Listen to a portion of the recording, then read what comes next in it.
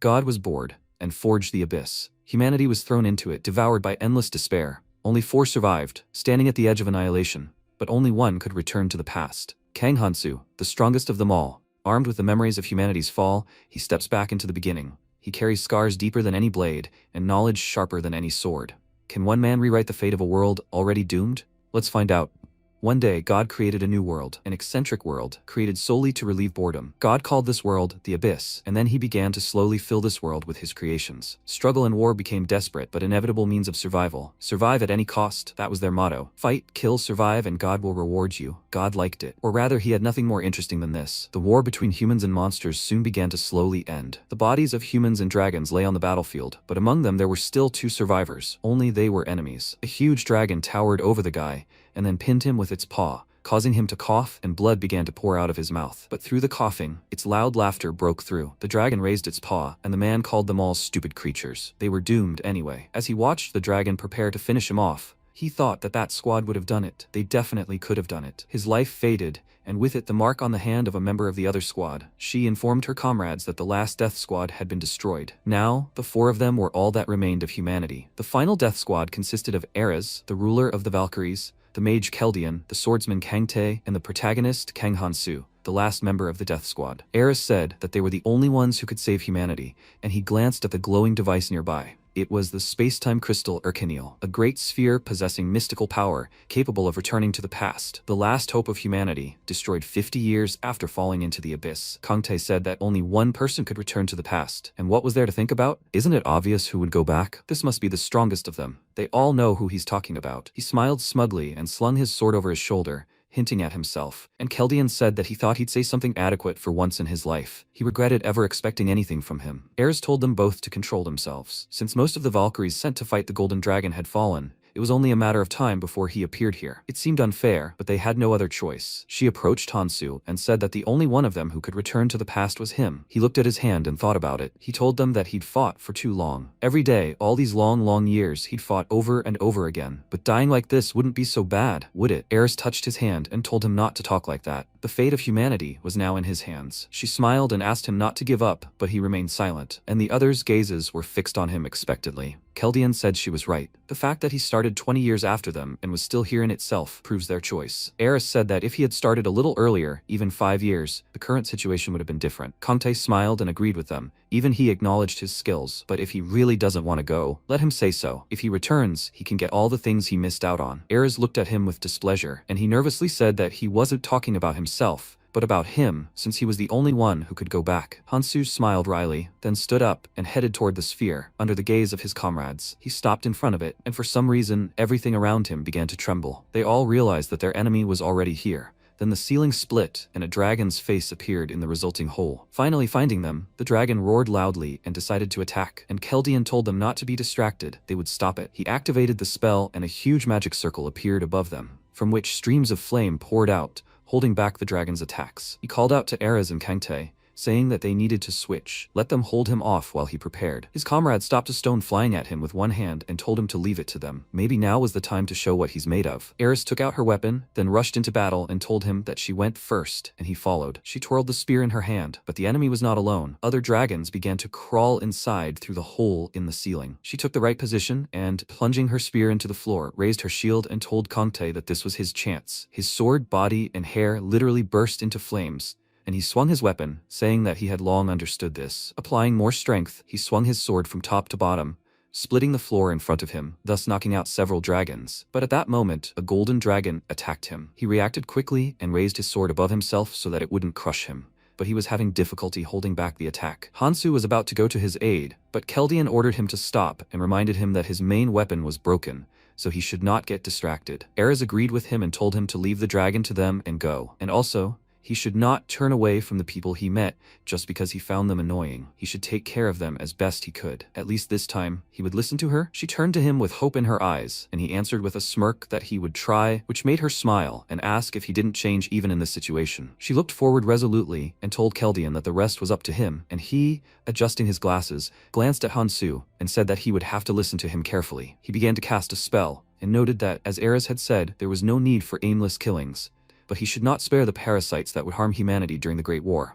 Let him save only those who deserve life, and not forget about the king of the berserkers, Clementine. Let him definitely kill him. He extended his hand to him and asked if he understood everything. He only nodded silently in response, after which he smirked and, continuing to activate the spell, advised him to prepare. The device behind him glowed and began spinning at high speed, and Hansu realized it was time to prepare for the leap into the past. Sparks began to emanate from the sphere, and Kangtae and Eris turned to take one last look at it. Then, Keldian clasped his hands together, and multiple magic circles appeared above the building, and a bright beam of light shot into the sky. The device glowed even brighter, sparks shooting in all directions, obscuring everything in light. The last spark struck, and Hansu was transported back to the very moment when he and the others found themselves in another world. While the others looked around in confusion, wondering where they were, Hansu tried to feel that this was reality. He moved his hand, glanced at the abandoned, overgrown high-rise buildings around him, and smiled slightly, realizing that everything had worked. He would do everything in his power not to disappoint them. Finding themselves in an unfamiliar place, people panicked and started attacking each other. And MC thought, of course they were worried, they just ended up in Otherworld. The year of his birth was special. It all started with 100 people, but the number grew exponentially. There were so many missing people that the situation got out of control. When he turned 20, he saw a rift in the sky through which someone's huge eye was visible, and then he too disappeared due to the interaction of an unknown force. Of course, the government knew about this, but they could do nothing except recommend people to stay home and be careful. Otherworld absorbs other dimensions and is the midpoint of the Abyss's influence. Those who arrived here first immediately learned skills and were hyperactive. But strange monsters made this place simply nightmarish. It was a world of cruelty and lawlessness. Those absorbed by the Abyss are sent to Otherworld, and when everyone from the absorbed world ends up here, the door to the Abyss will open, and a great war will begin. He only has 5 years to become strong. All the skills he learned, all his strength, everything is gone. In any case, he should appear right now. A few seconds later, a rift appeared in the sky, and a small horned flying creature squeezed through a small gap. He grabbed his head under the surprised looks of the people, and when he saw them, he cleared his throat and nervously introduced himself. He is an assistant fairy, and he is here to give them a short briefing, so he asks them to listen to what he is about to say. He forced a wide smile on himself, and MC glared at him with displeasure, thinking that they are lying idiots. The short briefing he is talking about is an encouragement to fight and kill each other. The fairy spread his arms out to the sides and decided to start by welcoming them to Otherworld. From now on, an amazing opportunity will be granted to everyone. Some man did not let him finish and exclaimed, "What the hell is Otherworld? Let him stop talking nonsense and bring him home." The fairy didn't like his insolence and asked him to wait until the instructions were finished. His tone changed abruptly, making the man nervous, and the fairy continued. "Infinite freedom is granted to everyone here. Laws, order, morals, ethics. Did they dream of a world free of all these rules? And that's not all. All the physical limitations that weighed them down will disappear. Depending on their activities, they will be able to grow in strength infinitely. As the main character of the film, this is a chance to become who they dreamed of. Isn't that wonderful? Now he will demonstrate what they need to do for this." He snapped his fingers, and a glow appeared near the man who had just interrupted the briefing, and then something pierced his body. He didn't even have time to understand what was happening before he immediately fell to the ground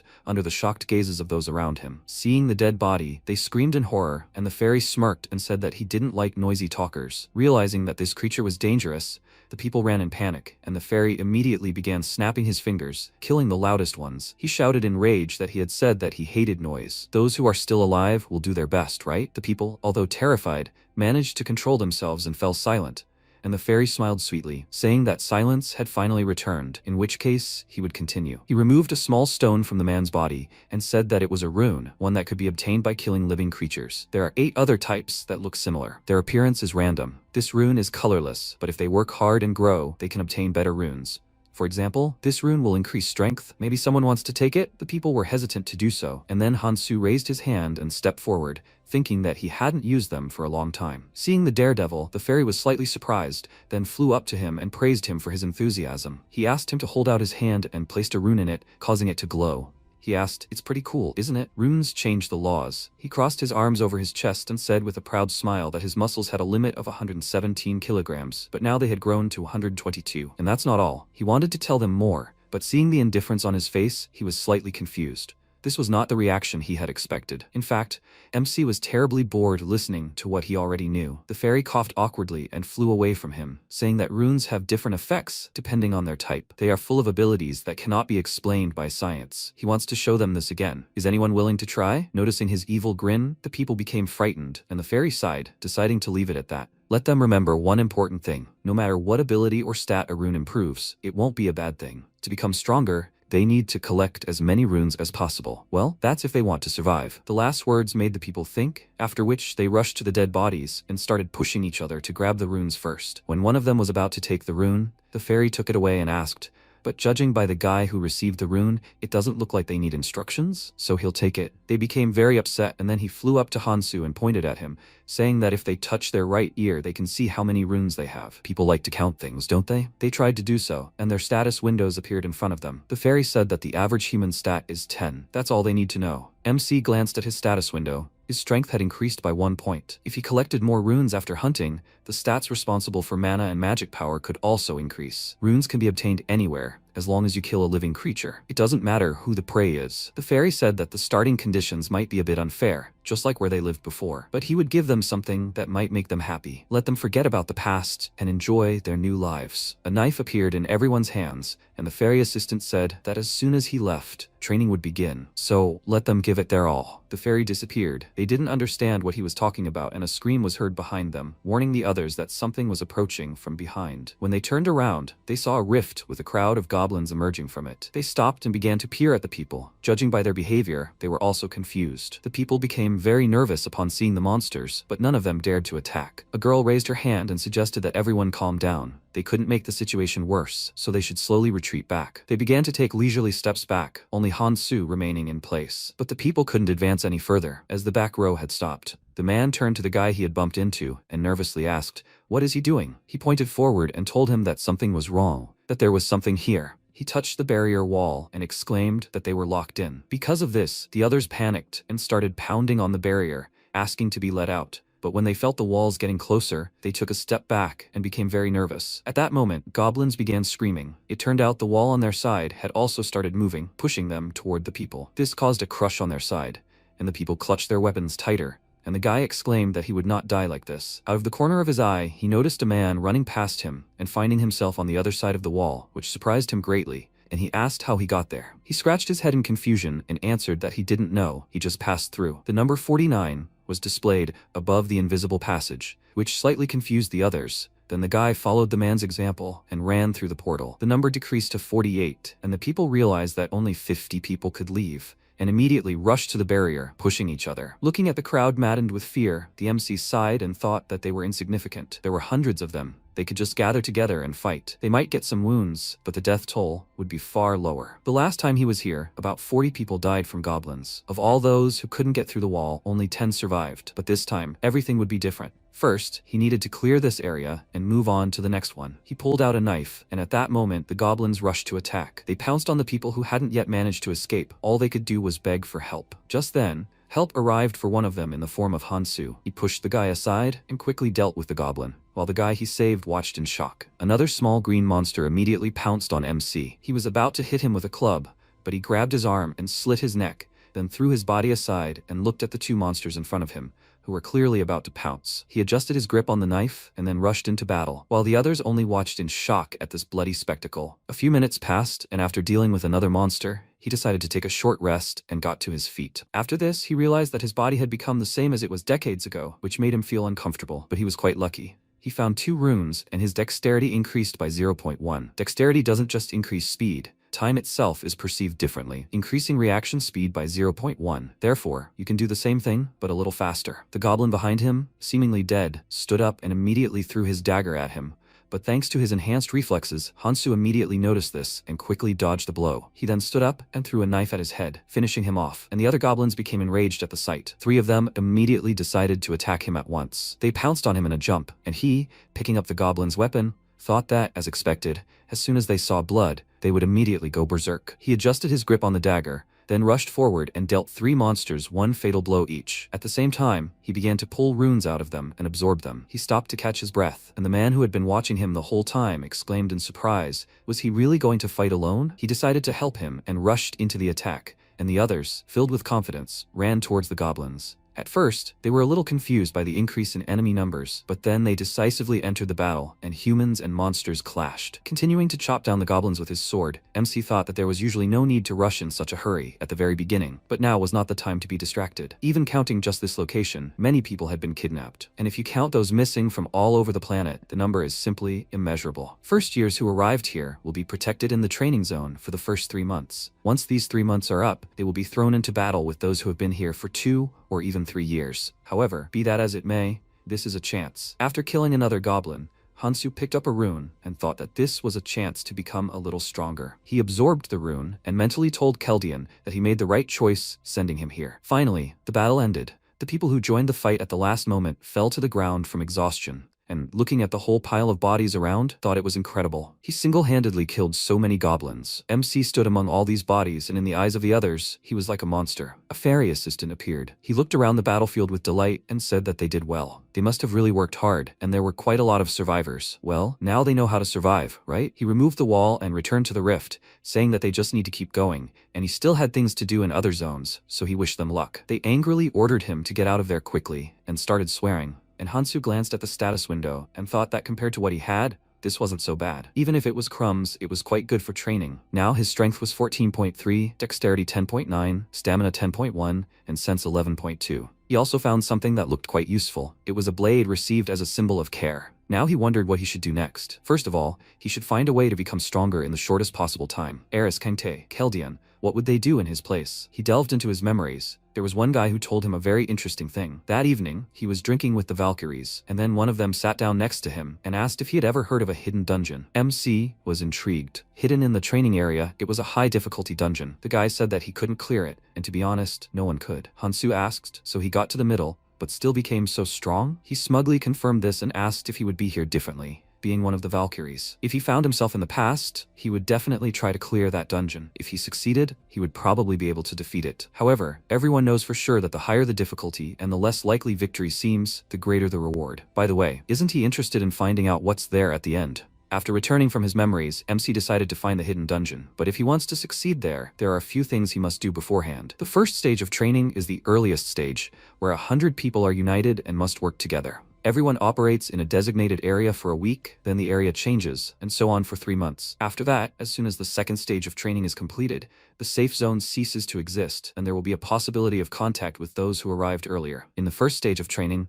2 parts are hidden, and no one has ever reached the end. To reach the end of the hidden dungeon, he must obtain them. This is the only way to quickly become stronger. But first, he must find the hidden part that is closer to him. He walked forward along the road, thinking that it must be somewhere here, but he was distracted by a loud scream from a girl who asked what he was planning. A man named Seonho, who had pestered her, asked in response what she was talking about. He simply offered to go with them. She exclaimed that she had already told him they were on their own. Hansu noticed in his mind that conflicts were starting everywhere, and the man grabbed the girl and pulled her close, smirked, and asked where she went. To survive, they need to work together. She wants them all to survive, right? The MC decided to get back to business. He didn't have time to pay attention to such trifles. He had to find the hidden part in a week, otherwise it would disappear. But he was stopped by a guy named Sungjin. He knew him from somewhere and called him by name. He called out to him in confusion and asked, "He's Hansu, right?" He thought with annoyance that of course they noticed him when he had to leave. He turned to him and asked, "Do they know each other?" Hearing this, the guy was taken aback, and then his friend, Taesong, came up to him and asked, "Are you crazy? They were together right before arriving here. What is he saying?" But MC didn't understand at all how they knew his name, and memories suddenly popped into his head. They were his classmates from college. They started out together, but they died and he forgot about them. The girl pulled her hand out of Sonho's grip and declared that she would go with them,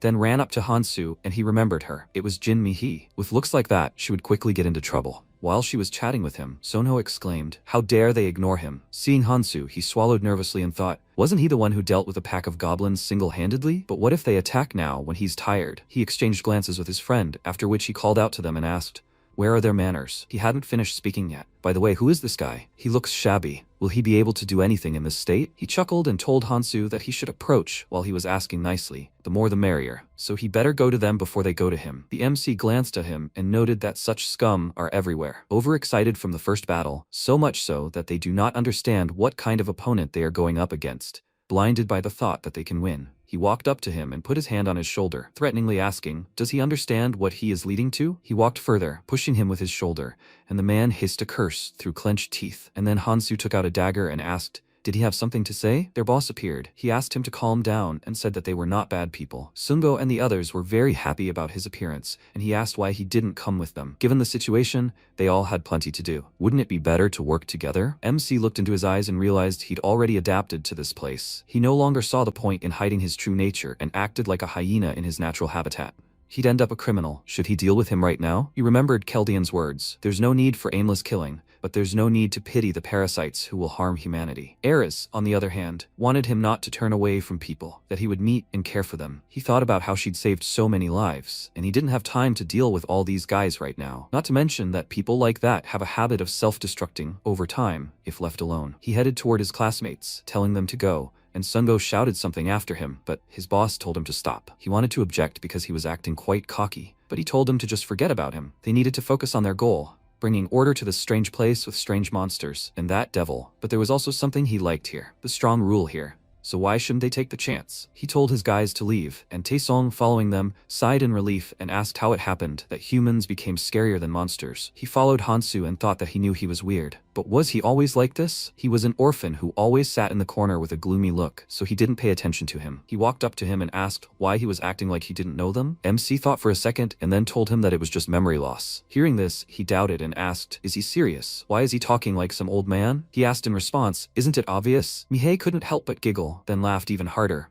and Hansu looked at her, wondering what was wrong with her. What a shame, she had a good life ahead of her. But beauty here is a double-edged sword. If used correctly, it's quite a powerful weapon. But he hopes she'll be okay. Some time passed. They walked in the middle of the street, and Jishon noticed that they didn't say a word the entire time they were walking. Where are they even going? Mihi agreed with her, and nervously looked at Hansu, wondering where they were going. He told them that they would understand everything when they saw it, and finally, they reached their destination. MC stopped and thought that his first goal was the subway station, where the hidden part was located. In front of them was the descent to Gangnam Station. Mihei asked why they were there, and he realized he couldn't waste time explaining every detail. If it weren't for Eris's words, he would have gone alone, but he had no choice. He decided not to go into details, and simply said he was being guided by a premonition. He thought he had gained superpowers in exchange for his lost memories. His classmates were very surprised upon hearing this, and he thought they must have seen a fairy recently. Should they be surprised? Some didn't seem to believe him, and Jisun whispered to her friend, Youngyu, if he was sure they should follow him. Hansu heard this and said that he wasn't forcing them. He's the kind of person who respects other people's preferences. If they want, they can just step away and watch from the outside. Taesong gritted his teeth in displeasure. No matter what the hell was going on here,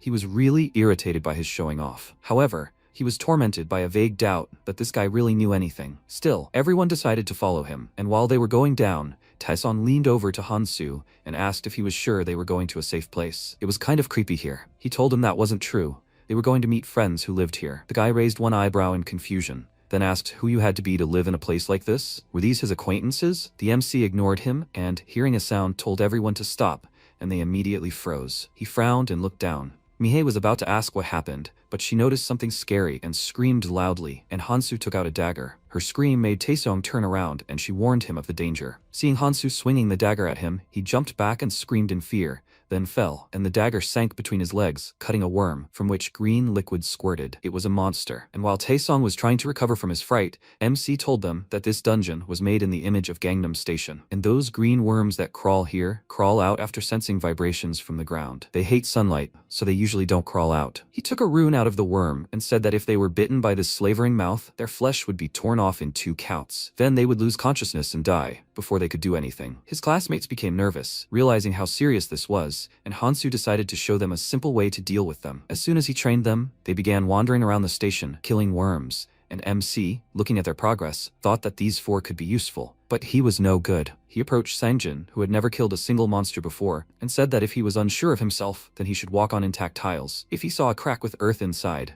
then he should simply pierce it with his blade. However, he must not forget to protect his hands. Mihi, meanwhile, wiped the sweat from her face and said with a playful smile that they just need to hit where the ground rises. Jiseon agreed, remarking that it was like a game of whack-a-mole. Sangjin, meanwhile, was gathering his thoughts, trying to convince himself that everything would work out, when the ground rose up behind him, and then a green worm jumped out and aimed at his leg. Seeing this, he froze in fear, and then Hansu came to his aid. He pushed it away and cut the monster into several pieces. Sangjin smiled and thanked him for his help, but he ignored him, disappointedly thinking that his fighting skills were already clear. Ultimately, he would prove to be nothing more than a burden. Looking after him, the boy realized what he was thinking and hung his head dejectedly. Meanwhile, Taeseong approached MC and said that he had a feeling that he knew in advance what would happen. But from where? He asked. Didn't he say that? He proudly declared that this was his superpower, and they were a little taken aback and decided not to ask such questions anymore. They decided to concentrate on hunting, and when many worms had already been killed, MC picked up the runes and asked why they didn't take them.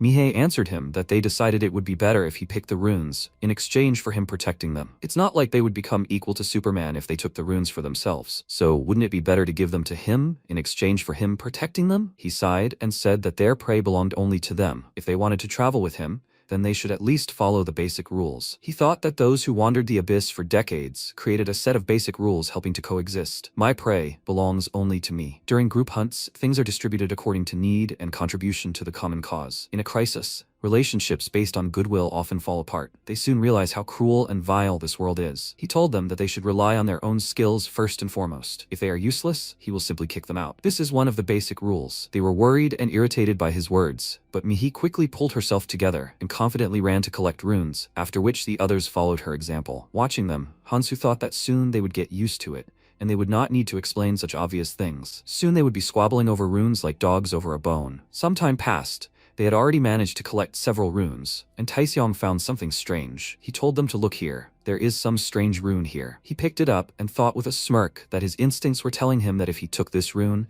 he would gain superpowers. It was the essence of the Akruli troll tribe. He glanced at Hansu and thought that earlier he had calmly said that they should distribute things, so it would put him in an awkward position if he made a fuss now. He said that he found a rune. He can take it for himself, right? He won't go back on his words, will he? Seeing him nod, he was glad, and MC, meanwhile, thought that this was a pretty good rune to start with. This skill gives defense and regeneration. Both of these stats greatly contribute to survival, so the rune is quite popular. Besides, it's a passive rune. It increases appetite, but you can simply take away food as you become stronger. The strength and level of skill proficiency are determined by the rune's rank. Smart people with a variety of magic have hundreds of different skills. Keldian has acquired more than 1,000 skills. However, his situation was completely different. In the past, when he tried to absorb the rune, it prevented him from doing so, which made him uneasy. Air said that, as she thought, his skill limit was 7. Had they known about this earlier, he could have learned more powerful skills. She covered her face with her hand in disappointment, and Hansu glanced at the rune with annoyance, thinking that having only 7 skills was a fatal limitation. But he had a strength incomparable to this weakness, the endless evolution of his acquired skills. Dororo's lizard essence, which only granted rapid regeneration, later matched Kangtae's art of immortality. Gonlian's rapid dash reached the level of Keldian's signature skill, Space Rupture. 7-star heirs gave him this nickname because of his unique feature. It was this feature that allowed him to keep up with them. He caught up with them despite being 20 years behind, and this is the main reason why he was the one who went to the past. So he mustn't make a mistake. Heirs told him to be careful when choosing the 7 skills to learn. If everything goes according to plan, he will go through the training like a walk in the park. Meanwhile, Taeseong decided to use the rune, and it began to evaporate.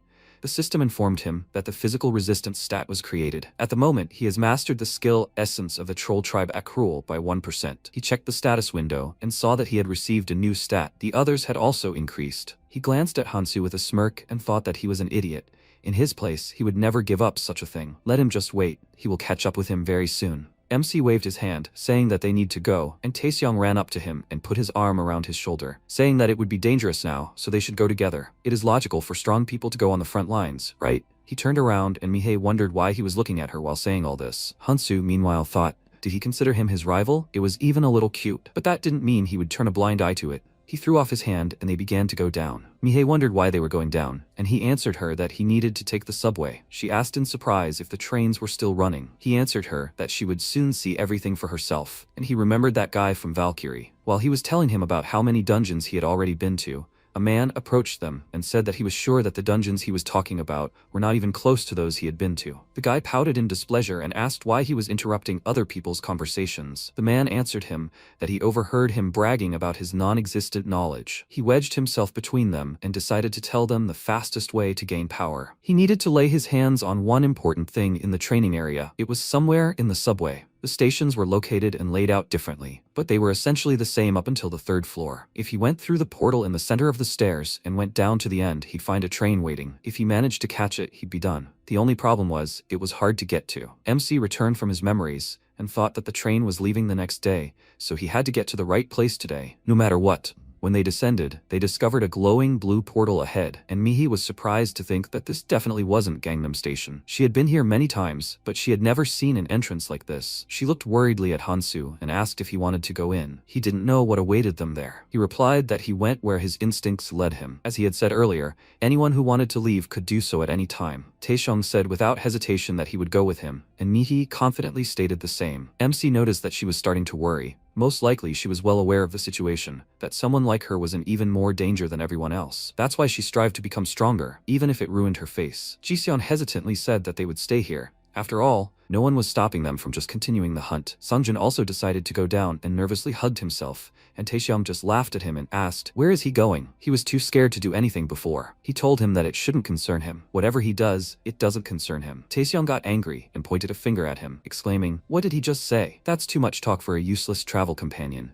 Will they also have to clean up after him?" Hansu didn't want to listen and told them to stop this useless chatter. Time is short, so let them do what they want. He headed towards the portal, followed by Mihi and Sangjin. Taesyeon, meanwhile, was very angry, namely because these idiots dared to insult him in front of Mihi. They all came out on the other side of the portal together. MC thought that there were thousands of mobs in the training area, and the landscape was also random. However, there are still common factors. Noticing something ahead, they were surprised. Hansu thought there was a 24-hour shop here. They went inside and started packing, and he thought that the rumors that there was always a shop on the second floor of the subway were true. Was this some kind of reward? While everyone was pondering what to get, MC walked over to the shelves with kitchen utensils and thought he said it was more of a supermarket than a 24-hour shop. But there was literally everything you could need here. He picked up a pot, a portable stove, and Mihi approached him, asking what he was doing. He took out a bag and told her that he was cooking. And when she saw him pour the contents into the pot, she was very surprised. It was green worm blood, and she kept wondering what he did with the dead worms. Judging by Hansu's smile, cooking brought him pleasure, even with such disgusting ingredients. He tore the goblin's skin into pieces and thought that it became extremely poisonous when in contact with green blood. Goblins evolved to survive against green worms, and their poison is quite potent. He threw the pieces of skin into the pot, and Taesung approached him, smiling, saying that it smelled so wonderful. Would he let him try a piece? He told him that it was poison, and he immediately jumped back, exclaiming, "Why didn't he say that before?" He responded by pointing out that he himself had approached towards the smell and continued cooking. Mihei said that they would never have thought to cook something like that. How did he know how to brew this poison? He again referred to his superpower, which began to really irritate Taesyeon. Everyone could clearly see how he was evading answers, but in reality, Hansu thought his head would explode while he was memorizing all this. Keldian gave him a couple of lessons. Even if he could go back to the past, without knowledge it would be useless, and so he told him about all the important information. Not only about where to get items, but also how to strengthen them. If he had any brains, he should understand why this was so important. But he shouldn't share this information with anyone. He slammed his hand on the board that had all the necessary information on it and ordered him to remember it all. Knowing the future would only speed up the destruction of the abyss, he shouldn't become Prometheus. He should only share knowledge according to plan, only when necessary. Thinking back on this, MC thought that if they didn't know the exact proportions and brewing time, the recipe was useless, so it was okay if they saw it. Once the poison was ready, he poured it into a bottle and screwed on the dispenser, then smeared his dagger with it. Seeing this, Mihei asked if they could have this too. He agreed, and they were already overjoyed. And then he extended his hand to them and said that he would take half a power or stamina rune from them for each use. The smiles immediately disappeared from their faces, and Taesung exclaimed irritably, why was he so petty? He answered that he could give them the poison for free, but in the long run, he didn't think it was a good idea. In his mind, he added that one-sided relationships always quickly deteriorate. Even despite the fee, Mihei still wanted to try and confidently said that she would give him the runes later. Then he handed her a bottle of poison, and warned her that if she got it on her hands, it would be very painful. Taesung was very angry. He thought that if he continued to behave like this, he wouldn't even be able to steal the poison from him. He asked him for permission to use the poison and give the runes later, like Sungjin, and he allowed them to do so. While they were looking for weapons, he decided to start other preparations, after which he packed 2 backpacks of things and left the shop. When his fellow travelers came out, he looked at them with surprise and at the same time dissatisfaction. They were slinging a bunch of suitcases with things on themselves. He asked, were they going on a hike, or did they want to use them as bait? Why did they take so much? If they don't want to fight for the rest of their lives, then let them bury the things here. Besides, if they keep taking everything around like this, other people will start chasing them, so let them leave at least something. Mihi, meanwhile, was pleasantly surprised. At first, she thought he was just silent, but he is more than an excellent fighter. While they were chatting, she felt uneasy. She decided to bury the package and thought that hundreds of millions of people had disappeared before yesterday. but none of them were ever found. She will have to survive here for the rest of her life. She doesn't want to die, so she will do whatever it takes to survive. And next to Hansu, she'll be able to do it. Having finished with her things, she approached him and smiled faintly. Taeseong, looking at the couple, said irritably that this idiot was acting like he was the center of the universe. He rudely threw his backpack at Sangjin, then called out to Hansu and asked, "The superpower he mentioned, can they get the same?" He answered that it was possible, and they asked hopefully, "Is it true?" He confirmed it, and their eyes sparkled with joy. While they were discussing this possibility among themselves, he remembered Keldian. He said that among all the people who came to this world, some developed superpowers they didn't have before. He remembered that endless stream of words about their distinctive features, how dangerous they were, how strong they were, and so on. So he needed to get rid of everyone who would be useless to him. The thought of getting rid of his classmates haunted him, and Taesong, noticing his expression, wondered what was wrong with him. He smirked and walked up to him, noticing that he had become quite rude. Was he still mad at him for being mad at him in the beginning? He looked at him thoughtfully, and after a short pause, answered that this wasn't what he was used to. He had simply already said everything he wanted. He moved on and recalled the last 5 years before leaving here. In battles with an increasing number of abyssal monsters, hope gradually gave way to despair, and despair drowned out everything. He looked away with an indifferent gaze, and the guy wondered if he had been hit on the head during the battle or what. Why was he acting like this? If it weren't for this superpower of his, he wouldn't have made a fool of himself next to him. He'll wait and get stronger.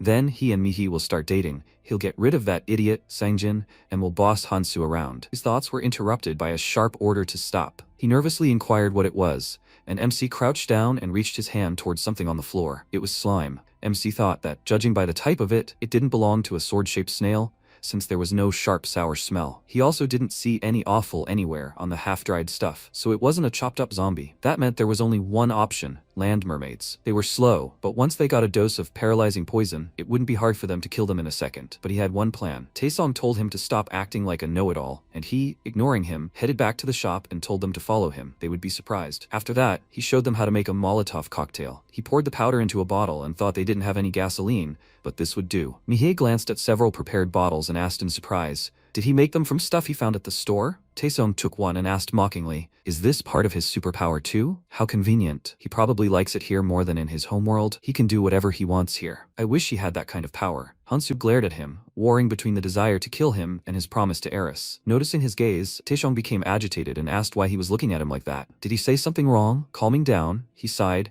then began drawing on the ground and said that he would now tell them the plan, so they should listen carefully. One of them would throw a Molotov, after which the other 3 would move forward to attack. The person in the vanguard gets priority when distributing runes. Taesong immediately volunteered to be in the vanguard and noted that someone competent should go ahead. MC didn't argue and asked who would throw the Molotovs. Sangjin and Mihi simultaneously raised their hands, and he left the choice to them. The girl looked at Sangjin with a pleading look in her eyes, which made him nervous. He didn't want to argue with her, but he didn't want to give in either. Realizing they wouldn't make a decision, Hansu told them to take turns throwing, and then they set off. They walked down the dark corridor for a while, and Sanjin wondered how far they had already gone. However, he already wanted to go back. He went with them because he didn't want them to abandon him, but did they really mind? He glanced doubtfully at Mihi and, noticing that she was also nervous, was slightly surprised. MC stopped and warned them that they were approaching. Ominous sounds were heard from the dark corridor ahead, and Hansu asked the girl to throw the Molotovs in their direction. She immediately obeyed and, setting fire to the fabric,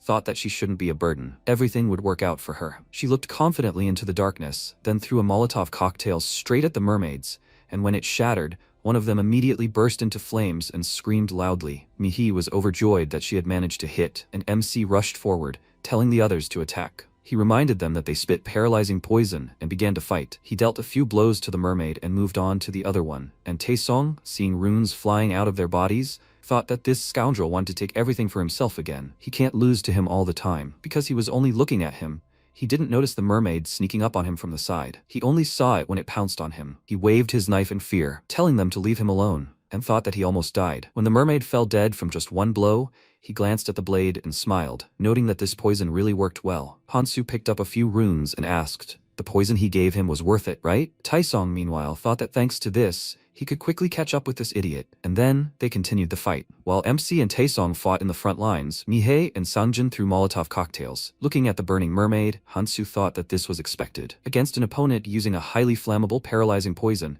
using a Molotov cocktail was a very good idea. The blade was already dull, but that didn't matter, since that's exactly what he prepared the poison for. His blow only caused a slight cut on the mermaid, but the poison caused quite a lot of damage. Meanwhile, Taeseong killed another mermaid and noticed 2 runes. He reached for them, completely oblivious to his surroundings, and immediately incarnated. The mermaid spat paralyzing poison at him. It hit his leg and burned through his pants and skin. He immediately fell to the floor in pain, but the wound quickly healed, and he only thought about how humiliating it was. The mermaid began to approach him, huge, sunken-eyed creatures staring at him. The mermaid wasn't alone, and upon seeing his vulnerability, they immediately targeted him. He screamed loudly in fear and ordered them to leave him alone, after which he began to wave his leg and cursed loudly, asking for someone to help him. Hearing his screams, Mihi was about to go to his aid, but discovered she was out of Molotovs and told Sangjin they needed to switch. He agreed and asked her to wait, after which he nervously tried to light the lighter, but nothing worked. When the flame finally flared up, he saw the terrifying face of a mermaid in front of his feet, and, in fear, dropped the bottle, causing it to fall and break. Seeing this, Taeseong became even more nervous and began cursing at him, covering him with all sorts of insults, while he closed his eyes, expecting a blow. But MC came to his aid in time. He killed the mermaid, after which he told them to calm down and follow the plan, then there would be no problems. He headed towards the monsters' bodies and advised them to rest and then take their runes. Meanwhile, Taesong sighed in relief and said that he thought he was going to die here. He looked at his leg and noted that it seemed like he had already been healed, thanks to his skill. Hansu said that if you increase your stamina, you can rest and recover faster. He laid out the runes in different piles and told them to take their spoils. And Taesong, looking at his share, thought in surprise, is this all he got? This calculating bastard is so strict in his distribution. He glanced at Songjin and then an idea occurred to him. What if he takes his runes too? His face darkened for a second, and then twisted into an evil smile, and he walked up to him, asking if his family has no conscience at all. The guy didn't understand what he was talking about, but before he could say a word, Taesong grabbed him by the neck and lifted him. He grabbed his arms, trying to break free, but he was stronger. He called him an idiot and said that he couldn't even throw a Molotov properly. Or, had he already forgotten how he almost died because of him? Songjin wanted to tell him that it was his own fault, but he couldn't because he was squeezing his neck harder. Mihi became agitated and exclaimed, "What the hell is he doing? He should let him go right now. He'd strangle him." Taesong listened to the girl and let him go, calling him a lucky idiot. While he was clearing his throat, he approached him and advised him to be more careful next time and assess the situation sensibly. He grabbed him by the hair and lifted him up, angrily saying that not long ago he was crawling with his head down. It seemed he had forgotten his place. He should just follow everyone else for the rest of his life, like his father, and not show off. And he would take this for himself. He reached for his runes, but a dagger immediately plunged into the floor, and he exclaimed in fear, "What was that?" MC calmly said that it wasn't his share, and he exclaimed indignantly, "He wants to give the runes to this idiot? It's like throwing them in the trash. What did he even do to deserve them? He'll take them. They can even divide them. Honestly, they can manage without him. Or is he wrong?" He replied that the distribution should be fair, and it wasn't his place to interfere with someone else's means of survival. Taeseong didn't want to argue with him further and said that it was all nonsense. "But I hope he doesn't regret this decision." He walked away, and Hansu glanced at Songjin, saying that he better learn to defend his own share. While the guy was collecting the runes, Mihi approached Hansu and awkwardly asked, "They don't irritate him, do they?" Given the situation, she thought that he might be irritated by watching them not fight. He told her that everything was fine. He wouldn't complain about what they were bad at. She asked if that meant he would travel with them until the end. She thought he acted like he could leave them at any moment. He told her that they were the ones who decided to follow him. They were doing well, so she shouldn't worry about it. After this conversation, he went to examine the mermaids' bodies. Most of the runes they dropped increased strength and stamina. You can't ignore basic stats, and it's not like it was a bad decision, considering how important strength and stamina are now, especially considering that those are exactly the stats he needed. Currently, his strength was 25.3, stamina 24.5, dexterity 14.1, and sense 15.2. Having absorbed another rune, he increased his stamina, and then there was a pop of a party popper and confetti flew above one. A fairy assistant appeared and congratulated him on his first achievement. The sum of his strength and stamina exceeded 50. The system notified him that he had received his first achievement, and MC thought with a grin that he had been caught. While the others were indignant at the fairy's appearance, he flew up to Hansu and joyfully asked, "Isn't that him, the traveler who had raised his hand first?" He wondered who was so fast here. It seemed he was right. He flew around him from all sides and said with a smile that they always loved those who tried their best, so he would like to give a small gift to the most active traveler. He lay on his head and asked if he was curious about what it would be. Should he tell her about it? Mihei hesitantly approached them and raised her hand, saying, "This is a bit unfair." They had different physical characteristics from the very beginning. Although she was afraid, she still dared to ask this question, and this did not escape the fairy's notice. He said that she did not need to be so afraid, because he would not even touch her. He leisurely flew up to her and said that they do not kill someone just because they don't like them. But there are always exceptions, right? And she could be one of them. Her heart began to beat faster with fear at his words, and he, seeing her reaction, laughed and said that he was just joking. He playfully nudged her shoulder and asked, "Did she say that it was unfair?" She, too, is incomparable with others in some ways, right? But she's in no hurry to get rid of it to be on par with everyone else. Life has always been unfair. He returned to Hansu and said that it was time to stop wasting time on empty chatter. It was time to reward him. MC already knew what the reward would be. The reward for surpassing a certain number in the combination of physical characteristics was 3 runes of his choice. The fairy snapped his finger and asked what runes he wanted. Dexterity? Sense? Maybe a recovery rune? This rune is consumable, but it can heal even severe wounds and protect against most poisons. It's like having an extra life. Hansu thought that despite all this, it would be useless with a severed limb. Hearing about the recovery rune, the others perked up. It meant that you could survive a life-threatening situation at least once. They hoped that if he chose this rune, it would save one of them. But MC had no intention of taking it. He was looking for a rune with magic immunity. Hearing this, the fairy was slightly surprised and showed him several runes. Hansu thought he had a feeling he didn't care. So, he could do it. The recovery rune is useful, but immunity to magical and physical damage is difficult to obtain in the training zone. Unless you're lucky like Kangtae, who just picked it up somewhere. Increasing stamina simply affects the cost of restoring your strength, while resistance to magical and physical damage is a much more fundamental defense, if not immunity. With experience, he can resist physical attacks, but magical attacks are a completely different matter. He absorbed the rune with magic immunity and opened the status window, thinking that this was enough to avoid immediate death. Since the fairy had done its job, he decided to leave and told Hansu that he was counting on him. He blew him a kiss and, calling him handsome, told him to keep up the good work. The others' faces widened in surprise at this,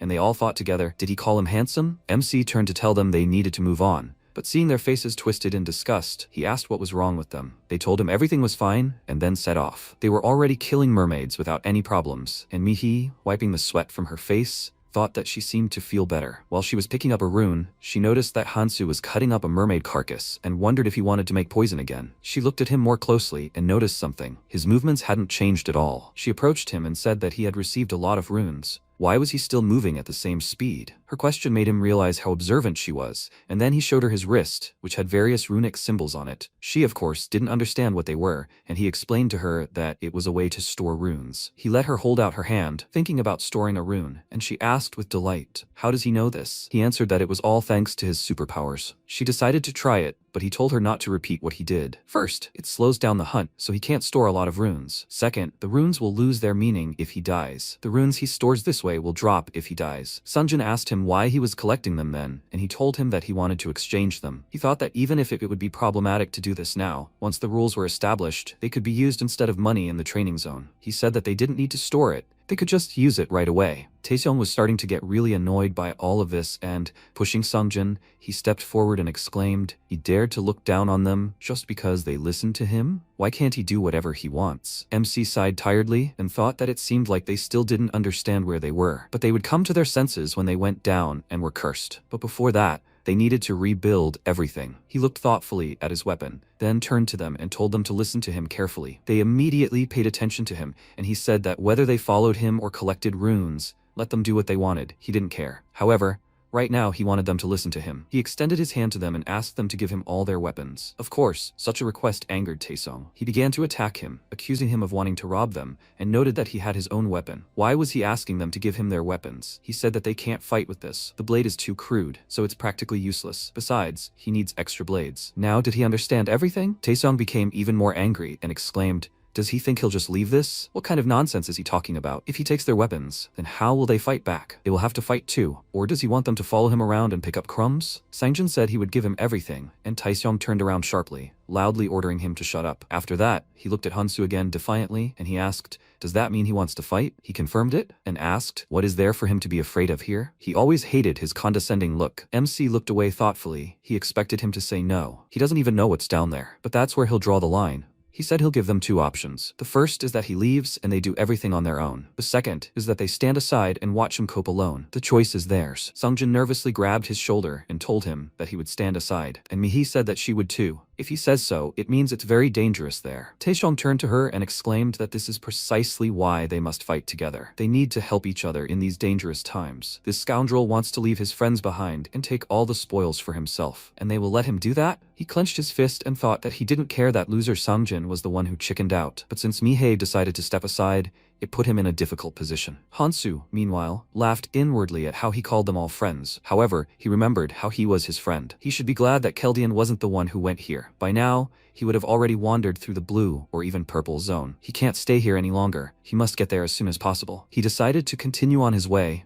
and said that they would think about it downstairs. He wouldn't have said anything if they could fight. Taeseong smirked, irritably noting that they'd finally come to a decision. He should have done this sooner. He figured that given how eager he was to go alone, this guy probably knew there was something interesting down there. Only a fool would pass up such a chance. They quickly descended and then quickly climbed back up, screaming in fear. Mihi exclaimed that she was right. She'd said it would be dangerous. Taeseong also screamed and remembered what they'd seen when they'd first descended. He raised his head to examine the white serpent and wondered how he was supposed to know the monster would be with everyone on a different level. He turned back to the descent. He couldn't believe he was about to fight this thing alone. He was clearly out of his mind. MC, meanwhile, locked eyes with the serpent, after which it hissed, warning of an attack, and Hansu dropped his backpack. Seeing the monster's neck swell, he immediately realized what was going on and hid behind the nearest column, covering his ears with his hands. A second later, the serpent fired a sonic wave in his direction, causing the column to crumble and break, but he expected that. He succeeded thanks to his 13-point magic immunity, powerful sonic waves generated by magic,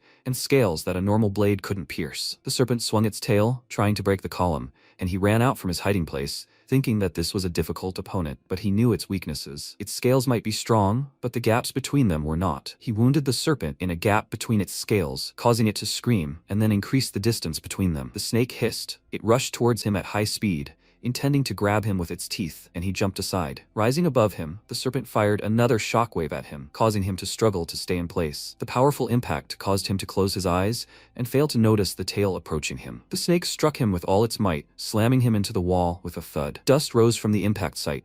The monster waited, and MC thought that it had finally begun to react to its wounds. Seeing that he was still alive, the snake moved forward. He figured this was the training zone, so despite its high physical defense, it was still vulnerable to poison. He only had 5 blades left, 1 or 2 wouldn't do the trick. Taishon lent him his weapon anyway. He adjusted his grip on the knife and decided to have some fun before the poison took effect. He rushed to attack. Meanwhile, Mihi heard the crash and turned around. They were quite far away, and yet the echo carried all the way here. Hansu was all alone there. Was he sure he'd be okay? Taishong asked why she'd stopped. They didn't even have a dagger with them, so they'd better run back to the shop. She remained silent and glanced worriedly into the dark corridor, then told them that she would go check on him. He asked her to wait, and gritted his teeth in displeasure, thinking that they had been ignoring him ever since they arrived. Throwing everything to hell, he and Sungjin ran after her. They quickly went down to the floor below, and she worriedly called out to Hansu, asking if he was okay. Her gaze immediately changed. The snake clamped his hand between its teeth and began to squeeze, a sight that greatly disturbed her. He ignored her and thought that he had wasted too much time,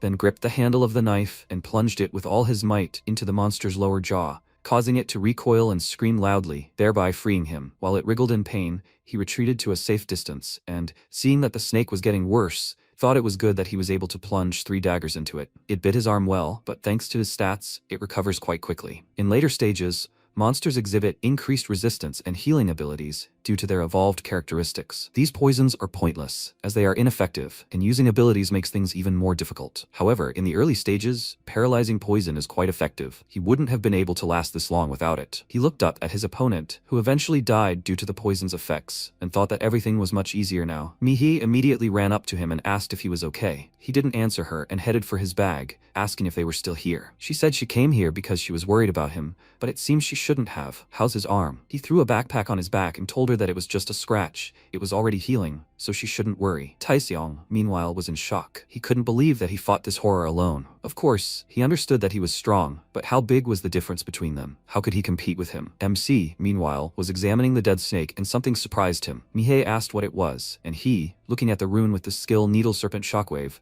thought that perhaps it appeared because the monster was quite strong. It will be quite useful, but he needs a magic rune to use it. Taeshang approached him and asked with a smirk, does he plan to use it? Judging by the size of this snake, the rune must be good. He is so envious of him. He told him he wouldn't use it at all, adding in his mind that his limit was 7 skills, so he was unlikely to use it. Moreover, he preferred not to shoot strange things from his mouth. Sunjin asked him to give it to him, thereby infuriating Taeseong. He still wasn't satisfied. He wanted to take the rune himself and, pushing the guy, said that he wouldn't be able to use it for its intended purpose, that he should finally remember his place. Sunjin said that he already had the rune, and he exclaimed, does he think he'll be of any use?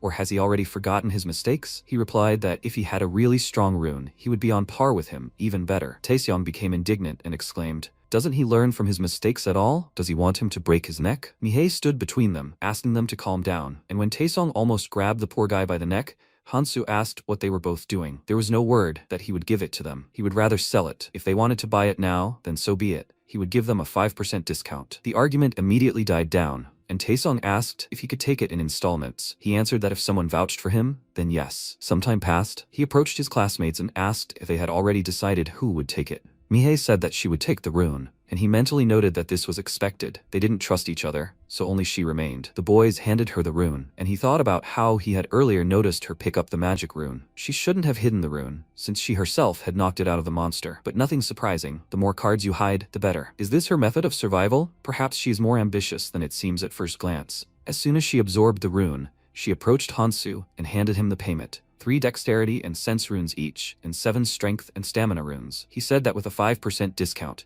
he would only take 6 runes and then absorb them. She smiled and thanked him, saying that he was very kind, and he asked them not to think that he was rude. If they get used to getting everything for free in a place like this, they won't have long to live. Nothing comes for free in this world. The girl glanced at the remaining rune and thought about his words, after which they continued on their way. MC looked around and thought that since there was a needle snake here, it meant there were deuterium deposits nearby. Luckily, he noticed them even earlier. He broke off several crystals, and Sangjin and Mihi simultaneously thought, is he using his superpower again? They approached him and began to watch what he was doing. He made a needle out of a crystal, and Mihi noted that it looked like metal, but it seemed soft. After that, he quickly got up and walked away, not paying any attention to them. He tore off the snake's scales with a knife, and they looked at him with delight, waiting to see what he would do this time. Taesung looked at them strangely, not understanding what they were doing, and Hansu, meanwhile, gutted the snake, and the guy became curious about what he was going to make. Is this some kind of new poison? MC took out a saucepan and answered him that it was something else. He thought that the scales of a needle snake were quite strong but not suitable for use as a weapon, so he would create it himself. 11 of 134 weapon creation combinations that can be made from monsters and materials in the training area. This weapon is called Training 111. The needle has a limited range, making it difficult to inflict secondary damage like bleeding.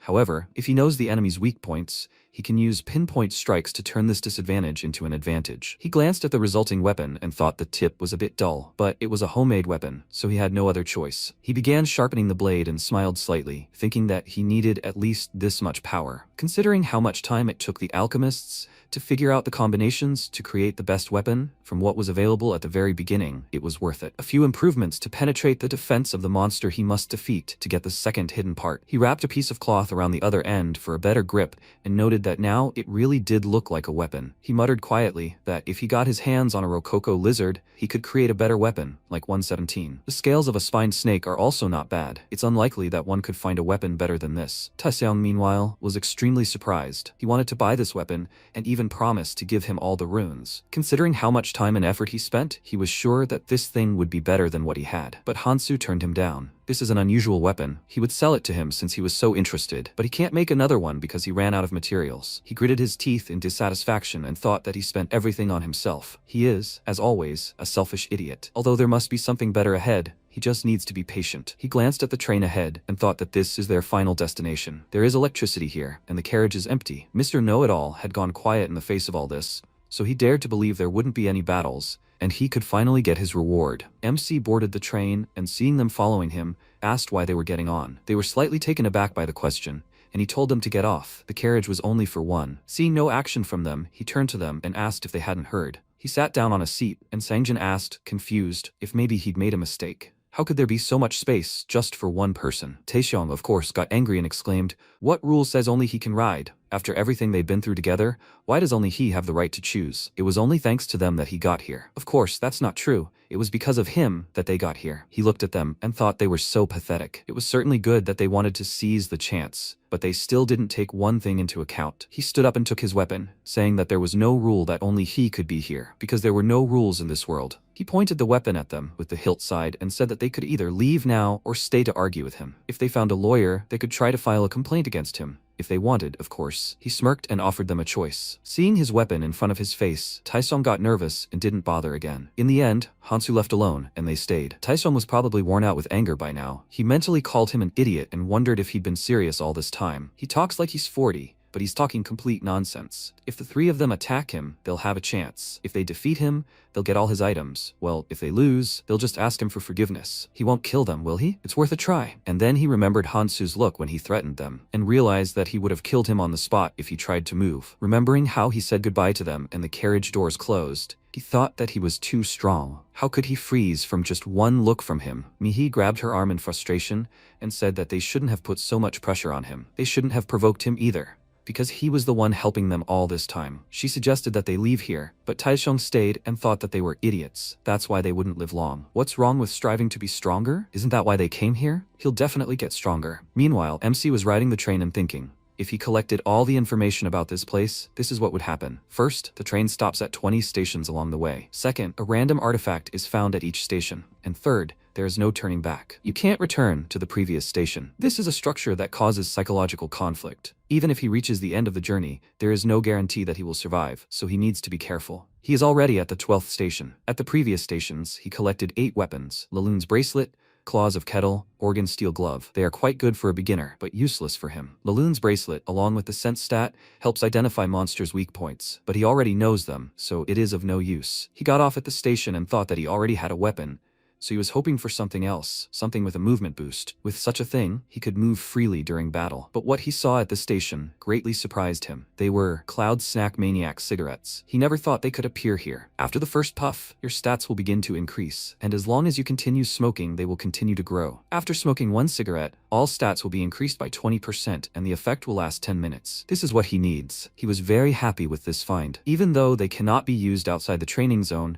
there is nothing better than this artifact. He told the cigarettes that they hadn't seen each other for a long time and remembered how a girl scolded him for his bad habit. She asked discontentedly, is he smoking again? How many more times should she tell him that with each cigarette he ages faster than he looks? He didn't answer her then, and she simply took the cigarettes, saying that they were ruining him. If he continued smoking this nasty stuff, he would ruin his handsome face. He took the cigarettes and returned to the train, silently telling her not to worry. This time, they were different. Time passed, and he finally returned to Gangnam Station, but he didn't see his classmates. He walked forward and thought that he still had 4 days until another hidden artifact appeared. He needed to decide what to do in the next 2 days. Focus on hunting and obtaining runes, or try to complete the remaining quests. The choice was obvious. He picked up his pot from the portable stove and thought that during the journey he had completed a couple of tasks, so he didn't know what he would get, but he would try to complete the tasks with good rewards. Among the quests, there was one with a promising reward and was quickly completed. For this, he could receive a Sage's Stone with a clumsy mage as a follower. It increases all of the user's stats by 10, including his own, and heals fatal wounds. The reward is good, and this kind of artifact is rare not only in the training zone,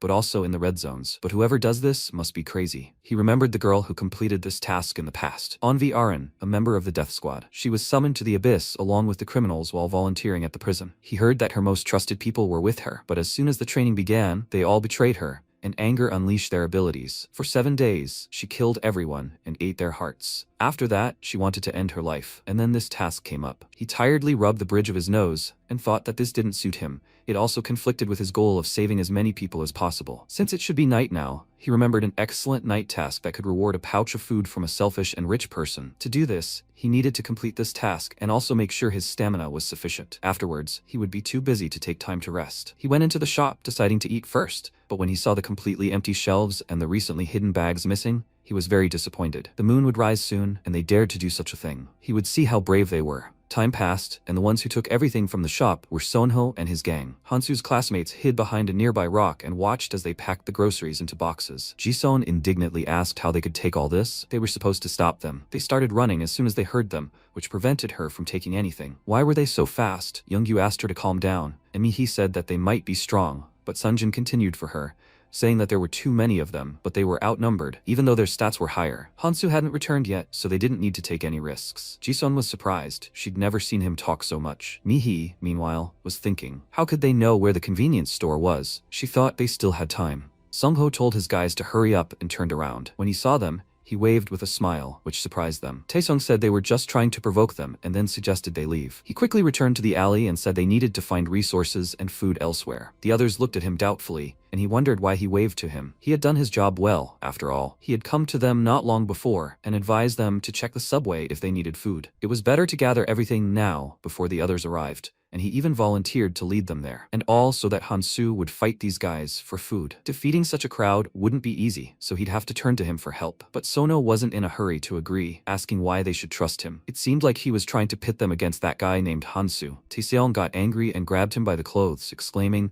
Does he even understand what situation they're in? Let him follow him. Sono also started getting angry and reminded him how his strong brother helped him. And then, he punched him in the face, throwing him back, and said with a smile that the three of them were no match even for him. Why would he set a trap for such weaklings? Sonho looked at him in surprise, and Taesong told them to think carefully. He was giving them a chance. Soon evening came. They had already found a place to spend the night, and while the others were laying out food, Mihi watched the situation from the window. Seeing Hansu passing by, she immediately opened the door and happily called out to him, thinking that he had just returned.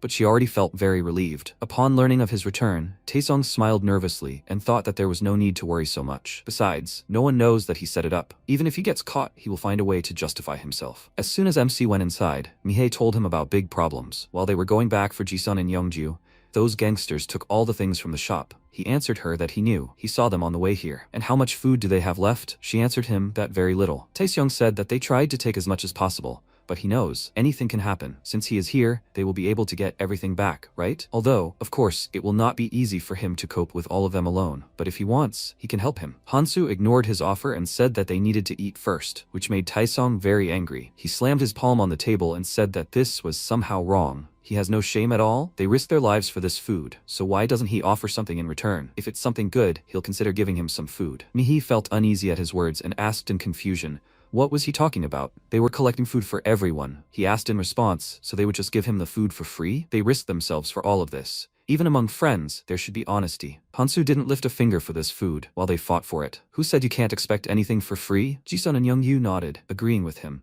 and he thought with a smile that here was his chance. If he can get everyone on his side, he'll stop being a problem. Now he wonders how long he'll be so annoying. The MC said with a gloomy expression that it was such a pity. He had nothing to give him in return. What should he do then? He said with a smile that he must have picked up a lot of things there. Jisun didn't understand what he was talking about, so he told them that he just came out of some secret place. He must have found something good there, so he should share it with them. He handed him a chocolate bar and offered to share his trophies, since he was going with them anyway. No need to push him into stupidity.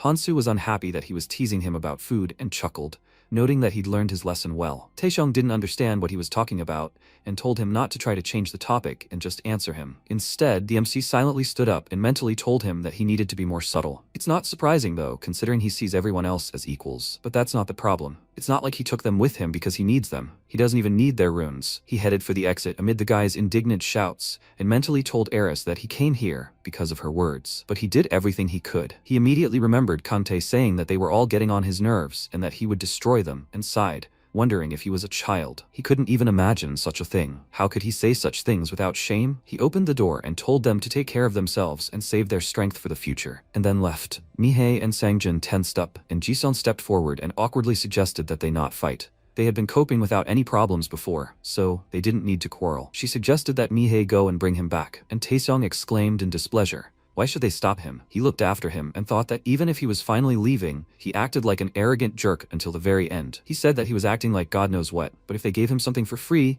he would come crawling back himself. It's not like they needed this jerk. They could handle it themselves just fine. Seeing Mihi leaving, he excitedly asked where she was going. Was she going to leave them to go after this jerk? She didn't answer him and ran to Hansu, saying that she wanted to go with him. She extended her hand to him and asked, can she go with him? She looked at him hopefully, but he didn't even turn around and told her that he couldn't take her with him. She lowered her hand in disappointment, and then he asked, didn't he tell her? It's up to them to decide whether they want to join him. Hearing this, she was very happy, and then Taesong exclaimed that she can't leave. She didn't get her runes. Maybe he gave her his, but not Sangjin, right? He really didn't want to let her go, and that made him angry, and Sangjin added fuel to the fire when he declared that he would go with them. He was about to leave, but Taesong stopped him and asked if he even understood what he just said. He can't do this. Does he really think his father will let him off the hook? He picked up a stray dog, and now he dares to crawl away? He pushed him in the shoulder and asked if he has forgotten his master? Sangjin plucked up his courage and asked what he will do. They can't even go outside now. The others don't even know that they are alive, so how exactly will he tell his father anything? At this point, none of that matters, and so he no longer has a reason to obey him like before. Even after everything Taesong had done to break him, he still had the courage to leave, and it surprised him. He didn't try to stop them anymore, and angrily told them to get out of there. They had all the food anyway. Do they think it would be different in other places? They would come back here sooner or later anyway. Some time passed, they followed Hansu in silence,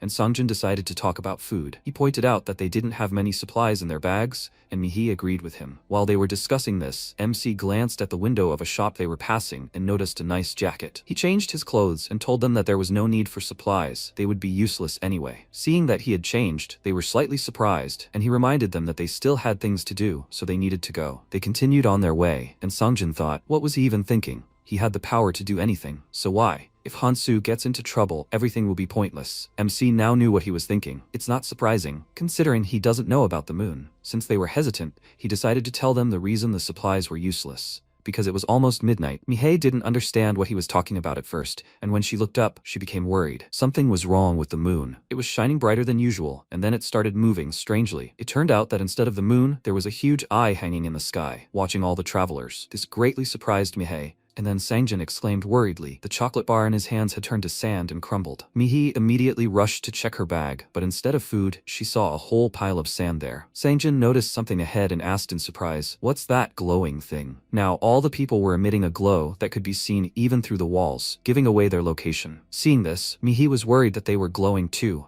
and Sangjin said that he thought it was because people nearby couldn't be detected this way. But from a distance, everyone was glowing even through the walls. She understood everything. It was literally pushing them to fight each other. Songjin called out to Hansu and asked if he knew this would happen. He smirked and told him not to talk nonsense. Maybe he had abilities, but he couldn't have known about something like this. Songjin, of course, didn't believe him because he was too calm for it to be true. Immediately after that, indignant voices were heard from all sides. The moonlight reached their food, and now they blamed each other for everything and started fighting. After listening to them, MC mentally noted that this is truly a terrible world. That's why he told them not to take much food, because when the moon, which exists only in this world, appears, all the food simply disappears. He continued walking down the street, and Sangjin asked where he was going, to which he replied that he needed to do what needed to be done. Meanwhile, the rest of his classmates discovered the missing food. Jisung became nervous and asked what they should do now. Should they look for food somewhere? Youngju noted that most likely all the food from the shop had already been taken. Taeseong was very angry. He blamed everything on Hansu because he probably knew everything from the very beginning and thought he decided to trick him. It was all about his superpower. Jisung distracted him from his thoughts, exclaiming that there was something outside.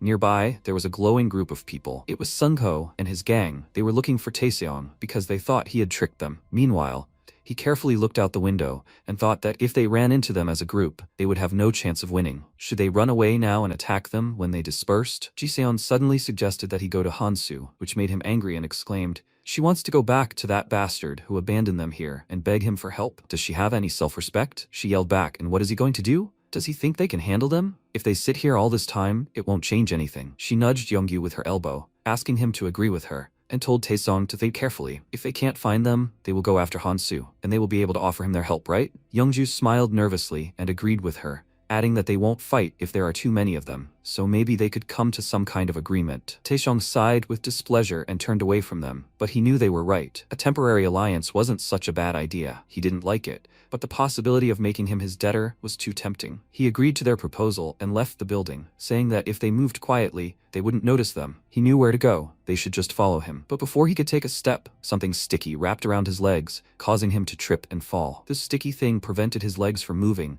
and he excitedly reached out to his classmates, asking them to pull him away. But since they didn't move, he got nervous and called them idiots, exclaiming, "What are they staring at?" The one they weren't doing anything about appeared. The boss asked, "Are they sure they'll be okay if they drag him along?" He doubted they could escape. Or maybe they would do? He just wanted to talk to them. They got really scared and immediately started running, and Taesong shouted a few curse words after them. The boss crouched down next to him and asked, how can he use such rude words? He was still too young for that. It's Oren's duct tape. While he was busy with his cunning plans, they weren't idle either. When there are so many of them, everything becomes less interesting. Well, enough chatter. Why are there only 3 of them? Where did the others go? Taeseong was nervous and took his time answering, so the boss decided to hurry him up. He kicked the boy with all his might, causing him to scream in fear, but luckily, the kick landed right next to his feet. He became very nervous and promised him that he would tell him anything. He could even tell him where the others had gone. He said it was good that he had understood the situation so quickly, but before that, someone wanted to talk to him, so they would leave after they resolved this issue. Songho grinned and approached Taesong, asking with a smirk,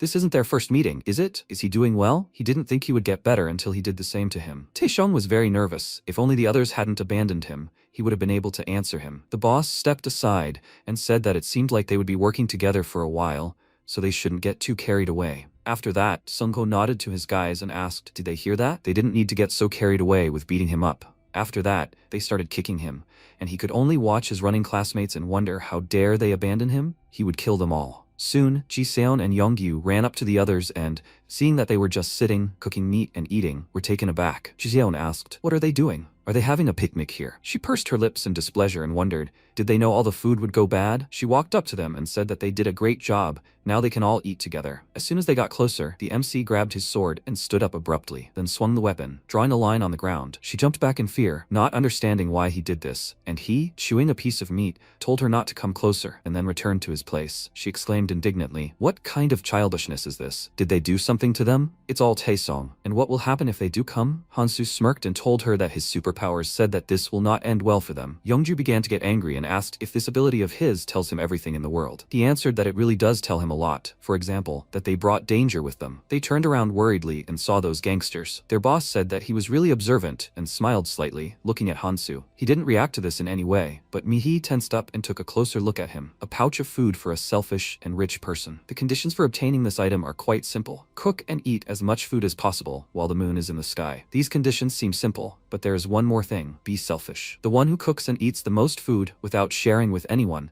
will be the only one who receives the reward. In a situation where everyone is running around in a panic trying to get their hands on the food supplies, they will have to overcome all obstacles and greedily devour the food. The creators of this quest have a strange sense of humor, but you need to remain calm even in such circumstances. He continued to eat meat while others looked on. After a while, a beaten Taesong emerged from the crowd of gangsters, and Ji-seon worriedly asked, is he okay? He angrily ordered her to shut up and asked how they dared to abandon him. She confusedly told him that they ran for help, and he told her to stop talking such nonsense. If they hadn't run away, this wouldn't have happened. The boss approached him and, putting his hand on his shoulder, asked him to calm down. He flinched from his touch, and the man said that he was glad to meet them again. He turned to Hansu and remarked that he was quite skilled. Where did he get the meat? The MC, who was behind a bunch of gutted goblins, answered him that there was meat everywhere. He didn't need to explain what it looked like, did he? The gangsters became uneasy, and their boss thought, is he really eating this? They forced some of them to try this meat, and they are still suffering from dehydration and poisoning. However, he eats it as if nothing happened. He remarked that it seems he figured out how to cook this meat without harming his health. Hansu said that if they boil the meat in goblin blood, everything will be fine, let them try it themselves. But the boss was not going to trust him so easily and thought that the guy said that he had all the abilities. He also said that he got something valuable at the station. Today seemed like the perfect day to attack him. Despite the difference in skill, they had the numerical advantage. Besides, their opponent was a 20-year-old civilian. He might be used to fighting monsters, but that didn't mean he knew how to fight humans. He smirked and called out to the newcomer, asking what he was waiting for. Taesung glanced at him nervously, and he told him to eat and have a quick word with his buddy. That's normal for friends, right? He remained silent and thought, why would he want to be his friend, and why was he even giving him orders? But it would still be wise for him not to show off in front of the crowd. The MC immediately stood up, and Mihi, noticing this, followed suit. Taesung walked towards them and offered to talk for a while, and Mihi, realizing what this would lead to, worriedly told him not to come closer. They mustn't cross the line. He didn't listen to her and ordered her to shut up, which led to a verbal altercation between them. She kept telling him to stay back, but he only cursed. Hansu said that he thought this was the end. He silently asked Eris not to blame him, then swung his sword, and Taesung, who didn't even understand what happened, immediately fell, his body trembling. Only a few seconds later, he felt a terrible pain in his leg and screamed loudly. Seeing that he was now left without a foot, the gangsters involuntarily took a step back, shocked by this sight, as were Ji-seon and Young-gyu. Mihi tried to stop him, but he didn't listen. Through his cries of pain, he still managed to curse at Hansu and ask how he could do this to him. And all this because of a piece of meat? Songjin felt uneasy from his screams and said that they better be careful with him. He did this just to avoid sharing food. If he gets stronger, do they think he won't turn against them? He'll kill them all for the runes. It's better to let them kill him right now. Or are they idiots who think they can match him later? The boss ordered his men to get ready, and Seongho wanted to object, but quickly fell silent and thought that he couldn't say he was wrong. He intended to fight them now, but if he became strong enough in the future, he would defeat them with ease. Armed or not, they wouldn't be able to escape because of the moonlight's glow. They need to get rid of him right now. He glanced at him and wondered what kind of student he was to have such a look. What had he even been through? MC meanwhile sighed and remembered that Eris and Keldian often argued, even after they decided to work together. Eris said that he shouldn't make enemies so easily,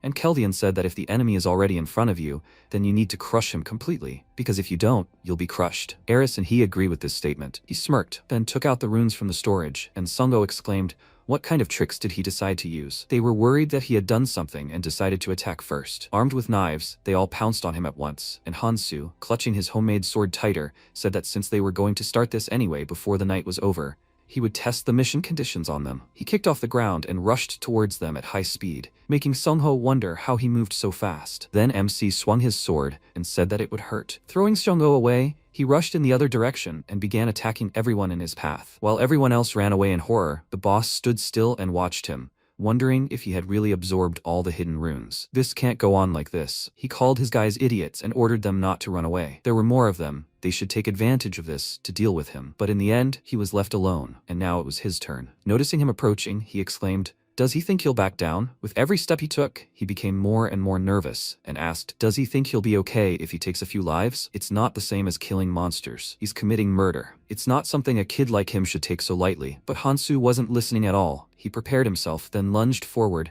and inflicted several stab wounds, causing the man to fall and not utter a word. MC looked at him with a grim expression, then moved on to the other guys. He maimed them all, but didn't kill them. When he wounded another gangster, Jisun and Youngyu, standing nearby, flinched in fear. Hansu noticed them and noted that they were still there. Should he take this as a desire to fight? They exchanged glances, then ran away, and MC, swinging his sword, returned to the others. He resumed eating meat and noticed Mihi's surprised gaze. He asked if something was wrong. They could look as much as they wanted, but that didn't mean he'd share with them. She looked away and answered him with a nervous smile that everything was fine, then sat down and sighed heavily. Morning finally came. The ominous moon closed its eye, and they set off. Hansu ate about 3 days' worth of food. He failed the mission that focused on people, but it was worth it. He received a pouch that protects food from the moonlight's gaze in a subspace where you can put anything. It's 5 times larger than it looks, so it can hold almost a 2-week supply of food. He put the pouch in his pocket, and Mihei called out to him, asking if he's sure everything will be okay. He didn't kill them. At first, he was slightly surprised by her words, after which he sighed with a smile and called her a scary woman. She exclaimed sheepishly that she wasn't like that at all. She was just worried about him. He just shook his head with a smile in response, and she thought that it was no wonder he didn't do it. They wouldn't be able to do anything even if they managed to rise, simply because he was going to become even stronger. She shouldn't worry about the others, but if he killed them, he would get their runes and become stronger. MC, meanwhile, thought that given what she was thinking now, she fit into the new reality perfectly. This is exactly how the new world should be perceived. He could do this if his goal was simply to become stronger.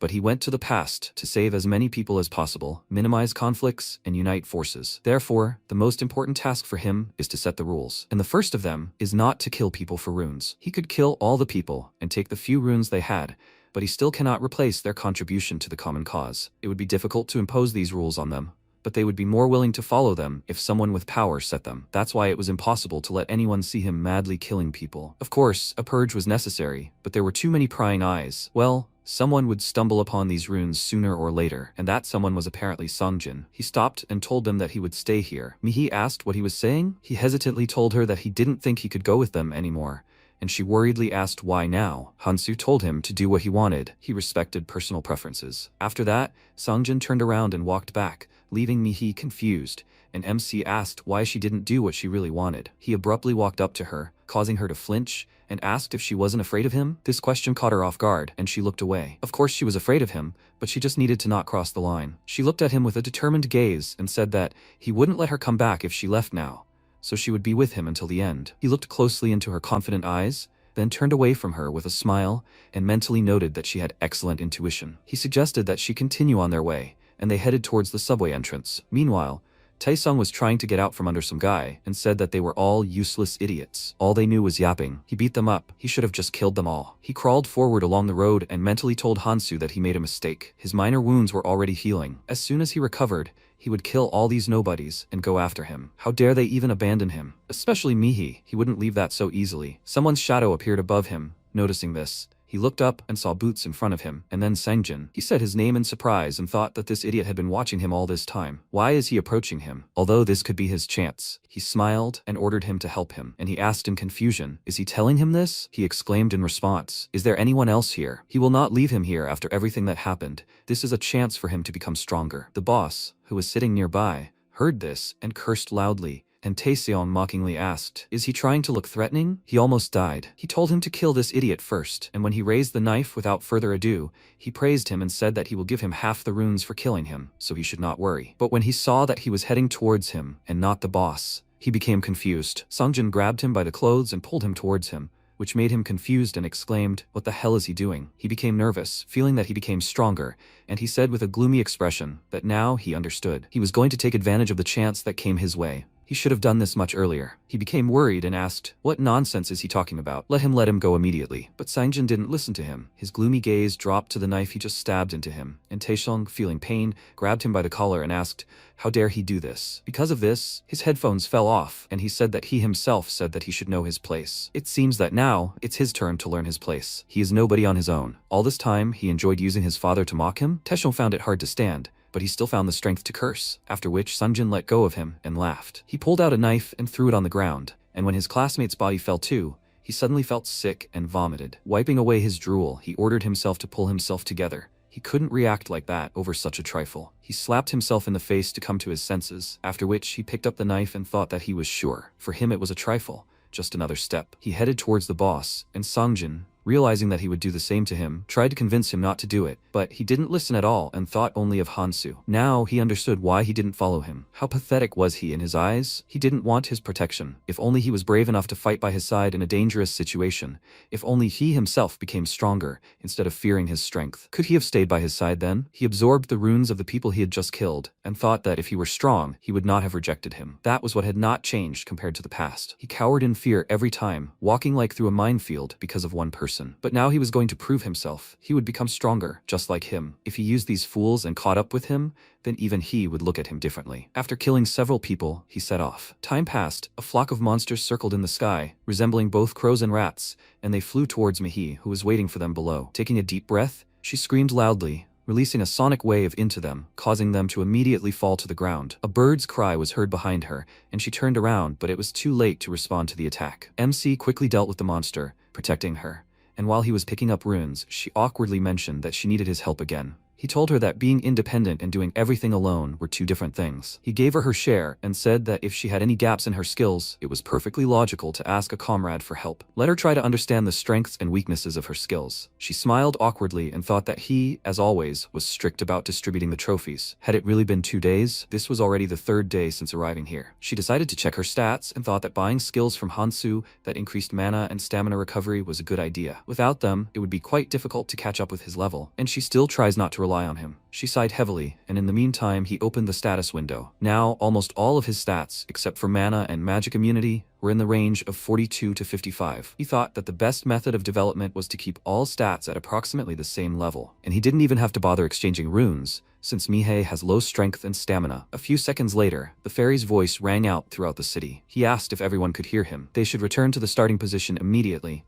as latecomers would be punished. Hearing this, Mihi became nervous, and MC suggested that she hurry up and hit the road. As they walked, he noticed how she kept glancing at him and said that if she wanted to say something, she should say it. Her face flushed with embarrassment, and she looked at him again, plucked up her courage, and loudly asked, "Does he have a girlfriend?" This question made him freeze. She smiled nervously and thought, "Is this too personal?" She knows she shouldn't think that, but he seems unusually generous, so she couldn't help herself. She originally wanted to ask a completely different question. Meanwhile, he thought that she seemed shy, but still spoke directly. Kangtae would have been glad of this question, even if it was empty politeness. At first, she was so afraid that she couldn't squeeze a word out. He remembered that girl, and thought that now he hadn't even met her yet, but he couldn't lose her again. He told Mihi that he didn't remember, and she decided not to bring up the topic anymore, after which they continued on their way. Finally, they arrived at the gathering place. Mihi immediately noticed many familiar faces around, but the atmosphere was somehow strange. Finally, the fairy appeared. He joyfully greeted the travelers and said that, unfortunately, they gathered here too quickly, so he would get straight to the point. He had 2 pieces of good news for them. The first is that if they hold out for another 72 hours, they will be able to leave this place. This is such wonderful news, and he will be very pleased to hear joy and applause. But the people just stared at him silently, waiting for more news. Then he asked why they weren't reacting. They immediately started clapping with fake smiles, and he said he was pleased to see how happy they all were. Now it was time to introduce the star of this event. With a snap of his fingers, the ground began to shake, and he said that what they were seeing now was the most important place of this event. Seeing a huge tower begin to rise from the ground, the people panicked. The fairy said that this was an altar, which made Mihei nervous, and inside this altar was a very cute beast, a monster many times larger than them. The fairy asked, could they see it? This little one is called a carnivorous beast. For their sake, they deliberately didn't feed it all day, so it's just dying to break free. And this altar, although it looks amazing, is not as strong as they would like. Most likely, it's about to break. If this cutie breaks out, he wonders how many of them will manage manage to survive. The people were terrified. If the altar falls, they will have to fight this monster. Now the fairy suggested that they move on to the second news. Luckily, there is a way to make this beast fall asleep. If it falls asleep, it will not even scratch the altar because it will not try to escape. They wonder how to do it. Maybe they have some ideas. If they guess correctly, they will even receive a blessing. He blew them kisses, which made them uneasy, after which he disappointedly said that they are so boring actors. The method is simple. They just need to feed it 5 people a day. Hearing this,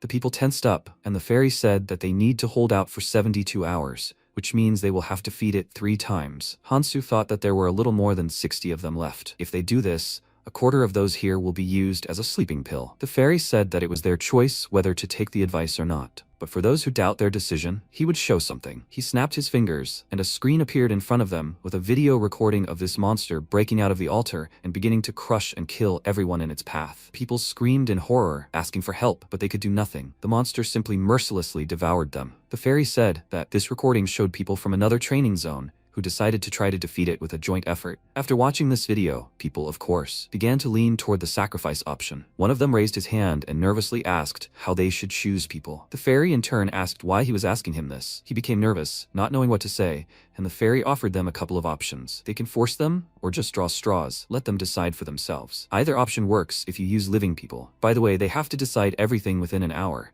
Now he will set a timer for them. This way they will be safe for the next 24 hours.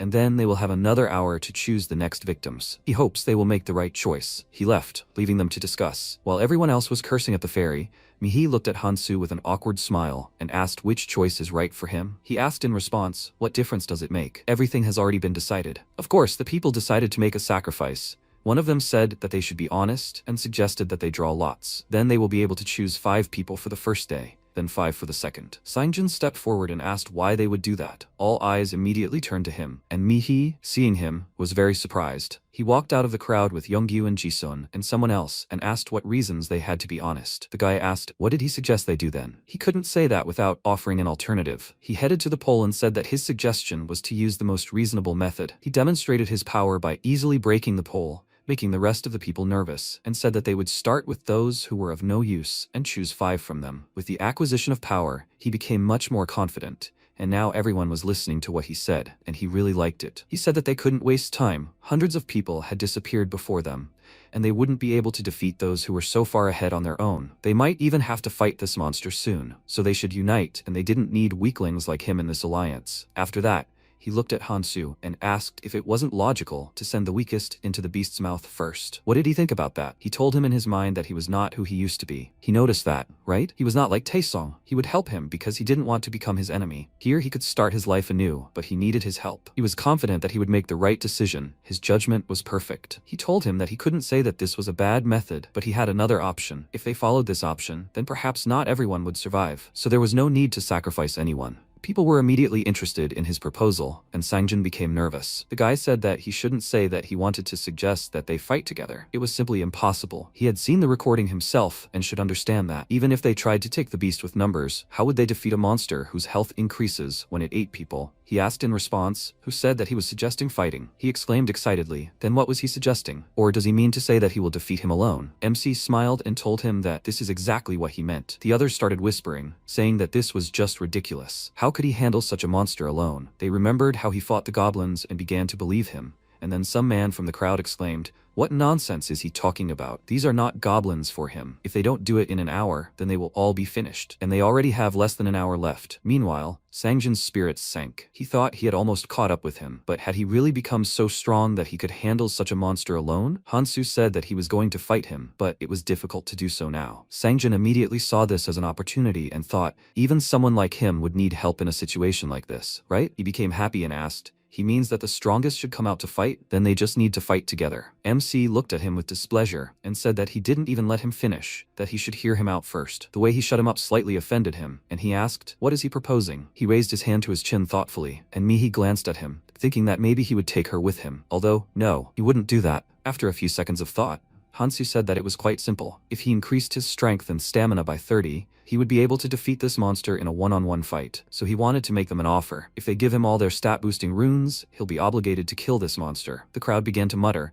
asking who should give him the runes. Only the weak ones? He thought meanwhile, Strength and stamina are 100, dexterity and sense are 50. If he uses his items, he'll definitely cope. He knows how to deal with this monster, thanks to his combat experience. And besides, he'll be able to get the second hidden treasure. Even Keldian, Eris, and Kangtae couldn't handle it. The one who figured it all out is the Berserker King, Clementine. And even he, despite having perfectly suitable traits, got the treasure after nearly dying. So even if his motivation is the treasure, this time he'll become stronger many times faster. He said he doesn't care who gives the runes. As soon as he has the necessary stats, he'll immediately head to the altar. Let them just know that putting it off won't do them any good. The man exclaimed, "How did they, weaklings, get so many runes? If they had so many runes, they would be much stronger." He started cursing, nervously asking for anyone to give him their runes, and even suggested that they draw lots since they couldn't decide. Some woman called him a selfish idiot, and he turned around, indignantly asking what she called him. She repeated it and said that it was obvious that if they started with the weaklings, he would be thrown in first. So why should they give their runes to someone like him? The difference between first and last place is striking. Or is it just that he has so few of them? She came very close to him, causing him to become nervous and back away, and she said with a smirk that, as expected, weaklings like him try to run away, since he can't even give up the runes. He started cursing at her, and she took out a knife and told him not to show off, otherwise she would break everything on him and throw it at the altar. He stepped back and asked, "So it's all about strength? She doesn't even know that elders should be respected. Doesn't she live in a democracy?" He started to retreat out of fear, and then the woman approached him again and offered him to vote. Either give up his runes to save himself or prepare to be eaten. The voting will be anonymous, just like in his beloved democracy. The rest of the people became nervous, and then the man turned to Hansu for help and said that he could easily take the runes. If he just kills a few strong people, he can easily increase his stats. The guy couldn't take it anymore and hit him in the face, exclaiming he wanted to die. He responded by exclaiming that he had to survive since he had a family, after which the people began to argue and panic. They returned to the sacrifice option and said to throw this old man on the altar first. If the monster doesn't eat enough, they will all die. The MC sighed heavily, watching the escalating fight, and noted that they didn't know when to stop. Everything was as he thought.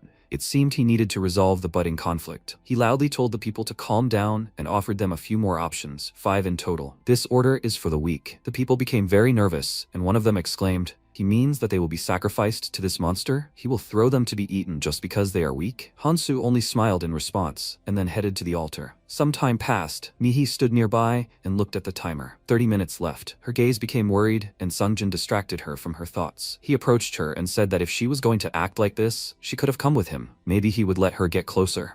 She smiled back and asked if he still didn't understand what Hansu was really like. He flinched, and she said that she would also like to go with him, but she can't just follow him. Sungjin, meanwhile, was thinking that he can't stay behind forever. He asked her what she would do now. Would she continue to wait for him? She told him that was not true at all. If she did that, she would only achieve his displeasure, because she would be no different from all these people. When the people started to get indignant, MC asked what they were doing while the others were working non-stop. He didn't care how hard it was for them, but they had to understand the consequences of these decisions. And it wasn't they who left them behind because they were weak. It was they who weren't strong enough to catch up with them. Did they really expect that they would be taken care of here? If they wanted to have a chance of survival, each of them should take 2 runes. That was all he could offer them. It was up to them to decide who they would hunt for the next 3 days to find the runes to repay him, but let them inform him if anyone decided to run away without paying. He told such runners right away that they could try if they weren't afraid. At the moment, Mihi said that Hansu always kept his promises, so he would figure everything out on his own. That meant she should hurry to catch up with him.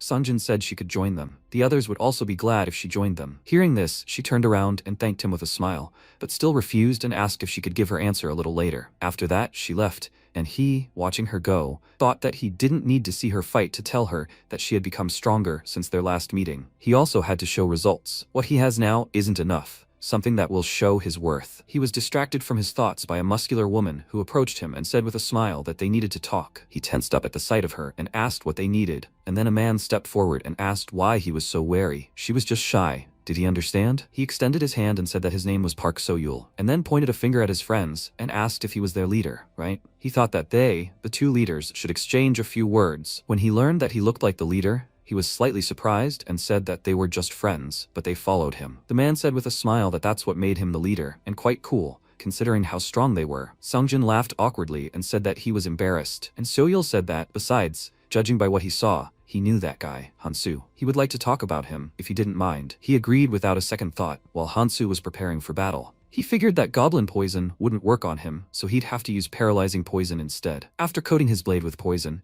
he took out the flying cat prayer beads. They restore some stamina when you strengthen it. It's quite a useful item. Even though he got it while hunting, it will help in battle. After that, he began to descend towards the monster and thought that overall, the odds are not in his favor, but he didn't have much of a choice.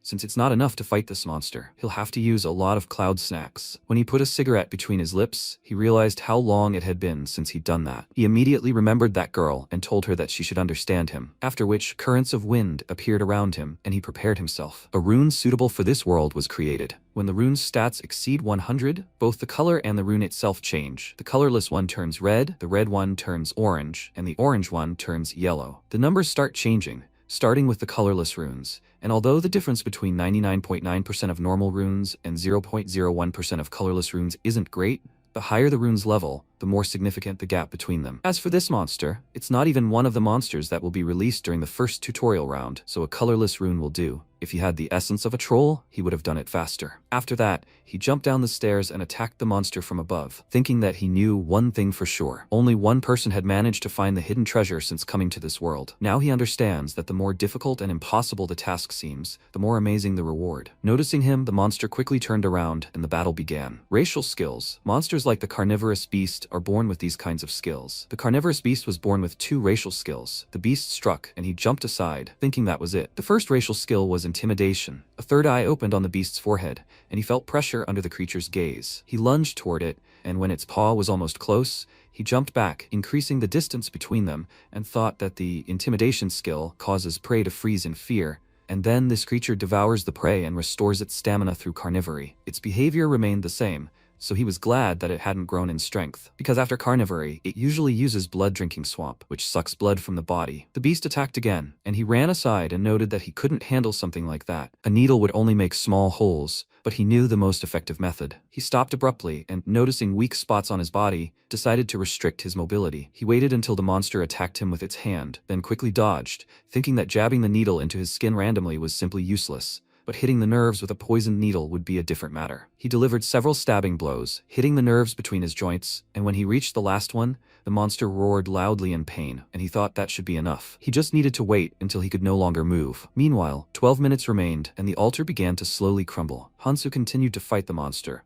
dodging every blow and increasing the distance between them. At one point, he stopped, as did his opponent, but only to use intimidation again. His 3 eyes were fixed on Hansu, causing him to freeze in place. When a huge hand reached out to him, he thought that the effectiveness of the unique skill, intimidation, depended on the individual willpower of the victim, but immunity to magic also helps. However, compared to the monster he fought after advancing further, this one was just a dud. That's why he was confident of his victory. To survive, being different from the rest, he honed his senses with combat experience and knowledge from many years. When Kante said that anticipation is the most important thing in combat, he only laughed, but by that moment he realized he was right. Now he sees everything.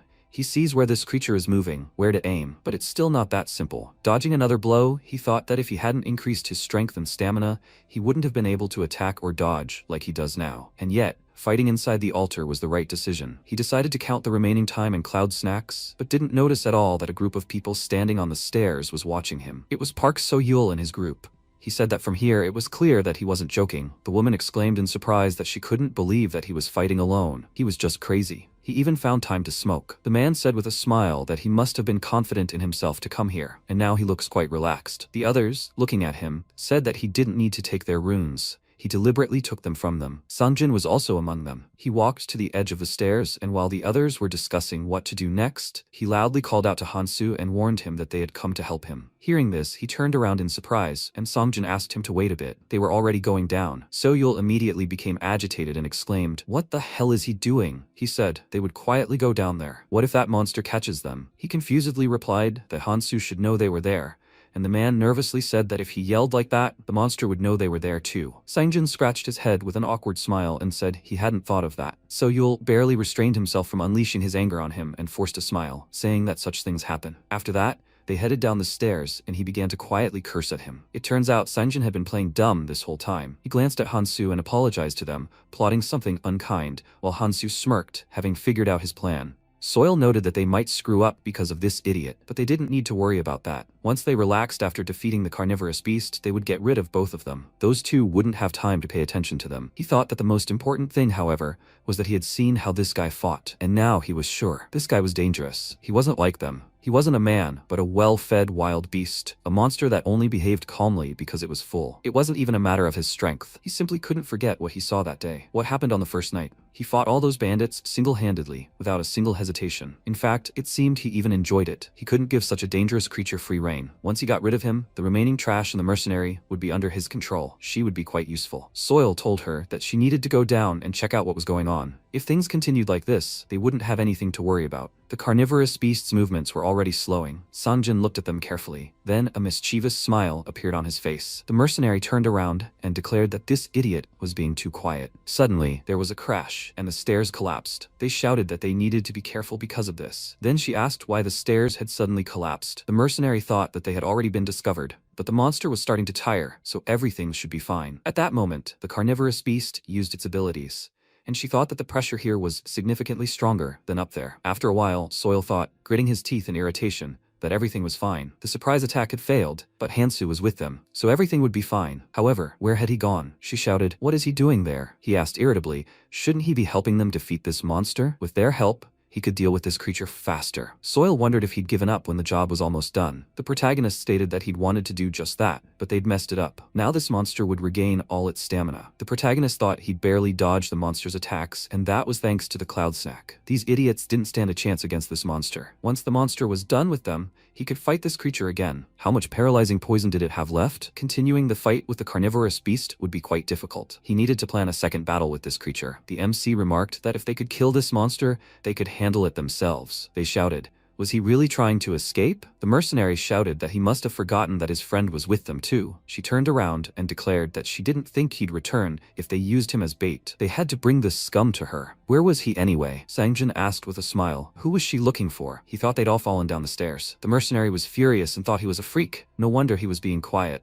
Had he really broken the stairs after overhearing their plans? She furiously screamed that she'd kill him. He declared that she could try, though he was sure they wouldn't have time. The creature behind them was already salivating, waiting for them to freeze in fear of it. The carnivorous beast loomed over them menacingly. Sanjin thought the monster was enjoying this. Soil shouted that it would only be worse for them if the monster regained its stamina. If they abandoned them, it would only be worse for them. He thought they should quickly cooperate with this guy. Only then would they survive. Hansu noted that now he didn't have to worry about the monster breaking the stairs. They had come here voluntarily to donate, hadn't they? Soil asked, puzzled, what he was talking about. At that moment, the protagonist remembered the past, where fairies said there was a simple method. Just feed 5 of them to this creature every day. At the moment, the protagonist watched with a serious look as their group was massacred, and said that he thanked them for such a noble sacrifice. After a while, MC approached him and asked why he did it. He knew that he had deliberately brought these people here. He needed to choose his words carefully. Sangjin declared that he finally understood how he could be useful to him. He was asking to be used. Hansu asked, so he wanted to be used? Why would he do that? He noted that he knew his goals were different from the others, because he always thinks several steps ahead and isn't afraid to act. Sangjin thought, even though he'd been convinced of this completely, when Hansu fought those bandits. Despite overwhelming odds, he hadn't killed a single one of them, even if that could have led to problems down the road. Even when the altar appeared, no matter what anyone said, he could have easily gotten rid of them all, but he didn't. He noted that he didn't understand why he didn't kill people. Everyone knew it wasn't in his nature, so he offered to use him, and he was willing to dirty his hands in his place, and in exchange he asked to take him along, or rather, he asked permission to travel with him. The protagonist chuckled and said with a smile that he didn't even know what to do after everything he'd done. Sangjin stated that there was no other way to deal with them that time,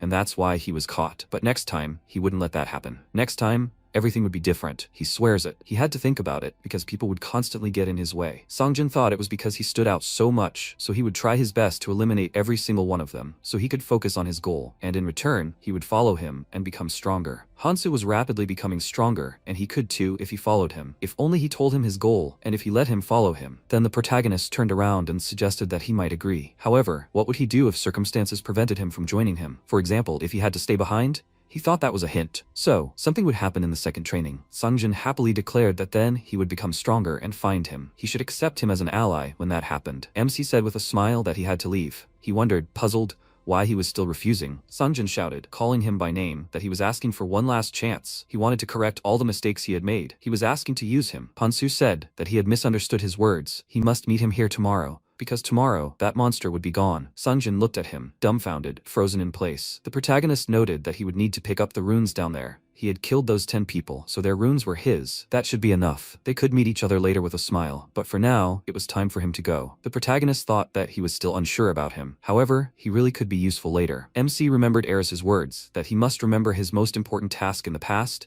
was to save humanity. But, ironically, there would be people who would prevent him from doing so. For such purposes, he needed a punisher, someone to act in his stead. Hansu thought that a punisher was a necessary figure, something not only Eris but any monarch possesses. They get their hands dirty in the monarch's stead and help their lord get closer to his goal. He had been a punisher himself in his past life, so he had initially considered choosing Anviaran for the role, but he would give him a chance. He wasn't sure how much he could trust Sangjin. When the second training began, everyone present would be forcibly scattered to different locations, and when that happened, Sangjin might change his mind. However, with several hands and 8 cloud snacks, if he got a useful punisher, it would be a worthwhile investment. The protagonist stated with a smile that he hoped he wouldn't regret his choice, because he wouldn't be able to do anything if he failed. The protagonist thought that for now, he needed to focus on obtaining the second hidden treasure. He would get rid of it and see what he got. After some time, MC realized that the conditions for obtaining the second hidden treasure were simple. Before the carnivorous beast destroys the altar and breaks free, it must be destroyed. Hansu noted that conditions simply wasn't intended to be met. Then a magical passageway appeared,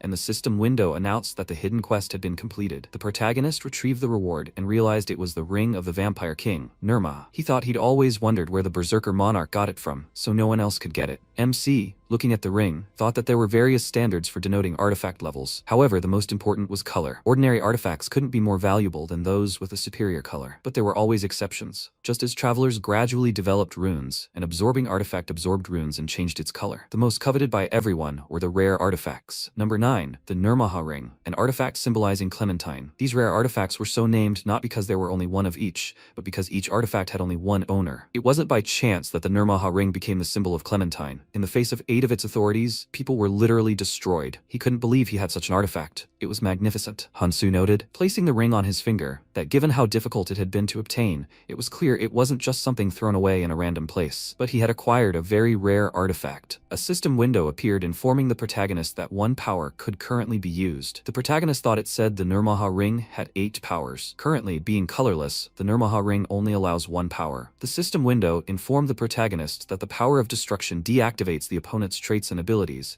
including even passives and skills. The protagonist thought that, however, contact with the opponent was required to activate it. Furthermore, the power had a time limit, after which the effect would be removed from the opponent. However, even so, the very fact that he could nullify his opponent's powers at will was a huge advantage. MC noted, opening the status window, that at least one stat must match the colorless rune to use the ring. This meant he would need a huge number of magic runes. He could deal with expressing his stats later. After some time, Hansu returned to the ruined city using the gate. Mihi called his name and asked with a smile if he had really killed the carnivorous beast. Sungjin said so. Suddenly, the surroundings shook, and they cried out in surprise. The altar had simply vanished. The protagonist asked, hadn't he said so? That he would take responsibility for destroying this place. She looked at him sheepishly and, turning away and adjusting her hair, said that he did. Sangjin thought he had succeeded after all. He had been right to trust his choice. The protagonist noted that there was clearly some time before the next training began. Therefore, he was going hunting. Mihei hesitantly whispered his name, and then declared that she wanted to take a different path. She wasn't strong enough to be by his side, so sooner or later she would begin to rely on him. And fortunately, Sangjin offered to go with him. Besides, she knew many people here. He said, looking at the others, that she could naturally go with them. Everyone would be only too happy for her. They were worried about her. MC thought he was a little upset,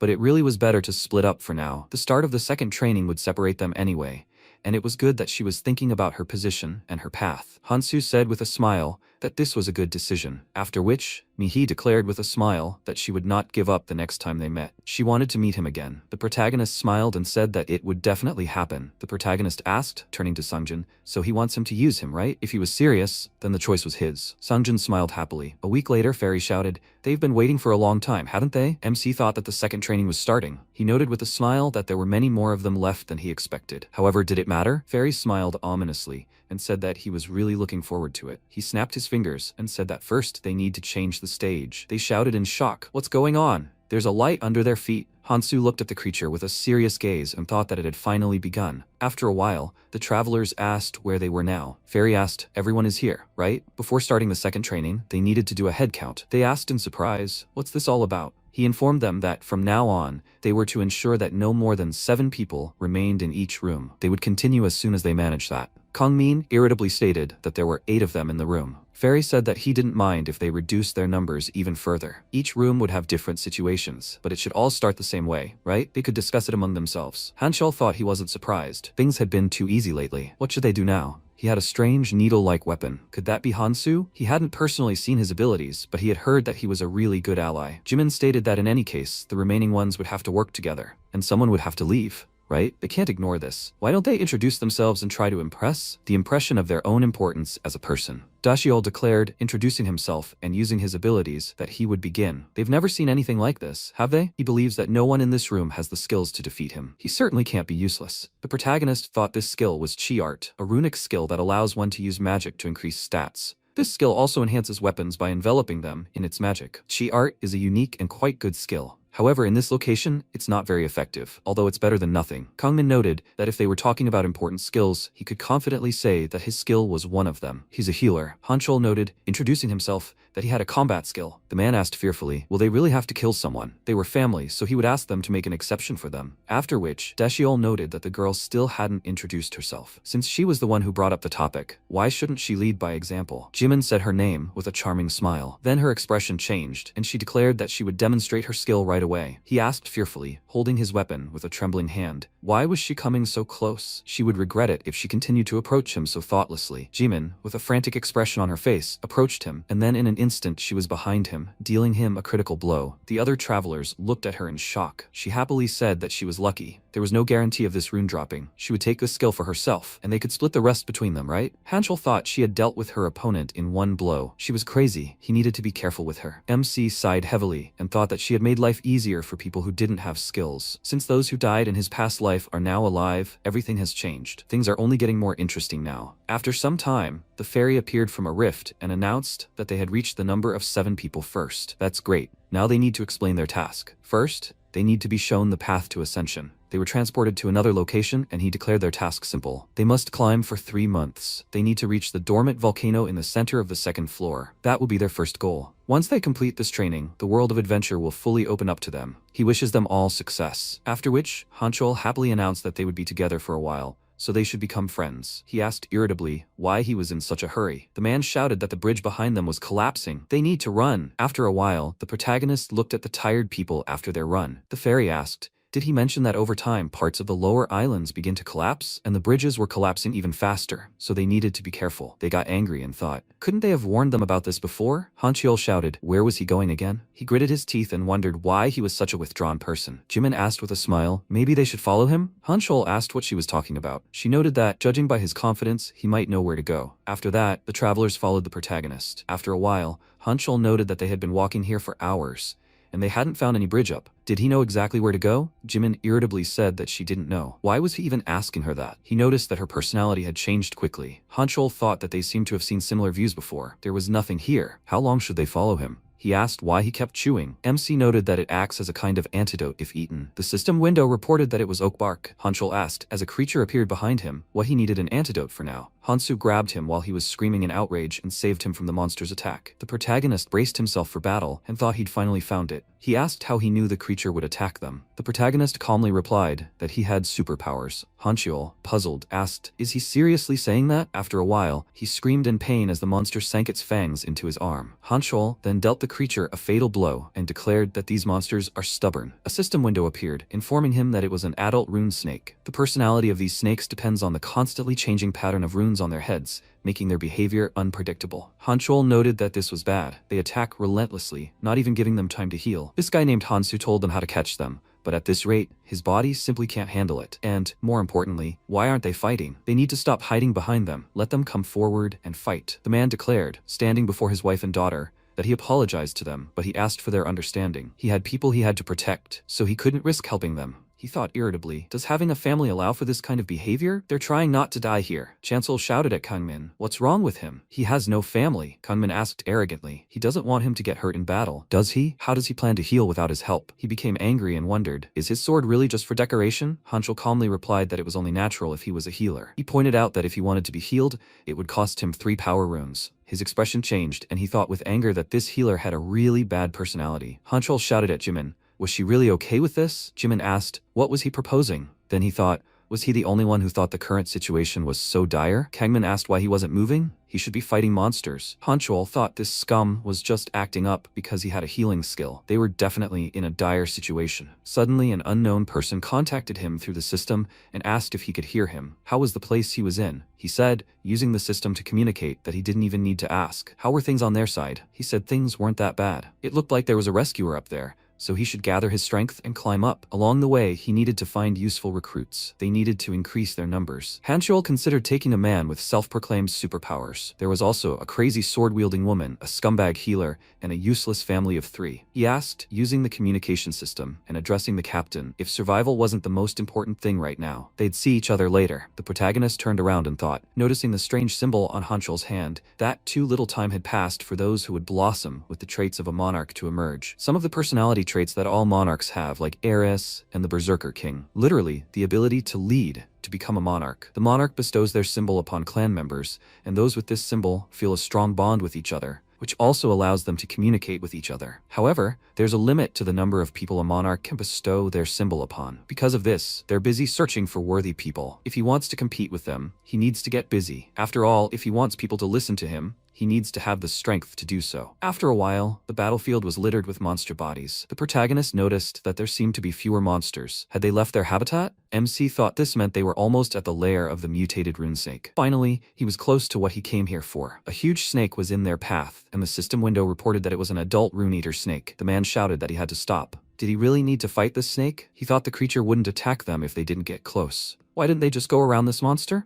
Hansu said they could go around it if they wanted to. He would fight solo. He didn't care if they got to the top first. He declared that wasn't what he meant. They should stick together. Why would he do such a stupid thing? The protagonist said menacingly that they apparently didn't understand something. He wasn't the one walking with them. They were walking with him in the same direction, and the moment had come when their paths would diverge. Jimin noted that there was nothing they could do about it. The man asked fearfully, but in that case, who would fight? She asked with a smile. Could they force him to go with them? Or did he want to stay here too? It was time for them to leave here before the battle with this monster began. Hanchul thought the rumors justified his character. However, he couldn't just leave him here. Kangmin asked why he wasn't coming. If he had decided to drag him away with us, then it was best for him to forget about it. He asked why he thought so. He stated that this guy was the only one who hadn't asked him for healing the entire time they were here. He acted as if the battlefield was a familiar place for him. People like that don't listen to others, and judging by what he saw, he wouldn't live long. Hanchul thought he regretted it. This guy is quite talented, but he can't help it. Besides, he'll clearly be difficult to command. After a while, the protagonist dodged the monster's attack and realized that the creature avoids him when the magic rune is active and attacks when the other runes are active, except for the agility rune.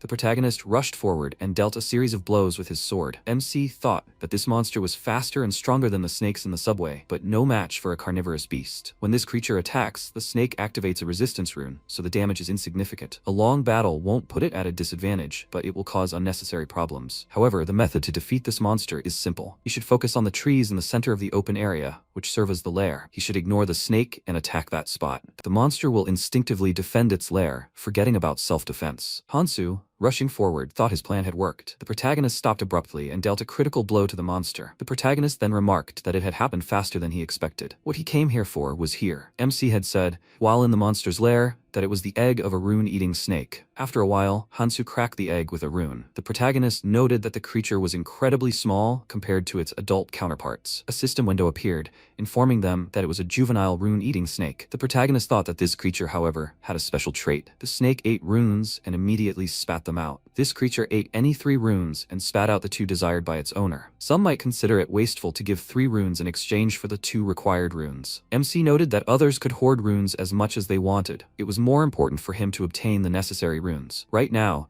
he needed to focus on increasing his magical and physical resistance, after which Hansu said to the young snake that the creature could rest. The protagonist thought that with this, he would achieve his goal, so it was time for him to move on. At this moment, the girl asked her father, where should they go? The man said that she needed to be patient. He thought that the island map they had received when leaving the room wasn't very detailed. They couldn't move mindlessly.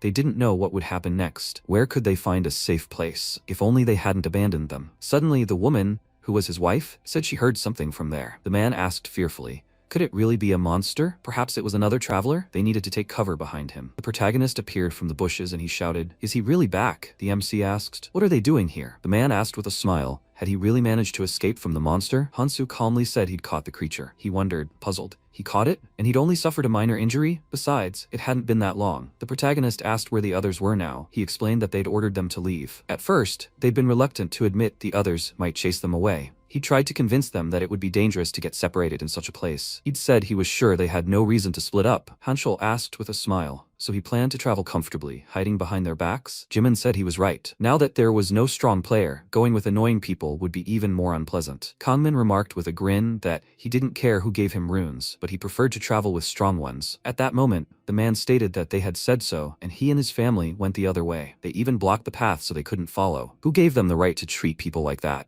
Why was he leaving? He was older than him, and he was talking to him. The protagonist declared that they needed to go. They had already wasted too much time. The woman offered to follow him. After a while, the family followed him, and the MC asked, stopping, what they were trying to do. The man asked, didn't he say that he never went with them? So let him go ahead, and they go on their own. Hansu thought that was quite blunt. However, it didn't matter to him. The protagonist turned away and said they could do whatever they wanted. The protagonist thought he would still be fighting alone. After a while, MC defeated several monsters along the way using his sword strikes. Hansu thought the fights were tough, but thanks to this, his stats were in good condition. The protagonist noted, after releasing a young snake to absorb the runes, that it was a wise choice to increase resistance first. The protagonist activated the status window, and the system window reported that his name was Hansu. His colorless rune power is 0.03%. Endurance, 88.8 points. Agility, 84 points. Perception, 85.1 points. Magic, 58.4 points. Physical resistance, 32 points. Magic resistance, 32.7 points. MC stated that this makes fighting easier. Hansu noted, as his family watched, that he should get food from the remaining food. The girl admiringly said that he was getting stronger. He was simply incredible. The woman quietly said that she was glad that he didn't care about them. She asked if they should fight too. He declared that she needed to calm down. It would be foolish to recklessly interfere. The fact that their family was together was already a blessing from the gods, so they needed to stay safe. Yoon nodded her head in agreement. The man said that they should follow him. She asked where he was heading now. Was this the tunnel? Then, dumbfounded, he asked, seeing the other travelers, were they coming here all this time? They made it. They survived. The woman happily declared that they had done well. Hanchul was surprised to think that this guy had returned, and besides, he was fine. Apparently, the rumors about him single-handedly fighting a carnivorous beast were true. The fairy declared that they were too noisy for those who were late, although if they were the last ones, it was time to close the passage, and now it was time to begin a major event. He announced that he was glad to welcome them to the first-floor dock. About 75 people remained, which was good. Fortunately, there weren't many casualties. The event began, a battle for tickets. These tickets can be used to travel from this already crumbling island to the next. Of course, some islands are filled with monsters and surrounded by lava. However, if luck is on their side, they will find themselves on the southern or central islands, where treasures abound. But if it were so easy to get there, it wouldn't be so much fun, would it? Therefore, there are a few rules. Only 3 people per boat and a minimum of 3 tickets are required. However, if 3 people use 3 tickets, they will appear on different islands. Perhaps on the outer islands, or perhaps on the central islands. However, if 2 people use 3 tickets, they will be taken to the same island, but they won't be able to choose their destination. And naturally, if one person uses 3 tickets, they can go anywhere. The islands will be destroyed, starting with the outlying ones. The difficulty of each island varies greatly, so the greater the advantage, the better. They can refer to the island map for details. About half an hour remains until this island is destroyed. There are 25 boats in the crater. The fairy grinned maliciously and declared that it was time for them to begin. Do they already know what they should do? Survive at all costs, because it's much more fun that way. After which, the travelers began to fiercely fight each other for the tickets. The protagonist thought that the inevitable chaos had begun. In that case, it was time for him to act too. Suddenly, a man called out loudly by name and, bowing before him, declared that he was begging him to help his family. They needed more tickets to safely reach the central island. He was strong, so he should be able to get the tickets easily, right? He declared with a manic grin that he could take some tickets from the others and give them to them. The man thought that if he did this, they would easily get to the right place this time. He bowed before him and declared that this way he would save innocent lives. The protagonist coldly said that it was time to take responsibility. They needed to handle their own affairs. The man asked if that was difficult for him. Was there not an ounce of compassion in him? Hanchol kicked him and declared that he should shut up. Then he grabbed him and said that he talked too much. It irritated him, and he was going to just listen to him. All he needed was to take the tickets and be done with it. He wanted to make him a business proposition. He offered to go with them. He would even provide him with the tickets if he needed them. He wanted to say it straight out. Even though they were his allies, he didn't like any of them. He thought so too, didn't he? He really was as strong as the rumors said. Why shouldn't he join those who were similar in level? He pointed to the symbol on his hand, noting that it was a power awakened by his commander. It wasn't a skill, and if the leader approved, he could also receive such a symbol. He'd already spoken to him about it, so he'd allow it. Besides, traveling alone was too much trouble. It wasn't even about them sharing a symbol. Hansu said he refused. Hanchol said he knew he'd agree. Then, dumbfounded, he asked, did he seriously refuse? He had to stop. They weren't like these worthless people. Perhaps he still hadn't realized how valuable the clan was? The protagonist thought, recalling his past, that he knew about it. How could he not know such a thing? He remembered the bonds within the clan. However, this time, he would follow the monarch, because otherwise he would be distracted from his goal. Hanchol asked. He wasn't even going to listen, was he? So he had no other choice. He threw the ticket at his feet and said he could take it. He hid it from that scumbag. He was upset by his refusal, but he couldn't waste his time here anymore. He was going to meet the others on the central island, so he could consider this a gift for the future. He was sure they would see each other again, and then he would ask him again. The protagonist thought that his tricks had no effect on him. None of that mattered now. The travelers noticed the ticket and began to fiercely fight for it. The MC calmly watched as the others fought for the tickets. At that moment, Un tried to defend her father, and the traveler shouted, were they really a family? Then he could give them a dramatic death together. Hansu thought, as the girl screamed, that they had deliberately placed this family in their group to force them to watch this spectacle. After all, it was obvious what they wanted. No matter how much someone resisted on the stage they had set, even death here happened according to the script. Then Jimin asked why he had rejected Hanchol's offer. The protagonist noted that he had his own personal reasons. What did she want? She said with a smile that she also had a business proposition for him. Jimin showed him the symbol on her hand and said that he should follow her. She said with a laugh, seeing how he turned away from her, that this was expected. However, before she left him, she wanted to ask one question. He wouldn't stay here out of clumsy sympathy, would he? She didn't think he was that pathetic. They exchanged glances, and the protagonist asked with a smirk, did she seriously mention sympathy? After a while, MC thought it was the last one. Everyone else who could go up had already done so. Now there was only one boat left, which meant no one else would know about what was happening here. Those who remained couldn't even protect themselves. The travelers begged him to take them with them, persuading him in various ways. The protagonist thought that he had to save all these people. However, in the training area, where phase powers are strong, he won't be able to save everyone. Therefore, he must do what is required of him, because if he fails here, everything will be in vain. The protagonist apologized to them, drawing his sword. MC thought, his hand shaking,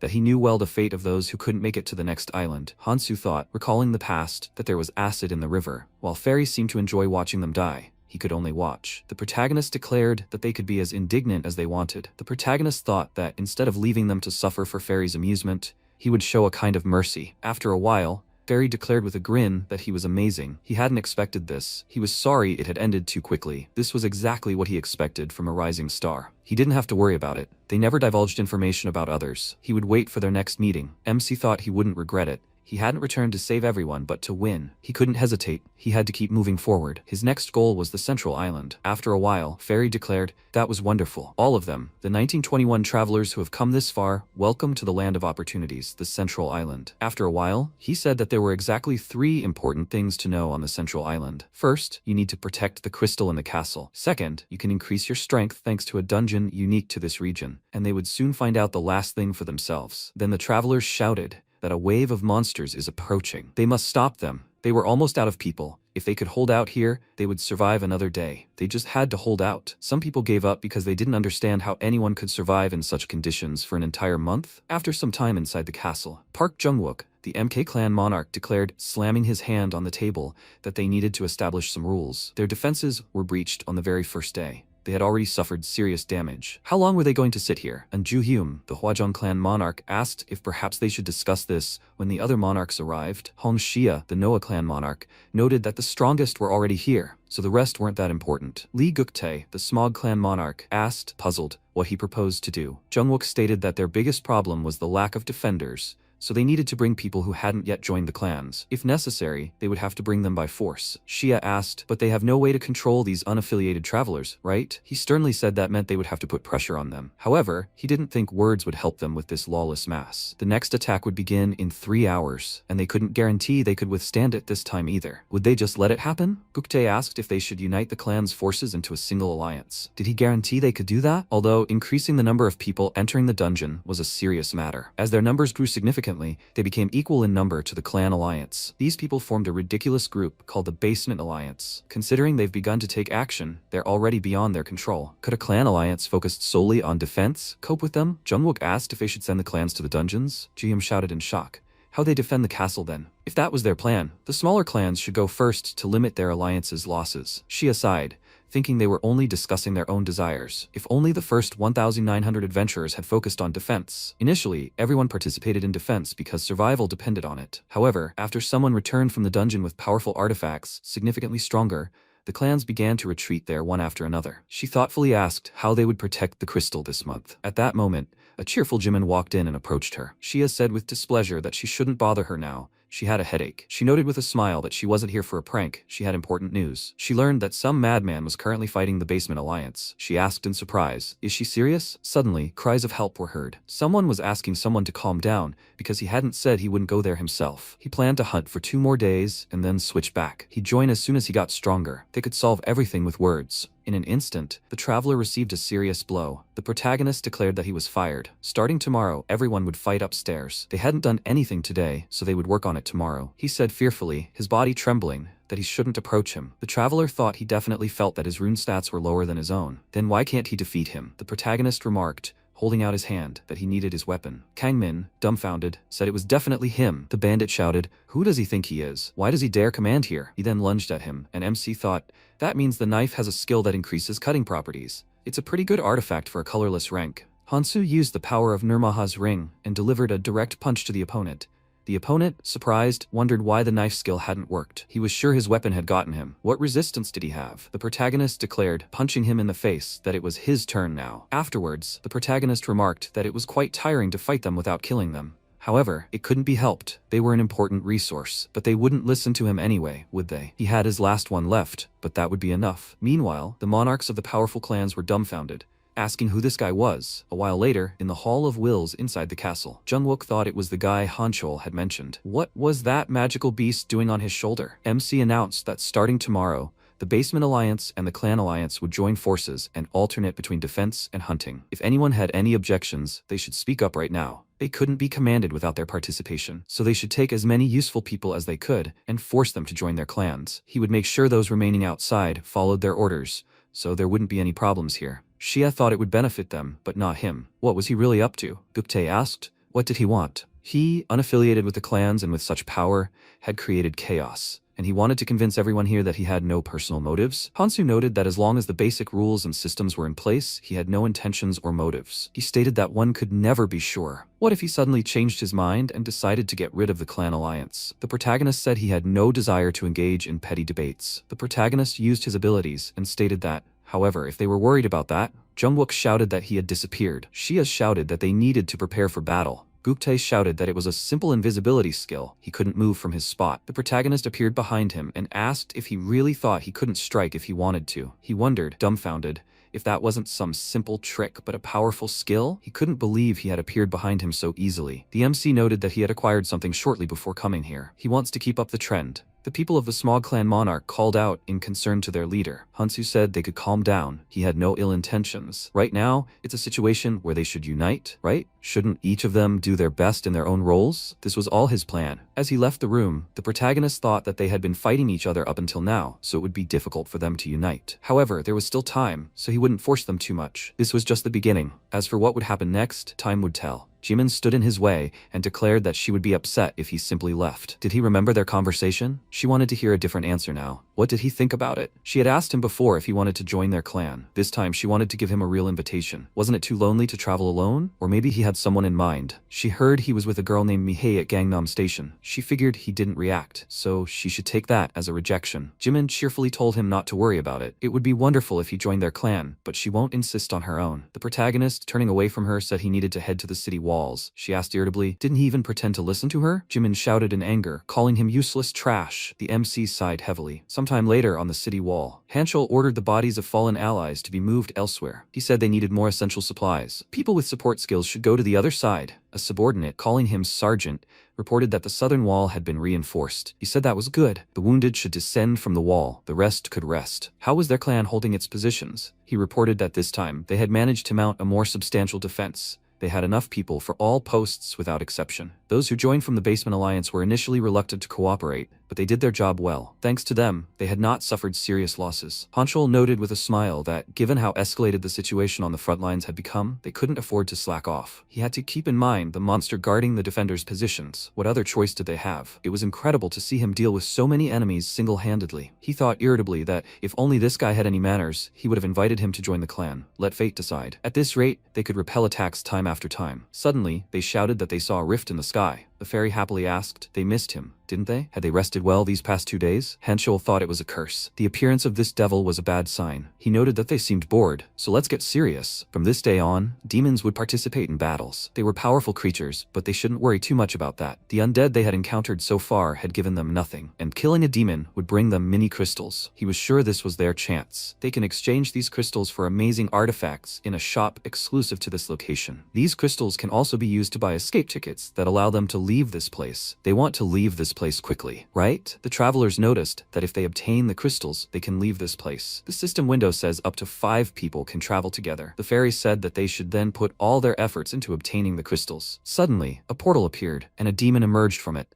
They shouted that this monster was approaching them. Someone had to go out and face this creature first. They didn't even know how powerful the demon could be. Although the items in the shop were good, they feared for their lives. The protagonist shouted, rushing forward, that they needed to retreat. The demon then blocked his blow and prepared to use its ability. The protagonist dodged the enemy attack and thought, as expected of a demon, even if not the most intelligent, he can't deal fatal damage to this monster with normal attacks, and he has no cloud sack left. He's improved his defense and resistances with the rune-eating snake, but his offensive capabilities are weak. This means he'll have to use the artifacts he obtained in the dungeon. The system window reported that using the artifact increases his speed for 1 minute. MC thought he could rely on speed. Hansu closed the distance with the enemy in lightning speed, but the creature managed to block his blow at the last moment. They fought fiercely, and finally, the protagonist scored a critical hit on the enemy, but the demon used its abilities, landing a fatal blow. The protagonist blocked the blow with his sword, and a deafening roar echoed. MC used the power of Nirmaha's ring to neutralize any skill or power on contact. Hanchul noted that he was facing the demon alone. Just how strong had he become? Jungwook declared they couldn't miss their chance. He asked the captain if he was suggesting they join the fight. He wasn't sure that would be the best decision. He said that if they didn't, the others wouldn't miss the opportunity. Then the travelers shouted, heading toward the enemy, that there was only one demon. Everyone must attack that creature. Jimin remarked to Xia that she didn't like it either. However, maybe they should join in too? Xia, crossing her arms, said she was against it. They should just watch from the sidelines first. She wanted to see what Hansu was capable of. After a while, the protagonist looked at the others who had decided to join the fight and thought they were too brazen. The enemy could use its racial skill at any moment. It couldn't afford to be distracted by the other travelers. Considering the demon hadn't used its skill until now, was it really just waiting for the right moment? Demons have racial skills that vary from demon to demon, making them unpredictable. Perhaps the demon has a skill that deals area of effect damage? The protagonist shouted that everyone should retreat. They couldn't handle the demon. If they wanted to survive, they needed to hide behind him. Kangmin remarked that he had a bad feeling about this. Maybe they should stand back and watch the battle from the sidelines? Hanchul asked if he was serious. On the contrary, they should stay as close as possible to deal the finishing blow. The demon grinned and used its racial skill, Hellfire, bringing down a powerful blow on them. The traveler with the shield shouted that luck was on his side. He had just recently received an artifact that could protect him from this lesser fire. If he dealt the finishing blow, the reward would be his. Then they screamed in terror as the flames dealt damage. The travelers fled in panic, while the MC stood in the path of the flames. Hansu thought it was time to use the ring's power to its fullest. The protagonist used his ability, the power of destruction. They cried out in surprise. What was that? He destroyed the fire with his sword. The protagonist thought, his hand shaking, that the demon was no ordinary opponent. However, right here and now, the only person who could fight this creature one that could match the power of a 3-meter-tall demon from the underworld, was him. The monster lunged, and MC prepared to defend himself with his sword. Gupte, dumbfounded, asked, is he really an ordinary traveler like them? He thought they had definitely started this together, so why was there such a huge gap between them? They thought, watching the battle, that they needed to come up with a plan. If this continued, they would lose all their advantages. After a while, the travelers shouted that they needed to prepare for the next wave of monsters. Clan members needed to gather in one place. It was time to change the garrison. Hanchol approached her and told her she didn't have to wait for him. It wouldn't work for her either. Jimin, crossing her arms, asked what he was talking about. He pointed out that there was no point in waiting here, because he too waited in vain every time. She asked irritably, who was he waiting for? Hanchol, puzzled, said that of course he was waiting for Hansu. Who else should he wait for? Something told him she was here on the monarch's orders, didn't she? His captain always gave him such missions. Since it was just the two of them, they could talk frankly. She herself knew that the clan alliance had been unstable lately, and she knew the reason for it too. Jimin asked why he was telling her this. He asked, wasn't it obvious? Hanchol mentioned a business proposal and suddenly turned around. She asked what was wrong. He mentioned that he thought he saw someone watching them. Was it just his imagination? Meanwhile, Hektu, watching them through the window, asked how long it had been since Hansu began monopolizing the demons. He hadn't done anything strange yet, had he? Considering they hadn't received a single report of it. The subordinate reported that he had ordered the clan members to keep him under constant surveillance. However, aside from defending the fortress, hunting demons, and the occasional dungeon expedition, he barely took much rest. Thanks to him, defending had become much easier, but another problem still remained. Those who hadn't joined any clans continued to fight them. He thoughtfully noted that this was exactly what he had expected. Considering that a figure of his stature continued to refuse to join clans, the appearance of such troublemakers was only natural. Even the clan alliance was forced to follow Hansu's orders. He noted with a grin that he had therefore prepared something. If their power were to falter, they wouldn't be able to control them properly, would they? For the sake of their future plans, they couldn't allow that to happen. Hektu declared that they had all gathered just in time. They needed to discuss the future of the clan alliances. Meanwhile, the protagonist finished fighting the monsters, and throwing his weapon to the ground, said that it, too, was now useless. The protagonist remarked that he was grateful to God it was 60. He finally had the required amount. The MC, opening the crystal shop, reflected that high-level artifacts were sold in the crystal shop, most of which were exclusive to clans and had amazing effects. If the crystals fell into the clan's possession, there would likely be serious rivalry. Therefore, he must nip this in the bud. Hansu noted that there was, however, a greater goal. The system window reported that the exchange had been completed. 60 crystals had been debited from the account. The protagonist stated that while a new weapon had appeared, he was proficient with most weapons, but he liked this particular one. A system window appeared informing him that the weapon's name was Dekratos Judgment. The protagonist stated that battles would be easy in the near future. MC grinned, bracing himself for battle, and said that in that case, he should try out the purchase. At that moment, monsters appeared, and Hansu figured there were about 10 days left until the siege ended. He was eager to see who would make the next move in the remaining time. 10 days later, the fairy said with a wide smile that it was quite interesting to watch the travelers this time. They had prepared a special event for those of them who had survived the longest. People heard loud noises and asked, what's going on here? It wasn't even time for a new wave yet. What was even going on here? The corpses of demons were gathering inside the fortress. There, these remains gathered together, and a demon from the hidden quest of the central island, the battle against the demon queen, appeared. The fairy said that if he were them, he wouldn't approach the fortress walls. Besides, there was no way to escape that way anyway. They only had two options. Either stay here and try to withstand the approaching attack of the undead, or escape using the crystal. He would notice that the new undead were different from the previous ones, so he was looking forward to it. If they wanted to do that, they had two choices again. They had to meet the summoned demon queen inside the fortress. The people were very surprised by what they heard and loudly said that he hadn't mentioned anything like that. The fairy said he didn't want to mention the demon queen, because there was a high chance they wouldn't live to see her. However, it couldn't be helped. The crystal activates half an hour after the undead attack begins, and can only transport 500 people. In other words, half of them remain here. However, if they defeat the demon queen, everyone will be able to leave. Since this is a special event, he will patiently wait for their response. The guy said he thought they only needed to hold out for a month. Gupte said they only needed to hold out for half an hour, and then they would escape with the crystal. They all need to prepare. The clan alliance to the crystal, the rest to the front. He approached him and asked if he really thought they didn't understand that he and the rest of the clans just wanted to escape. They looked at each other with serious expressions. He asked if it wasn't better to defend themselves than to act recklessly. They needed to think about how to protect the majority. He said loudly, with a serious expression,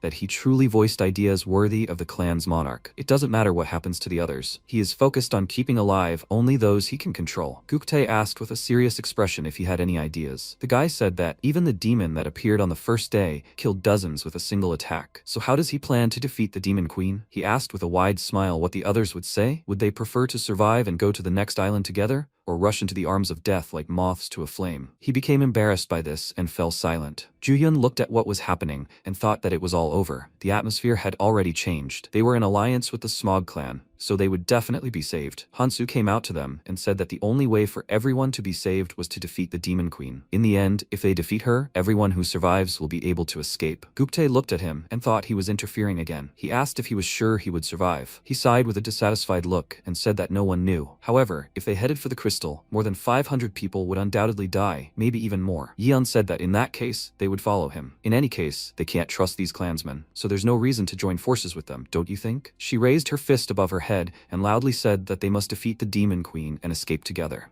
Shia said that then they would join in too and fight alongside them. Juhyun thought that given the way things were unfolding, they would have to stop him, even if they had to use force. The important thing now was to break their morale. If a battle starts, everyone will be fighting for their survival, so they need to ambush him. The protagonist looked at him with a serious expression and asked if he could put his plans to kill him on hold. Okay? He swung his weapon and hit the floor next to him. He looked at him with a serious expression and said that he wouldn't be able to handle the consequences. He was very scared because of this, and Guktae said that he would immediately suggest that they team up and wait for the right moment since they had time. Besides, it's not like they weren't expecting something like this. He looked at him with a serious expression and thought that for now, they would have to follow his plan, but they still had a chance. MC said that it seemed like everyone had made a decision. However, before that, he asked for their attention for a minute. He started walking with a smirk and said that he wanted to clarify something. He walked out to the middle of the square, wrapped a chain around a huge crystal, pulled it, and shattered it into many small pieces. Some people were surprised by this and asked loudly what he had done. He said with a serious expression that since they were heading to the fortress,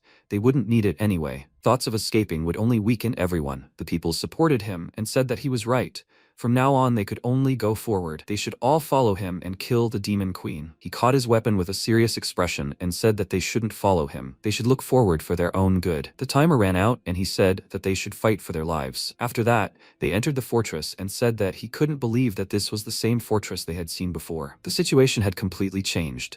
They saw a dark corridor that was lit by purple candles. The people began to get nervous, and the demon queen laughed and said that it had taken them a long time to get to her. They came all this way to have fun, so she can't just let them go. They were very surprised when they noticed the door closed behind them. The system announced that the fortress was sealed. Unexpectedly, the floor began to collapse under their feet. Monsters began to crawl out from there, and one of them, with a surprised expression on his face, loudly said that something was crawling up. These monsters attacked them, and they began to loudly call for help. Hansu took his weapon and said that they should stop panicking. These freaks are not much different from those they fought before. They must pull themselves together and fight. He turned around and, with a serious expression on his face, thought that the real problem was not these monsters, but the battle with the demon queen. They must pass through this gate. They became very worried when they saw pillars of fire and someone ordered a retreat. A demon gatekeeper appeared between them and the gate. They all looked with worried looks at the demons emerging from the fire. The monsters began to attack them with their abilities, and they began to scream loudly in pain. He said that they had two enemies. They needed to split up and deal with it. The support should retreat back. Those good at long-range combat should move forward. Those who weren't skilled enough should take care of the flanks. Jungwook said that he should wait. A reckless charge could put them out.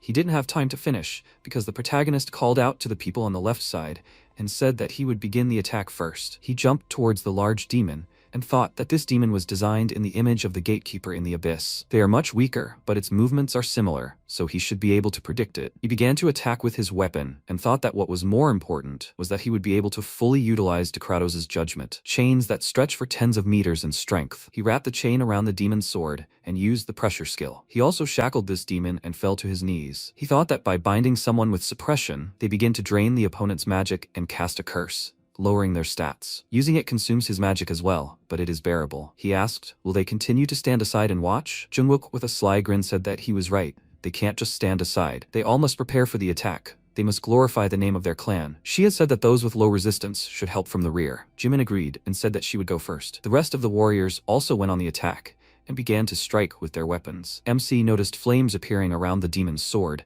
and wondered, are they trying to summon hellfire? The demon released powerful energy and threw off the chains that bound his body. He ran forward and loudly said that they should not stop attacking. He thought it would be hard to withstand if they hit, but if he knew the trajectory, he could handle it. He ran close enough and struck with his weapon. Jimin noticed this and said that he should be careful. The flames would make his attacks useless. He didn't listen to her, struck, and thought that he just had to get rid of it. The place where the hellish flames erupted from was the location of the ignition crystal. He ripped the crystal out of the demon's body, and the surprised people asked, "What was that?" Jungwook said that the flames surrounding the demon disappeared. Hansu asked with a smirk, "What did he tell them? They must not stop attacking. They cannot worry about this and just continue fighting. He will not be able to use the flames anymore." Someone called his name loudly and warned him of danger. He jumped to the side and a magical flame flew across the floor next to him. He turned around and said that the demon that the non-clan people were supposed to fight. Jungwook looked at this and loudly said that they should look there. The defeated people loudly called for help and asked why they did not attack. They became worried about this and said that, however,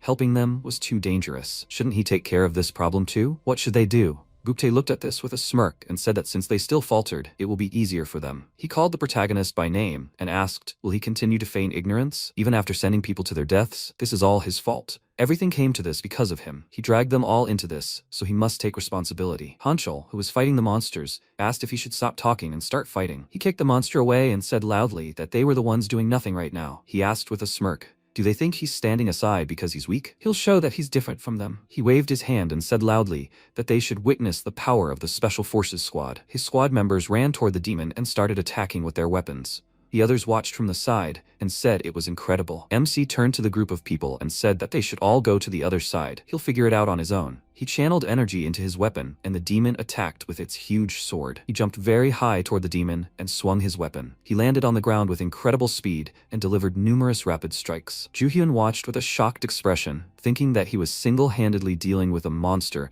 that would have required dozens of their warriors to fight. He turned around and loudly asked, what is he doing? He should have killed them already. Hansu thought that while he wouldn't create a special forces unit just to show off his strength, he needed to focus on the current battle. He threw his weapon and bound the demon. He leaped toward the monster and attacked with his weapon. The other warriors also fought against another demon. After some time, they all defeated the demons together. Joohyun approached Gupte, called him a monarch, and said that he had brought him a crystal. He suggested using the crystal shards to purchase valuable artifacts from the store. They had raised the Special Forces unit with the help of the clan alliance, so strengthening them was a priority. He looked at him and said that he thought the Smog clan would use the spoils first. He may be a temporary commander, but the Special Forces unit is a clan alliance unit, right? So he doesn't have to worry. Jungwook looked at them and asked when the alliance members managed to create such a group. Shia said that from what she knew, they kept it a secret. They managed to bring their unruly monarchs under control and create a full-fledged alliance. The acute sense of crisis must have contributed greatly to that. However, she thinks the reason for creating the Special Forces unit isn't that worried about it. She approached the protagonist and said that it looked like the Alliance was trying to attack him. He turned to her and said that she didn't have to worry. He understood exactly what was going on. She asked if he had a plan. She was about to say something else, but he said that until they took action, they should just observe. He had already made some preparations. Hanchul walked towards them and asked, however, now they would have to fight on the front lines, so it would be a little easier, right? Now that they've come forward, they can't stand by. Jimin asked if he was really sure about that. What if they gathered together again and did nothing? Even if they helped them, they would still ignore them. Jungwook said that in order to get out of here, they would have to face the Demon Queen anyway. If they wanted to live, they would have to fight. Shia looked away with a thoughtful look and said that, however, given the current state of things, she looked at the injured people who said that he couldn't move his arm. He couldn't fight like that. He thought they would only have to fight the Demon Queen. Maybe he would survive if he joined the clan? She asked if they would be able to fight properly. Yeon caught their attention and said that they should stop complaining. If they wanted to survive, then defeating the Demon Queen was their only way to do it. Wasn't she right? She walked up to the MC and asked. She didn't introduce herself, right? She stated her name and extended her hand towards him with a small smile. He pushed her hand away and asked what she was trying to do. She asked with a serious expression. Was he really heartless? She wasn't doing anything special. She just wanted to introduce him to someone. He should say if he was interested, because there was someone who was interested in him. Jimin looked at her with a displeased expression and asked what was wrong with her. Shia removed her hand from her shoulder and said that she should leave her. She ignored them when they tried to talk earlier. Does she only communicate with those who are not in the clan? Hanshul said that they tried to deal with her, but she ignored them. Hansu, with a calm expression, started to leave and said that if they were finished preparing,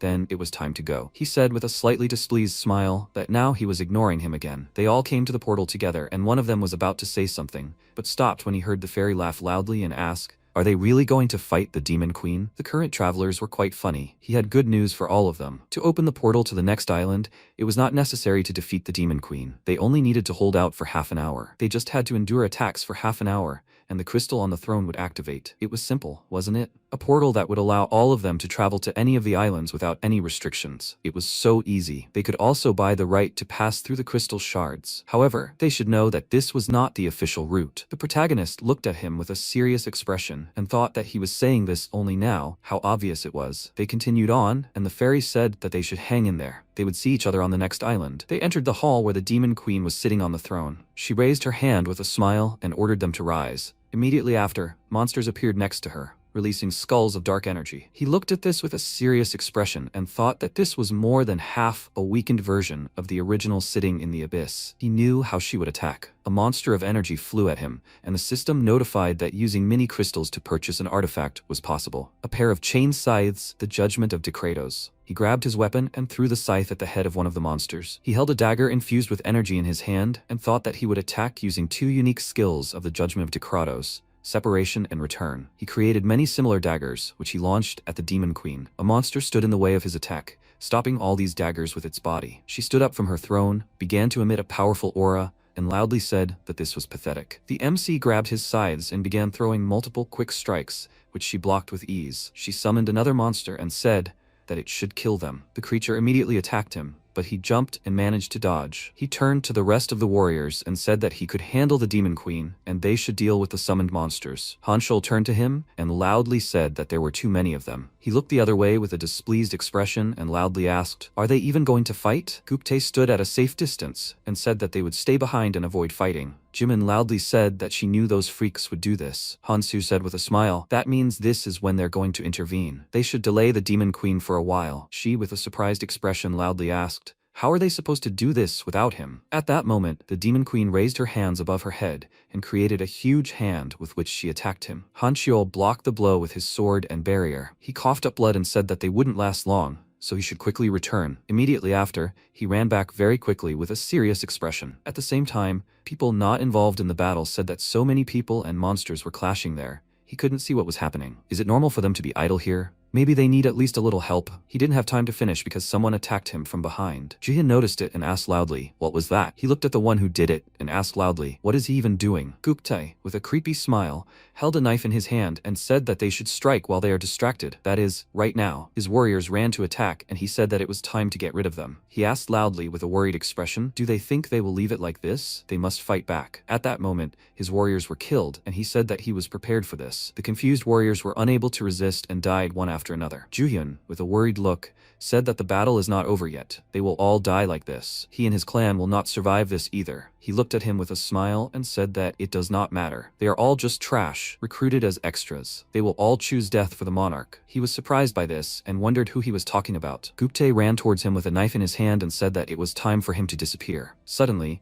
someone threw the knife and knocked the weapon out of his hands. The protagonist was the one who threw the knife and asked. He finally showed his true colors, right? His dirty tactics haven't changed at all. He looked at him with a wide smile and loudly asked why he was here and not fighting the Demon Queen. Although, it doesn't matter, because he was already late. He was surrounded by his warriors, and he thought that he had finally revealed himself, the Monarch of Disguise. Traces of the Black Monarch, a discarded pawn that he must eliminate in training at any cost. He called his name and said that even if they couldn't defeat him, they only needed to delay him. The Demon Queen would soon kill the rest. He is ready to sacrifice himself. Even if he dies, he will at least take him with him. MC said that he seems to be a little mistaken. He is not going to stand in his way, but wants to make him an offer. What does he think about listening to him? This time, the offer is not the worst. At the same time, in the throne room, the warriors were fighting against the Demon Queen. Hanshul held his sword with trembling hands and asked when he would return. He dodged the monster's attack at the last moment and loudly said that he had lost them. At the same moment, Hansu jumped into the hall towards the monster with his weapon in his hands. With the help of a chain, he easily killed the monster and saved 2 people. Shia looked at him and asked where he was all this time. He said with a calm expression that he was preparing for what was about to happen. She looked at him with a puzzled expression and asked what he meant. Hanchul heard a loud impact, saw Jimin being thrown back, and loudly called her name. The demon queen, with a calm expression, said that she was getting bored. With her huge hand, she dealt a powerful blow to the floor, but he managed to dodge this attack. Immediately after, he threw knives on chains at her from different directions. With this, he shackled her hands, and she screamed loudly in pain. She became very angry because of this, and loudly asked, "How dare he?" She began to emit powerful energy. The warriors began to prepare to attack, but he raised his hand to stop them. Hanchul, with a puzzled expression, asked why he was stopping them. At that moment, the demon queen released a ball of energy that hit the protagonist. This caused a powerful explosion, and the worried warriors loudly called his name. They asked with a worried look, "What's going on here? He didn't see him? Maybe he was dead?" Shia said that he would never fall so easily. Jimin, who was injured after the monster's attack, looked up and said that he was there. The others were also surprised by this and asked loudly when he managed to get up there. He took out several knives in the air, threw them, and got caught in the chains. Because of this, the demon queen was shackled even more tightly, and she fell to her knees. He flew closer to her and dealt a very strong blow with his scythe, which made her scream loudly in pain. The people were surprised by this and loudly said that the attack worked. She was injured because of this attack and started laughing loudly. She raised her head with a wide smile and loudly said that she liked it. She continued smiling and a huge hand grew from her back. MC looked at her and wondered if she was planning to unleash her magic and use the gained power to fight him. He does not plan to drag it out. There is enough power here to finish this fight. The demon queen grew 2 huge arms and launched magical projectiles with them. He ran towards her with a calm expression, swung his chains and reflected all her attacks. She raised her arms and was about to deliver a very strong blow. He loudly called out to Hanchul and said that he should give him the great sword. He agreed and immediately threw it to him. He caught it, but she finished her attack with her huge hands. Everyone was very worried about what happened and silently watched what was happening. At that moment, he delivered a very strong blow with the sword to her arms. The demon queen was very surprised by this and loudly asked, "How did he do that?" He ran very quickly along her arms, jumped up and swung that sword. She looked at him with a very angry look, and he flew closer and delivered a very strong blow. The demon queen began to bleed because of this attack and asked, "How dare he?" The shocked warriors looked at this and asked loudly, "Is it over?" However, why isn't the crystal moving yet? Hansu looked at her with a serious expression and said that it wasn't over yet. Her appearance changed and she said with a wide smile that she hadn't felt such pain in a long time. She released a powerful wave of energy and broke free from the grip. She concentrated the energy in her hand and said that for his sake, she would now use all her strength. Shia threw her spear and hit her hand, stopping her attack. She looked in her direction with a serious expression and said that there were still all sorts of insects left. She summoned a monster that flew towards her. Jimin called her name and attacked this monster to protect her. She praised her for this and said that they had bought themselves some time, so it was worth retreating for a while. The demon queen released powerful energy and said that they could try to escape if they could. Soon she would make them disappear. She pointed her finger at him and said that now he should be rewarded for her entertainment. She released powerful energy at him, and the shockwave from the warriors threw back the rest of the warriors. A large cloud of dust rose from this attack. Hanchul said that he couldn't believe that they were thrown back just by the shockwave from the explosion. The protagonist survived this attack and threw his dagger very hard. He hit the demon queen's body with this dagger. She said loudly that she never thought he still had the strength to attack, even after such an injury. He looked at her with a smirk and said that he could finally get some peace and quiet. She pulled out the dagger with a wide smile and said that she never thought that such a weak attack could harm her, all because of these useless restrictions. If only she had more time, then they, pathetic people, if only she could use all her power. The warriors were surprised when they noticed that the crystal had activated and the system announced that the condition had been met. The crystal portal opened. The warriors were very happy and loudly said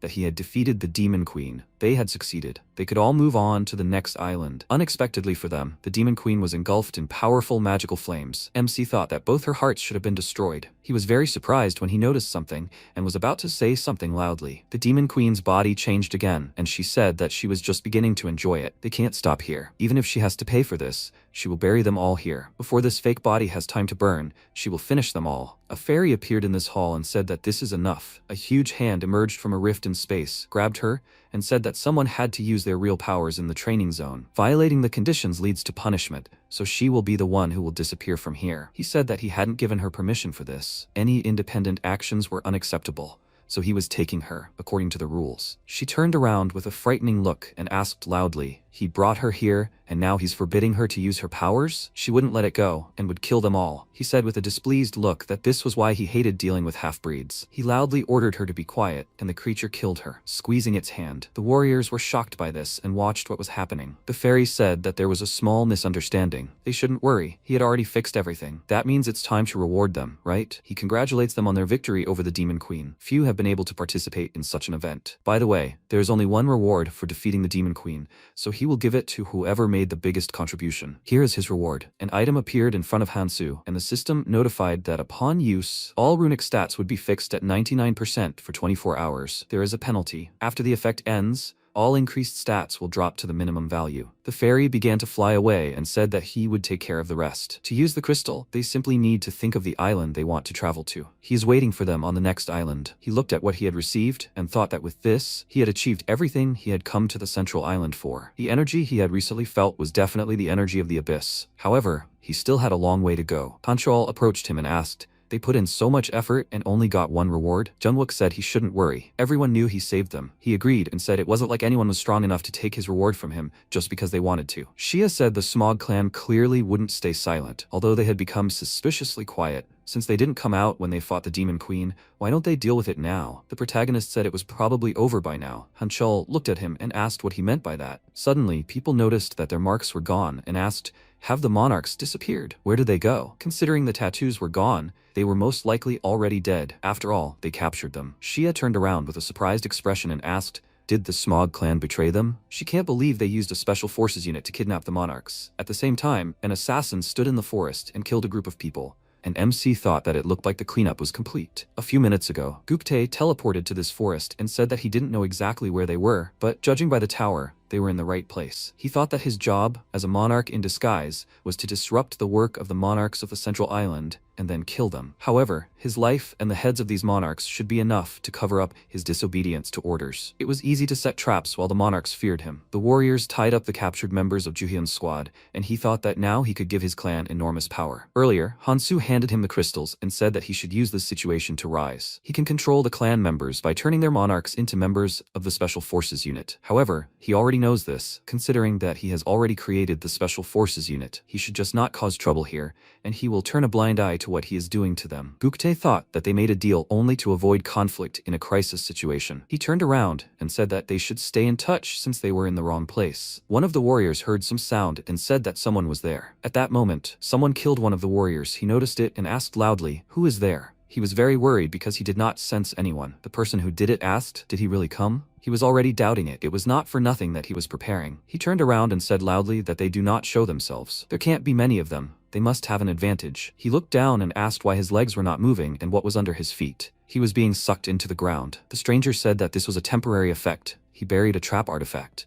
A guy in a white mask ran up to him from behind and said that it would activate after a certain amount of time. How useful is it to know where someone would end up, right? He turned to him with a very worried look and said that it couldn't be. How did he know where he would end up? He didn't answer him and killed him along with the other warrior. Jiyun screamed loudly out of fear and said that he was asking for mercy. If he didn't kill him, he would do everything for him. The stranger grabbed his head and refused. Immediately after that, he slammed his head on the ground very hard and said that to his regret, he didn't have what he needed. He recited and said that he should wait for the people from the central island to come and kill them all. He took off his mask and said that when he first heard about the central island and the tower, he didn't know what he was talking about. However, as always, he is amazing. He remembered that the protagonist had asked earlier. He asked to use it, right? If he wants to do things right, then this is what he will tell him. If he can endure what he says, then he will become much stronger than those who started on the same terms. He must go to the place he told him about. He must decide for himself whether he will follow him. Sungjin said that trusting him and following him was the best choice in his life. Now, he just has to wait. At the same time, Wang Kyung said in a very dissatisfied voice that he was dead. His subordinate looked at him and asked,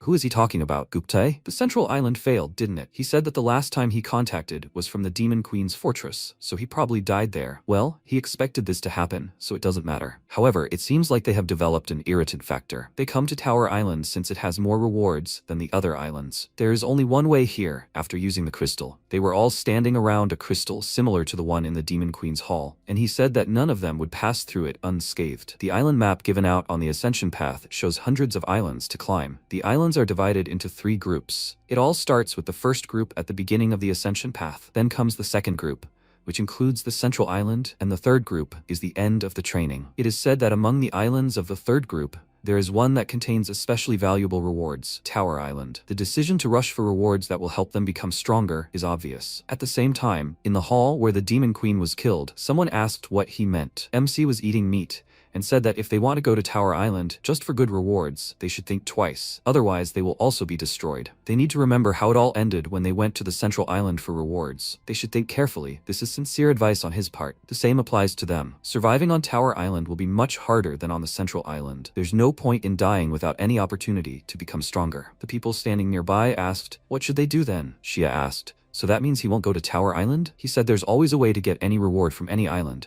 It's just a warning. It's up to them to decide. She thought for a moment. He seemed like the type to like risks, but was she wrong? Jungwook approached them and said he was right. Their clan had grown, convincing the remaining travelers to join them. After the monarchs disappeared, however, everyone was tired and they all needed rest, so going to a safer place was a good idea. However, since they were planning to leave this place soon, he wanted to thank him for everything. Thanks to him, they were able to survive. He offered him his hand, but Hansu just smiled and said they'd see each other if he was alive. He agreed, called Hanchol, and said it was time for them to go. Jimin asked if they should get ready too. Shia said that he said not to go to the Tower Island. It seemed that nothing bad would happen if they followed his advice. The others asked if they should go somewhere too. He was already sick of places like this. It would be stupid to go somewhere that even he couldn't handle. He stood up and said that they should go. He still had things to do. Jungwook said that then they would go first. He stopped in front of the portal, turned around and said that he wished for all of them to survive. He hoped that they would meet again soon. Shia, with a calm expression, said that she could say goodbye if she wanted. Jimin refused and said that she would just go ahead. She turned around and said that she didn't know about goodbye, but they would see each other again. They all left, and he stood in front of the disappearing crystal. He turned around and asked why she didn't leave. Yeon, with a smirk, asked, why doesn't he go first? She wants to check something. He agreed, went into the portal, and quietly said that they would see each other on the next island. She didn't hear this and asked what he said. They were whispering,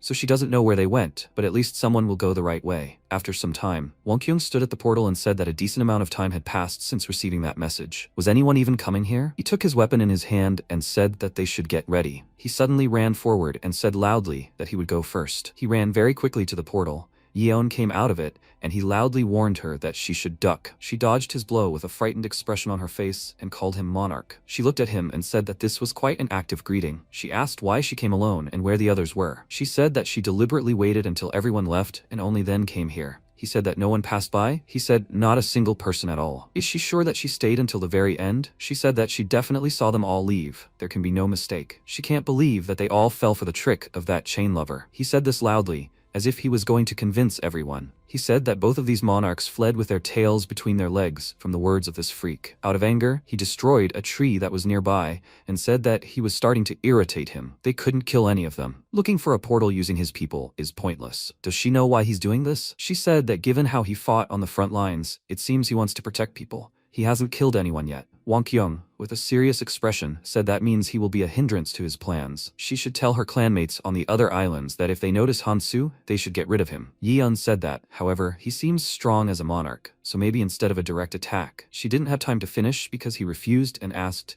didn't she say that he doesn't kill people? If they rush at him, it might work. She should tell them not to hold back. She shouldn't forget their goal. She hasn't forgotten what those monarchs did, right? Any possible interference must be removed in advance at any cost. This is for the sake of those they lost. She must describe his appearance and the weapon he used to everyone, and now they are heading to the tower. She looked at him and asked, won't he wait? He said that waiting was not for him. They must leave now. As soon as they left, the protagonist emerged from the portal and said that it seemed like everyone had left. If he was the same as he remembered him, he wouldn't wait. He could pass now. After some time, he came to Sangjin and asked how long he was going to stand there. He took off his hood and said that they hadn't seen each other for a long time. He did as he said. He looked at him with a calm expression and asked, did he bring everything he asked for? He handed him the item and asked with a smile, is he still the same, right? He brought him the earrings of the 7 relatives. He doesn't know how he's going to use it, but he didn't have time to finish because he said that he still found it.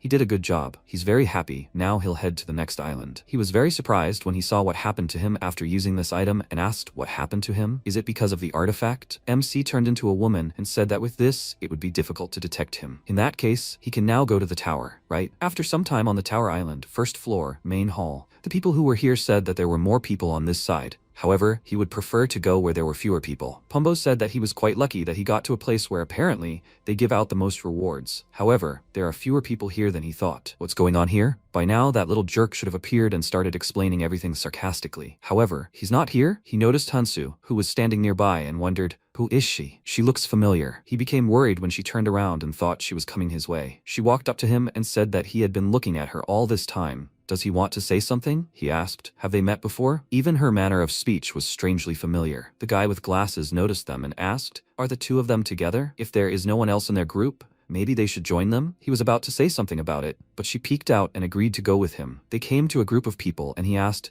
do they have enough people? Maybe they should go already? Everyone was looking for their clanmates and grouping up with them, so it wasn't easy. Finding someone to go with, he is very glad that they found them. It seems there is a limit to the number of people in one room. The higher they go in the tower, the more interesting rewards they can get. Another guy with a calm expression asked, they just have to go inside, right? They just enter the room, defeat everyone else who leaves, and take the rewards. Isn't that obvious? They're not here to make friends, so what's the point of all this talk? How many of them do he think will survive? You can already tell who's going to die soon, so there's no point in wasting time, right? After that, they entered the dungeon, started fighting the monsters, and the people loudly said that it's best to hit them one by one. They should separate them from the group. One of the monsters slammed its head on the ground really hard. The girl jumped back and screamed in fear. The protagonist noticed this and thought that the earrings of the 7 kinsmen halved his stats. He wasn't planning on fighting head-on in this state, but he should evaluate his level a little. She jumped over the guy and said that he shouldn't stand in the way. He threw his dagger and hit the monster's head. Immediately after that, she jumped on top of the monster and dealt a very strong blow with another dagger. He thought that if it weren't for the weakening, he would have managed without a weapon, but now he needs 2 hits with a weapon. The girl thanked her for saving her and said that it was amazing that she had killed such a huge ant with such a small weapon. She must have fought a lot on other islands and seen a lot of stronger people, right? There's someone very strong that she is looking for. She heard that he helps people and uses a chain weapon. Does she know this person? She really wants to meet him. MC turned to her and said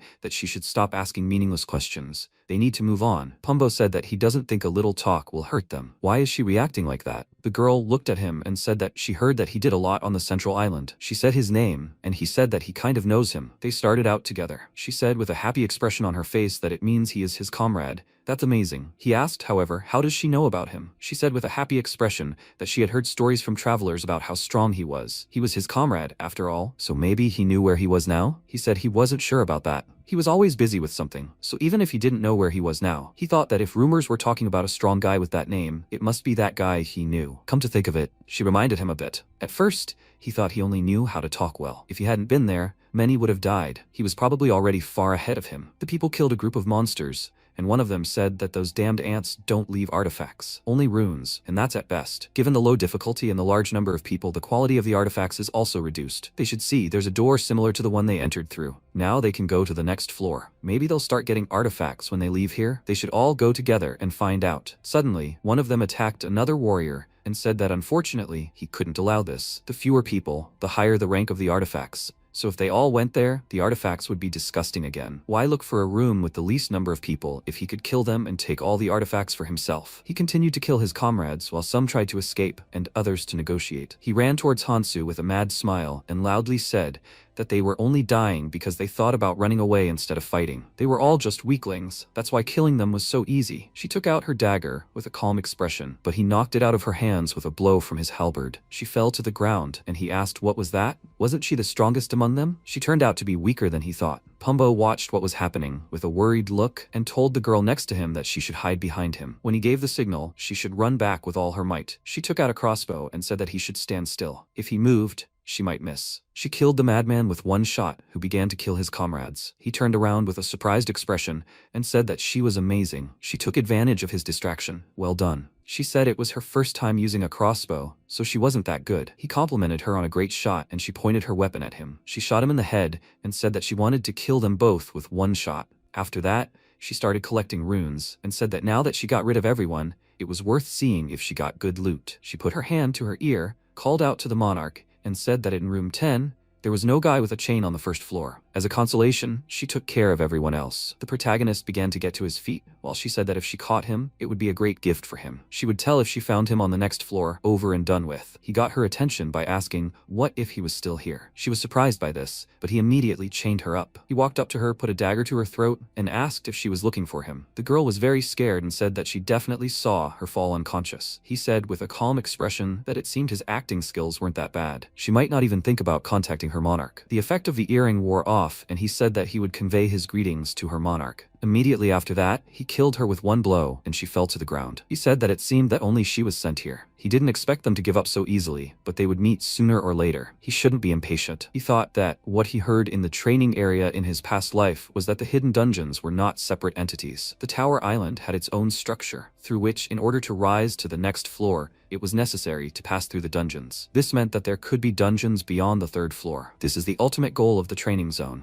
MC activated the earrings effect again, arrived at the main hall of the second floor, and thought that before that, he should do a couple of things. First, his current artifacts are outdated. With the exception of the growing artifact, the Nirma ring, the effectiveness of the others is already too low. He must find new artifacts to replace the colorless ones. He will use the directions Kangtae gave him. Someone next to him loudly said that only 50 people can leave the first floor. They need to hurry. Several people entered the dungeon, where a fairy greeted them and said that he would explain about the rooms on the second floor separately. However, they have already waited for a long time, right? So he suggests they begin. Welcome to Treasure Island. He should warn them that their insight has led them to the right place. Of all the rooms on the second floor, this is the largest. They need to defeat the guardian guarding the treasure and bring the treasure to the center of the island where it can be exchanged for artifacts. Their time is limited to 2 weeks. And of course, if everything were that simple, it wouldn't be interesting. Only those who exchange treasures for artifacts and those who have artifacts can leave this room. In other words, those without artifacts will die. There's only one treasure, so they either get 50 artifacts and save everyone,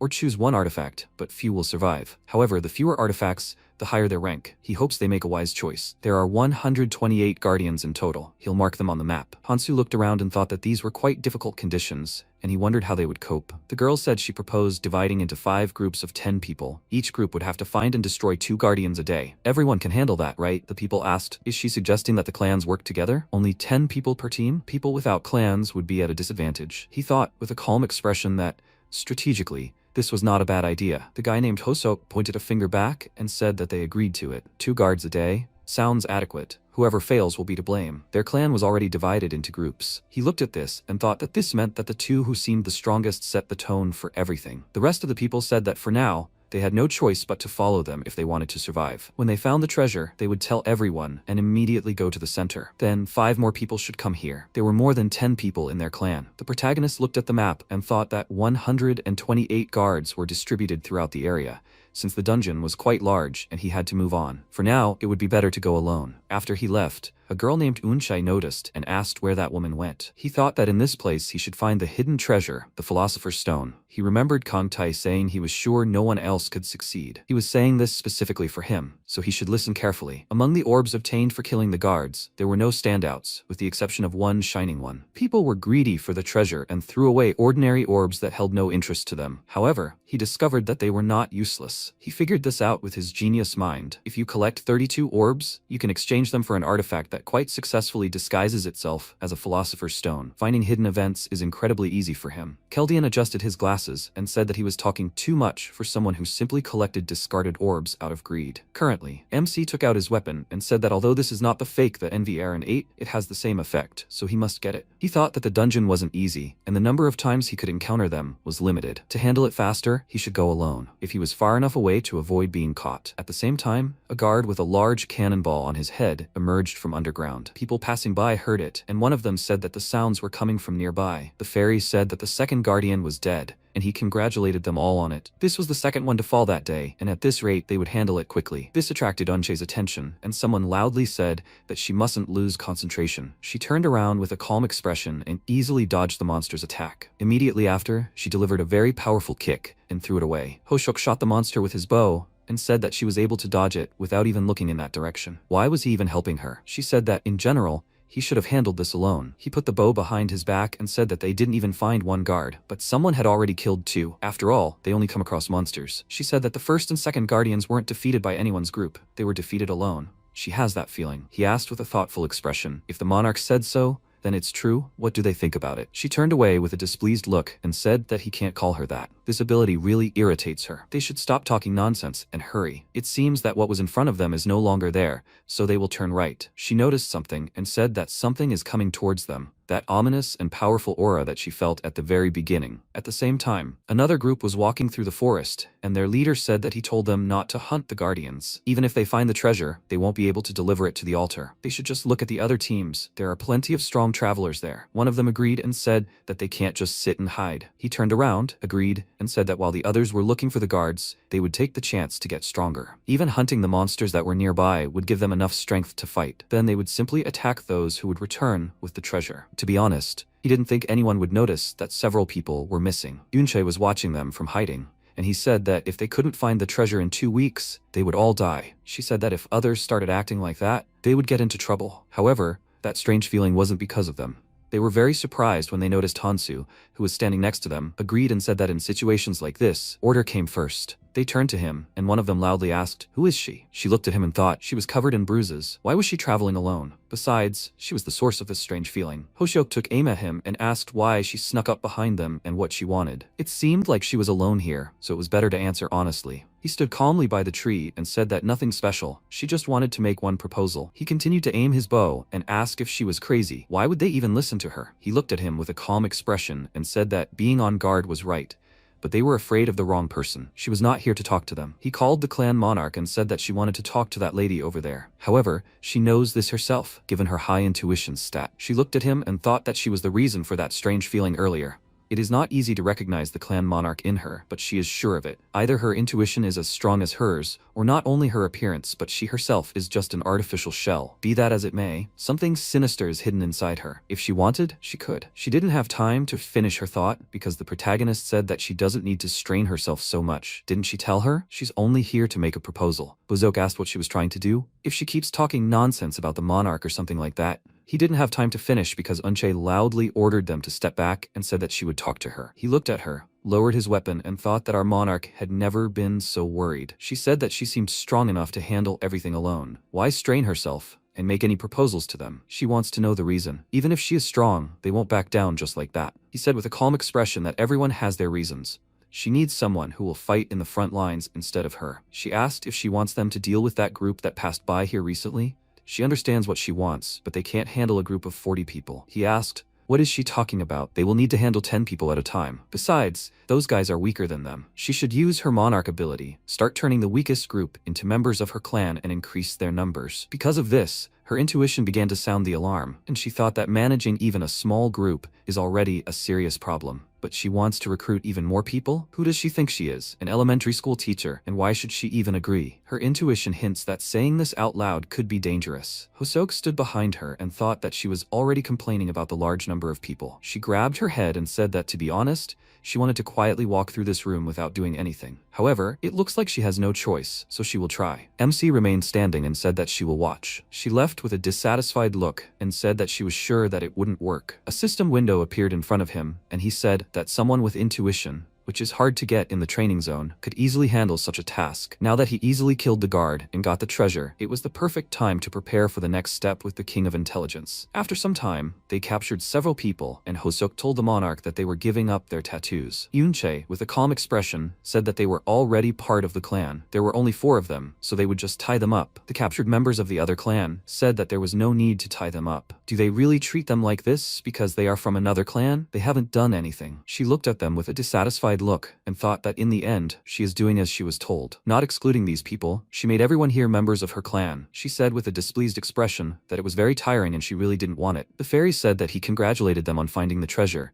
They should take it to him for exchange. She was surprised by this and asked, however, if everyone is here, then who discovered the treasure? A member of her clan called the monarch handed her a glowing sphere and said that he found it under that tree. She looked at it and said that she did say that she would let them leave here easily. This is a real treasure, right? After some time, she gave it to him, and the fairy said that he confirmed that it was a real treasure. It's a pity that no one died. They did well. However, it seems they didn't get it directly. She asked, and because of this, they won't get a reward? He snapped his fingers and said that there was no need to rush and worry. He would give them enough time to choose. Buttons with numbers appeared in front of her and he asked which number she would choose. Since she is the leader of the clan, the one and only golden cape flies past her. People looked at her with worried looks and really hoped that she would choose 50. She looked at the numbers with a smirk and asked what she should choose. Maybe 1 and kill everyone here? The people became very worried about this and loudly asked to be saved and said that she must save them all. They will serve her as their monarch. She turned around and said that, however, it seems to be getting too boring. Don't they think so? Then what about the survival games? All clan members must kill themselves or kill everyone else. That is the monarch's order. They became indignant about this and loudly asked what she said. Does she seriously think they will carry out this order just because she is the monarch? She ran away.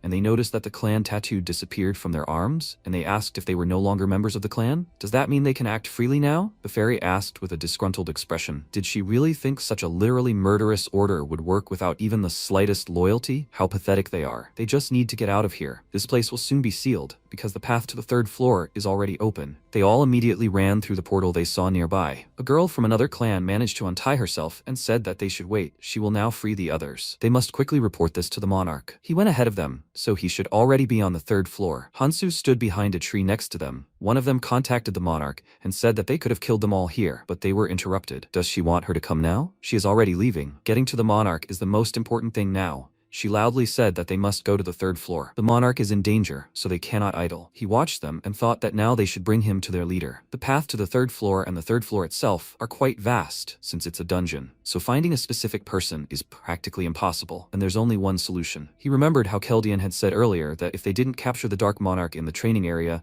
and went to the red zone, everything they'd done so far would be meaningless. They had to close off all the paths and direct him in one direction. The Tower Island was the perfect place to do something like that. Eris came to them, agreed, and said that it would be impossible to do this on the first 2 floors of the tower, but the 3rd floor was suitable. There are hundreds of starting points on the 3rd floor, but once he gets to the 3rd floor, he'll need the help of his clanmates, so he'll start calling them from everywhere. This will be his only chance. The 3rd floor of the tower is the threshold to the real other world. This place simulates the environment of the next red zone. It's different from the real one, but still similar. The monsters that live there are on another level, so they'll lure him out. That's their plan. Kangtae said that if he sensed them coming after him, he'd immediately hide. They should strike when he felt safe. He's very cautious, so he's willing to bet that he'll try to lead his real clansmen into the red zone. Although the Dark Monarch isn't as strong as him, he's still not easy to defeat. That's why he wants to know what to do to get rid of him, right? Right now, the protagonist thought it was a decent imitation of the Philosopher's Stone he'd obtained during his treasure hunt. His final preparations were complete. However, before that, he had to deal with the insane Dark Monarch here on the 3rd floor. He passed through the portal and said that he could finally get a good look at his face. Inchai stood nearby with a smirk and asked if they should follow her for now. Wangkyung waved his hand and shouted for them to contact all his clansmen. They must tell them to head to the 3rd floor immediately. He thought the place was filled with intense heat and poison. The next second, the monster opened its enormous mouth, and he thought, this is a place where monsters appear endlessly. Then he lowered his gaze and, frowning, said, and this is only preparation for another world. Turning around, he thought, they said they won't interfere, so it seems they don't need to. The monster approached him directly, leaping from the ground, but the next second, Wangkyung thrust his weapon into the wide-open mouth. The monster then closed its mouth. The monarch gritted his teeth and tried to press down on the monster, then split its head in 2. One of his subordinates shouted, "Sir, at this rate." Then he shouted, "Don't retreat. They must stay close to him if they want to survive." He climbed up to the monster and, raising his fist, shouted, "They will not be defeated. They must not let the monsters push them back." The others shouted, "Accepted." They must believe in their leader. Wangkyung thought, he must not die here. He cannot retreat. His clan is the strongest of those who have entered this tower. He destroyed all these people to get here. He could not have miscalculated. They will break through. After a while, he said, there are few monsters here. Is it because of this shard? What an unpleasant aura, as if this shard were alive. He looked inside the shard. It seemed as if many bodies were floating inside. He asked, is there anyone inside? A fairy flew up to him and said, it's a beautiful view, isn't it? This place could be a good tourist attraction. Of course, there is more here than just beauty. He should take a closer look. Maybe they will even see familiar faces. If someone has passed through the training zone, anyone can be found here. Wangkyung ran to the crystal and put his hands on it. He shouted. Inside this crystal, he saw a silhouette and said desperately, Sojung, my daughter. He knelt down and sighing said, if only he had become a monarch sooner. Just before this, a huge monster was approaching the team. The monarch shouted, they are getting lost. We must leave them. Sojung, kneeling, extended her hand and desperately begged them not to leave them. Daddy, he has to save her. Wangkyung shouted for her to hold on. Daddy now. Before he could finish speaking, the monarch extended his hand to him and shouted, stop. He must protect him. That's an order. He objected. But his daughter, he shouted, his job is to protect him, not these useless nobodies. He is his monarch. If he had known there were such monsters here, he would have sent them forward as cannon fodder. At that moment, Wang Kyung held his daughter in his arms and desperately begged for her to wake up. He was begging, not her. The monarch said he could consider her the honor of dying for the monarch. He said that if he had known their monarch would treat his daughter like expendable material, he would not have joined the guild. The next second, the monarch ran forward and shouted at him to shut up. They must move. They don't have much time before they swallow the bait. The next second, Wang Kyung charged, striking the man in the stomach. He was indignant. He couldn't resist his orders. How dare he resist him? Wang Kyung, holding a bloody weapon, said that if trash like him could become a monarch, then he could become one. He stood over the body and, looking at his hand, thought that receiving the title of monarch was a sign from above. It was his destiny to kill such parasites. He clenched his fist and said, thanks to this ability, tears streamed down his face. He thought, for his daughter's sake, he would rule all the monarchs and would not stop until he found his son. In the present, he reached his trembling hand to the crystal and said that he thought he would never see her again. Then he cried out, thank you, the Lord is giving him a sign again. Please, they have to tell him how to get her. He can resurrect her, right? The fairy folded his arms over his chest and told him to calm down. This is just a replica of where they brought them from. They made a copy of this information and placed it inside this cross. Of course, it's just a copy, but it has the same powers and memories. Maybe that means something to him. The rules are simple. To create something new, you need ingredients. He must put someone alive inside. Wang Kyung said that means his son could be there too. Haran asked, all the dead are inside this cross, but how will they find people for the sacrifice? Wang Kyung turned around and said he only saw one. He thought Sojung would return if he sacrificed the weakest, if he killed one of the people here. Then Fairy said he didn't think it would work. Obviously, he couldn't use the clan members. That would be too easy. They wanted a more interesting show. Returning here later wouldn't be an option, so he had to choose carefully. Incidentally, while they were talking, 4 more people entered the floor. There weren't many living people left in the tower, right? Well, he should have guessed earlier. Wang Kyung slammed his fist on the crystal and shouted, damn it, so nothing can be done, despite coming all the way here. A chance to see his daughter again. He'd only just gotten this chance. Then he clutched his head. Yeon, looking at him, shouted, Monarch, people are coming up here, and those who were coming up were defeated. He smirked and ordered them to be captured alive. After some time, the protagonist wiped the sweat from his face and said, it's a shame I can't have a cigarette. They had finally arrived. He looked at the clan standing nearby and thought, one of those who should be eliminated along with the berserker monarch. The maddened dark monarch, Lee Wonkyung. Even listing his crimes would be a challenge. Of course, these crimes are from his past, but they will soon be fulfilled. The maddened dark monarch, unable to resurrect his daughter, will focus on finding his son and will be dragged into the abyss. In his desperate attempts to find his son, he will commit massacre, becoming a killer far beyond his current level. The protagonist took up arms and thought, I'll have to end him here, but he will save his son. It will be better that way. The next second, Yeon screamed, it's him, the one with the chain. Wonkyung spread his arms and laughed, shouting, what luck, to think that the one they wanted to kill would actually come here. This must be a gift for Sojung. Then he shouted, his meaningless life finally having meaning. Their gazes locked, and then the monarch swung his weapon and leaped to attack. The next second, a huge monster burst from the ground, scattering the travelers in all directions. Yeon called out again in alarm, Monarch, and he, looking at the monster, shouted, damn it, if that creature continues to rampage here, all they can do is run. Turning around, he told them to watch out for that guy with the chains. Yeon, she must go back and keep an eye on him. Before he could finish, MC said, no need. Using his weapon, he wrapped the chains around the monster, and the next second he swung this one, cutting the creature into several pieces. He said, the obstacle is removed. Then he added, since he is not coming to him, he will go to him. With these words, he adjusted his grip on the weapon and ran toward the monarch. Wonkyung, frowning, thought, this guy is a real monster. He shouted, clanmates, they must attack him. The next second, the travelers leaped at the protagonist, but he swung his weapon with ease, scattering the attackers in all directions. The monarch said rumors said he doesn't kill. Looks like they were lying. Harin folded her arms and said Yeon's information was useless. The next second, Yeon held her weapon in front of her, blocking the protagonist's attack, and shouted that she knew he was strong. But why isn't he using any abilities? He clearly doesn't have any useful skills. And then the monarch said, okay, he'll trust her again. They should overwhelm him with numbers. If he doesn't have powerful defensive skills, then they can relocate him. They must prepare to use skills. Clanmates with charge skills. They must lead the attack and prevent him from moving. They ran forward and shouted, yes, Sir Monarch. Then the protagonist, pushing off the ground, leaped forward, easily leaping over the attackers. Yeon, watching him, noticed that he was strong. She swung her weapon and shouted at him to try and dodge it. At that moment, the protagonist conjured a weapon in his hand and thought, since he couldn't dodge, then he'd counterattack. The next second, he used the conjured weapon to block the girl's attack and thought, she's quite strong. Exchanging blows will eventually lead to injury. As the attackers charged at him again and again, the monarch shouted, it worked! They must keep pressing him. But MC continued to attack them with his weapon, using his chain to push the attackers in different directions. The next second, several runes flew out of the boy. The snake darted forward, caught the stones, and then threw them into the protagonist's hands. One of the people present was surprised. What was that? He was carrying a monster? His friend said that it ate the runes. Wang Qiang shouted, "They must stop it. They mustn't let the monster swallow any more runes." He thought he wanted to use them to become stronger. The next second,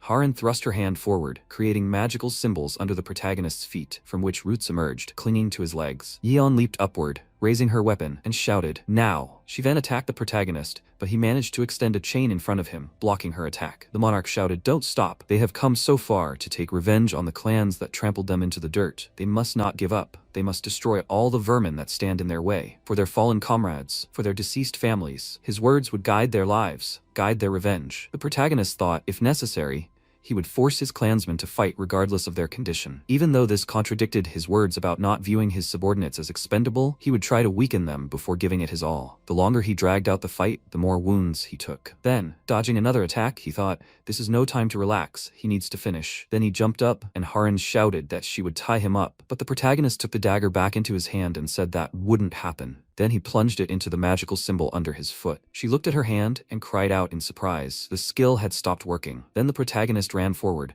swinging his chain, scattering the attackers in all directions. He approached Haran, and she, looking at him, smirked. He was fooled. The next second, magical tentacles began to wrap around his leg, pinning him to the ground. She screamed. Did he really think she didn't expect him to rush towards her? The monarch said, no matter how much he struggled, he was just one man. He could barely breathe. Then he reached for his weapon and said, it's time to pay for his empty boasting. After that, he swung his weapon sharply, plunging it into the protagonist's shoulder, after which he joyfully shouted, he won, he won, now his daughter will live again. The first step towards his goal, finally. Then the protagonist asked, was he done dangling? Reaching out, he grabbed the enemy's weapon, and pulling it from his shoulder, said that it seemed he didn't realize that he was the one who walked into a trap. There was no one here to protect him. After that, he took the weapon back in his hand and said that he would see if he could escape from such a distance. Wang Qiang drew his weapon and after fending off the enemy's attack, shouted, idiot. Did he really think he didn't have a spare weapon? He'd seen through all his tricks. It wouldn't work anymore. MC asked, is that so? It seemed he had the wrong impression. He never said that this chain was his only weapon. Then he recreated the dagger in his hand. The monarch, perplexed, shouted, what the hell? The next second, the dagger pierced his body. Haran, seeing this, called out to him in fear, screaming for him to get away from the monarch. She won't forgive him. Wang Qiang knelt down and, looking at the protagonist, said that he never thought he would use himself as bait. This is their chance. They need to kill him before he recovers from his wound. The protagonist said that if he wants to kill someone, he must be prepared to die himself. Does he have the resolve for such a thing? He must watch his subordinates die, as he always did. After a while, he held Yeon by the shirt, and she was kneeling. Wang Qiang, pressing his hand to his stomach, shouted, why is he going so far to stop him? What did he do to him that he is treating him like this? Is it because of the rules he set? That stupid rule, no killing travelers? The protagonist said, and again, not long ago, Wang Qiang asked, is it because they broke the rules created by his organization? Why did he chase him for so long? To kill? He wants to take revenge there? Kang Tae indignantly asked, what? Does he even know how many hundreds of people he killed? Because of this, even members of his clan, Kang Hansu must step back. He will crush his skull. Wang Qiang asked, and what will that change? This world is what it is. Those people would have died anyway, even without him. But why did Sojung and Minte have to die first? What wrong did they do? He says he's saving people? What right does he have to say that? He couldn't even save his son or daughter. It's all because of them, the hypocrites and vile monarchs. It's all because of this damned world. That's why he tried to destroy everything, people or monarchs, even the world itself. Why would he follow such laws? In the present, he was screaming at him to look around. He himself was just a crazy maniac. Isn't he a hypocrite? Or don't his rules apply to him? The protagonist replied that he wasn't killing them because they broke his rules. Or did he think he had a lot of free time? He crouched closer to him and said that there were limits to increasing strength simply through hunting.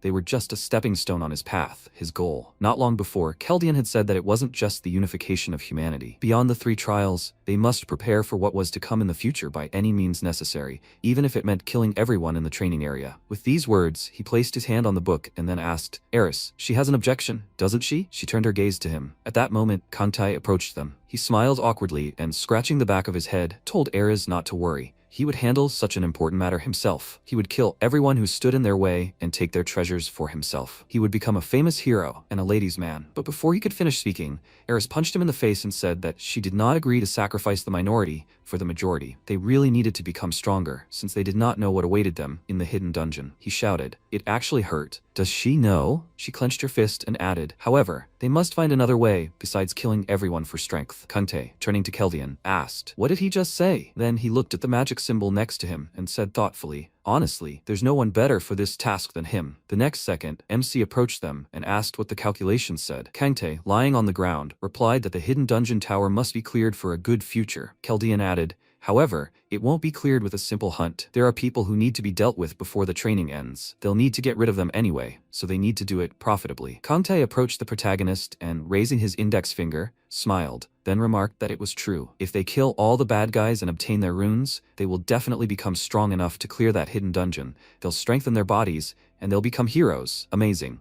The protagonist indicated that if they all agree, then so will he. Then Keldian placed his hand on his shoulder and said, Hansu, don't overcomplicate things. Anyone who gets in the way of their goal, he must. In the present tense, he said, he tried to kill him. He walked over heads to get here. So why is he pretending he didn't deserve it? Isn't it better to think that this is precisely the reason they clashed? With these words, he pressed the dagger to the opponent's neck, and he said that he thought he was trying to act like a hero, but that's what he really is, huh? He thought they were messing with the wrong guy. What he foresaw had arrived much sooner than he expected. Then he said that if he found his son, he must keep an eye on him. He had the same red eyes as him. The protagonist said that he didn't have time for that, but if his plan succeeded, everyone, including his son, would live. He still didn't understand what he was talking about. The next second, he swung his weapon, taking the monarch's life. After that, he looked ahead and said, okay, now. Meanwhile, Yunche screamed indignantly, asking how much longer they had to guard this place. The archer, turning his gaze to her, said she could just leave. She replied that she couldn't. She felt there was something else left. Her instincts told her so.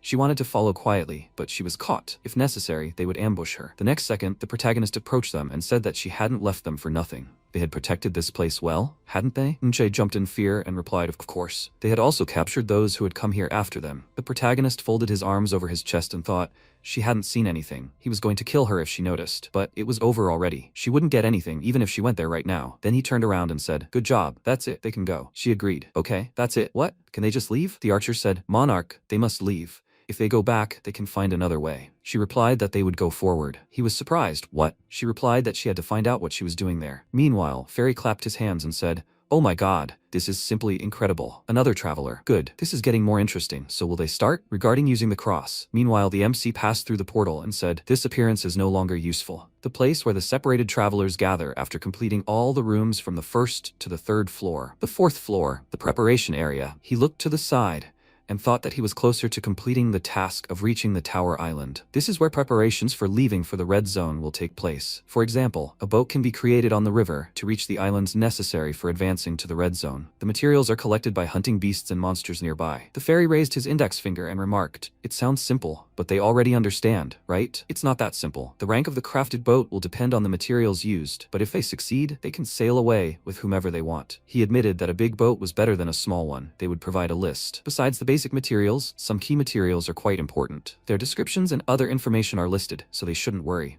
Now they should begin preparing to leave the training area and enter the new world. At that moment, the traveler looked ahead and said in surprise, there's a forest beyond the wall. Then he shouted, they need a boat large enough to accommodate the entire clan. They must hurry. Another traveler said, their clan will help. Now they need to work together. The protagonist thought he needed to find that place. Songjin approached him and noted that he had arrived later than he thought. They had arrived quite early, and since then, they had been gathering materials. Did he finish what he needed to do? The protagonist replied, Black Monarch. Yes, he did. Does he remember what he told him? He replied that he was preparing what he told him on the first floor. So what, will he return to that form again? He replied that he no longer needed to hide. Shouldn't he go? A large ship would require a lot of resources, and that was limited. Besides, he should know that his time is short. Sangjin replied, Mihi and the clan will take care of it. MC was surprised. Mihi? He replied that he found her on the first floor of the tower. She had changed. Then she attacked the monster and said that she needed support. Then he said that Mihi would be happy to see him again. What's that? At that moment, the protagonist threw the snake into his hands and said that he no longer needed it, but he could find a use for it. He was busy, so he would go. They wouldn't have many opportunities to get together and talk like this. The red zone following the training is much more dangerous. Songjin let go of his head and said that he had become stronger thanks to him. They would see each other again. Then MC turned and walked forward. Songjin thought he hadn't expected an answer, but at that moment, Unche emerged from the portal and turning to the archer, she said, he sees. They're too late. They've lost too much time since that cross.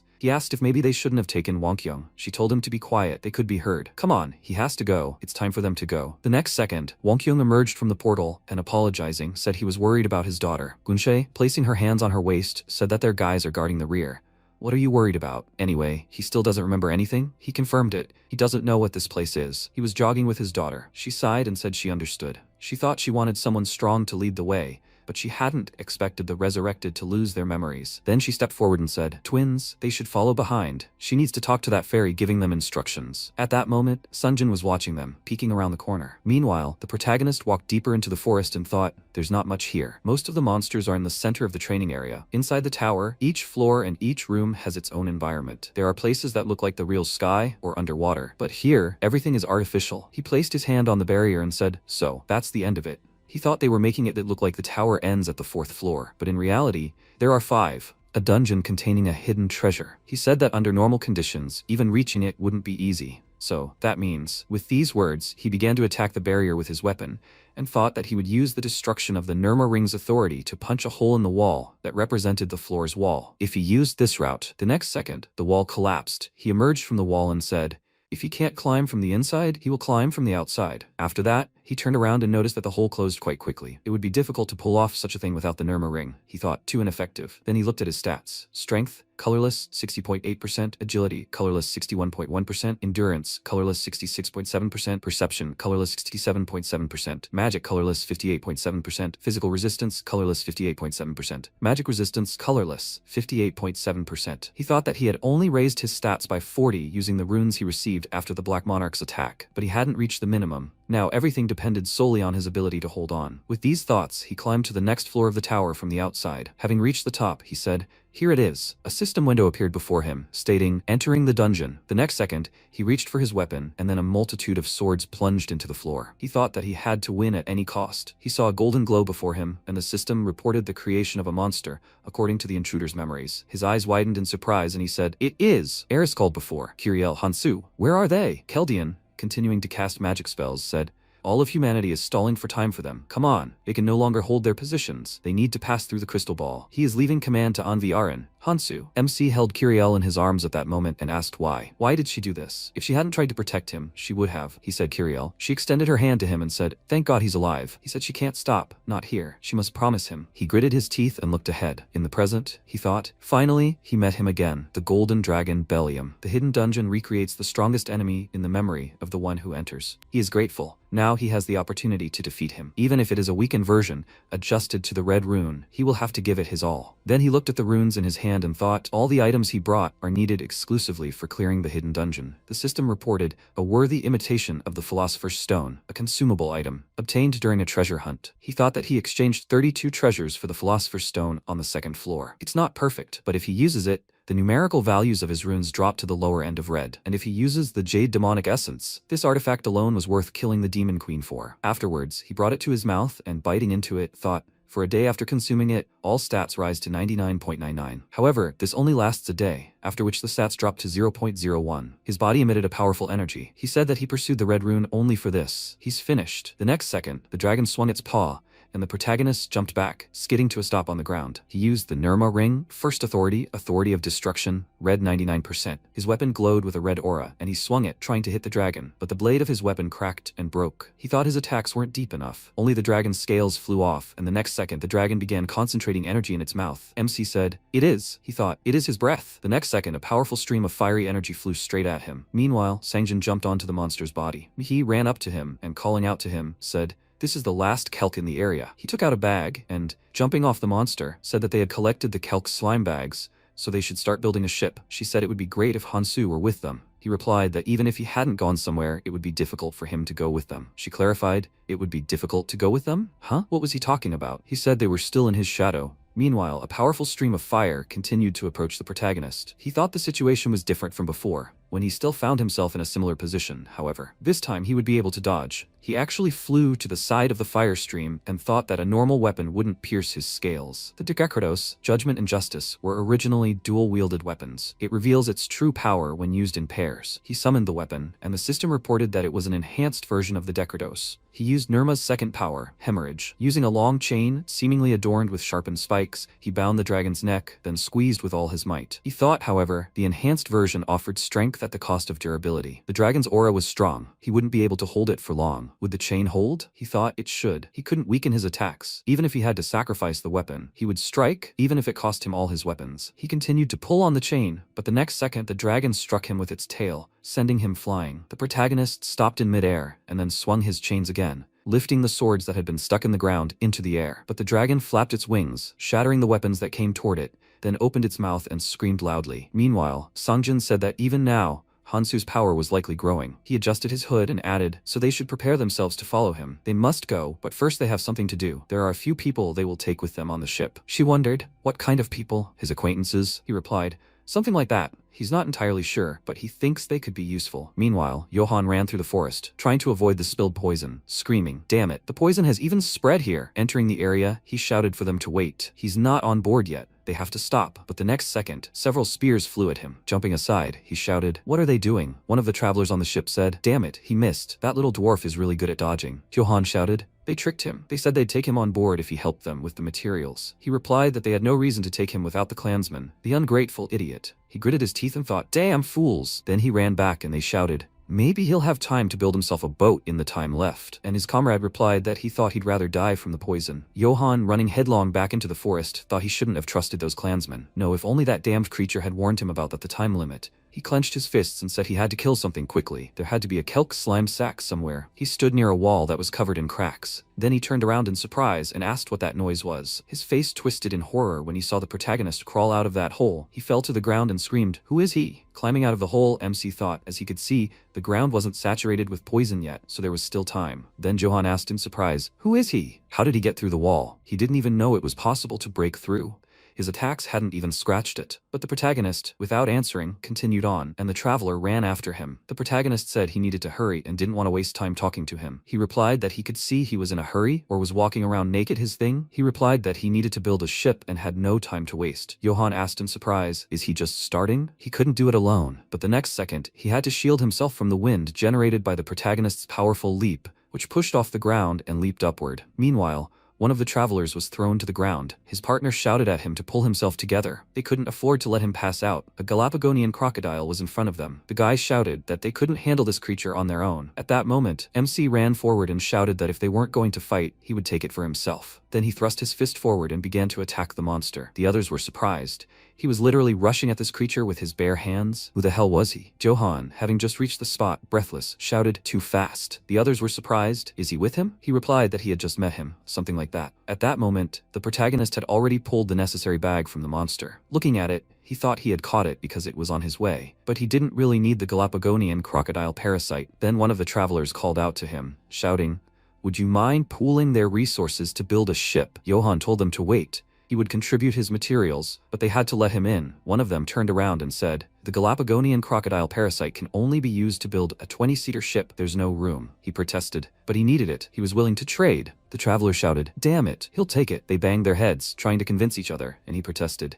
He met this man first, but the next second, MC tossed the parasite toward them and said he didn't need it. He was making a 500-person ship. They could do with it whatever they wanted. The key to building a 500-person ship was the heart of a no-croc stone lizard. The difficulty of obtaining materials for larger ships was growing exponentially. Johann thought the fourth floor was filling with poison faster and faster, and it was unclear how much time was left. Was he going to create a 500-person ship while hunting an elusive monster alone? Then the protagonist pointed forward and said to tell everyone remaining here that if they brought materials as payment for passage, he would let them sail with him. Johann stepped forward and asked if they could board. After some time, the travelers gathered materials in the preparation area. They weren't sure if he would take them with such materials. Johann, folding his arms and looking at the logs, thought he had brought everything that had been said. This was his last gamble. He hoped he wouldn't be tricked again. Then the travelers started turning toward the entrance, wondering what that noise was. A monster was flying straight at them. Johann looked up and asked, "Is it falling on them?" The leader shouted for them to disperse. People ran in different directions, and the protagonist on top of the monster said,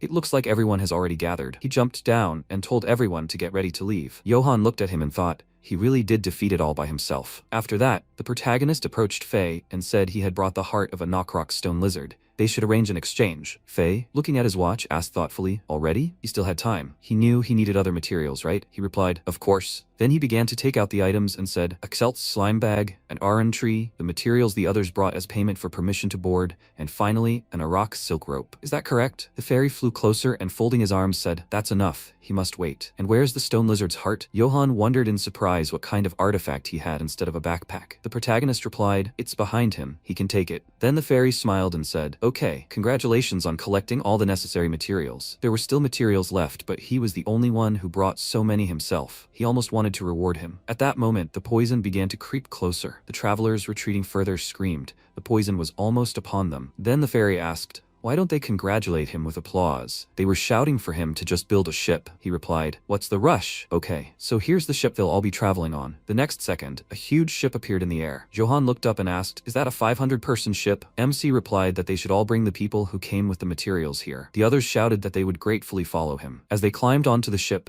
they told him he didn't have to worry about steering it. As a reward, they would take care of their journey. He should sit down and rest. The expected arrival time was 3 days. Then the fairy said that he wouldn't interfere anymore. He was glad he'd sent them all into the red zone. So, to ensure his efforts weren't wasted, they should try to survive as long as possible. The first red zone they'd enter after leaving the training zone. After a while, everyone was sailing on the ship. The guy looked ahead and asked, "Is this the entrance to the red zone?" He could still see many ships. His companion remarked, "It was an impressive sight." It was indeed a beautiful sight, but this wasn't just the ocean dyed red, it was poison. They should be grateful they were allowed on board, otherwise they wouldn't have seen it. The traveler said he'd let them in without making any difficult demands. He's a good man. What did he say his name was? Meanwhile, the protagonist, leaning against the railing, looked at his diminished stats and thought how good it was that he'd considered the consequences of ingesting the essence of demonic jade beforehand. He hadn't expected to get this here, however. He looked at his hand and thought it was the first skill he'd acquired in this life. The art of draconic energy. His hand glowed, creating the shape of a dragon. He thought in his past this skill had been despised,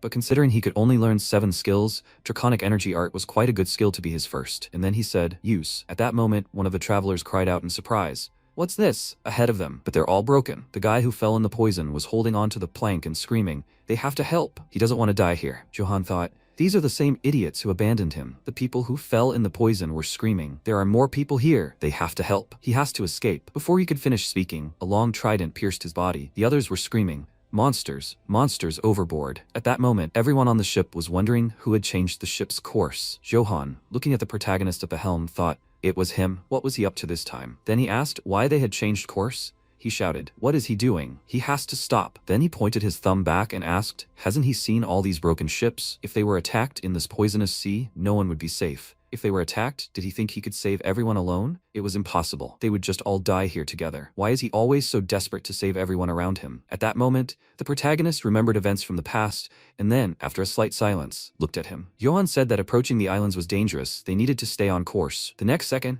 MC stepped away from the wheel and said, "I think that's enough. Now they will succeed." Johan smiled and said, "Yes, he was a good man. He made the right choice." Then he was surprised. What? Travelers covered in poison climbed on board. One of them, jumping inside, said that he survived. Johan, horrified, asked when they managed to climb in. The guy screamed that he heard everything. Idiot. He wanted to sail away without them. They only survived because they swam towards them. As soon as they spotted their ship, he grabbed him by the clothes and shouted, "They will see how he copes if he is thrown overboard." The next second, a weapon flew between them. He shouted in confusion, "Who did this? What hit him?" At that moment, the protagonist held his hand in front of him and said, "Enough chatter. They're coming." The traveler indignantly asked, "Who the hell?" Then he looked out to sea and thought, "They're here, the guards at the entrance to the red zone." These creatures, living exclusively in the poisonous sea, attack with a simple but effective method. They break a hole in the bottom of the ship. The next second, one of the travelers ran to the edge and shouted, "The ship is being attacked from below. They're going to drown." And the others shouted, "We need to stop them." "But how can they reach them?" "We need to attack them with long-range weapons, not letting them get close to the ship. They're blocking their attacks.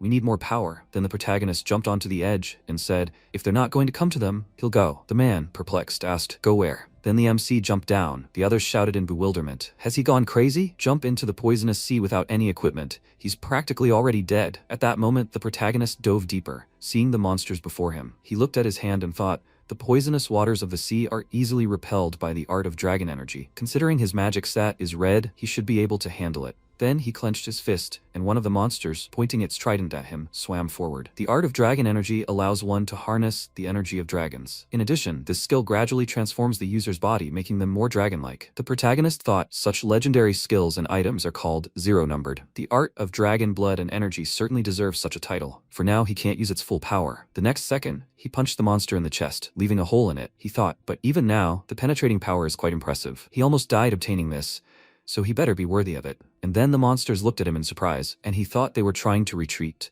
If he let them go, they would simply wait for the next opportunity to attack. After that, he concentrated the energy in his hand and thought that he had no time for such games. The next second, he attacked the monsters, jumping from one to another. He moved on, thrusting his hand with long claws forward. Then the next monster pointed its trident at him again. He took the weapon from the second monster and, pointing it forward, struck the attacking monster. The next second, he was in the bodies of the creatures and thought, there must be trouble from above. He needed to get back quickly. Meanwhile, on the lower floor, the travelers gathered near the hole. They were shouting, "Water is pouring through the holes. We have to stop this. Damn it. If they see a monster, they must strike immediately." The next second, a new portion of water burst from the hole. The traveler shouted, "Here, monster!" He pointed his sword forward, but MC emerged from the hole, deflecting his sword with his assembled trident, and said he should watch where he swung his weapon. The man asked in surprise how he'd managed to get back. He didn't even have a scratch on him. The protagonist adjusted his hair and asked, did they think he couldn't handle it? They wondered why he was so calm. He just made an even bigger hole in the ship. He replied that he knew. Then he picked up a log and began to break it into several pieces. The travelers asked, "What is he trying to do? Now's not the time. Why are they standing here? They have to stop the monsters." The man said, "Just look at him. He's making planks from logs to patch the hole. They need to follow his example. They need to gather more iron wood planks." The protagonist said they'll also need kelp slime to patch the hole. The traveler asked. He wasn't the only one who saw him break logs with his bare hands, was he? They needed to get busy, and they also needed to do something about the toxic water that had accumulated here. The protagonist stepped forward and said that the water would evaporate on its own, and they should leave it like that. If they stayed here, they would breathe in the fumes, and it would be better to return above. After that, they climbed up. MC sighed, thinking that he had used up all his strength, but everything had turned out well. He also got a good replacement for his broken weapon, Trident of the Cursed. This trident is strong enough to withstand the toxic waters, so it would do just fine. Then he said that if they looked ahead, they would see a good view. Approaching the edge, the traveler asked, "What's there to see besides water?" "What was that?" "Earth." They swam through the roots and screamed. They finally reached the red zone, and he didn't think they would get there so quickly. Wait. Why isn't the ship stopping? Shouldn't it work automatically? Johan approached him and said that they said the voyage would take 3 days. Time had not yet passed. At that moment, the MC stepped forward and said that this was not land, but the root of the world tree. Johan asked, was this the kind he had spoken of? The protagonist told them to keep watching. The real spectacle was just beginning. At that moment, the ship began to shake from side to side. The next second, a huge creature emerged from the water next to them. They screamed in surprise. "What is this?" The next second, a huge splash of water began to crash right towards them.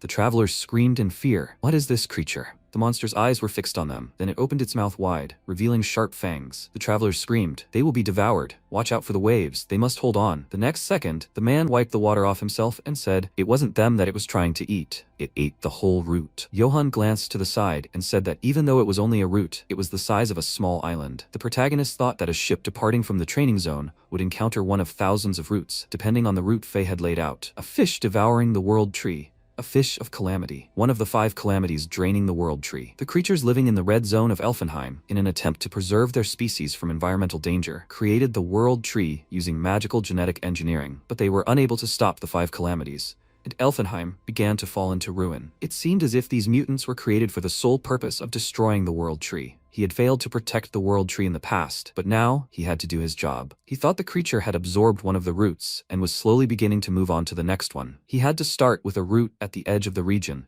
located away from where they were originally heading. At that moment, he started to steer the wheel, and Johan ran up to him and shouted at him to stop. What the hell was he doing? He had steered the ship right after that monster. Had he lost his mind? Yes, he was strong, but that creature was clearly beyond his capabilities. This couldn't be done. He should have asked the others if they agreed. Then MC thoughtfully replied, "Indeed, there might be some who disagreed." Johan thought indignantly. Had he only just realized this? And then the protagonist said, in that case, they could disembark the ship. The others looked at him in surprise, and he pointed a finger back and said that he really needed to follow this creature, so whoever wanted to get off should raise their hand. He would lower them right away. After some time, they swam to the root, and one of those present asked, "Here, the world tree, the roots, the top where the roots of the world tree begin." Johan stood on the root and asked, "This?" They were standing next to the dying world tree. He said that he thought this was the ground, but this is where the roots grow from. How enormous! He couldn't even tell how high it had grown. The protagonist put a hand on his shoulder and asked, "Better than in the water, huh? Come on." They should smile. They have 2 more weeks. They will be safe if they continue to climb. Johan asked, "What do you mean, 2 weeks?" The demon had said that they should head for the world tree. At that moment, the man shouted, "Hey, isn't he coming?" The protagonist turned around and said that they couldn't just sit there. He had to follow them, even if they wanted to leave. Johan shouted for them to wait. He was coming too. Then he ran in the opposite direction. MC said that he would advise them to hurry. The disaster fish would arrive to eat the roots in 2 weeks, so he should go find that person. But first, he couldn't let the others use the ship, so he would have to destroy it. With that, he took out his trident and began to destroy the ship. after which he said they were most likely already at the cross. Johan, having caught up with the others, turned around and thought he had said something. He wouldn't go with them, would he? He was unpredictable, but it would be calmer if he were with them. At that moment, the man walking next to him told him to wait. That thing on the left, is that a cross? The guy turned around and said that cross was definitely made by someone. We need to go there. Johan raised his hand and told him to wait. If someone had done this, it could be a trap. It was dangerous for the whole group to go there. Maybe they would send a small detachment? In any case, there were no clansmen among them. A few people would go in pairs to scout the area. At that moment, Aaron Pat, standing above, sighed and said that this is why he considered cautious people problematic. Maybe it was better for survival, but it only caused problems for them. The others below shouted in surprise. Who's there? Bake Minahul said that he was the only one who considered this a problem. He better keep quiet, otherwise they would misunderstand him. Then Aaron jumped down and said that he always pushed the conversation onto him. Then he looked around at those present and said, let's see, 148 people? He was surprised that so many clanless people had made it this far. He was from the Valkyrie clan, part of Aaron Pat's group of helpers. They were essentially their new saviors. Johan asked in surprise, what did he mean? He continued, as they know from training, those fairies with strange bodies don't interfere or give instructions. Scratching his head, he added, of course, they're watching them from somewhere, but they won't help, so they can follow them. Those present began to mutter among themselves. What did he think? There seemed to be few of them. Maybe they could handle them. The next second, Minhul stepped forward and said that no one would follow him after such words. Then he introduced himself and said that he was from the group of assistants. Then he pointed to Pam Ferris and said that he would explain everything properly. They, the assistants, had received orders to assist travelers coming from the training zone. Aaron sighed, put his hands behind his head, and said, that's what he said. Then one of those present asked, who gave these orders? Ferris replied, Valentine Eris, the monarch of their clan, a Valkyrie. She left them here, the assistants, 20 years ago when she went to the Orange Zone. She knows it's hard for them to trust them, but they're here to help them adapt to the Red Zone. This is the end of the roots. They're pretty far from the World Tree, so they'll need their help. The people started talking. They're not hostile, but at the very least, they stupidly have more people. The man said he thought everything would be fine. Aaron said, newcomers don't know how to listen. They just need to follow them. Minahul looked at him and said that he didn't know how to listen, or hadn't heard him say that everything needed to be done properly. The next second, Johan said, okay, they'll follow them. Aaron, turning to Minahul, asked what he'd said. He replied, even a stray dog understands what's said faster than anyone, and he'd ignored that, right? He replied indignantly, if he was so smart, then why didn't he do it himself? He's talking too much for someone weaker than him. The next second, Johan raised his hand and told them to stop. Then Ferris said they shouldn't waste time here. They have duties assigned to them. Now they need to get them away. Aaron, following her, turned around and said, oh, just in case, they shouldn't think of attacking them just because there are more of them. 30,000 helpers have been here for years, so if they want to survive, they need to keep their cool. He thought, newbies are so easily intimidated by numbers. With time, they'll realize there are creatures whose very names inspire fear. Then he added, well, the Red Zone has its own rules. Newbies. No one touches newcomers. Johan, looking away, asked what that noise was. Someone fighting nearby? Aaron waved his hand and told them to ignore it and move on. He objected. But that man fighting over there, he replied, they can't handle anyone here for now. Minahul said in surprise, wait, that skill looks familiar. They looked at the rising dust cloud in the distance, and he asked, why is that woman fighting? Aaron was surprised. What? Which woman? At that moment, the protagonist covered his chest, crossed his arms and asked, why did she attack? Sophia yelled at him to shut up. He just finished training. She concentrated energy in her hand and added, not knowing what kind of place this is, he dares to talk such nonsense? Just before, Sophia had been looking ahead and said, and finally, it's here, the fish of disaster. She lowered her head and thought, does she really no longer have the right to seek revenge for her parents? She thought it was for her and her family, who would sooner or later be dragged to this place too. She placed her hand on her chest and spoke,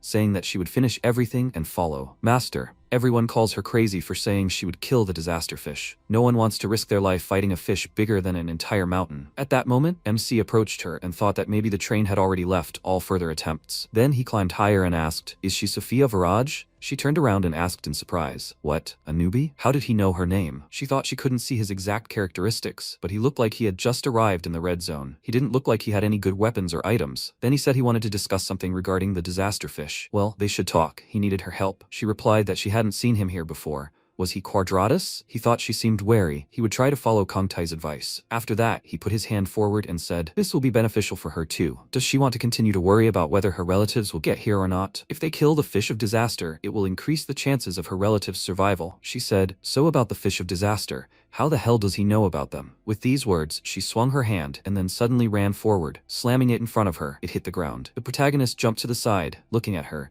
dust rising into the air from such a powerful attack. Then she swung her fist again, trying to attack the protagonist. He jumped to the side again, and pushing off from her shoulder, flew further, after which he again offered to talk. She concentrated energy in her hand and shouted, "He dares interfere with her life?" At that moment, a huge magical symbol appeared on her. He turned around and said, "She got to this move." It seems he seriously infuriated her. She used the skill 3 Jade Balls of Ice Light. He thought, he's still not good enough in the art of draconic energy. This will still come back to haunt him, but it's worth the risk. Then he concentrated energy in his hand and used a special move of the art of draconic energy, Species Transformation, Level 1. His body transformed. And then Sophia said, 3 Jade Balls of Ice Light is a skill that instantly freezes everything it touches. He won't be able to escape her attack, which freezes even the air. She struck so that he wouldn't die, since she still needed to hear the source of his information. Then he apologized. The ice in front of him cracked, and he said, "She's not the only one with excellent skills." He smirked and used the first power of the Nirma ring. He swung his long clawed hand and then slammed it into the ground, using the power of destruction. A powerful pulse of energy swept across the ground, shattering the ice growths. Sophia, wincing from the rising wind, asked, "Did he disperse her 3 Jade Balls of Icy Light?" She thought, energy transformation art. Could something like that be obtained in the training area? How strong is the mana protecting him? Then she said, "No way, she can't lose." She recalled the words they had spoken to her. If she didn't follow them now, she would be left behind. Did she really want to waste time on an unkillable fish of calamity? She said, "No way." Then she shouted, "Impossible." She thrust her hand forward, concentrating her energy, channeling it into the open book. She used monumental air road. She ran forward along the road formed from the book's sheets. Then she directed the energy forward,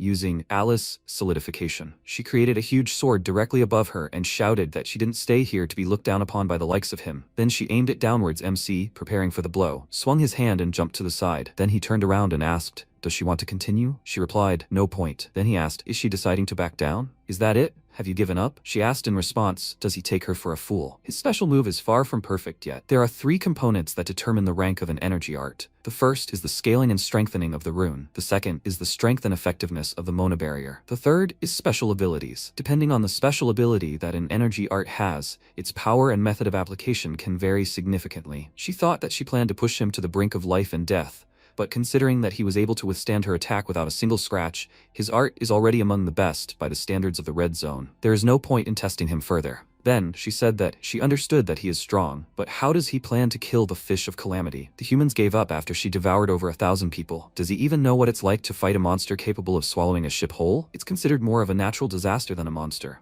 Besides, there were even idiots who prayed to this monster. She was tired of fighting alone. He had better leave before he ended up like her. This was all a waste of time. With that, she turned and headed in the opposite direction, and he said that if he thought it would be easy, he wouldn't have come to her. She had to help him. He had a plan. She said this. It seemed he didn't understand. She had no intention of continuing this stupidity. He replied that this would be her 14th attempt to kill the disaster fish. She gave up. She turned around and said, no matter what he said, she would not fight. She was the only one who stood against the disaster fish. Her parents had been eaten before her eyes. Sophia had defied her time and time again. First, second, third, fourth, 13. Numbers meaningless without success. Then, the protagonist said she may not have succeeded, but she had avoided being eaten 13 times. Without him, she would have failed again, but this time he was here. He would make sure she killed the fish of disaster. She remembered Keldian saying she didn't need to come with him. He knew he could handle it. She had to trust him. Then she turned back and told him to let her ask him one question. Why was he so determined to catch it? He looked away and said simply, he wants to save billions of lives. She was surprised. What? He replied, more like 1.5 billion. She continued to look at him in surprise and said, he's even worse than most madmen. At that moment, Aaron, hiding behind a root, watched what was happening and thought, he wondered what all the fuss was about. It all seemed strange. If only they didn't get dragged into this. Better to leave before that woman caught him. The next second, the trident flew into his cloak, pinning it to the ground. He turned around and thought, it can't be. At that moment, MC approached him and shouted, is he leaving without even saying hello? He wondered how he found him. Then Sophia asked in surprise, Aaron? What was he doing here? He smiled awkwardly and replied, nice to meet you, Sophia. The protagonist thought, Aaron, he was here at the time. Then he asked, would you mind showing them the way? Meanwhile, Johan and the others walked deeper into the camp. He said there were a lot of people here. Minhol, looking away, said, the refugees from the end of the route need to constantly move. If the disaster fish starts eating the route, they'll have to move. So they're trying to keep the number of people in one place to a minimum. In the central building, they'll get a briefing and help them settle in the upper city. By the way, they must be hungry, right? He then pointed to the plate with the dish. Johan shouted, finally, some proper food. At that moment, the worker, gesturing toward the plate and smiling, said, welcome. She heard they'd just arrived, so she'd chosen the freshest. Those present were surprised. What is this? They should have been given food, not this. Johan approached the table and, pointing his finger at the worker, shouted, does she want them to eat this strange slime? She confirmed, Everyone eats this here. It has all the necessary nutrients. If they want to eat something else, she advised them to talk to those guys over there. Then she pointed to the people emptying their stomachs, and added that she had warned them that the monsters in the red zone were quite poisonous. Then the people present looked at her silently, and then began to eat. The worker, folding her arms, said that once they finished eating, she would give them the equipment so they could mine the slime themselves. Then Manhwa waved his hand and said he'd leave the rest to her. The worker, smiling, replied, "No problem." Then he turned his attention to the protagonist. Afterwards, he headed to the tent, and peering inside, asked when he'd returned. He saw that he'd brought along the guy he'd fought earlier. What was he doing? Aaron, sewing, asked. Can't he see? He was mending clothes. He asked, when did it come to this? He yelled, that crazy idiot fought Sophia. Minahul said he thought he'd go scouting and not get caught. He replied, anyway, how are the others? He said it was as expected. They were much stronger than last year. And the more severe the red zone gets, the stronger the people who enter it become. And there are some pretty strong individuals in this group. If it weren't for the disaster fish, each incoming group might have had just as many people. Adventurers who need time to get used to the routes need to live closer to the center, as the outskirts will be devoured by the disaster fish. Mainhole said, Fairy knows this. That's why they changed the difficulty of the training, so that only the strong can complete it. Aaron said, there's no one as crazy as that guy. Sophia and a guy who just completed training can give the monster a fight. Rumors are probably already spreading, so the newcomer himself might show up soon. Meanwhile, John Gaisu climbed a root and looking ahead, said, I'll take a look. Then he smirked. After a while, Sophia approached the protagonist and asked if he'd gotten the slime mining device. He wouldn't survive here without it. He asked where she'd been. She answered, and he answered with a question. He needed to stop by somewhere. Then she handed him some clothes and told him to take them. She'd gotten them in a hurry, but it was better than walking around like this. She was still nervous about the attack on him. They would work together. Then he started to get dressed, and she shyly yelled at him to stop. She didn't mean he had to change there and then. He said, of course. Then he thanked her, and she covered her face with her hand and said she just didn't want to see him half naked. But before they went, there was somewhere they needed to stop.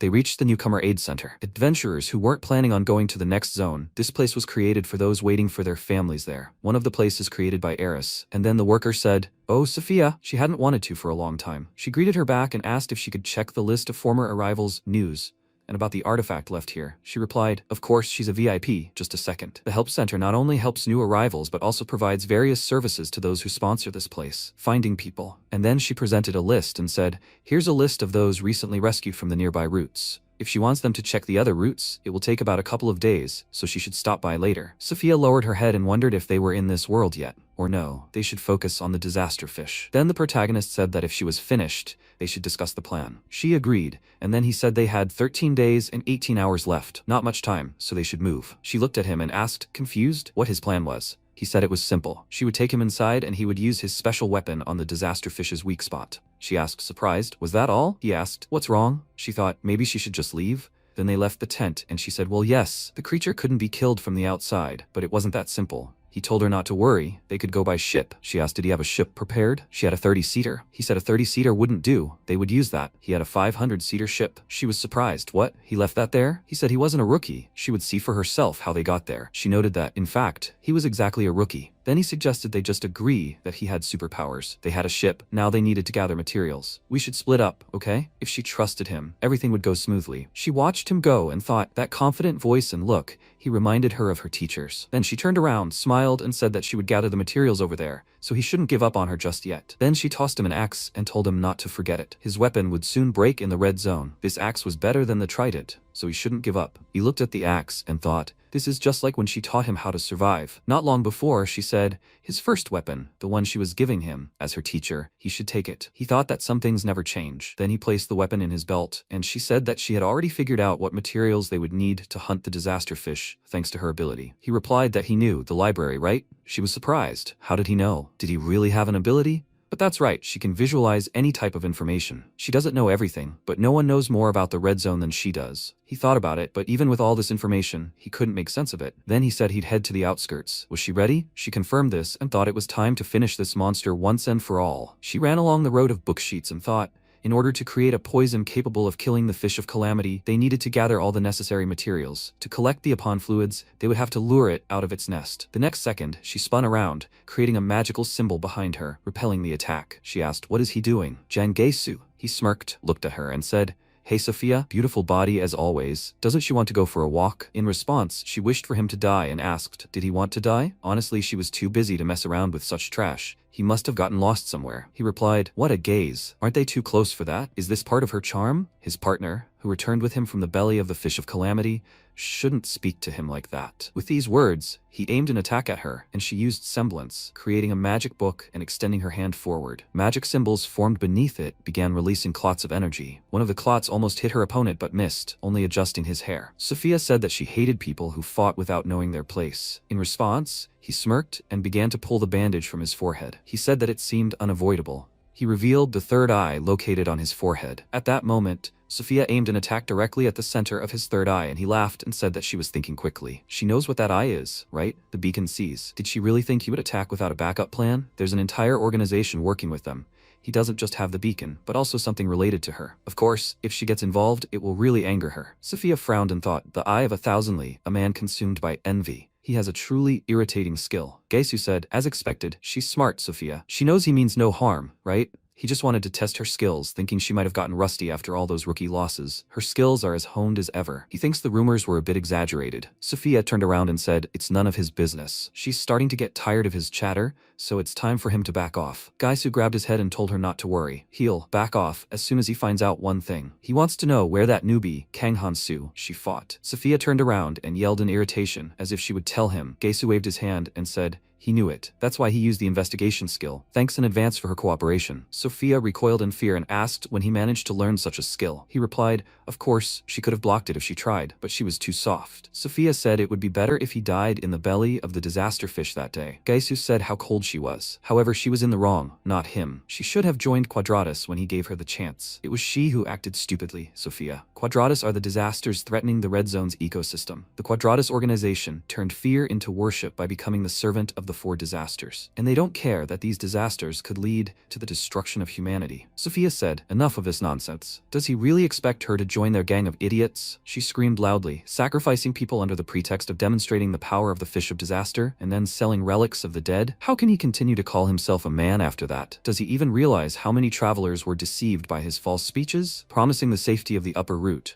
only to end up in the belly of the fish of disaster? Gaisu asked discontentedly. So what? He makes money using his abilities, and he participates in religious ceremonies, and those who bought into his speeches, they are just idiots. They wouldn't have survived here for long anyway, so they should be grateful for the opportunity to live in such a luxurious place like the belly of the fish of disaster, even if it is only for a short time. He hopes that she will find out soon and will be able to understand if she tries a few more times. He disappeared and said they would see each other later. Sophia looked in surprise at the spot where Gaisu had just stood and said, he's definitely a professional escape artist. She wondered, Gaisu, if she had known back then that he would become like this. He had completely changed after barely surviving in the stomach of the fish of calamity. Sophia said, if she were to chase him then? She remembered MC's words that there was no need to worry about him. She needed to forget about everything and focus on gathering materials. Sophia sighed and said, let him forgive her, but she would have to leave this to him, Kang Han-soo. At this moment, MC was running across the field and thinking, the most important thing for killing the fish of calamity is the sclerosing solution. The sclerosing solution, the result of the complex knowledge of magicians,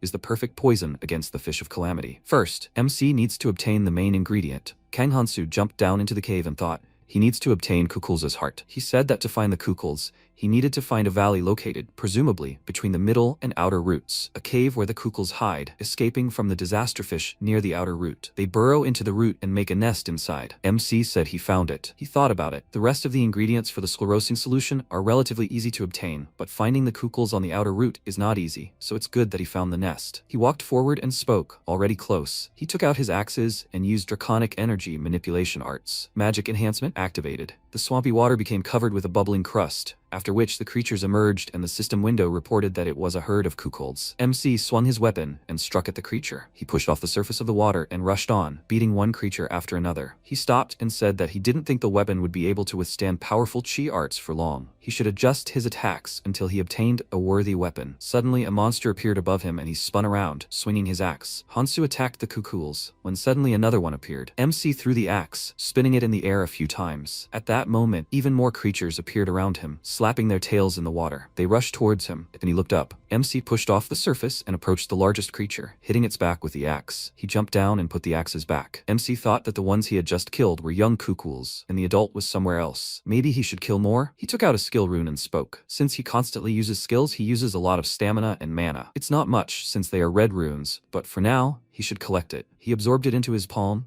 when suddenly tree trunks flew towards him. Hansu blocked the attack and frowned, looking ahead. He dodged and looked at his axes, thinking that he was too hasty in using them in this state. Gacy said in surprise, "Wow, he managed to block his attack. He planned to stop if he died, but he turned out better than he expected. He wasn't trying to kill him, he was just testing him. So there's no need to be angry." Gacy said that he wanted to make MC an offer. Hansu looked at him carefully, and Gacy offered him to join Quadratus. Someone has their eye on him. It's a good offer, so he should accept. MC threw his axe at him and slightly cut his long hair. Gacy shouted in irritation, "What an idiot. Is he looking for his own death? Crazy. How dare a newbie like him attack when he speaks? He just completed training, and he's already confident in everything. That's why he thought that he could be attacked without fear for his life. Maybe that idiot will like him for some reason, but he refuses." The MC said his offer, he refuses. A group that worships disasters. Quadratus, Hansu knows about the atrocities they commit, but the worst thing they do is their tourism. They feed the disaster fish. When Quadratus started their activities, the number of travelers from the red zone began to decrease. Their tourism involved watching the disaster fish eat people, and the more brutal the spectacle, the more money they made.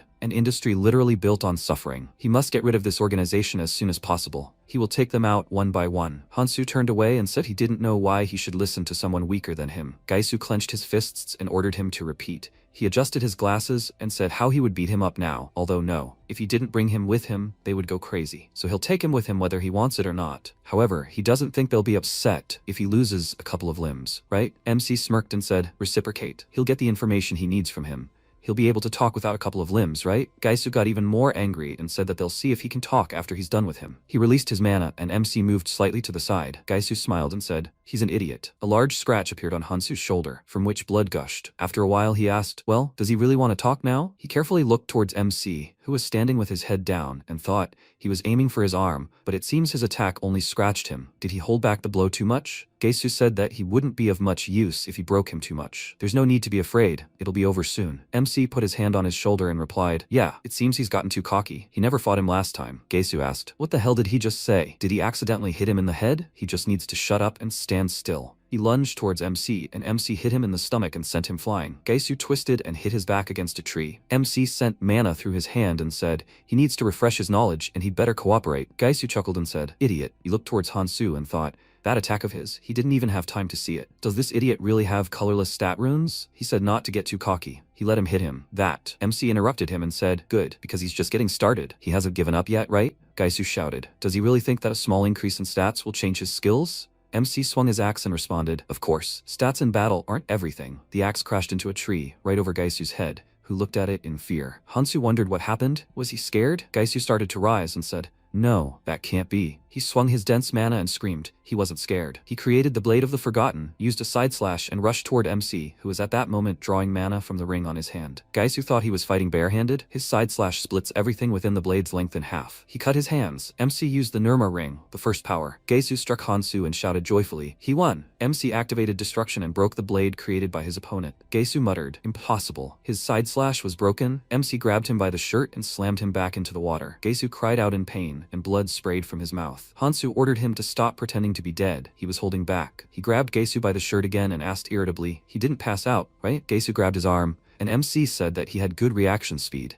He used a skill to block the punch. Gaisu thought, it worked. Bronze Jade stopped the punch. However, it seriously limits his movement, which is why he didn't want to use it before, but now he has no choice. If only he could break free from this guy's grip. MC said, nice try, but is that all? He punched Gaisu in the face and he thought, how did he manage to break this skill too? A loud scream rang out, terrible idiot. Let him wait. Gaisu put his hands in front of himself and said that he will tell everything. He had no choice. Does he know? You can't make much money from tourism, and people like him are just following orders. He's a good guy. He wasn't trying to hurt anyone. If he lets him go, he'll give him the runes. He'll even tell him who ordered him to be brought. Hansu said, too much unnecessary chatter. He clenched his fist and hit him in the face. MC said that Gaisu was irritating him. He looked at him and thought, he himself told him to tell everything. He shouted in irritation, well, what is he waiting for? He already told him everything he knows. He already beat him like a dog. So what else does he want from him? After a while, Gaisu cried and said that's all he knows. Quadratus worships disaster, and in addition to regular tours held in that area, they also hire different clans. This time, the task was to find Kang Han-soo, who had completed his training. Carl's Morin, a Beacon member, submitted a request. MC thought, Beacon is a union of 6 clans that control the 6 upper roots of the world tree. They control the very top roots and are at the pinnacle of power. However, Beacon is acting with Miyamoto, isn't it? Could there really be more than a couple of clans involved in this? MC said right now, those guys are preparing for a new tour. The one who gave him this information, is he one of the assistants? Gaesu said, yes, some assistants are involved in this, but this time,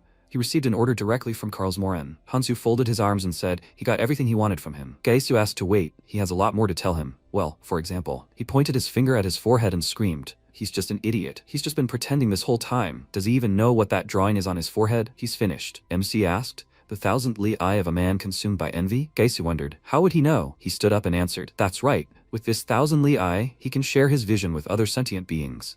His location has already been revealed. MC turned away and said, how scary. He feels like he needs to run away. Gaesu spoke. Carl's Morin, commander of the Beacon stormtroopers. Does he really think he can escape from it? He thought he used it recently, so he had to wait for an opportunity to use it again. However, now he managed to establish a connection. He said that MC was just a victim. Hansu punched him in the stomach, and Gaesu said, idiot, he didn't finish the sentence. MC said, playing with him is harder than he thought.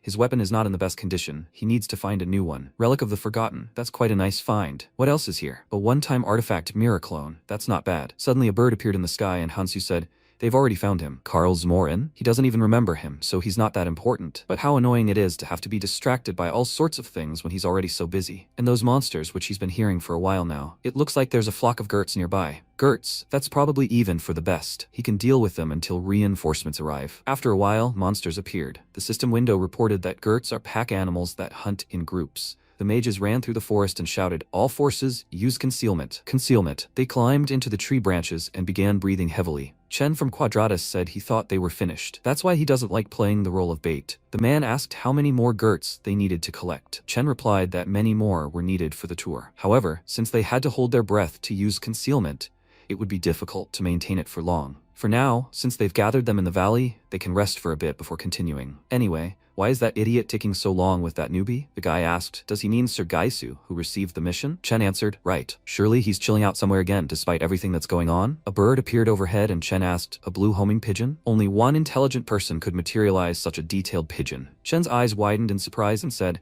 they're moving. They received an urgent message. They must go to Lake Kukulza. After a while, they arrived at the lake and Chen asked, did he really lose, idiot? Gaesu looked at him, then stood up and said, it's good that he passed out in a place where the poison isn't as strong. His legs were almost burned. What about him? Chen replied. When they arrived, he was already gone. He knocked him out and left. He means that someone managed to survive the belly of the fish of disaster, couldn't defeat a single newbie, and therefore has to clean up after him? Gaesu cried out, damn it, his weapon. What's wrong? What's wrong with the wound? He remembered MC's words. Let him sleep. He will give him a special gift, and in return, he will take his weapon. Chen asked, why is he sitting there? Let him get up. They still have to report. Gaesu ordered him to shut up. He was sure he said something. Chen asked, what's wrong with him? Did he inhale too much poison or something? He ordered the guy to carry him. They need to return to the ship. Just in case, he will contact the nearest operators and customers. The system window reported, Blue Carrier Pigeon. This is a support skill that allows you to send messages not only to clan members, but to any travelers. Chen thought, his carrier pigeon is capable of transmitting only the simplest messages, but the meaning should be clear. The pigeon moved to Carl's Morin and he squeezed it and screamed, these pathetic fools. He ordered them to go, follow him. After a while, he moved to the magicians, and Chen cried out with joy. He arrived so quickly. Not much time had passed since the carrier pigeon was sent. Carl's Morin waved his hand and said, out of the way. Good job, Jang Gaesu. He managed to return after being beaten to a pulp by a newbie. The system window reported that Carl's Morin from Beacon is the commander of the stormtroopers. He hit Gaesu and asked who he thought he was, calling him by his first name. He didn't think Quadratus had become so incompetent.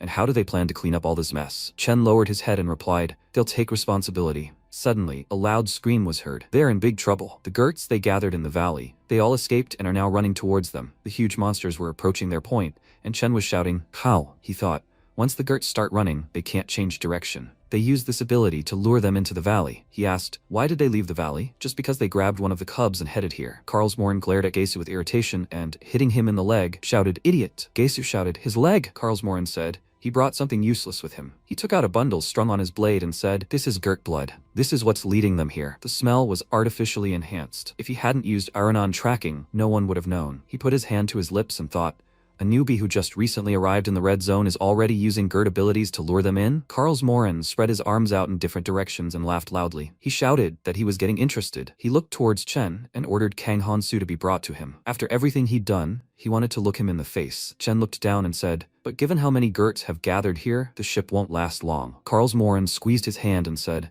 "It looks like he'll have to repeat that. He'll sort this out." Chen said, however. Carl Morin grabbed him by the robe and said that he didn't like to repeat himself. Chen screamed, "He's burning! Let them save him!" Carl Morin ordered them to hurry and bring him, or he'll feed them to the Gerts. He'll sort this out, so let them decide quickly. He threw Chen to the floor and said, "Kang Han-soo, if you thought that would be enough to stop him, then he made a fatal mistake." He created a stream of his mana and said that it would make him regret it. He directed his mana towards the Gerts, after which a bright explosion occurred. MC looked at the tree branches swaying in the wind and said, "It looks like his trap worked." He bought himself some time, but he still needs to hurry. Hansu looked at the device and said, "There are no nutrients here at all." He hadn't eaten for 2 days, which had put too much strain on his strength. The nutrients flow through the roots of the world tree. Some roots absorb poisonous water, others purify it and remove the water. He needs to find roots that contain nutrients, but since the death of the world tree, the number of suitable roots has significantly decreased. MC collected most of the necessary materials. The system window reported that this is a pouch of food of a selfish and rich person.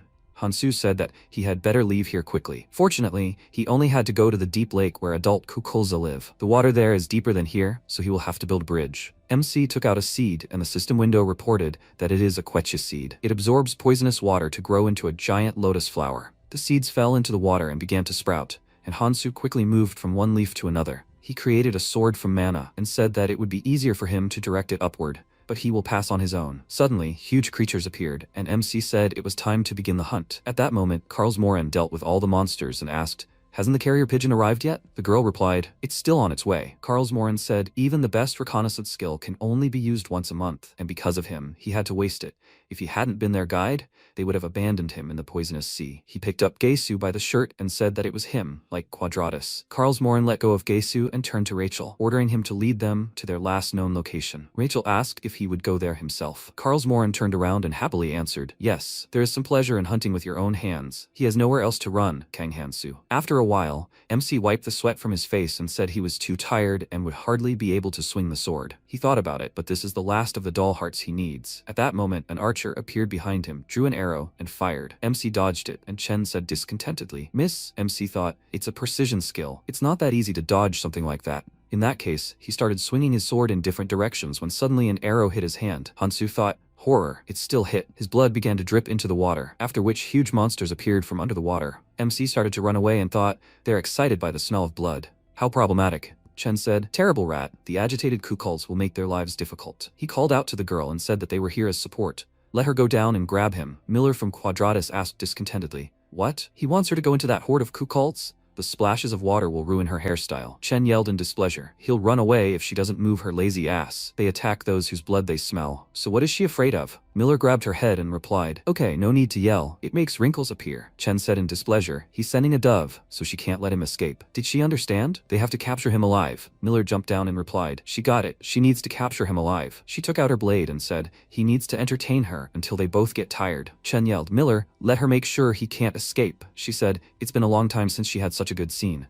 She rushed towards MC and offered to play. MC swung his sword created from mana, when suddenly a huge monster rushed towards them, its mouth open. Hansu looked at the creature and then struck, and Miller moved behind him and asked, "Where is he looking, handsome?" MC turned around and dodged her strike, which greatly surprised her. MC swung his leg and hit Miller, knocking her aside. She landed on a lotus leaf and said, "That's not bad for someone who falls, but he will have to show something more outstanding to leave a scar on her face. Even if he gives in, let him still not expect mercy." She thought he was closing in along with the attack of the blood-drawn dolls. MC thought if he hesitated, it would be dangerous. The situation is on her side. The longer this drags on, the worse for him. So why doesn't he turn things around in his favor? He gripped the tip of the sword and rushed towards Miller. The weapon turned into a long ribbon, and Miller asked, "What?" She thought he had a cunning plan, but the results didn't impress her. "And isn't this shapeless blade a Gesu weapon? You shouldn't take someone else's weapon like that. What a pity, such a wound." The blood from her hand began to flow into the water, and Miller screamed in fear. "What? Why hasn't the wound healed? Why is it growing? This can't be. At that moment, a huge creature appeared behind her,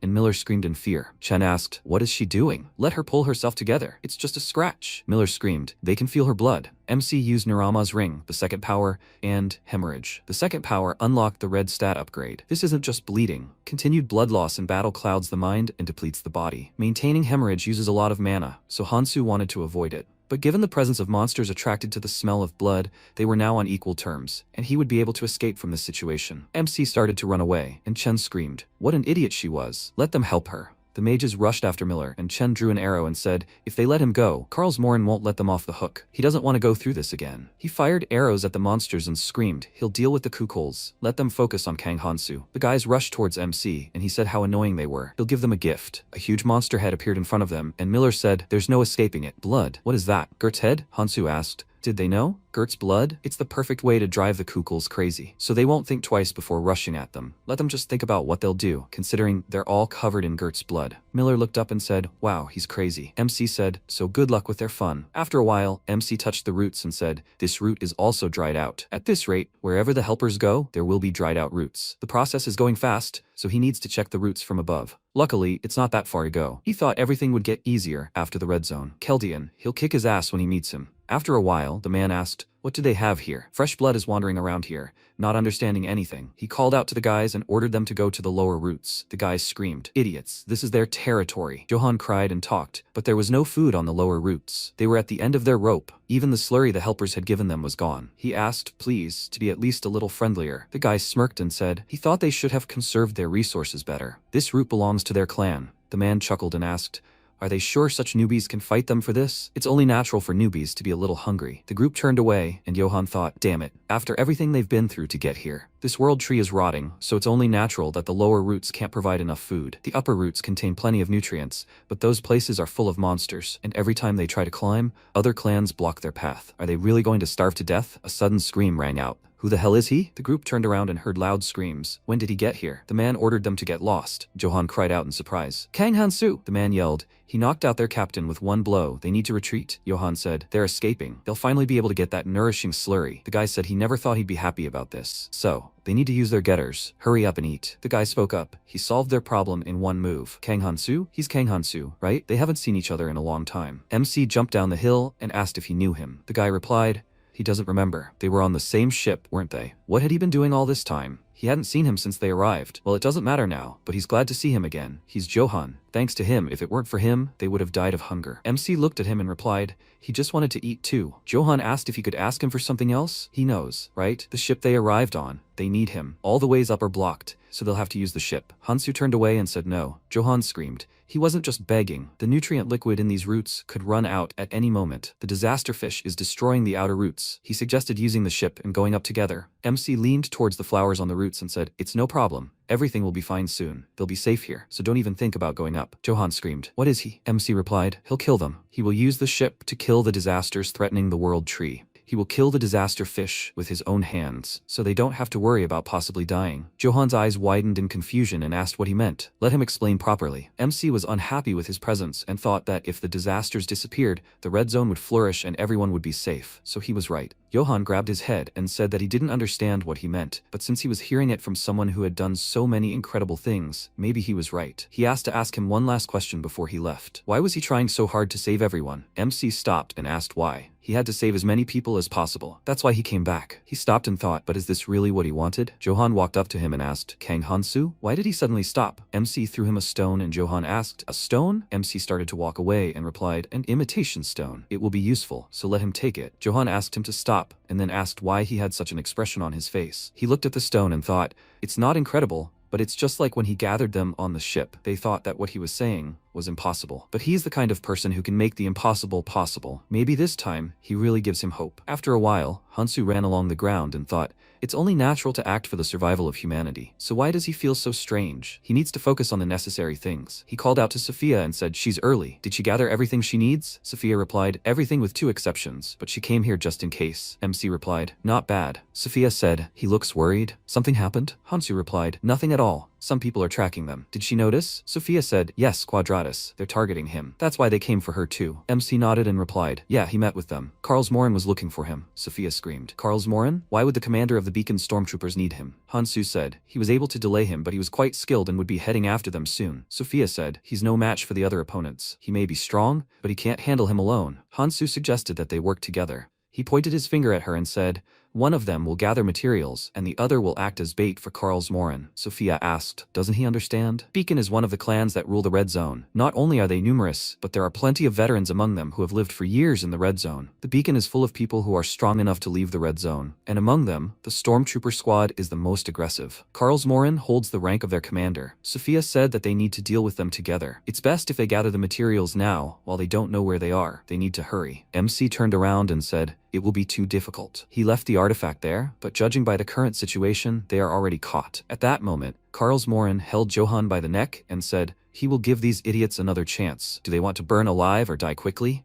Tell him where Kang Hansu is. The bodies of his allies were scattered everywhere, and Karlsmoren thought, he didn't even notice him approaching. How did he manage to gather so many people here so quickly? Johann replied, they don't know who it is. He's asking the wrong people. Karlsmoren let him go and asked, his name is Johann, isn't it? He put his palm on his head and slammed it on the ground. Karlsmoren said, he's pretty stupid even for a newbie who just came here. What impudence. Did he know what he smelled like when he lied? He already knew he was here. Tracking Aronan, that's his skill. He erased most of his tracks, but he was still able to catch the scent he left. His mistake was leaving a trail, setting a trap for him, and now they'll get down to business. Where is Kang Hansu? Johann said with tears in his eyes, he really doesn't know. Karlsmoren said, he still stinks of lies. Apparently, he has no choice. He ordered him to die and sent mana through his hand. He laughed out loud and said, he can smell him. At that moment, MC was standing on the mountain and watching what was happening. Karlsmoren screamed, there he is. Hansu smirked and asked, was he looking for him? Karlsmoren asked, is he Kang Hansu? MC ordered him to go and find him. Karlsmoren kicked him in the face and MC's body dissolved. He said, what an obvious trick. This one-time artifact, the imitation stone, which creates a crude copy of the user, was among that guy, Gaisu's things. He thinks that idiot was cleaned out. Good thing the scent still lingers. Karlsmoren said, even if it's a trap, he'll be happy to hunt him. At that moment, Johann raised his head and said, Kang Hansu, the birth lake of the Kukulls. It's a place created by the Kukulls for reproduction. It was formed when the Kukulls gnawed at the outer roots of the world tree, and the nutrients they contained flooded this place, which completely neutralized the flow of poison from the poisonous sea. Hansu looked at his palm and muttered, the nutrients he recently ate are working well. His wound is almost healed. MC seemed to have broken the illusion. Has he really arrived yet? Karlsmoren's voice suddenly rang out. Looks like someone got tired of running away. Considering that the runner-loving little rat finally showed its tail, MC smiled and said, he'd rather thank him. For a hunting dog, his sense of smell is worse than he thought. He even had to help him. Otherwise, he wouldn't have found him. Karlsmoren asked again, what? He grinned and then laughed out loud. He slammed his fist into his palm and said, it's fun with him. So much fun. They'll see if his skills are as good as they say. And if not, he'll turn him to ashes with his own hands. Hansu replied, okay. However, he moved from his place and continued speaking. Not today. They'll play hide and seek next time. Karlsmoren shouted in irritation, you idiot. He dares run away from him? He really thinks he'll let it go? He activated the Fire Jade Chi art, Red Jade art, and aimed it at MC. He dodged the attack and took out a quetch seed. He threw it into the water, causing the lotuses to grow quickly. Hansu landed on a leaf and thought, there's not enough poison in the birth lake, so it won't last long. But he'll make it in time, so it's okay. Karlsmoren shouted after him. He thinks he can escape him by running across the water? He ordered MC to come out and fight him. MC ran away from him, and Karlsmoren ran after him. Hansu thought, great, he's taken the bait. Now it's time for him to use the sword soaked in Gert's bodily fluids. He uses his blood to enhance the scent. The scent of the prey will attract the attention of the Kukulls, who are in breeding season. He cut his hand and dripped blood into the water, after which he stopped and thought about catching prey. Huge monsters appeared from under the water, and Karlsmoren screamed, is that all he can do? It seems he has no imagination at all. He thinks that pathetic Kukulls will scare him so much that he will stop chasing him. He used the Fire Jade Chi art, Red Jade art, and screamed, all he needs to do is burn them all and tear them to pieces. Karlsmoren struck the monsters and asked, well, what did he say? He just needs to get rid of them. Kang Hansu, he's next. Trying to escape won't change anything, so why don't they fight? MC smiled and said, that sounds logical. Karlsmoren asked discontentedly, why such calm? Hansu thought that in the water there's no better artifact than Ahol's breath. Karlsmoren will definitely pursue him underwater too. He asked him not to forget to bring what was his. MC dove underwater, and Karlsmoren shouted, what? What a fool. Does he really think he can't follow him underwater? If he sits here, he'll definitely come up for air, but he prefers hunting to fishing. They'll see how long he lasts. MC was swimming underwater when suddenly streams of Karlsmoren's mana appeared in front of him. He thinks he plans to fire at random places until he comes out. If he gets close to the surface, he'll simply be fried. He can't use the art of dragon energy because he has no mana left, but he was prepared for this.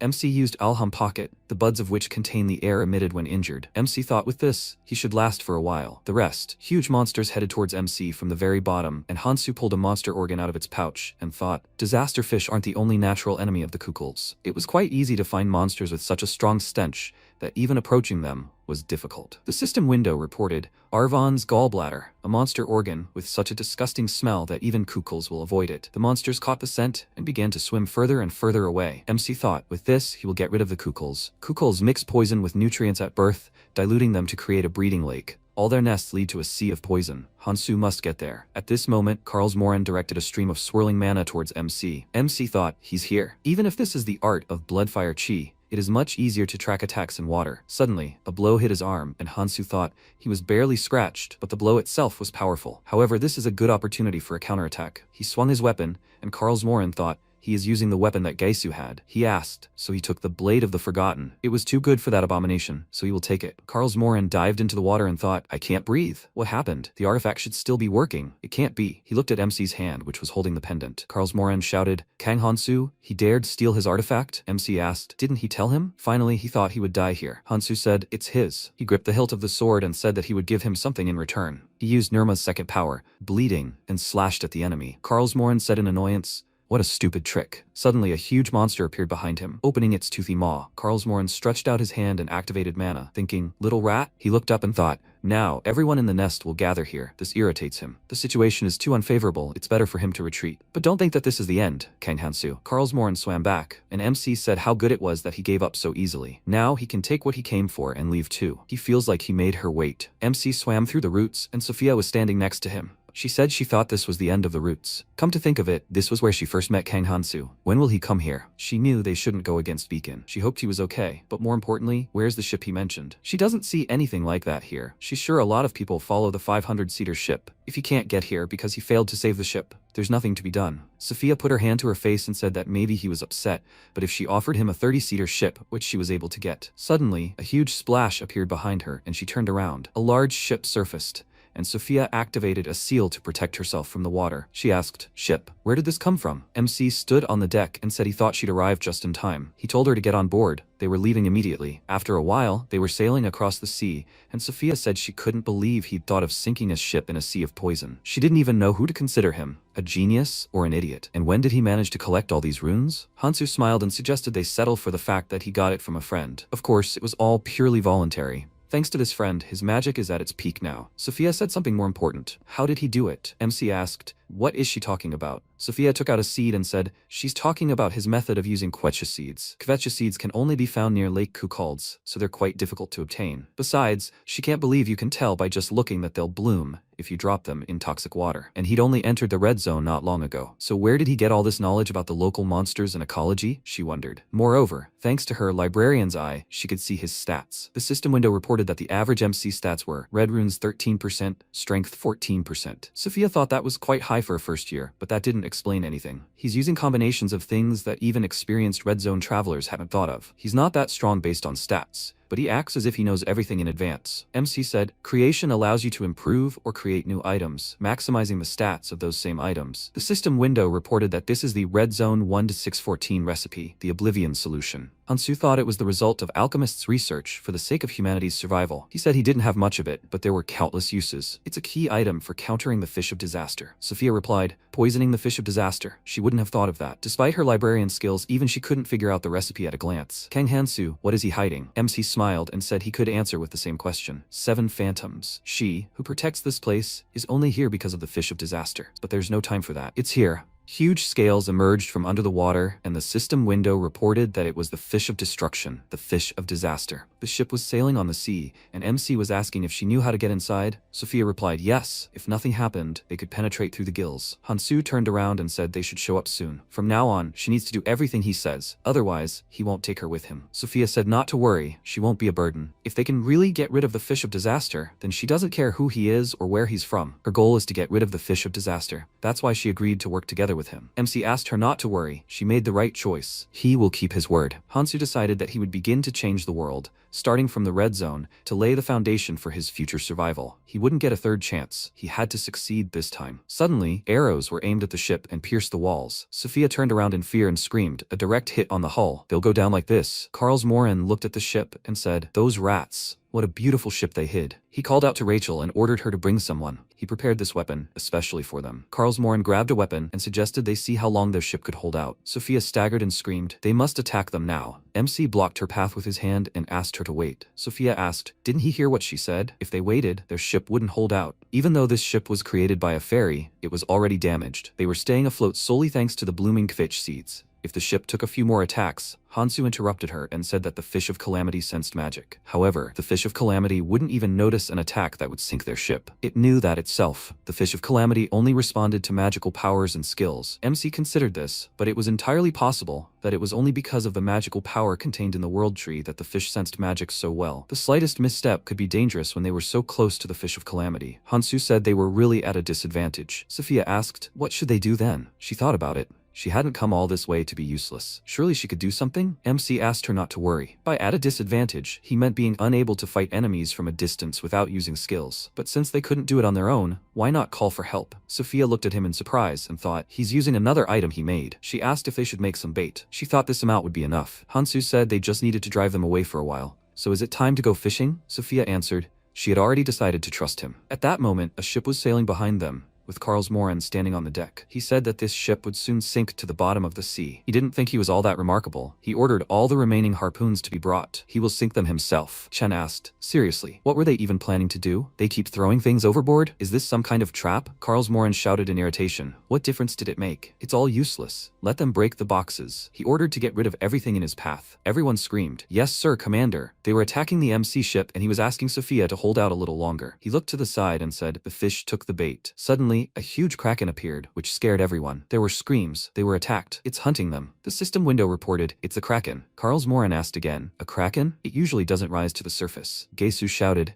if they don't deal with the creature quickly, the fish of disaster will swim back to the depths. They need to get into the monster's gills before that happens. At this rate, they'll lose Kanghansu. Rachel gripped the hilt of her sword and said she would handle everything. She began to cut through the kraken's tentacles, and Karlsmoren said, Rachel, if she's ready, they can move on. They've already lost a fair amount of time. She replied that she understood. Karlsmoren grabbed Gesu by the head and said, stop being distracted. He needs to focus on the path. The kraken's sudden appearance couldn't be a coincidence. Kang Hansu, is he planning on using sneaky tactics until the very end? The calamity fish is diving. Everyone hold on tight. Karlsmoren said it was simply amazing how even though they dive underwater, they remain dry inside their gills. Gesu turned away and said, it's because the calamity fish's insides are filled with mystical power. He asked to look here. There was a passage inside the calamity fish's gills. Karlsmoren asked again, so they just need to swim straight ahead, right? Gesu replied, oh, stop asking that question. They'll be there when they reach the end of this passage. That giant mass of flesh will shift noticeably before it closes. They just need to be careful. Rachel turned to Commander Karlsmoren and said that instead of chasing Kang Hansu, they should focus on the tours. She was sure they knew about the need to recruit promising travelers to Quadratus. Karlsmoren slammed his hand on the railing and replied, he knows. Why shouldn't she be patient? They're already inside the Fish of Calamity anyway, and they can't just swim away from here. What do they think this guy can do without a guide? It'll be a miracle if they don't stumble upon his corpse. Inside the stomach of the Fish of Calamity. The stomach of the Revi of Calamity is a pocket dimension where everything absorbed by the creature ends up forming a giant island. Someone said it wasn't much different from a dungeon. Karlsmoren looked around and thought, the flow of magic here is distorted, making it difficult to pinpoint a specific smell. How he doesn't like being here again. The guy called out to Quadratus and said, there are only half-destroyed and half-digested corpses here. This isn't what they paid for a trip here, is it? Gesu spread his arms in different directions and said he didn't think they quite understand. This is a delightful place, a blessing from the Fish of Calamity itself. The highlight of this place. The only thing that is fully digested inside the Fish of Calamity's stomach is the sap of the World Tree. The remains of Elfenheim, the creators of the World Tree, are collected here. A whole treasury hidden inside the Fish of Calamity. Many remains rest here. What do they think happened to their artifacts? It's simple. He was able to escape this hell alive solely thanks to what he found here. Do they desire power? If they are willing to serve the Fish of Disaster as part of Quadratus, they will gain everything they desire. A cry rang out, long live Quadratus, Gesu said.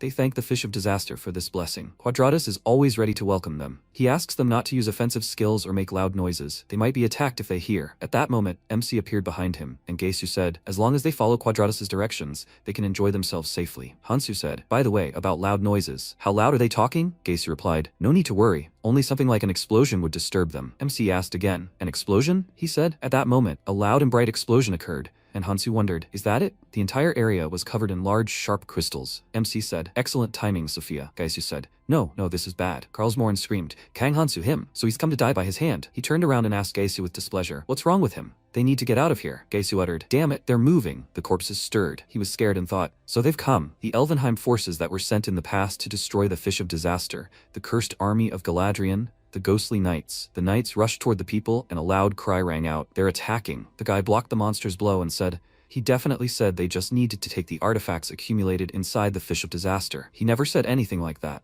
At that moment, there was an explosion and the guy screamed in fear. Karlsmoren said that even cheap tricks like this require considerable skill. He ordered an attack to destroy these spirits of the dead. The warriors rushed to the attack and answered, yes, Commander. Karlsmoren activated his mana and shouted, there's nothing his fire jade Shi'art can't burn. This is the power of a beacon stormtrooper commander. He dealt with them so easily. Gesu looked at the knights and thought, no, they couldn't fall so easily. They are the guardians of this place, the Fish of Calamity. Their cursed bodies allow them to fight endlessly. As long as the Fish of Calamity live, they will continue to rise. The monsters came to life, and the battle began. Loud cries rang out, someone save them. Karlsmoren shouted in displeasure, idiots, we can't retreat. They need to hold their ground. Gesu turned around and thought, what a shame, but he can't risk his life here. He must escape. Stop. Kang Hansu, where did he go? He made such a fuss, and then vanished. If he came here for the same purpose as that woman, Sophia, then. MC was running away at that moment, thinking everything was happening just like Keldian said. Let the Phantom Knights, the Disaster Fish's first line of defense, be constantly busy. He was prepared for this, so he gave Sophia specific orders, and he himself headed to the next key point. The system window reported that this was the Disaster Fish's core. The Disaster Fish's skin cannot be damaged in any way, but the core inside it is a different matter. MC said there was only one way to defeat the Disaster Fish, and that was it. Hansu pushed off the surface and rushed towards the core. Gesu saw this and shouted, Kang Hansu? He ordered him to die. MC saw the glow and turned around to block the attack. He said with displeasure, it's him again. He pounced on Gesu and asked, what, wasn't he enough last time? Gesu grabbed the tip of the sword and said, he knows everything. He can't believe he's aiming for the Disaster Fish's core. He thinks that woman, Sophia, told him to do it, but he screwed up. Karlsmoren wants to kill him with his own hands, but anyone who dares to attack the disaster will die. He ordered Chen not to miss him this time. Chen said, he sees him. This time, everything will be different. He told MC to try to dodge it if he can. He used the control shot and aimed the arrow towards MC. Chen joyfully screamed, bullseye. Gesu with a smirk on his face asked, is this the end for him? They froze and asked, what? Not a scratch on him? A steel guard appeared on MC's neck, and Chen screamed, it can't be. The control shot is powerful enough to kill even a Kukulz. Gesu asked, these are the same energy arts that he saw the first time. How did they become so much stronger in such a short time? Chen replied, since one shot is not enough, he will shoot until he achieves the result. Hansu spoke up. They could have just left him alone, but since they didn't want to let him go, he had no choice. The first dragon energy art he used was too draining of magic, but he had already solved that problem. He wouldn't stand on ceremony with them. At that moment, the battle with the Spirit Knights was taking place. Karlsmoren ordered to continue the attack. We can't let them regenerate. The guy screamed. They're regenerating faster and faster. They can't. Karlsmoren thought, damn it! If this continues, they'll just waste all their magical and physical strength. They're fighting a constantly rising enemy, which leaves them at a perpetual disadvantage. Kang Hansu? How did he figure out a way to use the Fish of Disaster like this? He shouted loudly. If they die here, they'll end up like the rest. Everyone, use the feathers you brought. The system window reported, the feather of the World Tree. It's a one-time artifact. A broken piece of the World Tree's leaf, now impossible to obtain. When used, it allows for an emergency escape along with those around it.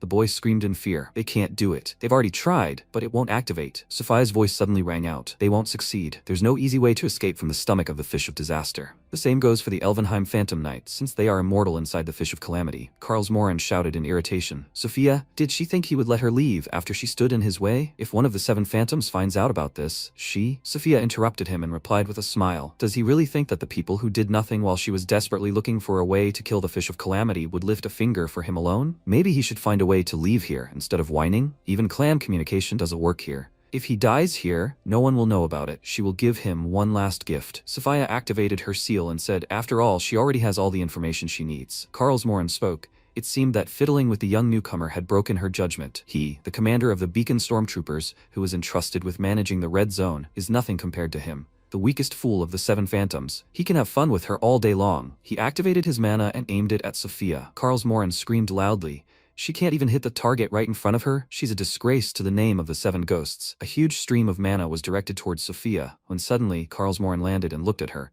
She said that she wasn't aiming at him. Karlsmoren's eyes widened in confusion, and the guy screamed, "What's going on? An earthquake?" Inside the stomach of the Fish of Calamity, a loud scream rang out. "Commander." Entering the Fish of Calamity, the stomach walls are closing. Sophia said that she was stalling for time to use her library to find a way to close the gills of the Fish of Calamity. Now her part in this is complete. Karlsmoren screamed, "What a fool." Sophia turned around and said, she hoped this was their last meeting. Karlsmoren turned and shouted, "What are they waiting for? Everyone to the ship. They must leave this place immediately." Rachel said, "The ship they arrived on is already here." Karlsmoren shouted, "Where is Quadratus? What is Jung Gaesu doing instead of navigating?" Rachel reported, "The Phantom Knights were overwhelming them again." Karlsmoren said, "By the time they reach the gills, they will begin to open again. They just need to hold out until then." He ordered Rachel to provide support. "They need to create distance." She answered, "Yes, sir, Commander." Karlsmoren frowned and said, "Sophia, he swears, when he gets out of here, she will regret this. He, the commander of the Beacon Stormtroopers, does not intend to die here." He activated the Art of Fire Jade Chi, Red Jade Art. Karlsmoren stepped forward and ordered them to follow him. Suddenly he saw MC in front of him and shouted,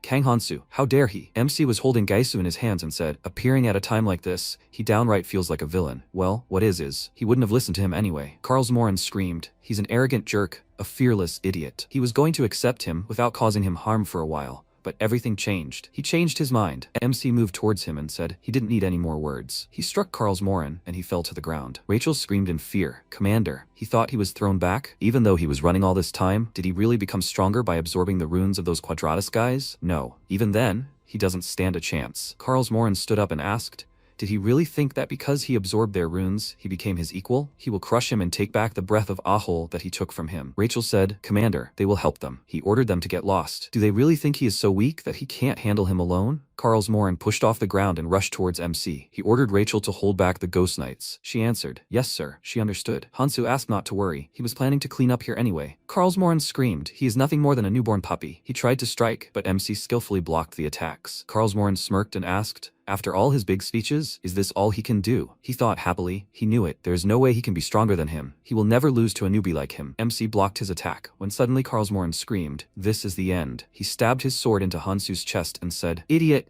if he had accepted his offer and become his subordinate, he could have saved his life. He would die for a simple reason. He was simply weaker than him." Suddenly MC asked, "Really?" He snatched the sword away and said, "Then he will tell him the same thing."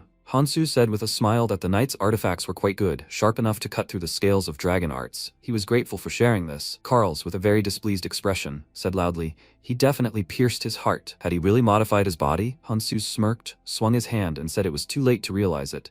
He struck with a very strong blow, pierced him, and Karls said that even if he had changed his race to a dragon, his heart was already. He didn't finish and cursed these broken skills before dying, then collapsed to the ground. Hansu then fell to one knee and pulled the sword out of his body. He used a rune and said that he only succeeded because he pushed himself to the limit to create 3 dragon hearts. There are few healing stones, but he can't do anything about it. He thought that the special ability of the dragon art was to imitate the original owner of the art. The dragon art literally borrows the power of a dragon. However, this changes his body. Compared to a dragon's, the human body is too inefficient. The recoil from the transformation is quite large. He still receives damage. He sheathed his sword and said that he was still a beginner in this art, so maintaining the transformation was difficult. He began to use it with a serious expression and thought that the rest was now only a matter of time. If he did not do everything instantly, he simply would not have time. He began to run very quickly, and Gaisu's third eye began to move very quickly. It looked at him and said that it would remember him. Immediately after that, the eye disappeared, leaving a stream of energy. After some time, the protagonist continued to run and thought that they had not arrived yet, so this was his chance. Thanks to Sophia, he quickly received information about the core of the Fish of Calamity. The core is located high up,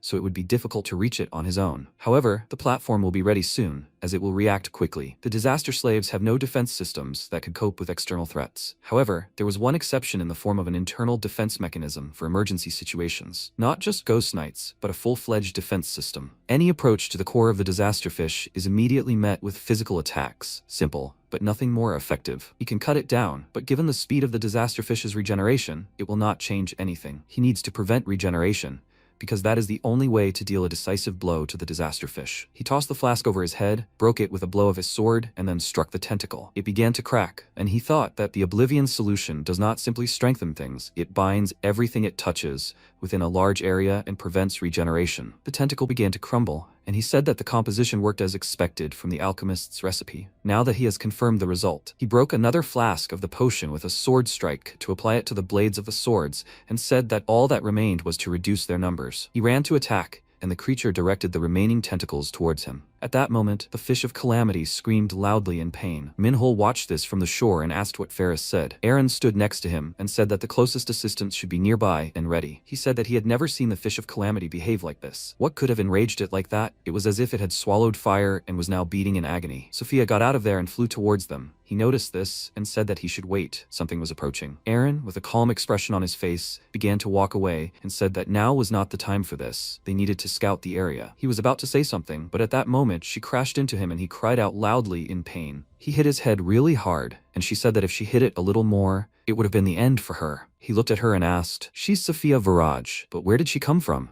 She remembered something important and said loudly that now is not the time for talking. They need to run. The disaster fish shuddered even more than before. She looked at it and thought that she had never seen such a thing. The disaster fish was suffering from pain. It was just a ridiculous statement that anyone would take for fiction. She was angry because she couldn't do it with her own hands, but she could finally be free from this damned feeling of guilt. He really kept his word. At that moment, the disaster fish screamed loudly in pain. It headed very quickly to the shore, and she grabbed them both and began to run away from the scene very quickly. They looked at what was happening and asked, "What the hell is this? Why was the disaster fish spitting out everything it swallowed earlier?" Minhwa turned around and asked loudly, "What did she do?" She flew up with a smile and said that they did it. He still won. They don't have time for this. They will simply be washed away. They need to leave the terminal routes as soon as possible. Aaron asked her to stop and let him go. Mikhail saw this and asked, "Is this Sophia's skill?" The girl called his name and said that if the rampage of the fish of calamity worsens, then this territory will also suffer. He turned to her and asked, "Did she send the report?" She said that she just sent a carrier pigeon, saying that they will monitor the condition of the fish of calamity. He turned around and said that this is not enough. She should send another pigeon. Could this be the beginning of the end of the balance which has been maintained in the red zone until now? At the same time, MC managed to damage the core of the fish of calamity with his attacks, and a strange liquid began to flow out. He sighed with a slightly tired look and said that, as expected, holding out only due to human strength is very exhausting. He thought that the strain on his body was increasing due to the use of dragon transformation. However, the main thing is that the tentacles of the fish of calamity are cursed with a skill that weakens regeneration. However, his only chance is a direct attack. He again rushed to the attack and with very fast strikes destroyed the tentacles that were heading towards him. He plunged both swords into the core and said, which means that it can still feel pain. The core is destroyed and the subspace that forms the stomach begins to collapse. It's time for the next step. He began to swim in the liquid along the long channel and thought that the first step to guarantee the death of the fish of calamity is to destroy its core in the stomach. The second is to go inside it and through the artery connected to the core to reach its heart. Finally, the third step awaits him, allowing him to finish off the fish of calamity. He will remove the poison using the arts of dragon energy. He will be able to breathe thanks to Akob's breath. Everything is going as well as possible. There, the tentacles began to attack him again,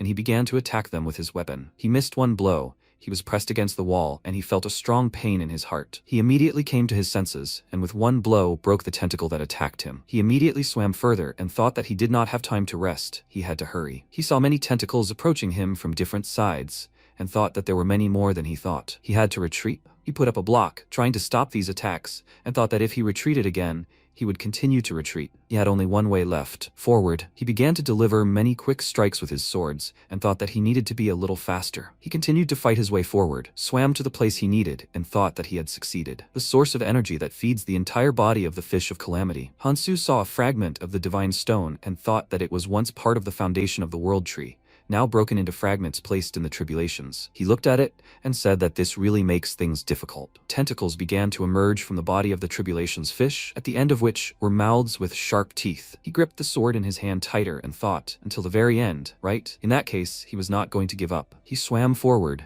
and with a serious expression began to cut it with his swords. When he was about to swim further, another tentacle suddenly appeared and grabbed his leg. He looked at it and wondered, when did this monster manage to do it? He looked in the other direction and saw a huge number of tentacles flying towards him. It tried to shackle him in a cocoon, but he was immediately able to destroy it. He thought, with a serious expression, that this was not enough to stop it. He swung both swords, aimed at the divine stone shard, and said that he would see how well they would fight once he emptied their battery. He struck the first blow, but was unable to destroy it, and thought that it was stronger than anything he had encountered so far. He began to strike quickly with many blows, and thought that since the direct approach hadn't worked, he needed to cut the arteries connecting the Divine Stone Shard to the Fish of Calamity. Thanks to all his attacks, he was able to free the Divine Stone Shard. The protagonist caught it and said that it was smaller than he expected, considering the incredible power capable of fueling the Fish of Calamity. He finally got it. Because of what happened, everything around him began to collapse, and he thought that since he took the shard, the internal structure of the Fish of Calamity began to collapse. At this rate, he would stay here. A tentacle hit him very hard on the back and threw him aside. He began to lose consciousness and reached out for the shard. At the same time,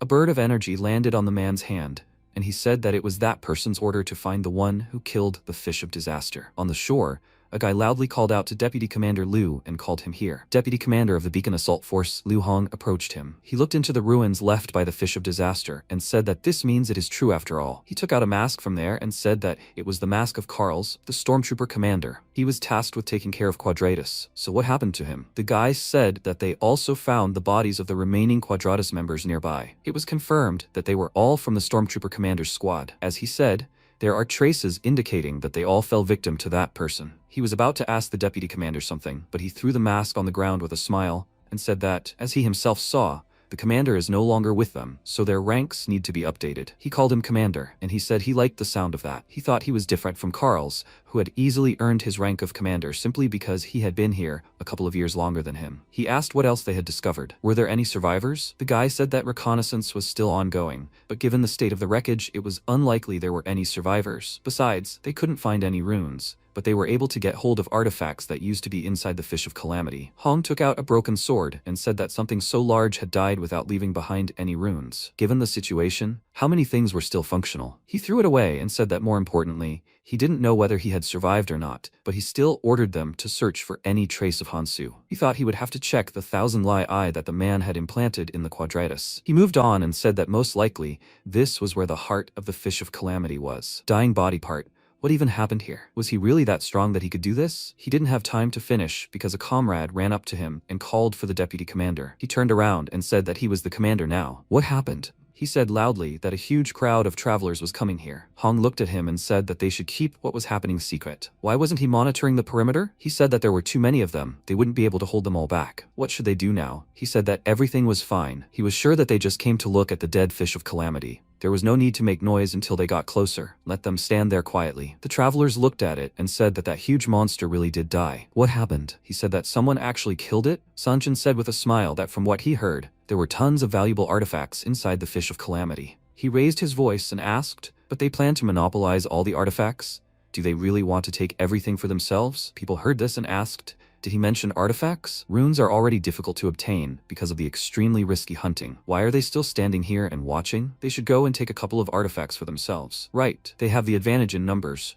Hong said loudly that out of respect for the memory of that man, he was willing to allow them to stay here. They must leave immediately. This place is under the beacon control. He ordered them eliminated, and his warriors agreed with the commander. The winged device tracked this and then flew to Sophia, who was standing nearby. She caught it and said that she had indeed asked the people to gather in a crowd near the Fish of Disaster to distract the beacon. However, for them to cause trouble, she did ask them to spread some rumors. Although she cannot completely trust them, they are quite capable. She thought that those people, however, were deliberately inciting the rest. Who are they? She looked away and said that, in fact, it was even better for her this way. It was good that they had distracted the beacon, but they wouldn't be able to hold out for long. She needed to use this opportunity to search. She didn't have much time, so if one couldn't handle it, several would. The system notified that the god's sclera was creating a white ball that shared its vision with the user. The more of them there were, the higher the mana consumption. She said that it was difficult to control so many of them at once, but if she wanted her search to go unnoticed, she had no other option. 3 days had already passed, and this time she had to find him. He couldn't die so easily, so she had to look for him. She was confident that she could find him. At the same time, MC was lying unconscious on the shore among the rubble. The fairy looked at him and said that it meant this day had finally come. He swung his hand, hit him in the face, and screamed to wake him up. He looked at him with a displeased expression because there was no reaction and said that if he did not get up, he would kiss him. He heard this, came to his senses, and immediately sat up. He said with a joyful smile that it was a pity, but he still woke up. He moved his hand and thought that it seemed like he managed to recover a little before his dragonification wore off. Luckily, he got everything he needed. He turned around and said that, however, here is the one who woke him up. He looked at him with a wide smile and said that they had not seen each other for a long time. He missed him, right? He looked at him and asked what he was doing in the red zone. He said with a wide smile that it meant he realized that they do not descend to them until something extraordinary happens. That is true, but it was impossible to just sit and watch since the situation is far from ordinary. He pointed to the side and said that he must look at his masterpiece. He is the first traveler who killed such a creature. Among them, there is a rule. For a great deed, a great reward. To be honest, the fish of calamity was not intended as prey, so there is no special reward for killing it,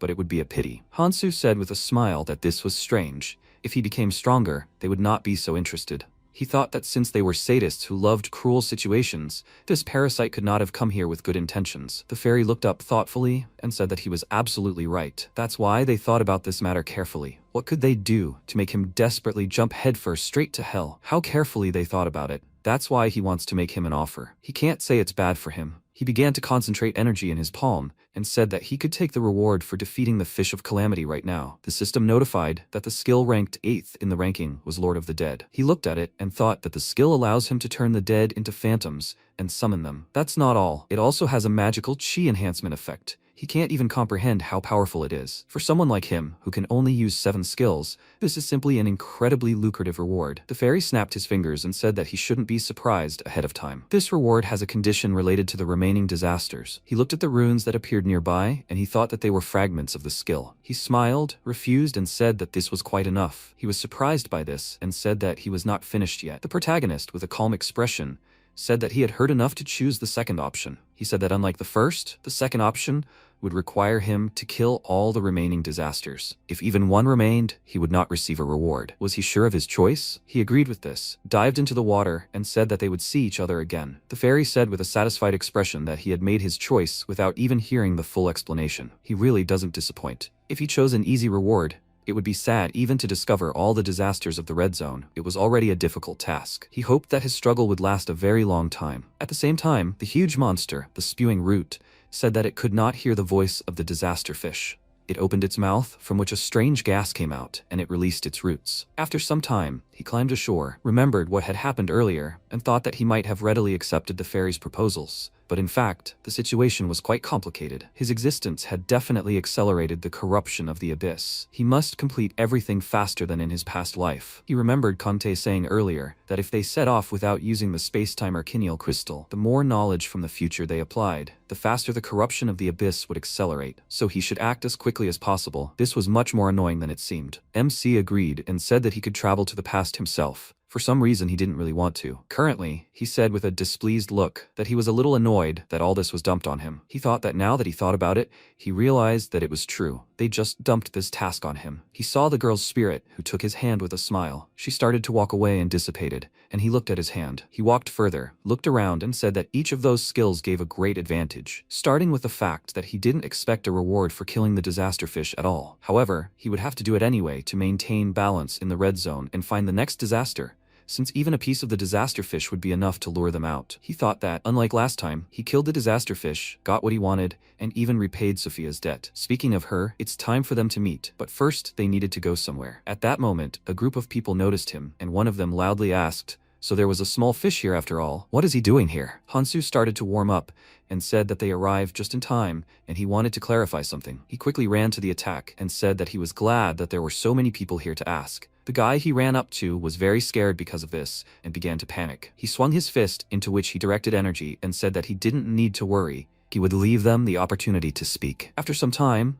he defeated this entire group and held one of them by the collar of his clothes. He turned around, looked at a tall tree, and said that 3 days had already passed. This means that the rest of the disasters should have already begun to move. He ran forward very quickly and thought that this was bad. He didn't expect to lie unconscious for so long. He wouldn't be able to take his chance if everything continued like this. He stopped because something stuck in the ground in front of him. Lebanon Mikhail, a Valkyrie clan member and assistant partner who did this, stood on a cliff and asked, "It's him, right?" He called him by name, and the protagonist, with a serious expression, asked, "What do you want?" He was busy right now and needed to move on. Immediately after, the rest of the people gathered around him. Aaron wondered if Sophia had been looking for this man, but hadn't she found him? He was just lucky to find him first. He turned to him, called his name, and said that he would confirm his assistance in carrying out the orders of the Seven Phantoms, as he wanted, despite the fact that he was only an assistant of the Valkyrie clan. So he shouldn't even try. He jumped off the cliff and said that they needed to deal with him first. He was about to draw his sword, but at that moment, Sophia flew towards them. She landed and said that she had finally found him. He really was entangled in useless people. Still, it was a relief that he was okay. Mikhail called her name and asked why the one who was supposed to guard her place among the Seven Phantoms was helping him. That man already knew what happened here, and of course he already knew about his involvement. She said that she had already decided everything for herself. If they planned to stop him,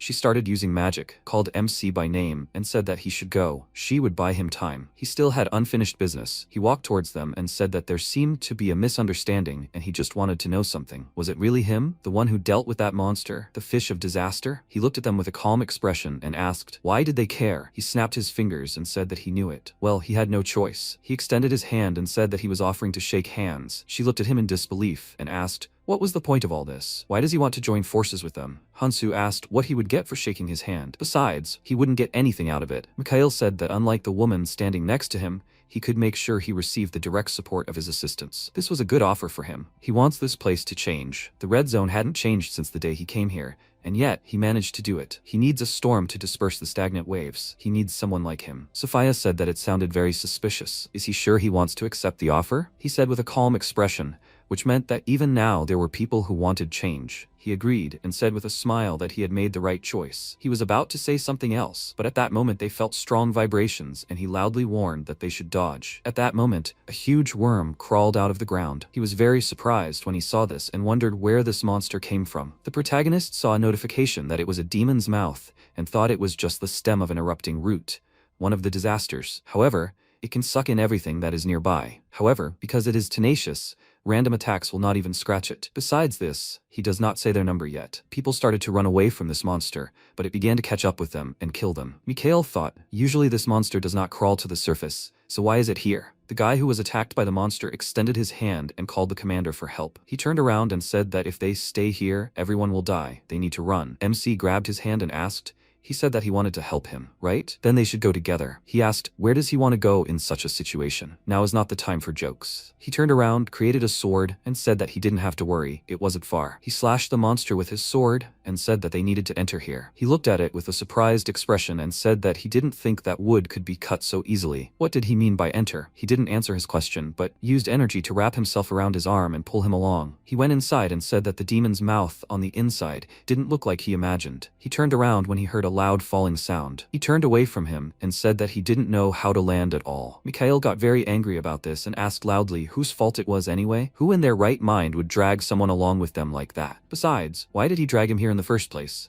He looked at him with a calm expression and asked if he himself hadn't offered him his help earlier. He said that this wasn't the help he wanted to offer. However, something else is much more important. What is he even planning to do here? This liquid looks like nutrients. Hansu said that all disasters have one thing in common. He does guess that, right? He heard a loud sound and asked loudly, are the insides of this mouth moving? He looked ahead with a calm expression and said that it seems that you can say so. He must prepare. They noticed many silhouettes that were quickly running towards them. When these monsters ran close enough, they were able to see it. Mikhail was very scared when he saw this and thought that all the monsters of the red zone were running towards them. It was too dangerous to fight so many monsters. It was better to run away. The protagonist calmly looked at this and said that's that so. The common feature of all disasters is that you always need to look forward when fighting them. There is no turning back. He channeled energy into his sword and used the awakening of the art of dragon energy. He swung his sword and released a powerful wave of energy, which seriously injured several monsters. Mikhail looked at this with a surprised expression and wondered how he did it. How strong was he that he was used to moving forward alone? He asked, isn't he scared? Sophia stood next to them, casting magic and saying he didn't understand. He had only recently met him. She attacked a group of monsters from afar with an energy weapon and said she couldn't believe he had disappeared without a word. Did he really take it for granted that she would follow him? MC called her name with a smile and said that he knew her well. She sighed with displeasure and said that it was as if they had known each other for so long. Mikhail asked how the two of them could talk calmly in such a place. They needed to get out of here. She looked at him and said that she came here to help and fight with him. If he was afraid, he could run. He thought with a serious expression that they were completely crazy. This place was constantly creating monsters from all corners of the red zone. This was not something two people could handle. She noticed another group of monsters and said loudly that they should prepare. More monsters were coming. She felt the wind and thought it was the wind path artifact. Mikhail used the wind to attack and with a serious expression said that no matter how stupid it was, he gave his word that he would help him, so for now he would stay with them. He called her and said that he wanted to see the true power of the seven phantoms. He also wanted to see this man's true strength with his own eyes. He had managed to bring about changes in the red zone, so he expected even greater changes in the future. She thought that even after a short conversation, one could understand that he really had such power. The power to change everyone and lead people. After that, they began to fight against the monsters using their abilities. Mikhail said that they were still holding out, but they were gradually being pushed back. Do they plan to hold the line for long? Hansu, looking a little tired, said that the number of monsters was gradually decreasing, which meant the first wave would soon be over. He looked back and asked, "After this, she can see it, right?" Sophia agreed and said that from the moment she entered here, she had been observing it using the library. She summoned the divine eye and said that she roughly knew where it was. She just needed to find the exact location. She launched it forward and thought that if the erupting root, the next disaster, had a structure similar to the disaster fish, then attacks from the outside were pointless. The demon's mouth is just the mouth-like organ of the erupting root. It can only be damaged from the inside. The erupting root's real body is located under the world tree. It is well hidden and difficult to damage. However, if you enter through the mouth, you can find the hole from which the demons emerge. The place where the monsters emerge is its only weak point, connected to its insides. The divine eye flew to the right place, and she loudly said that she had found it. She found the right place, but the monsters were pouring out of there, so her connection with the eye was lost. Besides, the place is quite far away, so getting through all the monsters will be... She didn't have time to finish, because the protagonist activated his form and said that it was no problem. It would only take an instant. Sophia looked at this in surprise and thought that the art of transformation of the body became even stronger. Mikhail looked at him and said that he even had the skill of the art of energy and capable of body transformation. Who is he anyway? She said that the body transformation by the art of energy will not last long, so they should finish everything with one blow. However, no matter how strong he was, he will not be able to deal with everyone. She stepped forward and with a serious expression said that she would clear the way for him. He also stepped forward and said that he requested help from the clan on the surface. He does not know how soon they will arrive, but they will help. He can no longer stand here and watch them fight, although he is not sure that they will hold out until help arrives. MC looked at this, remembered the past and thought that it was so nostalgic. He asked them to wait and said that he will have to use accumulation. He took out a shard, which he clutched in his hands, and Mikhail asked what he was doing. What does he want to achieve by breaking this crystal? He said with a serious expression that he was not simply breaking it but using parts of it. Crowds of monsters were approaching him, and he raised his sword above his head. He struck a very strong blow with the sword and released a powerful wave of energy. He said that Gaisu clearly had an eye for good items. Now the task looks doable. Mikhail was very surprised by this and said loudly that one blow, but such power. This is very different from the blade that Gaisu used. He handed them 2 crystals and said that the 2 of them should give him their weapons. He directed these crystals to their weapons, and the system notified that magical power resonance is a skill inherited from the artifact, allowing one to lend one's magical power to a target. He thought that this was the purpose of this artifact. The relic of Galadriel, one of the most wanted relics among all those lost in the red zone. However, of course it was useless unless activated by a divine crystal fragment. He went on the attack with them and loudly said that they couldn't dare die now. At the same time, outside, many people were fighting against a crowd of monsters and loudly said that they couldn't retreat, otherwise the monsters would kill them. There had never been so many monsters around him. Aaron turned around and loudly asked, "Haven't reinforcements arrived yet?" He looked up and asked, "Isn't that Mikhail's carrier pigeon?" He extended his hand and asked, "Is he requesting help?" He noticed Hong, who had caught the pigeon, and loudly asked, "What is it he's doing?" He destroyed it and said that he'd been wondering what kind of rats were making noise in his territory, but it turned out to be them. He was sure they had already said that they were looking for Hansu. This is the beacon's business. Disaster matters were under that person's jurisdiction. They, the assistants, had better leave. He loudly said that, however, they wouldn't be able to leave because of the monsters surrounding them. He turned away and said that they seemed to have misunderstood him. He meant that they would be left with small fish on the surface. They had plans for something bigger. He and his comrades entered the demon's mouth, called out to Mikhail, and said that he was connected to the first mates. He turned around at the sound of his voice, called out his name loudly, and asked what he was doing here. Hong, with a calm expression, said that they decided that they could do whatever they wanted on his territory. They needed to be held accountable. This place was under their jurisdiction. They should quickly pack up and leave here. He said that they would regret this. He calmly walked towards him and said that there were limits, even to bluffing. They heard a loud sound and he asked loudly, "Has this passage closed?" The walls began to move. He had never heard of a demonic mouth moving like that. Mikhail stood nearby and asked with a smile, "They have a problem, right? It's harder to use skills here than on the surface." He never thought that such an important person would respond to his carrier pigeon. Hong turned to him with a displeased look and was about to say something loudly. The protagonist looked at him with a calm expression and said that he should shut up, and if they wanted to survive, they should hurry. He looked at him with a serious expression and thought that he was strong, but he was seeing him for the first time. This was the same person who killed the fish of disaster? Since the entrance was closed, there was no point in wasting his strength here. He waved his hand and said that this meant he had no choice. They had to go and deal with the monsters. He thought that he should explain the current situation to that person and that he could deal with him later. Although he had only recently arrived here, he was good in combat and his strength was growing rapidly. It was obvious that he was getting stronger thanks to the Phantom. MC said that wasn't enough. Hong turned to him, thinking that if he dealt with him, the man would definitely make him a stormtrooper commander. He asked what he was talking about. He calmly said that he couldn't last in his current state. It seemed the beacon was weaker than he remembered. He abruptly extended his fist, containing the crystals, toward him. He used all the people's weapons and they asked what it was. Magic power suddenly began to flow through him. He began to leave and thought that he knew that it was quite difficult to conduct mana through so many people. They continued to fight against the monsters, and someone said loudly that they should focus on controlling their magic during the fight. At the same time,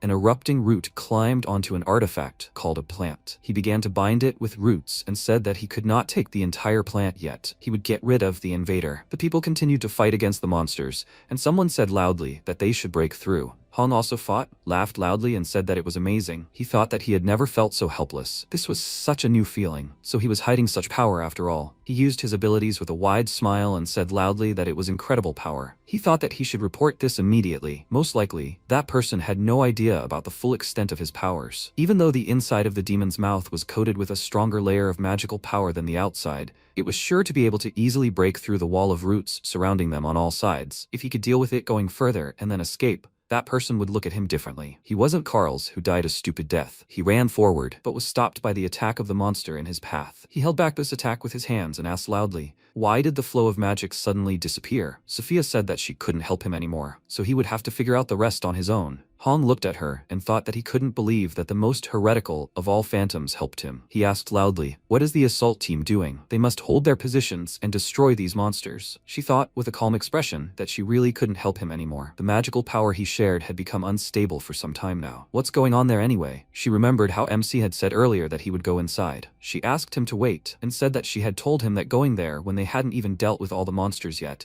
was too dangerous. He said that it was okay. They couldn't continue like this for long anyway. The only way from here was forward. However, he couldn't go forward with the enemies behind him. That's why he would go forward and leave them to cover his back. She thought with a serious expression that he shouldn't worry, she would follow him soon. At the same time, inside the central area of the roots, Hansu stood in front of the monsters and said that he knew that as soon as he headed inside, he would come out. A defensive system protecting the inside of the root. The last of an extinct race, the only survivor of the Elvenheim army. He ran to attack and began to deliver numerous rapid strikes with his sword. He ran behind and the monster immediately turned to him. He swung his hand and delivered a very strong punch to it. He raised his sword above his head and was able to withstand this very powerful blow. He thought that his movements were different because his body was still alive. However, if this was the case, then he would use the power of Nirma in addition to the relic awakened by using a piece of divine stone. He used the skill, Power of Destruction, and released powerful energy into the hand of this monster, and it screamed loudly in pain. The protagonist thought that he got rid of the defensive ability created only by magical power. The attack worked,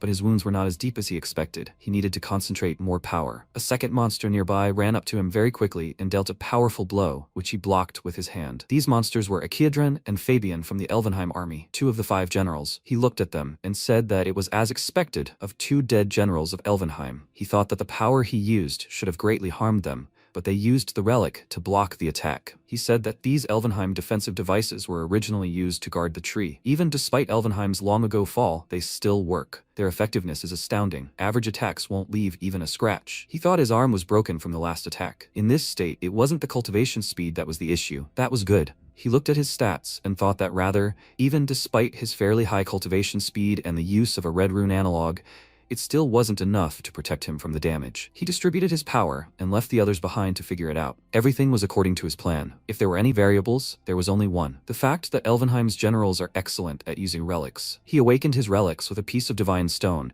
but he doesn't yet know how to use it to its full potential like they do. He must draw as much power from the relic and the divine stone as possible. Besides, his target isn't the Elvenheim generals. What's more important is what's behind them, the one behind their power. Monsters began to emerge from underground, and MC wondered if the second defense system had already been activated. The system announced that it was the Galadrian army. He looked at the crowds of monsters heading towards him and said that if this was a battle of numbers, then he came prepared. At that moment, Sophia ran up to him with the rest of the warriors. They began to fight against this army and loudly asked, "What kind of freaks are these? They had just gotten rid of the bugs blocking the way here, and how did an army of zombies appear?" With a surprised expression, she thought that the Galadrian army, who were in the stomach of the Fish of Calamity, had originally guarded this place. Hong began to fight and thought that he noticed that something was wrong with the descendant of magic. Who would have thought that a battle of such a scale was unfolding here? If this continues, the plan can be completely forgotten. How far does he want to take this battle? Hansu attacked Fabian with his sword, but his body quickly regenerated. He jumped back because he noticed a magical attack aimed at him. He thought it was causing damage, but it was recovering too quickly. He attacked with his sword at the magic circle that was next to him. He said that, besides, those two attacking him at the same time were a bit of a hindrance. He thought that if the battle dragged on, and he continued to use the art of manipulating dragon energy, his body simply wouldn't be able to withstand it. Since he uses dragon power to forcibly heal the body, while simultaneously using magical power, he feels like his veins are about to explode. He only has one goal. The rest is just a distraction. The Central Heart. Elvenheim is a state that ruled the Red Zone in the past. In order to control the ecosystem, they created the World Tree, and what is its foundation using magical genetic biology? They created a plant and hid it deep within the roots of the World Tree. Over time, the plant ceased functioning due to a calamity. The toppled root, originally created to support the plant, became a calamity, which explains why the plant went berserk. However, lacking sufficient authority, the most he can do is stall for time. The protagonist looked at the monster whose attack he dodged with a serious expression and said that this was probably why he activated the security systems. He thought of the Elvenheim army, or rather, the creatures protecting the factory, the 5 generals. With the help of preservation magic, the Elvenheim warriors had become an immortal army. They retained the destructive and regenerative power they once possessed. They live longer than humans, making them tougher opponents. However, if he uses the demonic dragon enhancement, he must find the right moment. The only thing he must pay special attention to is their ability to regenerate, which is constantly maintained by the Central Heart due to the magical power of the plant. It's like fighting zombies that regenerate endlessly. They'll never finish. The 5 generals are just stalling for time, and they're not his target. He used the skill First Power of Destruction. He'll maximize his magical power and concentrate it in his sword. To the original power of the relic, combined with the divine stone fragment, he'll add the magical power of the Nirma ring and rush forward with all that power. He began to deliver numerous rapid strikes, into which he poured powerful magical energy. After this attack, MC said that even if Fabian's armor, a Galadrian relic, was used, it wouldn't be able to block the power of the ring. He delivered another sword strike and said that he should rest for a bit. He turned around abruptly and blocked the magical attack that flew at him very quickly. He thought that the Echidron beads, the durability of each one is comparable to Fabian's armor. In other words, he can destroy them. If he uses more power then. He didn't have time to finish his thought because, unexpectedly for him, the bead broke into 2 pieces. He turned around with a surprised look and asked, "Did it split on its own?" He looked at Echidron and wondered, did this cunning freak do this on purpose? It seemed that this meant that as long as he didn't destroy it, the relic would remain intact. The monster threw these beads at him,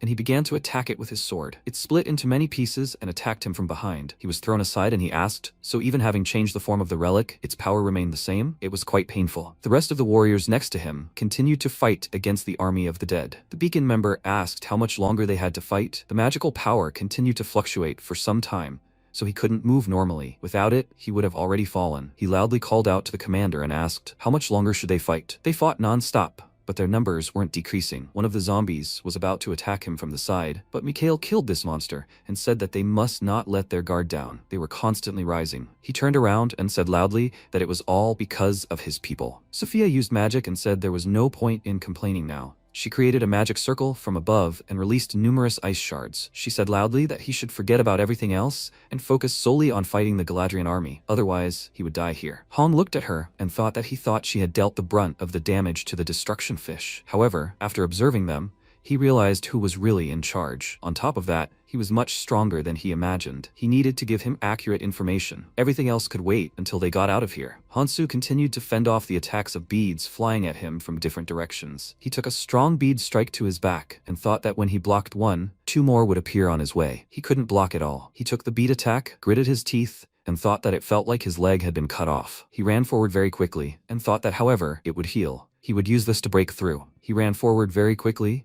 parrying the bead attacks, and thought that if he managed to land at least one successful strike, then it wouldn't matter if he got injured in the process. He saw what Echidron was going to do and said that it was too late to block. Unexpectedly for this monster, it flew past and attacked the root behind him. He struck a very strong blow with his sword and said that he wasn't aiming at it. After that, he landed on the ground and said that he had already wasted too much time here. He attacked General Elvenheim with his sword and said that it was time to finish. Sophia was surprised by what happened and looked around and asked, "Is it all over?" The knights suddenly stopped moving. They are no longer revived. The protagonist said that he destroyed their energy source. They can breathe for a while. However, this is not the end. They need to move on to the next place. Hong asked him to wait and asked if he was going to go further. If this is really the case, then they are leaving. They are not so stupid as to voluntarily take risks. They helped them because there was an emergency, but they do not obey his orders. They are not obliged to join him, right? He agreed with this, after which he released a wave of energy above his head. This surprised him very much, because he did not even notice it and asked loudly, "How dare he attack him?" He said with a calm expression that he should not misunderstand. He did not attack him. He simply made a path he would take. By the way, they better hold their breath. The people turned around sharply and saw how water began to flow through the hole from his blow. Because of what happened, they were all swept away by this stream.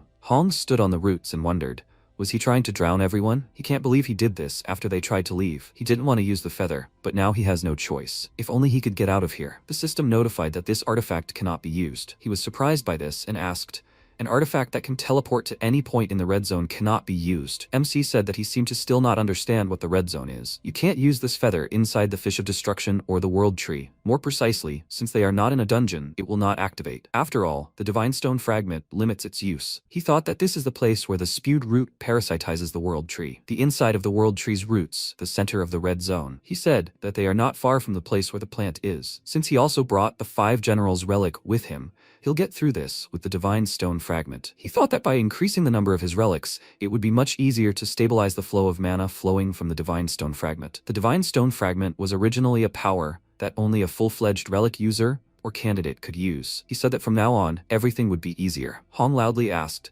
how dare he do something like that and act as if nothing happened? He would officially take the place of the 1st Division commander as soon as he left here. As one of the commanders of the famous beacon, he thinks he'll get away with this? Hansu looked at him with a calm expression and asked, didn't he tell them? If they want to leave, it would be faster to just punch a hole in the roots. Everyone here has tremendous resistance, so they should be able to withstand the poison just fine. He said with a displeased look that he couldn't contradict him. No one here is allowed to give him orders. He turned around with a calm expression and said that he could do as he wanted, but it wouldn't change anything. It wasn't that dangerous here, so whether they followed him or not was up to them. However, if they followed him, they would be able to leave safe and sound, he guaranteed it. The red zone would soon change dramatically. They shouldn't miss the opportunity to follow him. Mikhail looked at him and said that he needed a storm to disperse the calm waves. He needed someone like him. He thought that was why they should think very carefully. The beacon will operate independently. Hong said with a smile that even if he asked for help, it would be too late. He would make sure he paid for daring to look down on him. He didn't have time to finish because the protagonist calmly agreed with this. This angered him, and he turned around and said that even he couldn't force them to go. He thought that he wanted to live up to Eris's expectations as best he could,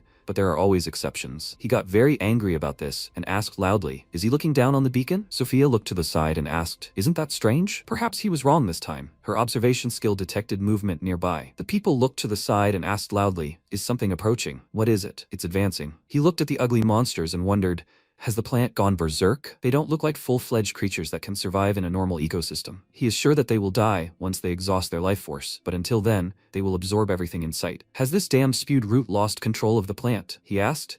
Or does he think that such powerless attacks can stop it? At the same time, outside, the warriors defeated a crowd of monsters and loudly announced that the rear group had finished their preparations. The advance group should return. They need more supplies. One of them called Johann and said that he should bring the nutrient solution here. He agreed, put down the box, and said that he was finally finished. The last few days have been a complete mess. He thought it was just an absurd story, but it seemed that what he heard was true. He thought that even now, when he remembered the time when he first encountered the disaster fish, his hands began to shake. He asked when exactly Hansu started planning to destroy it, He was scared because Sungjin approached him and asked what he just said. Had he met him? He thought he looked really strong. Is he the traveler who reached the red zone earlier? Maybe he is from another group? Like that time, they might be looking for him. He doesn't even know where he is. He asked with a serious expression who he was. He had nothing to say to someone he didn't know. They were surrounded by a lot of assistants, so threatening him wasn't a good idea. He took off his hood and said that there seemed to be a misunderstanding. He didn't mean to threaten him. He apologized for not introducing himself right away. He gave his name and said that he was just curious because he was his friend. It seemed like he got here thanks to his help. Johan agreed and said that he had been a great help to them on the ship. He realized that he was different from everyone else from the moment he met him,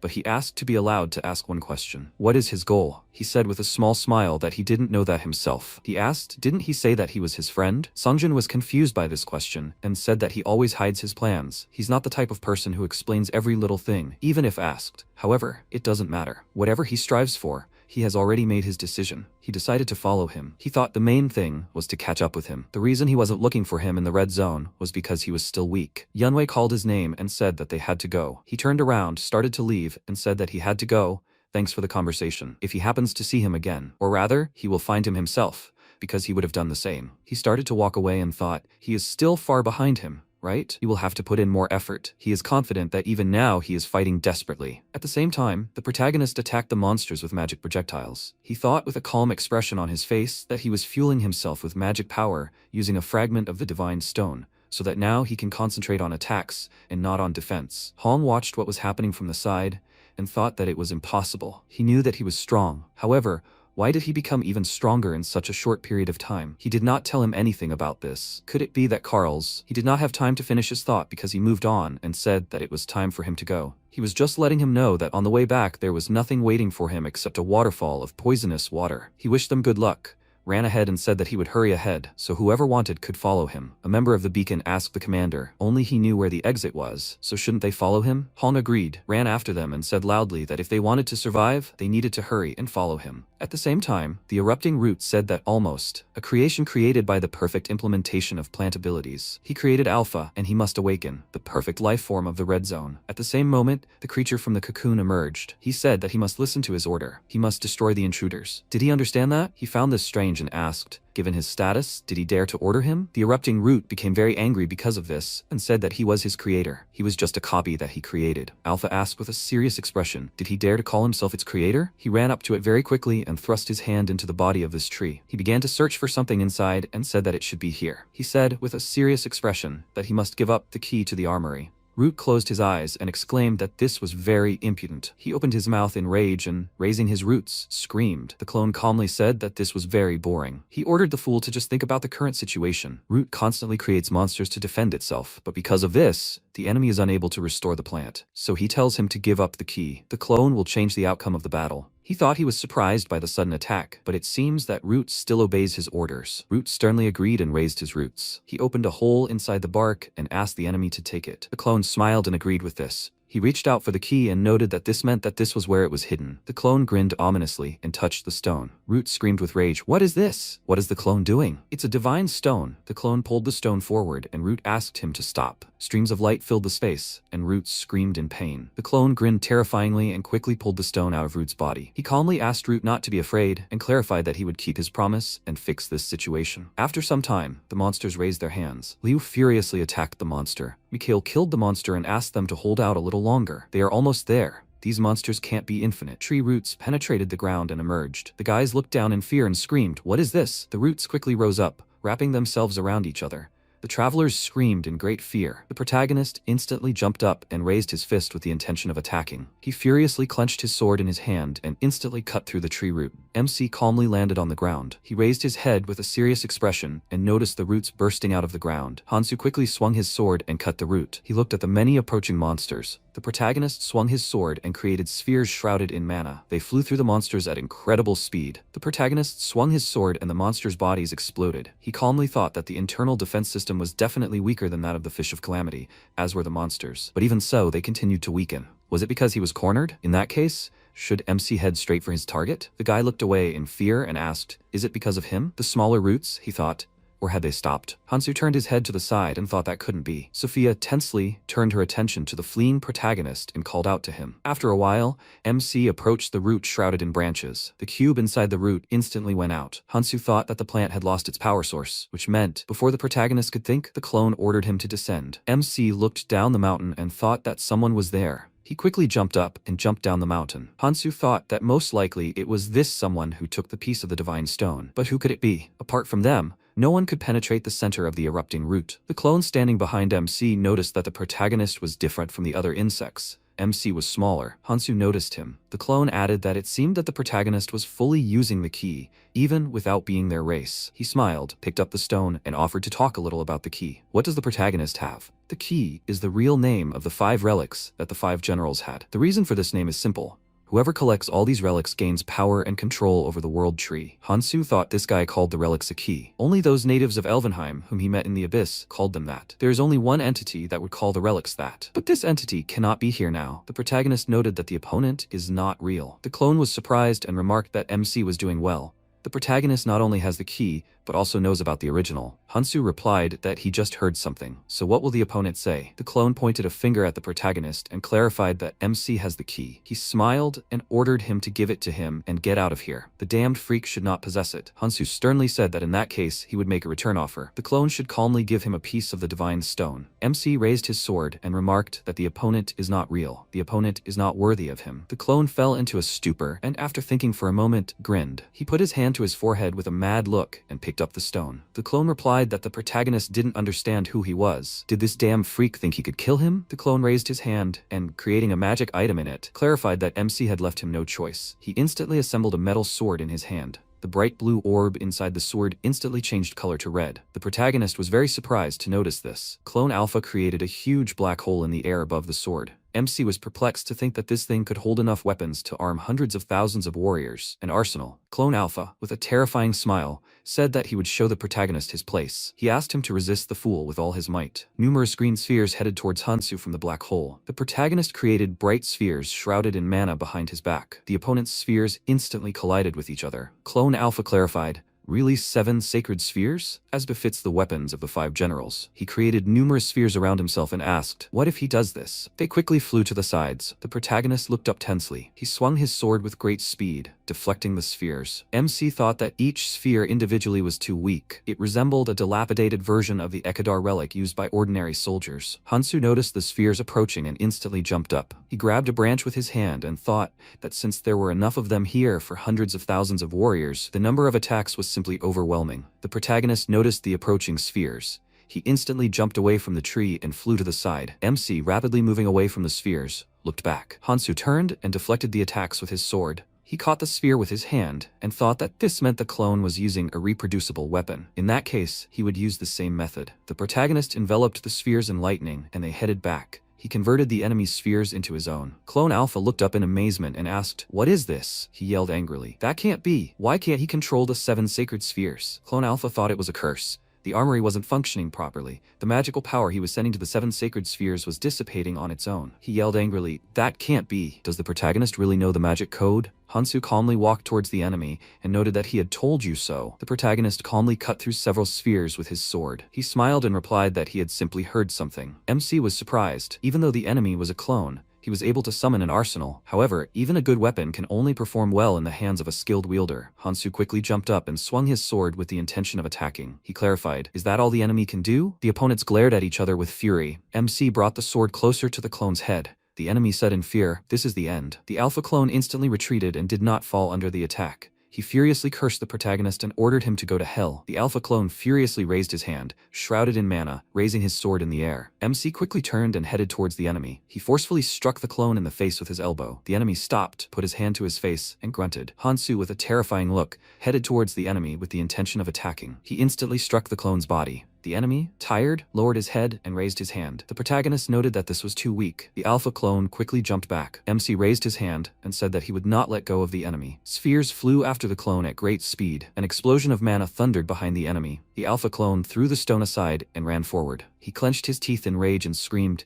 "This is a curse!" The Alpha clone grabbed the ground with his claws and slid across it. He thought that the protagonist's control of magic was very good. How could MC even control the safety key of any risk so well? Even considering MC's use of a piece of the divine stone, it was still amazing. It was as if the protagonist had been controlling magic power for decades. If we consider magic control alone, MC is on his level. Not even that. The protagonist is much better. Hansu ran towards the enemy at incredible speed. The alpha clone bent his legs and thought that if this continues, the protagonist might kill him. He raised his hand in fear and froze. The alpha clone thought with great fear, should he really kill him? Just like that? He couldn't even do anything. No, he can't lose again. For the sake of his own goal, he must survive. He quickly raised his sword. The alpha clone yelled that he can't let himself die in such a place. MC delivered a powerful attack on the enemy with his sword. He fell into a stupor, looking down and thinking, didn't he feel the blow? This appearance is wrong. There can be no mistake. The 6th item in the ranking is the Heavenly Soldier Armor. The Heavenly Soldier Armor is an invulnerable set of armor that absorbs weapons to grow. It cannot be penetrated by any absorption weapon. Hansu lowered his head and noted that this was problematic. He raised his head, smirked, and said that now he had another reason to defeat the enemy. After some time, the opponents fought fiercely. The protagonist, raising his sword, said that it was as expected from an item at the top of the rankings. He quickly jumped up with the intention of attacking. MC attacked the item and noted that its durability irritated him. The alpha clone, his hand shaking in pain, thought that although the armor wasn't able to suppress the full force of the blows, at least it saved his life. The current situation is pretty bad. Unfortunately, he can't use the armory. If the alpha clone could use the armory together with the heavenly armor, there would be a chance of victory. If the situation turns around, it's only a matter of time before the protagonist will be able to get it. The alpha clone looked at his hand with lightning emanating from it with a mad grin and thought that there was still something he could do. The weapon, he can't fully use the armory because of the magic code, but the weapon itself remains. If the clone strengthens the celestial armor with all weapons, a huge black hole with lightning emanating from it appeared above the clone. The protagonist, running quickly, asked what the enemy was planning, and the alpha clone shouldn't be able to use weapon absorption. MC tensed up and stopped, disagreeing. Numerous weapons flew out of the black hole. Hansu yelled that the enemy was a weapon devourer. The alpha clone smiled madly and exclaimed that the protagonist understood everything, but it was too late. He will show MC the true power of weapon creation. The clone's mind clouded and he wondered, is this erosion? Is it trying to absorb the wearer of the celestial armor because he fed too many weapons? Even with his current strength, he can't resist it. The alpha clone smiled and thought that MC wouldn't be able to withstand it either. Besides, he no longer had time to deal with the protagonist, so he just needed to. The alpha clone finished his thought and raised his hand. He clarified, is this what the protagonist said he came for? Streams of mana enveloped MC's body, and the clone yelled that then he would also grant him the heavenly armor. Hansu strained hard, trying to break free from the armor. It clung to the protagonist's body, and he clutched it with fury. The alpha clone noted that it was useless. The chances of dying from receiving the heavenly soldier's armor are 10 to 1, and he was talking about the standard probability. Now, after feeding the armor all the weapons in the arsenal, the current chances of survival had significantly decreased. The clone seriously thought that he had hoped that MC would be absorbed by the heavenly soldier's armor almost instantly, but MC was holding up quite well. In any case, after his death, the alpha clone would no longer be able to use the armor. Perhaps it would be better to leave MC here and go directly to the world tree. The alpha clone turned around and exclaimed that he would return when the protagonist died. Hansu, with beads of sweat streaming down his face and a clouded mind, grunted. He thought that this was amazing pressure. Is that why the opponent transferred control over the armor? It is very dangerous. The first mistake will lead to death. The protagonist is confident that by raising the dragon art of chi control to the maximum, he can overcome this situation, but it will still put his life in danger. Although, now is not the time to think about such things. Instantly, streams of flame engulfed MC's body. Horns appeared on his head. Hansu clenched his teeth in rage. He quickly tensed and the armor flew apart. It landed on the ground and the protagonist returned to human form. MC fell to the ground from extreme fatigue. He raised himself up, leaning on the floor with trembling hands. Hansu slowly got to his feet. He looked down with fury and coughed up blood. The protagonist thought it was dangerous. He looked at his bloodied hand with a crazed expression. MC thought that fully using the dragon art of chi manipulation was too much for him. Even fleeting use of it puts a serious strain on MC's body. Hansu is not at the level to use it comfortably now. The protagonist should abandon it for a while. MC turned to the side and said that it looks like the enemy has escaped after all. Most likely, the clone used teleportation. The protagonist picked up the stone and added that otherwise, the enemy would not have abandoned it. The heavenly soldier armor. The armor quickly enveloped MC's body. He clenched his hand into a fist and thought he liked it. It moves according to his will. Besides devouring weapons, the armor has another good property. It even exhibits greater defensive characteristics against weapons similar to the one already absorbed. The heavenly soldier armor has already undergone the red evolution, most likely because it's been fed all the weapons in the arsenal. It looks like it won't need to be fed anymore. MC smiled, clenched his fist, and looked at the ring on it. After some time, Mikhail noticed that the flow of monsters seemed to have stopped. He squeezed the hilt of his sword in his hand and asked where Hansu went. Sophia looked down thoughtfully and replied that she saw him run off somewhere. Liu clarified, did the protagonist abandon her? MC did this despite telling her to follow him. What an irresponsible person. Mikhail clarified, but even so, the beacon still followed him well? Liu snorted in irritation and noted that they simply had no other choice. If Hansu hadn't tried to drown them in the poisonous water, they would have had the opportunity to escape. Beacon insisted on retreat from the very beginning, or was he wrong? If there is something to say, Mikhail can speak. Where exactly did the protagonist go? Liu turned around in great fear, looked at MC, and yelled, when did Hansu manage to return? The protagonist replied that he had gone to deal with the main body. Mikhail asked tensely, so MC killed him? Hansu walked past Liu, disagreeing, and replied that it wasn't him. Mikhail inquired, but then who? The protagonist asked them to follow him, and said that he would lead them to the surface. Exactly, they were free to disobey him. He never gave them orders. MC hoped he wouldn't have to repeat himself. Liu grew angry and clenched his fist. He turned his attention to Mikhail. His comrade scrunched up his face, raised his hands, and yelled mockingly, when did the protagonist manage to return? Liu clenched his teeth in embarrassment, and remembered how he had yelled at the sight of MC. Hansu thought that the main body had been destroyed, and he had taken possession of a piece of the divine stone. But something worries him. That clone. It seems the enemy could use all of the king's power. In that case, the situation has suddenly gotten worse. Perhaps the enemy went straight to the flower. After some time, the extinguished cube is among the leaves. Clone Alpha raised his hands and said that losing the heavenly soldier's armor was worth it. He will finally seize all of the king's power. The clone screamed with great rage. But why? After transferring all of the power to him, is the main body still sleeping? The world tree has withered, and Elvenheim is no more. But there are people below who will replace them. He will correct the mistakes of the past. All for the revival of his kin. Clone Alpha, confidently looking at the main body, added that it was only Acheron. He turned around and noted that the fearful king could not save his family, could not save Elvenheim, and in the end, lost himself. Clone Alpha asked him to look wherever the king was, and said that he would do everything himself. He thought that first of all, the key that person had. The clone must return the Galadriel's sword, Ikidar's prayer beads, and Fabian's bracelet. Ekidar and Fabian are two, but one, so he is sure he has the bracelet too. After restoring the administrator's power, the Alpha clone must enter the flower. This will require overwhelming force, not simple means. He looked at the tree and thought he would use Ouroboros. After a while, the clone hung on a tree branch. He moved and quickly let go of the branch, falling down. The Alpha clone landed on a tree branch. He turned his head to the side and looked at the air currents. The Alpha clone pushed off the branch and jumped down. He ran to the side at great speed, bouncing off the branches. The Alpha clone landed on the tree bark and looked to the side. He calmly noticed the blue scales. The Alpha clone sternly ordered them to get out of the way and asked how they dare bare their fangs at their creator. Many monsters spread out to the sides. Techeron raised his hand and looked at him,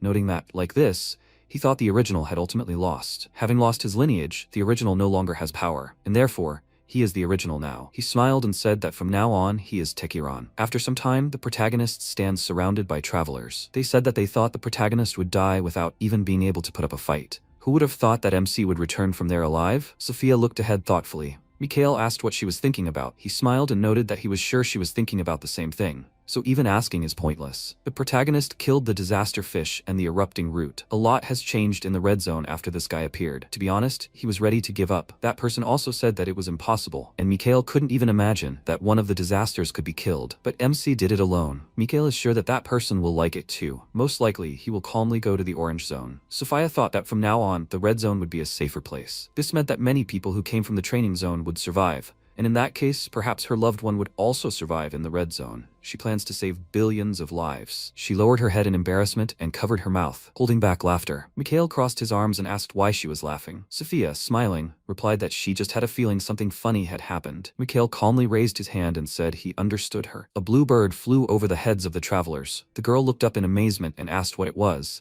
The guy replied that it looked like a homing pigeon. The travelers looked at the many birds flying across the sky. They clarified, but why so many? After some time, hunters quickly ran past a tree. The guy turned his head to the side and tripped over a rock. The comrades looked at the guy who had fallen to the ground. The comrade raised his hand and asked for help. The comrades quickly ran deep into the forest, and the boy begged them not to leave him. He screamed in horror and instantly coughed up blood. The monster, with a malicious smile, dealt a powerful attack to the boy. After a while, the monster hung over the dead body of a man with fury. He looked through the leaves at the many travelers. The monster saw the protagonist and Sophia among the people. Techeron, using his mind, ordered the monster to detain these people until he gained complete control of Ouroboros. The monster must make sure they do not leave this place. The monster's duty is to prevent them from entering the orange zone. Many monsters quickly ran towards the travelers. After some time, The travelers screamed in fear that they were approaching. It was a swarm of parasitic locusts. At the same time, the locusts headed towards the people's tents. Pam raised her finger and ordered everyone to get ready. They must stop them here. If they allow a breakthrough, it will mean the end of the red zone. They must protect this place. She ordered to hold on until the rest of the clans come to the rescue. The group members raised their heads in fear. Aaron asked with great fear, should they stop them themselves? Many monsters quickly ran along the tree bark. The group members asked, is this a disaster? At the same time, a bird flew up to his hand. Mikhail looked tensely at his hand. He sternly opened his eyes and said that the reports said that all the parasitic locusts have come out of more than 100 million. Even if all the clans gather, they will not be able to cope with them. It's just terrible. The protagonist crossed his arms and thought, did the parasitic locusts go on the offensive? Why did this suddenly happen? Parasitic locusts are monsters that guard the inside of Ouroboros. They are the guardians of the gates that protect against everything that could break through its scales. Therefore, they cannot go anywhere without a reason. Ouroboros, the only creature capable of commanding them, is currently focused on absorbing the poisonous water. He has no reason to give such an order, especially now. And this has never happened in the last 500 years, nor in his past life. Which means it's Tekiron. Although MC assumed that the enemy would be an unaccounted variable, things have become much worse. Liu angrily called out to Hansu, and the protagonist turned his head to the side. Liu pointed at him and exclaimed that MC had caused the parasitic locusts to go berserk. Hansu turned around and asked, what's that about, comrade? Liu asked him not to play dumb. If the protagonist hadn't started killing disasters, this wouldn't have happened. And how will Hansu be held responsible for this? Mikhail sternly ordered him not to say such a thing. He noted that it seemed like the two had a difficult relationship. The protagonist turned his head to the side and asked, can Sophia use the librarian skill and find out how long it would take him to descend? Liu irritably ordered him not to ignore him. Sophia looked down and asked, does MC mean how long will it take the entire locust swarm to descend? Hansu replied, not the parasites but Ouroboros. He asked how long it would take Ouroboros to descend. Everyone looked at him in fear. MC thought that the parasitic locust's advance would not be limited to this. Considering that Tekiron, a clone, possesses some kind of royal power, the enemy could therefore command the locusts to move. Obviously, the enemy would try to control Ouroboros as well. Of course, it would take a long time to bring Ouroboros under control. It is one of the 4 plagues, but once the enemy gains control of Ouroboros, they will send it down to Earth. Therefore, there is an urgent need to know how much time they have. MC asked Sophia to hurry, and thought that the longer it takes Ouroboros, the more time they have to prepare. Sophia looked at the tree with fear and replied that it would take about 2 weeks. The travelers were terrified to hear this. Liu gritted his teeth and thought it was all over. The order to bring Hansu no longer mattered. He turned his head to the side and barked that the entire red zone was in danger. The first and second squads were to report to Miyamoto, and the rest were to follow him. Sophia asked, where is he going? They must work together to cope. Liu asked with a stern expression, why would they do that? The mirror would open soon. All they had to do was be there in time to escape. Sophia thought that the time for the mirror to open had already come. The mirror was a huge lake located between 6 great pillars. Although it was the path to the next zone, it only became so once a month. When the lake's surface appeared like a mirror, it could be entered. The unworthy could not enter. Only those who had proven themselves worthy were considered worthy. It was obvious that all members of the clan were high-level travelers. They will surely successfully enter the mirror, Sophia clarified. So he means that all the clan members will escape through the mirror when it opens? Liu smiled and replied that everything is correct. They have no reason to die here just like that, do they? Sophia screamed angrily. And what about the orders of Ares and Miyamoto? And he didn't think about what would happen to the rest of the people in the red zone? Liu calmly asked. Isn't it obvious? They will all die from parasitic locusts or Ouroboros. And why should he even worry about an order given 20 years ago? Sophia clenched her teeth in anger and cursed him. Liu waved his hand and asked her not to look at him like that. It's not just them. All the clan heads probably think the same way as he does. Everything would be different if order was established here and it were safe. People uphold justice in heaven, not hell. Liu walked away, smiling. Sophia tensely pressed her hand to her head, thinking that at this rate, all the remaining travelers would be killed, and if they weren't careful, the seal could be broken. Hansu asked her not to worry and said that 2 weeks was a long time. He smiled, raised his hand, and clarified that if they fulfilled certain conditions, killing Ouroboros wouldn't seem crazy. Sophia noted that this couldn't be true. The protagonist meant like those times, with the fish of disaster and the erupting root. Mikhail interrupted their conversation and said that was impossible. All the parasitic locusts responsible for protecting Ouroboros were descending to Earth right now. The gate guards were not on duty,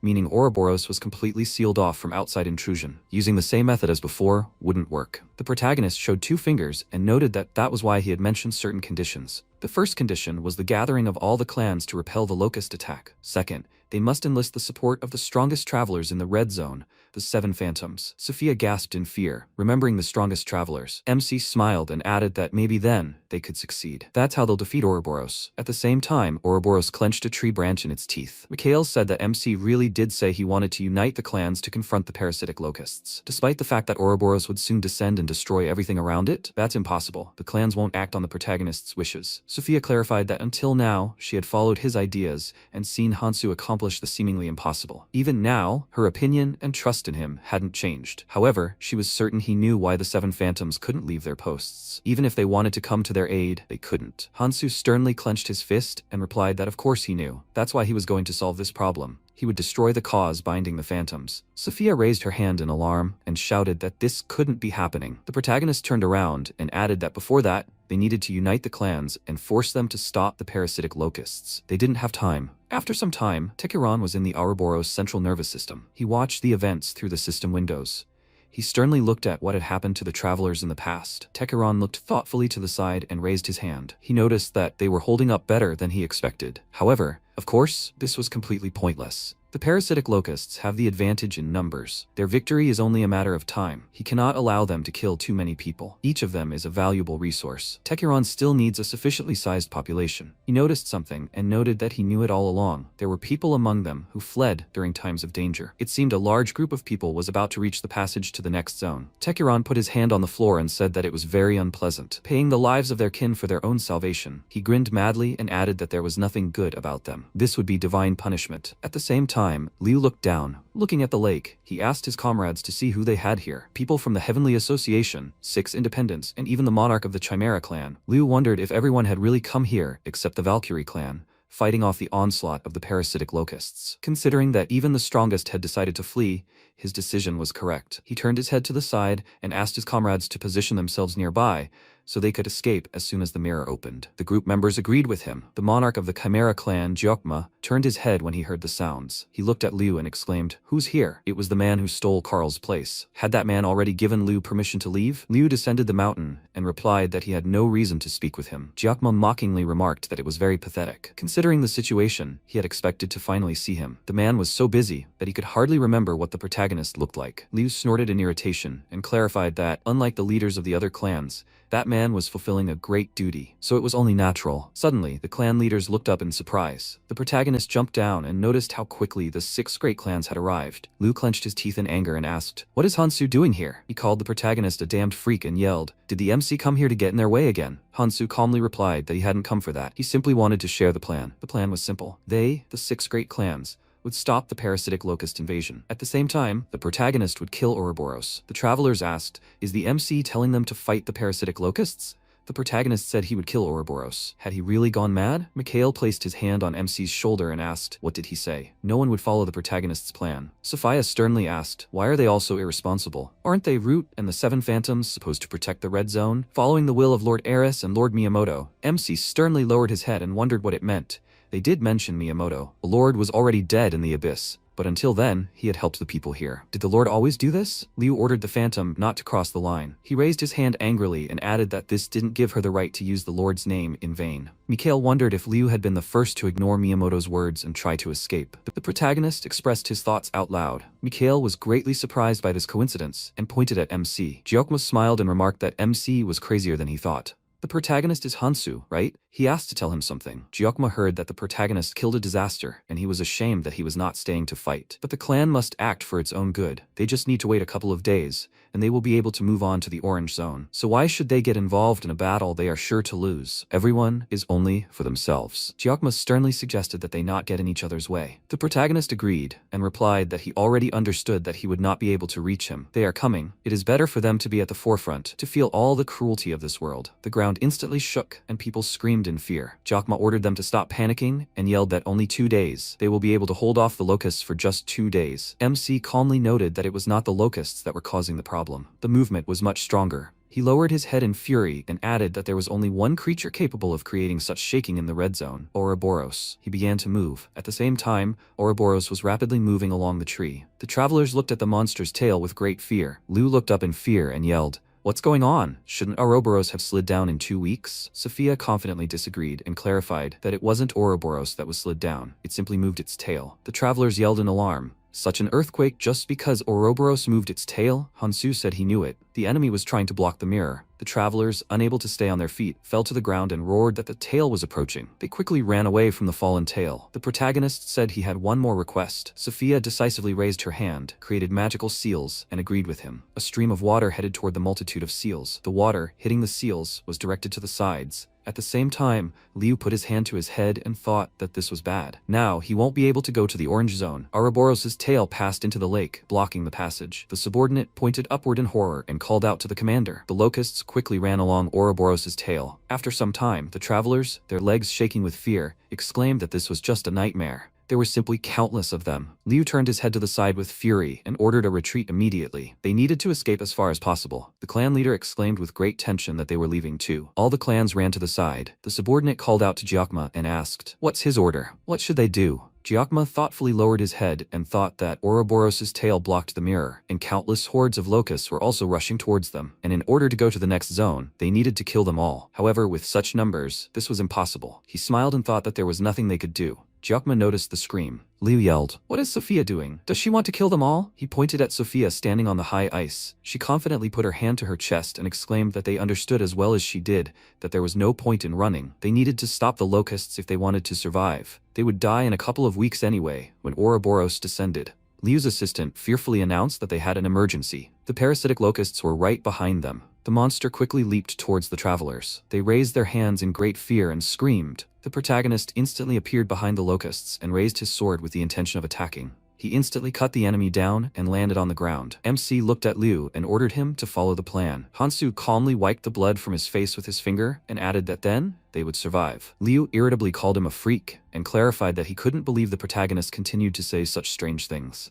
Liu pointed a finger at Hansu and asked, "Does the protagonist think he's a hero?" He ordered him to stop thinking like that. The MC continued to say strange things about killing Ouroboros, but Ouroboros is not like the other disasters for the protagonist. Hansu sternly clarified, "Does Liu want to escape without a fight? Even if it destroys the only path to survival, the mirror will open in 2 days. However, while Ouroboros' tail blocks the mirror, the only thing they can do is wait 2 weeks. The travelers must choose, unite to defeat the disaster and survive, or follow their selfish desires and remain in the red zone, buried in the ground." The locusts hissed with fury as they ran. Gyokma's assistants turned their heads to the side and looked at the fleeing insects. They screamed in fear and raised their weapons, declaring that the enemy was approaching. They begged Gyokma to save himself. The locusts instantly leaped up and approached Gyokma, but he didn't move. Gyokma grinned madly and remarked that he liked Hansu. He immediately raised his hand and pulled a hammer from his inventory. Gyokma turned and launched a powerful attack at the locusts. The monster fell to the ground. Gyokma ordered everyone to listen to him and declared that from now on,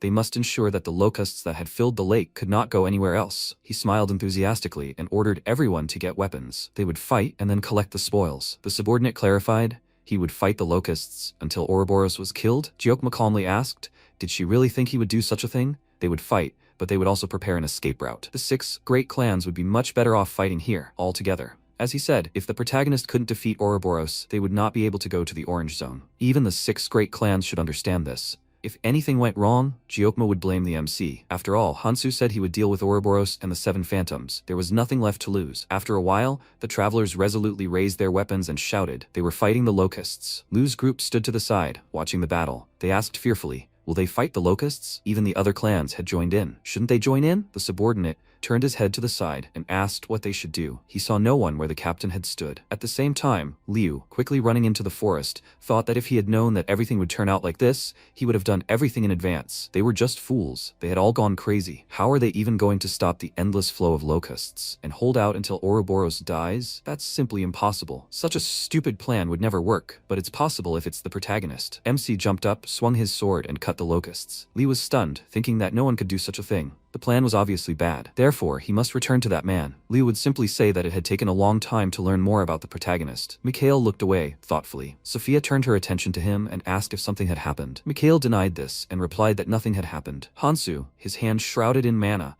landed on the ground near his comrades. Mikhail drew his sword from its magical seal and said that, following the Hecarim clan, the other clans had joined in the plan, and they had managed to slow the Locust's descent. The protagonist said he was leaving the rest to Mikhail. He had done everything he had planned to do here. Now MC must move on and defeat Miyamoto's 7 phantoms. It was time to meet him. Mikhail, frightened, clarified. Hansu was leaving the rest to him, so should he continue to stay here? The protagonist confidently confirmed this. As far as he remembered, during their last meeting, Mikhail had promised to provide him with the support of his assistants. MC smiled, turned, and said he would leave the rest to his comrade. Mikhail smiled with intense fear and raised his hand in agreement. After some time at the Beacon headquarters, an assistant announced that a report had been received. Locusts had occupied the mirror. They were currently being held back by 6 great clans led by Giacomo, the leader of the Hecarim clan. After the Valkyrie clan completely destroyed the first wave of locusts, they began advancing towards the mirror. Therefore, they must make a decision. Should they avoid the battle with the locusts by hiding in the seal and waiting for the passage to open? Or should they continue to guard the seal? After all, phantoms must guard the seal. Mariant Ark, the 4th phantom,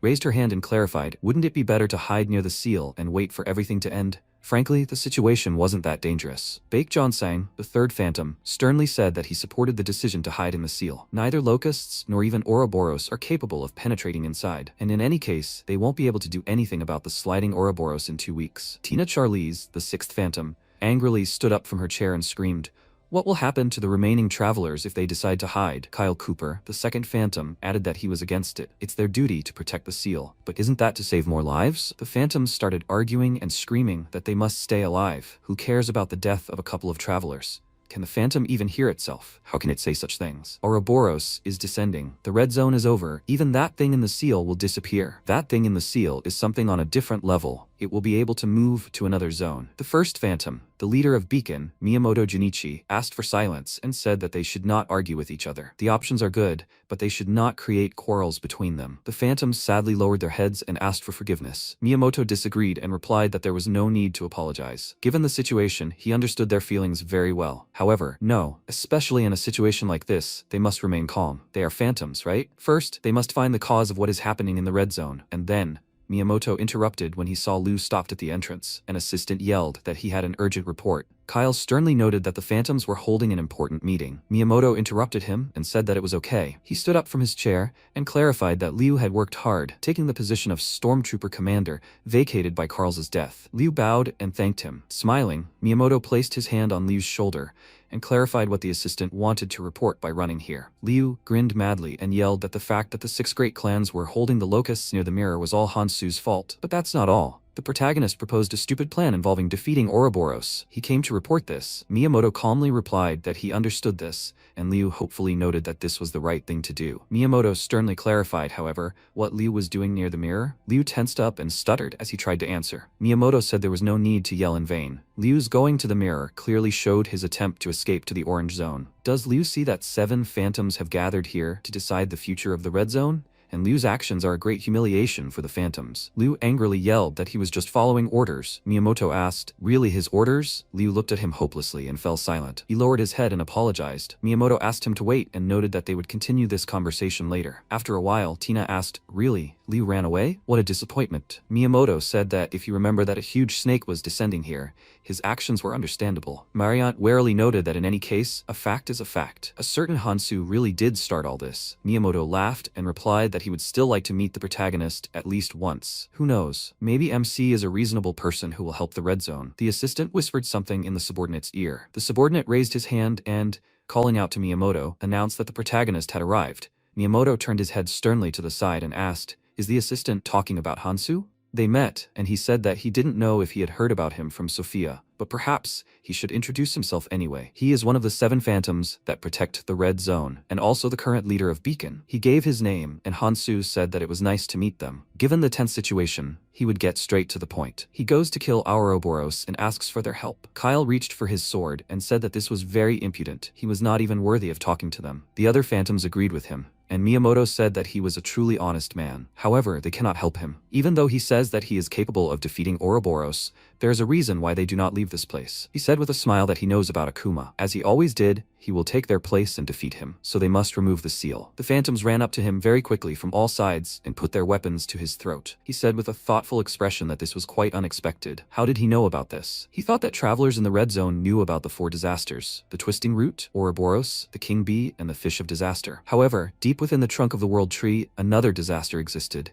hidden from the travelers. The 5th sealed disaster, Akuma. When it was discovered, people realized that it had to remain sealed. It was much more dangerous than the other disasters. It was obvious that it could be the end of travelers in the red zone, and so its very existence was decided to be kept secret. The only ones who knew about it were Miyamoto and the 7 phantoms who carried out his will. He called out his name and asked, even knowing what would happen if the seal containing Akuma was released, he still insisted on it. The protagonist agreed and said that it was all because of the relics he had. He was talking about Akima's chains and Kargon's spear. To defeat Ouroboros, he needed these 2 relics. He called Sophia and asked if she had told him everything. She, looking very worried, refused and said that he knew about these things himself. He, looking puzzled, said that it was strange that he had only recently arrived in the red zone and yet knew such details about Akuma. Tina, using magic, pointed her sword at him and said that it wasn't important how he knew this. They had to get rid of this man here and now. His goal was obviously the reward for obtaining the relics and killing Akuma. For the sake of his greed, he was willing to put the entire red zone at risk. She had no doubt that he was targeting the other disasters for the same reason. Sophia loudly asked them to calm down and said that he wasn't like that. She looked at her and asked if she believed him. She said that she didn't believe him right away. At first, she thought he was crazy, especially after he calmly said that he would kill the fish of calamity. However, he actually did it. He also killed the writhing root, and he did the latter alone. Anyone who has seen him in action will not doubt him, since he says he can defeat Akuma. All these miracles are possible only with his performance. Miyamoto said with a small smile that they should all sheath their blades. They all did so, and he went to him and said that he understood what he was talking about. However, those who fell in that battle cry out to him. They say how hopelessly overwhelming his all-destructive power was. What does he have that they don't? MC immediately released a powerful wave of energy, which threw all the phantoms away from him. They all landed, looked at him, and asked what was that? He summoned the spirit dragon, took the sword, and said that they would see for themselves. He would prove that he could defeat Akuma. He pointed his sword at them and said that they should attack together. Johnsang looked at him with a serious expression, saying that he was overwhelmed with bravado. He pointed his sword at him and said that he would test him in action. They all ran towards him together, and he struck first, and Hansu was able to reflect this attack. The others jumped towards them and swung their weapons to attack. He crossed swords with him and said that they were phantoms. The fact that he thought he could defeat all of them, the defenders of the red zone, at once was nothing more than arrogance. Tina launched her sword, but the spirit blocked this attack. He said with a small smile that he was definitely stronger than an ordinary traveler. He truly deserved the title of Phantom. He looked at him with a serious expression and asked why he was saying this. Spirit waved his hand and threw away the sword. It grabbed 2 phantoms that attacked from above, and he said that he meant that they would be an excellent test of the heavenly soldier's armor. In the past, he asked what she could say about Miyamoto. Eris asked why he was suddenly asking. He said that he heard that he was the one who governed the territory, but died shortly after the opening of the abyss. He was sure that one of them would stumble upon him sooner or later, so he would like to know what she thought of him. She said that he was different from the other clan leaders. First, he led the others without emphasizing his leadership. His innate talents included protection and blessings, but he could also weaken enemies. However, more importantly, while everyone was laying their foundations and chasing rewards, rushing to the orange zone for various reasons, he alone remained in the red zone, having decided this solely by his own will. He said that he would guard the Akuma seal. He deliberately gave up his powers, sacrificing himself. If he met him, he should know that he could be trusted. He was a man who adhered to honor much more strictly than any of the wanderers in the red zone. At this moment, Miyamoto loudly ordered them to stop and asked what they were even doing. They didn't have enough power, even if they worked together. Ouroboros would descend in 2 weeks, so why were they wasting their strength? Kyle lowered his head and said that he apologized. He approached him and said that he had heard about his power, so he would ask for the removal of the weapon devourer. Maybe they could discuss everything? After all, even now, people were dying every second. They came to the tent. He sat on a chair and said that he recognized his power. However, he could not remove the seal, relying only on that. No one could predict what would happen if the seal was removed. His seal must never be broken. Even approaching the seal makes one feel its overwhelming power. Does he have a specific plan to eliminate Akuma though? He said with a serious expression that of course he has a plan. Of the 5 existing Elfhelm relics, 2 of them are used in the seal, and he already has the other 3. If using 2 relics, one can suppress the power of this monster, then using all 5 can destroy it. It seems the chance of this plan succeeding is high. What will they say? Miyamoto thought that this was very familiar. He bears a great responsibility and the will to lay down his life for the cause, without showing even a shred of fear for his life. In all the 20 years he has been here, has he ever met a similar traveler? Yes, he has. It is Eris. He was brought out of these thoughts by Mariant, who called his name. He apologized and said that he was lost in the memories of the past. Unlike him, who is quick to make decisions, he is a different person and has a more measured nature. Could he summarize some of his thoughts before answering his question? The protagonist agreed and said that let's say they follow this plan and remove Akuma's seal to defeat him. However, what if they lose? He also wanted to start a full-fledged war against the disasters. However, realizing how many casualties it would lead to, he discarded such thoughts. Ouroboros has begun to move. What if Akuma joins it? What does he think will happen to the red zone? It's not that he doesn't believe in its strength. After all, he stood up to the phantoms and was able to defeat 2 disasters. However, plans are only good on paper. The more smoothly everything goes according to plan, the more cautious you need to be. That's why he suggests such an idea. Why not use the existing relics to strengthen the seal? If they use these relics, the seal will be strengthened. There won't be any more problems. Even if the descending Ouroboros destroys the entire red zone, then they, the phantoms, will be able to leave this place, and therefore will be able to help deal with the locusts filling the mirror. Afterwards, they will be able to help as many travelers in the red zone as possible, at least protecting them during the passage through the mirror. Ouroboros won't have time to crawl away before they take everyone to the orange zone. Kyle loudly said that, as expected of him, he couldn't believe he came up with such an idea. He laughed about it and said he was flattered. What would he say? Doesn't this seem more rational to him? MC said that the plan did indeed have some logic. Miyamoto was about to say something about this, but he interrupted him and said that, however, he would refuse. The relics were not meant to be used in such a way. With a serious expression, he asked if this was by any chance his personal selfish desire. He refused and said that it was understood that the relics would be needed in other places as well. He asked if he could then say where he would use it. He asked if it made a difference if he killed the Akuma. He would finish quickly, so there was nothing to worry about. They looked at each other with serious faces. He began to get up from his chair and said that for now he proposed to leave it at that. Sophia looked at him with a surprised expression and asked if that meant anything. He interrupted her and asked if they had a choice but to trust him. He was relying on him. He walked away with a calm expression and said that he asked them to follow him. He would take him to the place where the Akuma was sealed. He remembered something and said that first he asks him to change into these clothes. His fighting style is based on agility, so this will suit him. Hansu changed and said that these were very good clothes. The system announced that this was Gert's leather armor, lightweight and reduces air resistance. He thought that it seemed like he should adjust this. She walked next to him, called his name, and said that it was such a relief. It was great that he decided to trust him. All that remained was to defeat Akuma according to plan. He walked forward with a serious expression and thought, did she say according to plan? He remembered what happened at the meeting earlier, called her by name, and said that he wanted to tell her something. At the same time, the sealed demon sat in a cocoon and opened his eyes. 20 years ago, Eris came to the place where the seal was and was shocked by what she saw. She saw many people turn to stone and asked what happened here. Keldian came closer and said that these were human-shaped stones. He seemed to understand what had happened. They had fallen victim to an attack of incredible power. It was an attack by a single creature that was locked here. This dangerous creature must not awaken. Here and there, remnants of the unknown energy it emitted could be felt. Conte said that it was still sealed, and if they left it alone, everything would be fine. He adjusted his glasses, refused, and said that he was mistaken because the seal was weakening. It was held together by the chains that bound it, but obviously sooner or later the seal would fall off on its own. Eris asked, in other words, was this a bomb that would soon explode? He said that one could say that. Miyamoto approached the seal, touched it, and he said that it seemed they needed to come up with a plan to deal with this. He suggested that they return and discuss their further plan. He attracted everyone's attention by saying that he thought he had a solution. He began to release spirit and wondered if he would have to risk his life again to ascend. His weapon eater may be the strongest here, but in the next zone he would have to start all over again. Keldian looked at this and asked, is he pressing down on the seal with the weapon eater? He wondered how much longer he would have to do this, and would it ever end? He said with a calm expression that his weapon eater would help the seal. This way, Akuma would not be freed. Eris said that, however, he would have to stay here, in the red zone, to maintain the functionality of the weapon eater. He said that this was his conscious decision. All for the higher purpose, for the sake of humanity. Therefore, he will stay here. They need not worry. He will stay in the red zone and protect the seal. For now, they came to this place where he was silently contemplating all this, and Kyle called him. Miyamoto turned to him and with a small smile said that he remembered the past for a moment. The protagonist called him with a serious expression and said that he could begin. They didn't have much time. He looked at him, agreed, and said that it was their duty. His ring began to emit energy, and he said that he was starting to remove the seal. He summoned his weapon eater, which extended its hands towards the seal. He watched what was happening with a serious expression,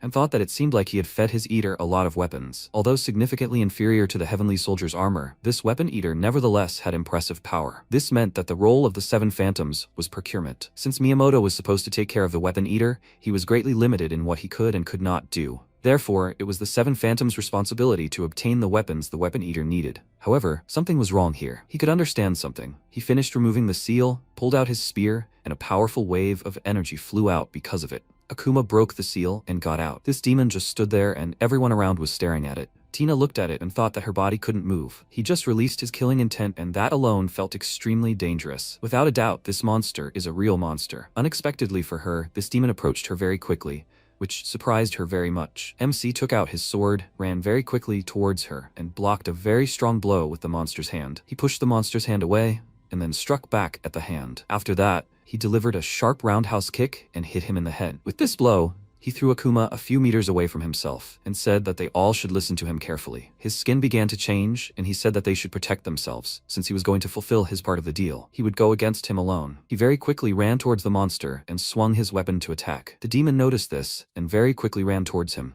They ran towards each other and both swung their arms to attack each other. At the same time, on the surface, Gyokma looked into the distance and said that he felt the ground shaking. Kimchi looked at him with a tired expression and asked if it was because of the locusts. He refused and said that the tremors were coming from underground. At that moment, Hansu blocked the demon's attack with his sword, but he was thrown back. Kyle looked at it in surprise and thought that it was like a battle between 2 monsters. Akuma delivered many very fast punches with his fists, but he dodged all of it. He summoned beads that he threw at his head. The monster delivered a very strong blow with his hand, but he managed to jump back. Because of this, a large cloud of dust rose up, from which the monster ran out at great speed. He ran towards him and swung his fist of energy. He delivered a strong blow, but the monster very quickly dodged and ran behind him. He tried to attack him from behind, but the protagonist managed to turn around and delivered a powerful punch of energy. The monster immediately jumped away from him, and he wondered if he had dodged such a blow. The others looked at this in surprise and said that this was not a battle they could interfere with. Their strength and speed were beyond them. Kyle said that everything was as he said.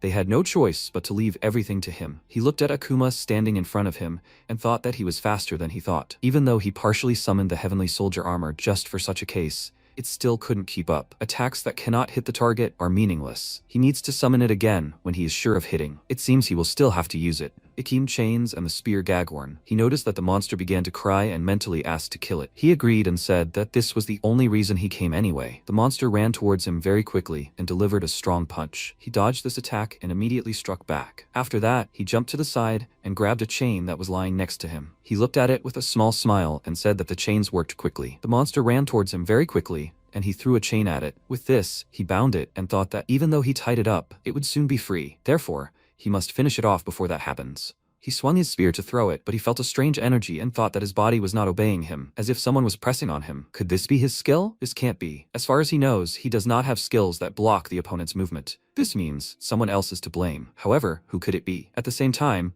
Miyamoto stood behind the others and similar energy emanated from him. Because of what happened, Akuma broke free from the chain's grip and ran towards him very quickly. Akuma struck him very hard and he dropped his spear. He was still bound by the chain, but he swung his arms and broke free. MC survived this attack and thought that now he understood what had alarmed him earlier, his attitude towards maintaining the seal. A weapon devourer who devoured a huge amount of weapons, his debuff skill was aimed at him. He was protecting Akuma. She said he was a righteous man, after all. He didn't think he would be of any help. At that moment, a monster ran up to him and dealt a very powerful blow, which he blocked with his sword. He remained on his feet after this attack and wondered if he had become stronger. The monster ran up to him very quickly, attacked, and he thought that it wasn't the monster that had gotten faster, but he himself. The monster began to deal numerous rapid blows, and he barely dodged and blocked it all. Miyamoto watched with a smile and used his skill again. Hansu was about to attack, but he noticed the skill's effect, and because of this, the monster hit him very hard. He crashed into the roots and thought that this was very tiring. The more time passes, the stronger his debuff becomes. Sophia must decide faster. She looked at it with a worried look and asked what was wrong with him. Akuma suddenly started to press him. She thought that something was wrong here. Given how things were going at the beginning of the fight, he should have defeated the monster long ago. Then he suddenly stopped, and now he was completely losing the battle. This can't be. She remembered that earlier, when they were walking to this place, he called out to her and said that if suddenly he started to lose and was unable to land even a single blow on the monster, he knew that he was asking for a dangerous thing, but she would have to distract him for at least a second. Currently, she abruptly turned to Miyamoto, called out to him and said that he needed immediate help. He looked at her with a serious expression and asked, Does she mean that they all should help him? Unlike him, they have no means of fighting this monster. Let's say they really did recklessly rush to his aid and attacked Akuma. However, it would be like rushing into a lion's den unarmed. They would only get in his way. Therefore, they could only believe in him and simply watch him defeat the monster alone. She said loudly that, however, if they stood by, the situation could become dangerous. If he fell, then all of them would follow him. And not only them, but all the travelers in the red zone. Did he really want him to die in this fight? Marriott grabbed her shoulder and, with a serious expression, told her that she should watch her words because she had just crossed the line. He said that he believed in him. He reminded her that he himself said that he could defeat him alone. He understood her concerns. The situation really was not going well, which only strengthened his resolve not to help him. They must prepare for the worst. If he fell at the hands of the monster, then they would have to reseal him using his power and relics. Or maybe she had a better alternative. Sophia remembered that the protagonist had previously said that she should be wary of Miyamoto. He could get in the way of defeating the monster. He was sure that he would insist on the need to reseal Akuma. He wasn't sure of it himself, but if it was the same person he knew, then he truly believed that he would eventually betray them. She thought that given his words, the way he intended to protect the seal, and how he suddenly started losing meant that he was going to kill him. He watched the battle from the sidelines and wondered, Akuma, is this a disaster that must be killed? This was a mistake. He only thought so because he saw him as an enemy that must be destroyed. As long as they could maintain the seal, he was no different from a caged beast. As long as he held its chain, the possibilities for its use were considered limitless. As long as it was under his control, he could easily continue to keep the red zone under his control. He was just an arrogant fool, lost in the illusion of his own heroism. As punishment for such arrogance, he will die drowning in despair. He noticed that MC was about to attack and immediately began to use his skill on him. Because of this, he missed Akuma's attack, but remained on his feet and struck back. Because of this attack, the monster was thrown a very long distance, and this surprised the phantoms. He was bleeding from the monster's attack, but he still remained on his feet. Miyamoto looked at this with a serious expression and thought that he put all his strength into this skill. It could not fail to work. He was very angry because of this and thought, however, how is he still standing? The monster very quickly recovered from this attack and quickly ran towards him. He approached him, swung his fist and was about to attack. Unexpectedly for him, his leg was frozen in ice and he sharply turned to Sophia, who did it. Miyamoto was indignant at this and loudly asked what she was doing. He called her name and said loudly that he told her, now they could be in danger themselves. That's why he said to let him fight him alone. Why isn't she listening to him? She said that she was disappointed in him. He should have helped someone who was risking their life to save everyone living in the red zone, including them. Someone who could survive at least a few attacks from this monster refuses to help in the battle just because they don't want to put themselves in danger? Doesn't he have any shame? He became angry because of this, and the monster turned and ran towards her. Marriott noticed this and loudly said that he had noticed them. Sophia looked at this with a serious expression on her face and loudly said that they all should get ready. Miyamoto, with a serious expression on his face, pointed his hand towards her and began to concentrate energy in his hand. Akuma's attention was drawn to Hansu, who swung his sword, ran up to him, and told him that he shouldn't be distracted because his opponent was still him. He struck him very hard in the back, leaving a deep wound. This made the monster very angry and turned sharply towards him. She became very worried about this and called his name loudly. The monster grabbed his arm and threw him very high. He started to fall, with a worried expression on his face, but she used the elevation steps skill so that he could stand on it. He said with a wide smile that she did a good job. He pushed off from this platform and flew towards the monster with a serious expression. He noticed something strange and was surprised by it. Akuma tensed his body and released all his bone growths at it. Kyle looked at this with a shocked expression on his face and asked loudly, is this monster even capable of this? The protagonist summoned beads, which reflected these projectiles. The chain lying on the ground filled with energy, and the system notified that thanks to the infusion of mana, Akima's chains were being restored. He shackled the monster with this chain, and it began to actively try to break free. He called its name with a serious expression, took out a spear, and said that it should freeze for a moment. He would do it quickly. He threw this spear with great force and pierced the monster. The others could not believe it and asked, is he really defeating Akuma? Miyamoto was very worried about this and thought that if they did not stop him right now, he would die. They should delay him until the monster can move again. He used the skill again, but he turned to him and blocked it with his hand. He was very surprised by this and thought, did he use the destruction skill? MC called his name and said that he must stop. He will no longer turn a blind eye to his actions. He has to wait a bit. He'll finish with him first. He became even more angry because of this and thought that because of it, he again remembered that feeling he had managed to forget. Admiration. He remembered his past when he met Eris. He looked at him and thought that for 20 years he hadn't forgotten, keeping a different feeling in his heart. Envy. He remembered how he had previously suffered greatly from a monster and watched how it was about to attack him. He had already come to terms with it, but she stood in front of him and saved him with a barrier. She turned to him and said that everything would be fine now. He looked at her with a surprised expression and thought that she was a ruler from another world, beloved by everyone. Absolutely everyone in the red zone respected her. However, he hated her, since he should have been in her place. It was then that he discovered an opportunity. The hidden disaster, Akuma. The seal could be maintained with only a small portion of mana,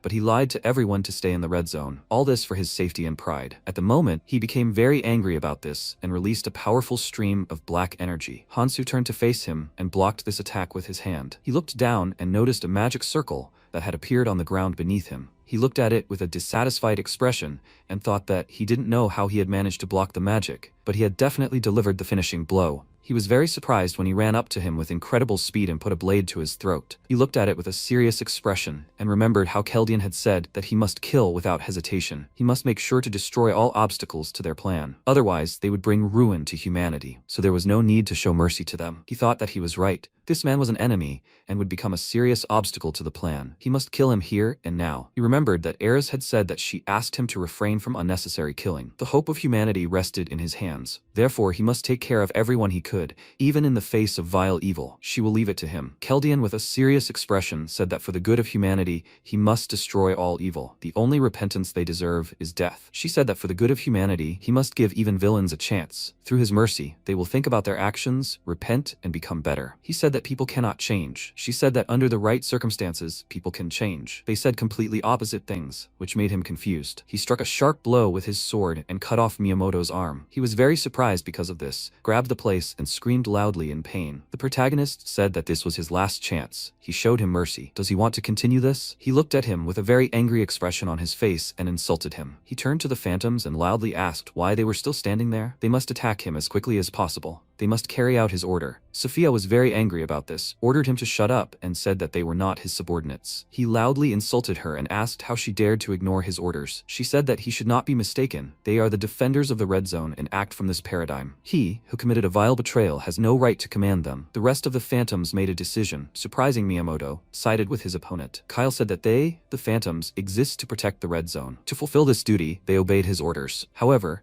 he cannot understand his current actions. As she said, he is no longer his subordinate. He is disappointed in him. He knelt before him and remembered Eris, who extended her hand to him with a smile. Because of this, he began to laugh long and loudly, after which he asked, "Did they say to protect the red zone? Great, they should try to protect it then." MC raised his hand and said with a serious expression that he told me so. There was no point. He noticed something strange, and thought that he wasn't trying to put a debuff on him. Something was wrong. He noticed that powerful energy began to emanate from Akuma, and he realized that it was strengthening him. He pulled out the spear that was pierced into his body and threw it to the side. He stood up and started screaming very loudly. The monster ran past the phantoms with incredible speed and left a mark on the ground. They looked at it in surprise and wondered what kind of attack this was. It was impossible to dodge. They heard the monster's loud scream, and one of them said loudly that it was getting closer again. They all should pay attention. They were very surprised when they noticed that the monster fell to the ground, banged its head on the ground, and asked what happened to it. Sophia looked to the side and loudly said that Miyamoto was escaping. Jonsang looked at this and said loudly that they should quickly capture him. Mariette grabbed his shoulder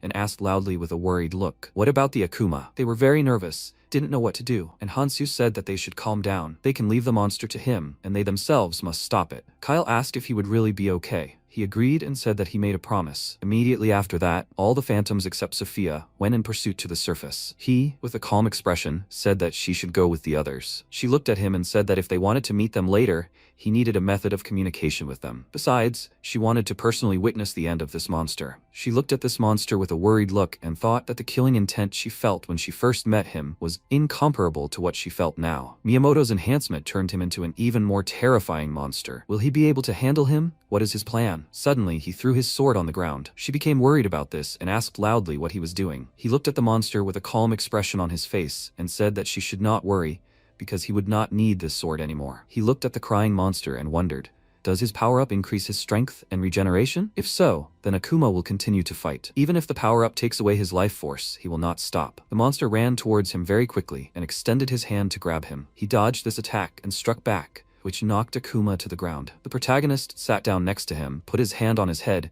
began to use his energy, called him by name, and said that he should pull himself together. Because of this, he remembered what he was like before, looked at him, and asked who he was. He looked at the monster with a serious expression on his face, and thought that he knew it, And apparently, he was right. Akuma is not a monster who has completely lost himself, but one who has lost control of himself due to anger. However, thanks to Miyamoto's regeneration enhancement, he was able to regain his consciousness, previously lost in anger. How ironic. In his malicious attempt to force him to fight to the death, he instead gave him a chance to regain himself. He called out his name and asked if he remembered his father. Because of this, he remembered the past when his relatives pointed their weapons at him and his father said that he should die. He began to cry because of this, loudly called out to him and asked what he did wrong and why he was torturing him. In the present, he loudly begged not to touch him and said that he did not want to die. It hurts. Why does everyone hate him? He threw a punch and asked for him not to come closer and leave him alone. This attack hit MC, and he was thrown back very hard. He remembered that earlier the monster he met said that for the sake of his cause, he killed his own son. However, he regretted making such a choice back then. Sophia put a barrier in front of herself, loudly called his name,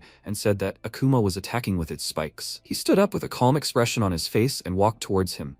Despite all these attacks, she continued to hold the block in front of herself to protect herself and called his name again. He reached the monster, put his hand on its head and said that everything was fine. He and his father, Tekeron, were not to blame. He had suffered enough, and now he could rest. After some time, Akuma, who had become younger, lay on the ground and noticed that his body had changed. He began to tremble with fear, and he said that he could calm down. He neutralized his rage. Now he was able to move freely. He looked at him with a surprised expression and asked, "Did he heal him?" He refused and said that after some time, unfortunately, he would return to his previous state. Still, he couldn't completely erase his rage. He trembled with fear and said that he didn't want to become like that again. He started crying and said that he didn't want to kill again and didn't want to be hated. Hansu extended his hand and said that he could join him. His plan had gone wrong and he needed his help. When his rage surfaced again, he would help him find himself again. His only condition was that he would act according to his plan. Does he agree to this? He took his hand and was about to say something.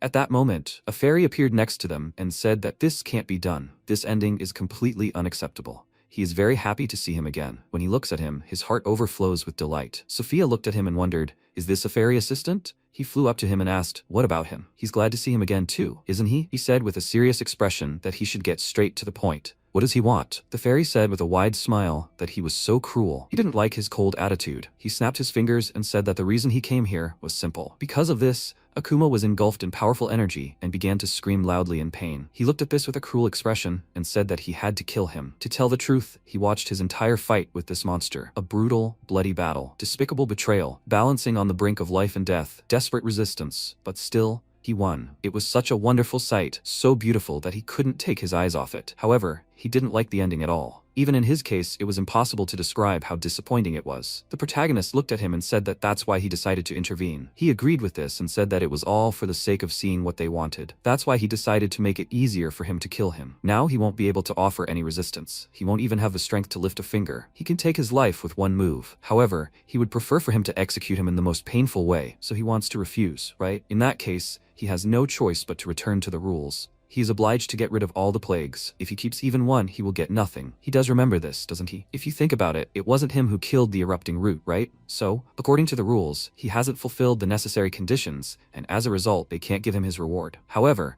now the opportunity literally lies before him. If he kills Akuma, they will count his death as the erupting root.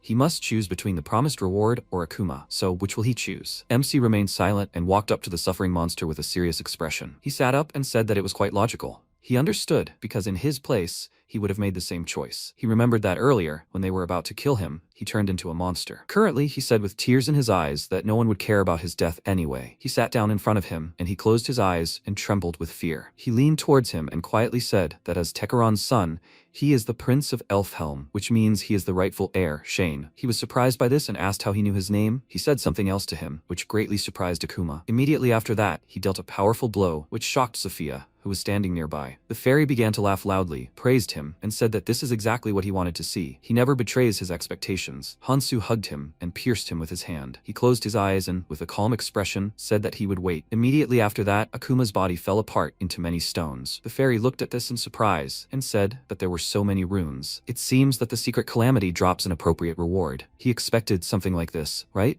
Given such a generous reward, of course, he couldn't resist killing him. He picked up a small dark sphere that lay among the runes, and the fairy asked, "Will he take only this? Doesn't he need everything else?" He agreed, and the system notified that it was a memory fragment, a small fragment containing someone's precious memories. He said that was really all he needed.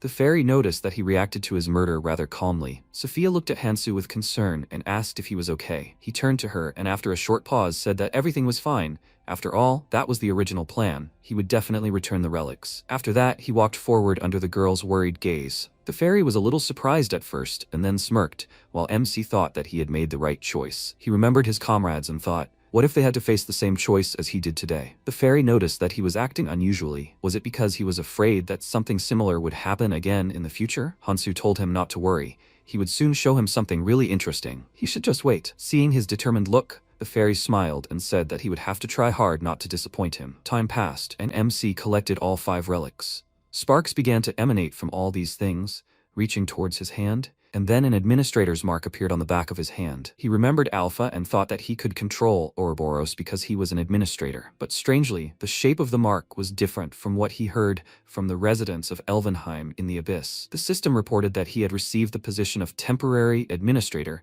so his power was limited. Now, he understood what was going on. Only the people of Elvenheim can receive full administrative rights, since he is a human. Instead of full rights, he received only temporary ones. What a pity. He never thought there would be such a limitation. And yet, this is more than enough. He can finally stand up to him. Meanwhile, a bird flew to Sophia and she told Hansu that the phantoms sent her a message. They say they have captured Miyamoto and need to meet them quickly. He thought for a few seconds and said that they needed to do something first. She was slightly surprised at first, and when she realized what he meant, she said with a smile that it would work. Meanwhile, Miyamoto begged for mercy. He fell to his knees in front of them and bowed his head, exclaiming that his mind had briefly clouded and he had committed a mortal sin. It was his fault. He asked them to remember everything they had been through together and to show mercy. He hit his head on the ground to show how much he regretted what had happened, and Mariant ran up to him worriedly, telling him to stop. She understood everything. She helped him up and said that they had known each other for many years. Why did he think they would kill him now? He thanked her, and Tina said that they could not be sure of his sincerity. Should they leave a potential traitor alive? Perhaps he was deceiving them right now. Mariant looked at her doubtfully, asking if she really thought so. Couldn't she see how broken he was? He'd already lost the will to fight, so they'd better leave his fate in Hansu's hands. As soon as she said this, blood spurted from her mouth, after which the others' bodies began to sparkle with bright sparks, causing them great pain. It was Miyamoto. He tricked them and attacked. But before they could attack in response, he cast a spell and blew them up. The runes that fell from their bodies marked their death. Miyamoto laughed loudly, spreading his arms wide, content with his victory. He said that even if they took everything from him, he would live to the very end. Meanwhile, the battle continued. The people were barely holding back the monsters, and Mikhail, deciding to take a short break from the fight, caught his breath and looked around. They could no longer hold their positions. While their ranks are thinning, the number of locusts has not decreased at all. What was Hansu even doing? But he immediately made his presence known. The sky lit up with bright glowing dots. Homing pigeons arrived at each of them and delivered a message that surprised them. Mikhail grinned, asking Hansu how he could send such a message. At that moment, a locust attacked him from behind. He quickly turned around and swung his sword, killing it, shouting that he couldn't give up, not now. In his message, Hansu informed them that preparations to eliminate the Ouroboros were complete, so he asked everyone not to give up until the very end. A bird also flew to Sangjin, and after reading the message he promised him that he wouldn't give up. Soon they stood up, and Sophia, seeing her dead friends, fell to her knees in despair and swore that she would never forgive Miyamoto. MC watched her cry for a while, then said that they should forget about him. Hearing this, she immediately stood up and waved her hand, exclaiming, "What is he saying? They must find him as soon as possible." Realizing something, she immediately fell silent and calmed down, and then Hansu told her not to forget their goal. She remained silent and thought, so he had already been through a more difficult path than this? She wiped away her tears and told him that he was right. What does he plan to do now? He answered her that they were returning to the mirror. They would be waiting for them there, those who would stand next to them instead of phantoms. Meanwhile, the battle near the World Tree continued, and Sangjin, along with his group, watched them from cover. Unche called out to him, asking doubtfully if it was even normal for them to stand there like this. If they were to be surrounded by these locusts, they would be in trouble. Sangjin told her that they had to wait here. There was no other option. She wanted to object, but he sternly said that he had promised Hansu to meet him here. Unche grabbed her head and said that she was fed up with all this. He was always talking about Hansu. Her ears were starting to bleed. The twins said that Sangjin seemed to not notice her, which was why she was starting to get offended. Look how she was already puffing out her cheeks. Hearing this, she indignantly told them to shut up. She could actually hear everything. They had clearly never had women in their lives, so let them find someone, and quickly. She became very angry and turned on Sangjin, shouting that it was all his fault. If he liked this Hansu so much, he should have gone with him. He looked at her thoughtfully, then tilted his head to the side and asked, puzzled, why she was angry at him. She cursed loudly, exclaiming that he was driving her crazy, after which Sojong approached them and awkwardly called out to them, which angered Unchai even more. and she exclaimed, "What this time?" She said that they seemed to be surrounded, and when they saw the locusts approaching them, they involuntarily took a couple of steps back. After that, the insects rushed to fight, and Sungjin ran to meet them. He was about to clash head-on with the monsters and prepared to attack, but MC appeared. With quick swings of his sword, he dealt with all the monsters, which surprised Sungjin. After that, he hid the sword and asked how they were coping here. Sungjin, with a joyful smile, answered him that of course, they were doing well. They hadn't seen each other for a long time. Sophia appeared behind him, and they walked towards him together, and Sungjin said with a wide smile that he really was incredible. In the time he hadn't seen him, he had become even stronger. He remarked in response that he didn't seem to have changed at all, to which Sungjin said that, after all, they met here as promised above. He remained silent, and Sungjin came closer to him and said that he was so glad. He had been waiting for this moment when he would need his help. He was already ready. He was willing and able to help him, so let him use him as he wished. He smiled and asked him to continue this attitude, then looked at the man standing next to him. Seeing that it was the Black Monarch, he was slightly surprised and thought that it seemed he had returned to life through that cross on the 3rd floor of the tower on the island. Would he really have to get rid of him again? His body started to become covered in scales, and at that very moment Sojung suddenly fell down, and her father rushed to her worriedly, asking if something was wrong with her legs. What should they do now? She told him that it wasn't that bad, she was fine, but he looked scary. Hansu removed the scales and thought that it seemed he was mistaken. After that, Yunche came up to him and started examining him. She said that she finally saw him with her own eyes. He was the same Hansu that Sungjin was always chatting about. Does he even know how irritated she is? When she looked closely at his face, she immediately remembered that girl who looked very similar to him and asked if he by any chance had a younger sister. He told her that was not the case at all. After which he looked around at all the people in the group and mentally noted that he had seen the rest of them at least once. It looked like they hadn't arrived yet, but he was sure they were fine. Sungjin decided to get down to business and asked what he wanted him to do. MC kept it brief and said that from now on, they would work together with him to get rid of the Ouroboros. They were very surprised to hear this, and he said he would explain everything in detail when they got to the mirror. That was all. There was silence between them for a few seconds, after which Eunchae exclaimed in irritation, "Is that all? What kind of plan is this anyway?" She turned to Sungjin and indignantly ordered him to say something. His friend had completely lost his mind, but instead he said that he could rely on them. They would do their best to live up to his expectations. In the end, the girl lost her temper and hit him with all her might, and to prevent her from hurting him even more, the twins pulled her away from him while she was cursing loudly. She exclaimed, "What, has he plucked up his courage? Who does he think he is?" Answering without even asking their opinion. Looking at their bickering, Sophia became worried and whispered to Hansu, "Is this really okay?" He looked at them and thought. In them, he saw his old friends, who behaved in the same way and sometimes argued, and with a smile said that everything was fine. And then someone from the past appeared.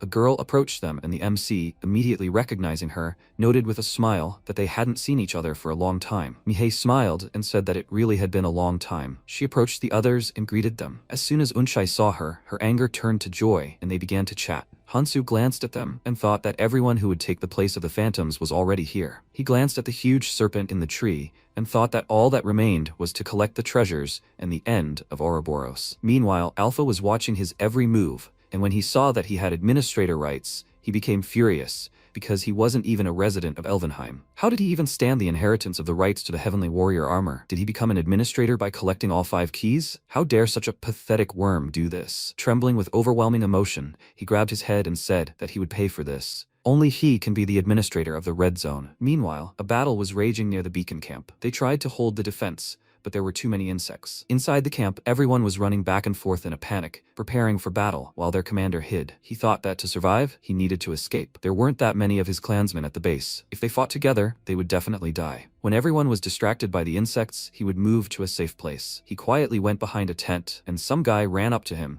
calling out to him loudly, which scared him. He immediately began to make excuses, saying that he just wanted to go to the toilet, but he didn't care because they were in trouble. He asked him to follow him and led him to the tent where Miyamoto was sitting, who had just returned in critical condition. Upon learning of this, he immediately ran into the tent and called out to him excitedly, and when he saw his wounds, he immediately started asking him what happened and who did it. "Where are the phantoms and that guy Hansu?" Miyamoto pursed his lips, remained silent, and then asked everyone to leave except Liu Hong. They objected, saying that the wounds were serious and needed to be treated immediately. Then he lost his patience and shouted loudly, "What don't they understand?" He told them to quickly leave here. The girl and the boy exchanged glances, then left the tent. Miyamoto immediately grabbed Liu Hong's hand, asking him to listen carefully. This was all Hansu's doing. He had brought him to this state. Therefore, they cannot leave him alive. He must be killed. Does he understand everything? Let him go and kill Kang Hansu. Hearing this, Liu Hong looked away nervously and asked uncertainly, Is that possible? He didn't want to admit it, but he had long since surpassed him. He wouldn't be able to handle him. Miyamoto placed his hand on his shoulder and told him not to worry. He would tell him the location of the treasury, where he hid the items he was going to use for the seal. Let him gather all the beacon members and become stronger. Liu Hong immediately filled with confidence, noting with a wide smile that he did have a plan after all. After that, he knelt before him and swore to carry out his orders, thinking that this way he would become strong enough. And when he kills Hansu, then it will be Miyamoto's turn. Meanwhile, MC and his allies easily killed the monsters. Having cleared the path, he turned to the rest of the group and said that there was not much left, so they should hurry. Unchai, hiding behind a tree, hesitantly agreed with him, and Hansu said that they needed to get there before Miyamoto made his move. She hesitantly emerged from her hiding place and said that she understood everything, after which they continued forward. Mihei wielded her bow well, helping the others avoid being hit, and Sophia used magic. Sangjin easily dealt with the monsters with just daggers, and Unche felt uneasy watching these four. Time passed, they sat down to rest, and Unche, breathing heavily, wiped her sweat and said that nothing was working after all. MC turned to them and she said that she was sorry, but they had used up all their strength. The four of them are incredibly strong. They are some of the few truly powerful people in the red zone. Perhaps they can even survive alone. Therefore, they will not understand them. They will not understand how much ordinary travelers like them want to survive. They just want to survive. They followed Sangjin, and follow them now, only because they thought that their chances of survival were higher this way. But it seems they could die at any moment, so they will not go any further with them. Sangjin got angry and exclaimed, "Why is she talking like a weakling? If Hansu said to go, then she should go to the end and be happy." She immediately ran up to him and slapped him across the face with all her might, telling him to shut up. She then pushed him to the ground and started beating him, asking why he was so clueless. Could he please not interrupt the conversation with his stupid remarks? Sophia looked at him in confusion as she beat him, and thought that with her strength, it seemed like she didn't need to worry about survival. Mihei, meanwhile, approached Hansu and called out to him, suggesting that he continue. After all, whether to follow or not was their choice. In the past, he would have agreed with her, but not now. He asked them to trust him and continue following him, and Yunche asked with displeasure why. He could handle it himself. Why drag dead weight around with him? He told her that because he needed to save lives. When he started the fight with Ouroboros, everything around would be destroyed. He needed them to save as many people as possible. She asked, so they were something like his personal rescue team? He confirmed this and said that thanks to this group, tens of thousands of people, including them, would survive. She remained silent, staring at him in surprise, and he said that of course, it wasn't for free. He would make them all stronger. He thought for a moment, then said that if they wanted to leave, he wouldn't stop them. In this world, survival is everyone's personal responsibility,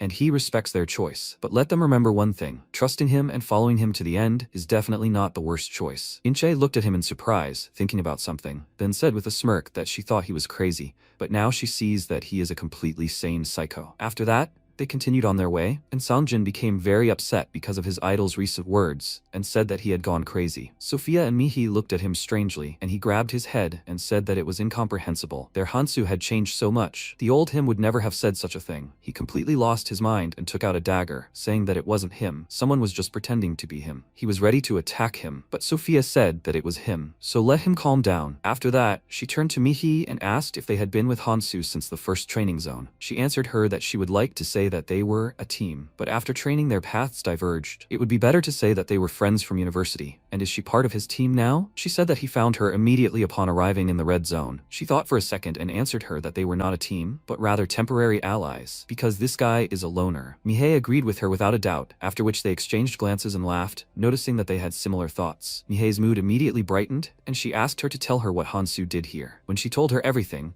Sangjin noted with a smile that this was definitely their Hansu. Fish, the demon king, and this route, he moves forward without hesitation, so he is a true hero. Mihei, however, seemed a bit upset. She looked away and said that Hansu was a complicated person. He had a goal, one that he doesn't tell them about and which they wouldn't understand. That's why he always kept his distance. You can follow him, but you can't get too close. There was always a clear line, but now he's changed. If before he said that the weak couldn't keep up with him, now he was leading them. It seems that now she's beginning to understand what he really is. Their conversation ended when MC said that they were there. He crouched and touched the ground, using the first power of the Nirmaha ring, destruction. A shockwave erupted from his hand, causing the earth to split and a wind to rise. Afterward, the ground collapsed, and Sophia saw a secret entrance behind Hansu. Meanwhile, he remembered his conversation with Kangtae. He had then asked him if he knew why he was called the giver of opportunities. He hid a lot of useful things in each zone in case he had to start over and not suffer again. When he returned to the past, he would understand everything. It would help him. There was something else very important. There were skill runes there that even Miyamoto didn't know about. They were hard to find even in the upper zones, so he would tell only him about it. After that, the whole group went underground and found themselves in a huge treasury. There was gold everywhere, lots of runes, and all sorts of artifacts. The twins immediately rushed to look for equipment and took shields that would greatly increase their stats. And MC gave Yunchai something just right for her. He gave her the Underground Spirit Glove, numbered item 623, which increases the user's strength, dexterity, and stamina by 10%, and attacks deal fire damage. When she learned that it was a 3-digit number, she was very surprised and thought that this couldn't be true. Are all the artifacts here this cool? But how did he know about this place? Who is he anyway? While everyone was busy, Sangjin noticed that Hansu had disappeared somewhere and started looking around. He started running around the treasury looking for him, and then MC called out to him. He ran up to him and, seeing a purple rune in his hand, asked in surprise what it was. He answered that it was a unique skill that needed to be taken from this treasury, the Lord of the Dead. He looked at it and thought that he never imagined that he would find it here. A top 10 numbered skill, as usual, powerful and useful. It's good that he refused the fairy's offer then, but it didn't suit him according to the activation conditions. He extended his hand to Sangjin and told him to take it. This skill would strengthen him. He was very surprised by such generosity and confusedly said his name, after which he smiled broadly and promised him that he would cherish it all his life. He ordered him to examine it right away. Meanwhile, Unshe found some chest, and Sophia was helping Mihi choose a new bow. Suddenly, she noticed something and immediately darted to the side, after which she activated a spell and put up a protective barrier, and a roar was heard from the enemy's strike. Everyone was very worried about the sudden attack, and when the smoke after the strike cleared, Sophia was very surprised to see Liu Hong and his men. Mihei asked if she knew him, and she replied that it was better if she didn't know him. Liu Hong finally spoke up and furiously called her a traitor, then exclaimed, "How dare she rob Miyamoto's treasury?" She didn't understand what he was talking about, and he shouted that this was an excellent moment and ordered his men to destroy them all until Hansu arrived. Miyamoto's treasures would be theirs. After that, the stormtroopers rushed into battle and drew their weapons. While the others prepared to counterattack, Unche became nervous, as this type of weapon was new to her. Sophia used magic, and Mihei fought back with her bow. Several arrows and chunks of ice flew at the opponents, and they realized they were strong. Noticing their difficulty, Liu Hong called them idiots and ordered them to attack the rear. Ignoring the two girls, they headed toward Unche, and Liu Hong ordered them to kill the weakest first. Mihei turned to the frightened girl and warned her of the danger, and seeing her frozen in fear while the enemy aimed at her, she became terrified for her. One of the twins called out to her and told her not to stand there, but to dodge. The enemy's weapon rose above her head, and she closed her eyes, preparing for the blow. She understood that she was weak,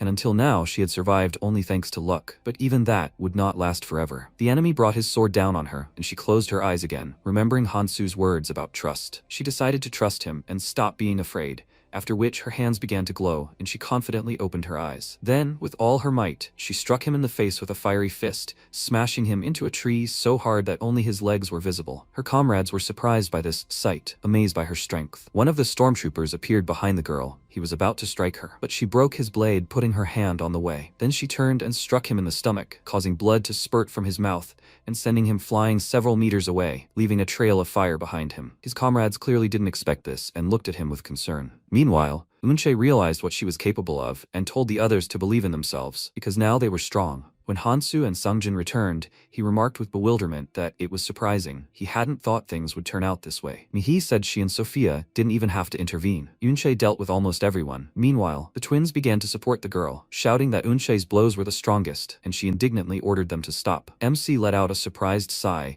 and, looking at the defeated opponents, thought that, despite such a numerical advantage, she had dealt flawlessly, without a single scratch, so she had used the runes and artifacts correctly. Yunche was glad that she could finally fight back without fear, and Hansu, looking at her with a smile, decided to deal with Liu Hong. He took out his weapon and said it was time to finish, then threw his trident at the guy who was trying to escape on foot and ordered him to fight back. Miyamoto told him the location of the treasure. Liu Hong turned to him in fear and asked him not to come closer, but he ignored him and, rushing towards him, pinned him to the ground with his foot and threatened that he would only ask that once. "Where is Miyamoto?" Realizing that he was seriously planning to kill him, Liu Hong swore to tell him everything and shouted that he was at the beacon headquarters. He was seriously wounded, so he was probably still there. The rest of the group realized that he was talking about the beacon clan monarch, and Sophia, clutching her head, hissed curses through her teeth and said that he had fled to his lair. MC frowned and thought that everything was pretty clear. He grabbed the guy by the neck and lifted him up, saying that he wanted to build up his strength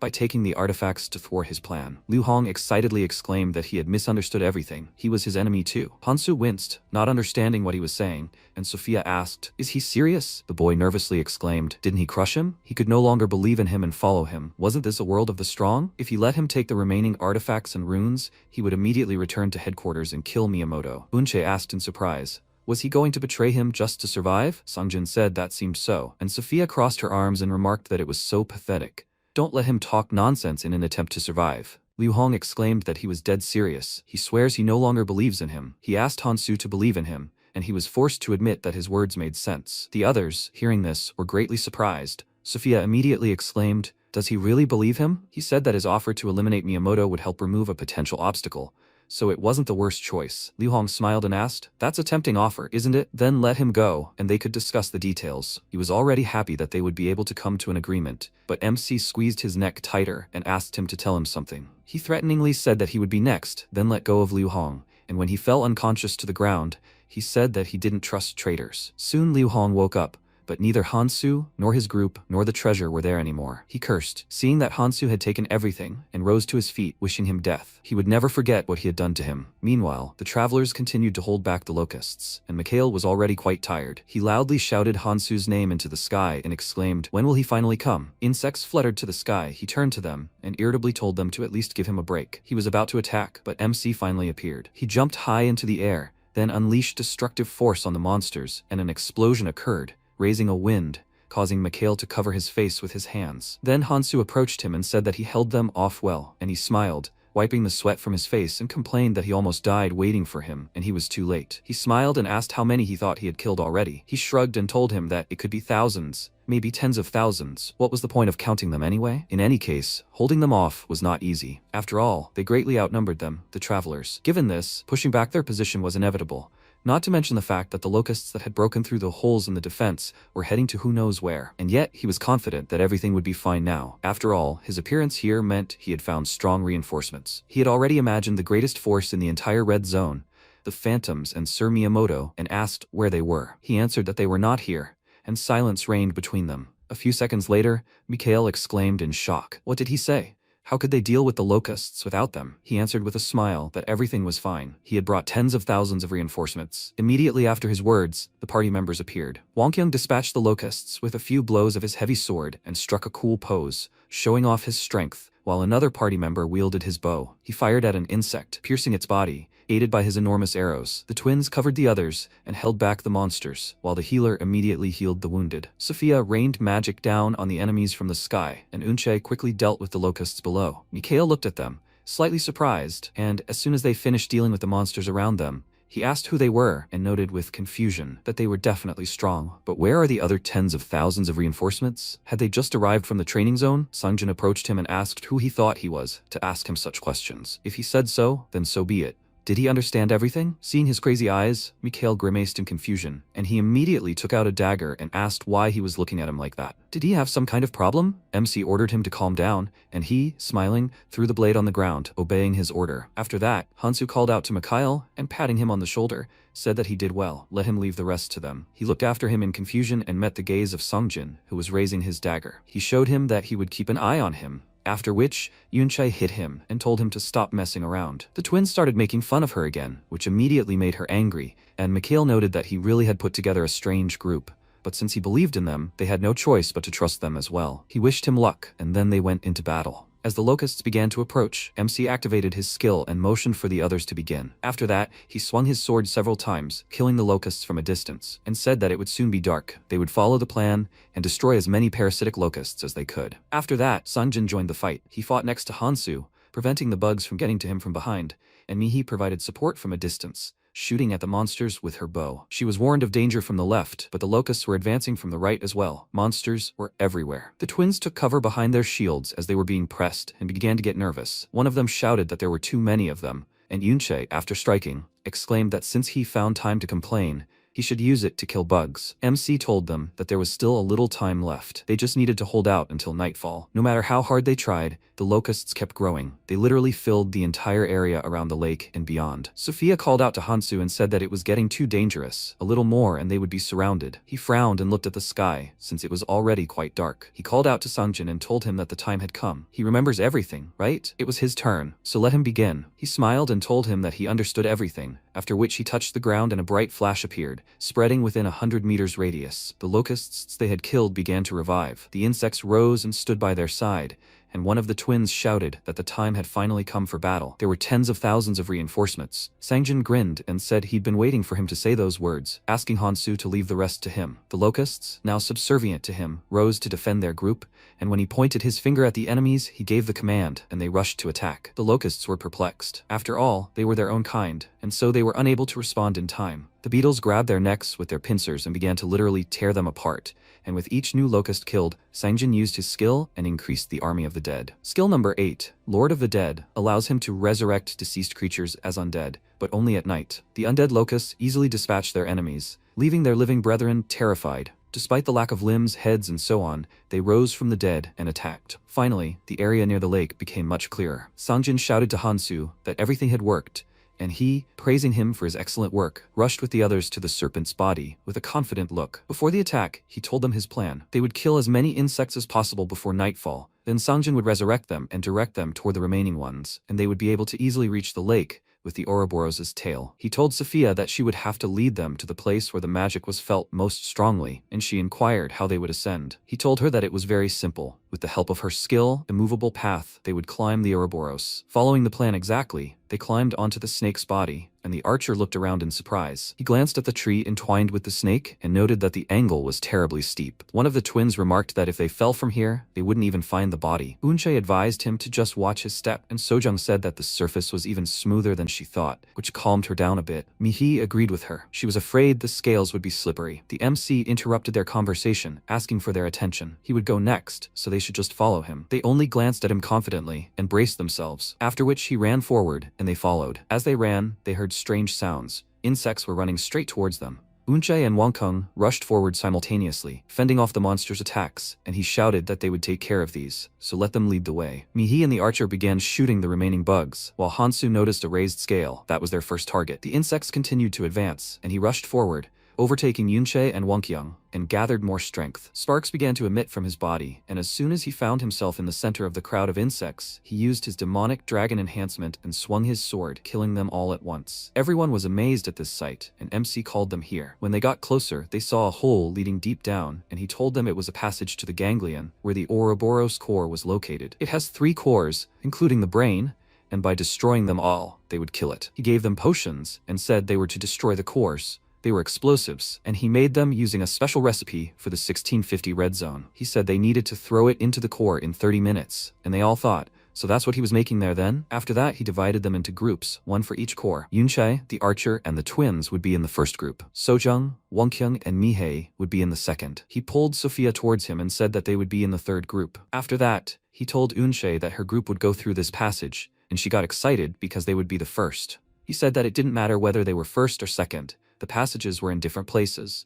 Only one group would go in. She didn't argue, after which she warned them that they were leaving, and jumped down with the others. Immediately after this, Sophia used magic and blocked the passage with ice, as ordered by Hansu. He thought everything was ready. All that remained was to reach the other passages. As they moved forward, they encountered more and more locusts, but they quickly dealt with them. MC only needed 1 swing of his sword to deal with them, and soon they discovered the second passage. He told the second group to move out. 5 minutes had passed since the first group entered. Once they reached the core, let them throw the explosives in time. Wangkung nodded, saying that he understood everything, and then they headed towards the hole. While the others were descending, Mihi stopped and looked at Hansu. Noticing this, he asked why she wasn't coming, and she shuddered with excitement, not knowing what to say to him. She was silent for a few seconds, then smiled awkwardly and said that she wanted to say something, but forgot. He just looked at her with confusion, and she told him to forget about it. She needed to catch up with them, otherwise they would lose her again. She headed toward the hole, and finally told him that they would talk later, after which she jumped down to the core. He thought about something for a few seconds,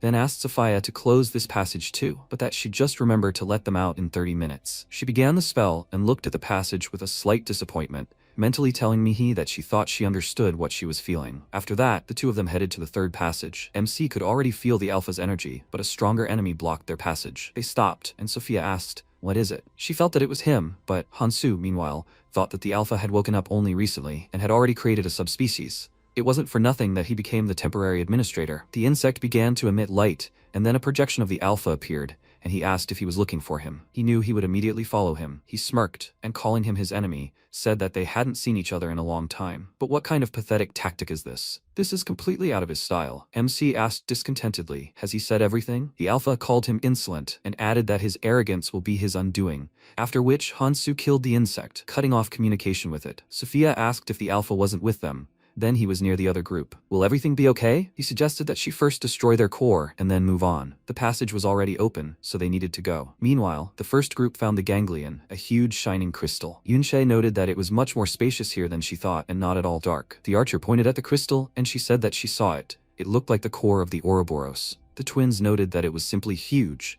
but given the size of the Ouroboros, this was logical. Yunchai took out a bottle of potion and advised them to have explosives ready. They had to destroy it in exactly 30 minutes. Suddenly, she sensed something and worriedly asked the others if they had heard it. They didn't understand what she meant and listened, after which, everything began to shake and they panicked, not understanding what was happening. Unche looked up and became worried. She told the others to look up, and they saw a multitude of insects descending towards them from their burrows. They huddled together, covering each other's backs, and the insects continued to approach them from all sides. The girl noted that it looked like the rest was over. There were a lot of enemies. She ordered everyone to form up, and the twins to stand on the flank. The center would be hers. The archer would have to use all his arrows. They only had to hold out for 30 minutes. They prepared for battle, but then the insects rushed at them from all sides. One of them attacked, and Yunche ducked, avoiding the blow, before counterattacking, sending the enemy flying. Meanwhile, the twins simultaneously held off and killed the enemies. With 20 minutes remaining, the archer picked off the insects from a distance, but it was becoming increasingly difficult. Yunche ordered them not to retreat and to hold out at all costs, but there were a lot of monsters. With 15 minutes remaining,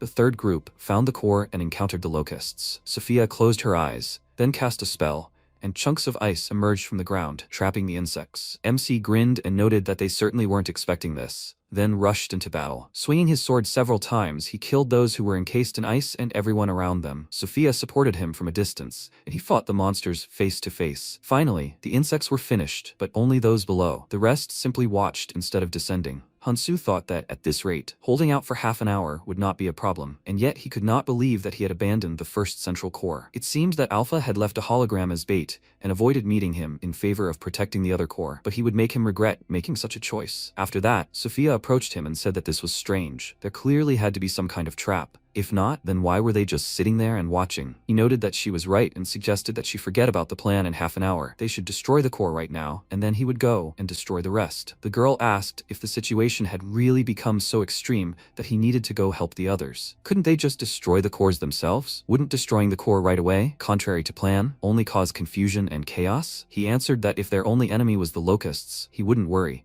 But the Alpha that appeared via hologram was somewhere inside Ouroboros, and he had to fight it. She asked excitedly if Ouroboros wouldn't start moving if they destroyed all the cores. Was Alpha really more dangerous than the snake? He answered that Alpha was dangerous, but he couldn't compare to Ouroboros. His words confused her, and she said that she didn't understand him at all. Why couldn't they just trust them? He said that he trusted them. He had a plan, so let her follow him. She was upset that even now he didn't want to explain anything to her. She thought that at least now he would trust her. But something unexpected happened. Miyamoto used the 7 soul pieces skill, which splits the user's soul and provides a connection between the soul pieces. It allows him to take over the mind of the person the soul piece is placed in. Thus, he took over Sophia's body, and starting to use magic discreetly, he thought, did he really think he would die so easily? Even if it's just a little. He trusts this fool, considering how he opens his back to her. He will pay for what he did to him. MC, meanwhile, took out the explosives, but he noticed that Miyamoto had possessed her body and immediately rushed to her and touched her shoulder, using the Nirmaha ring. Magic struck her, after which she lost consciousness, and he thought that after his regression,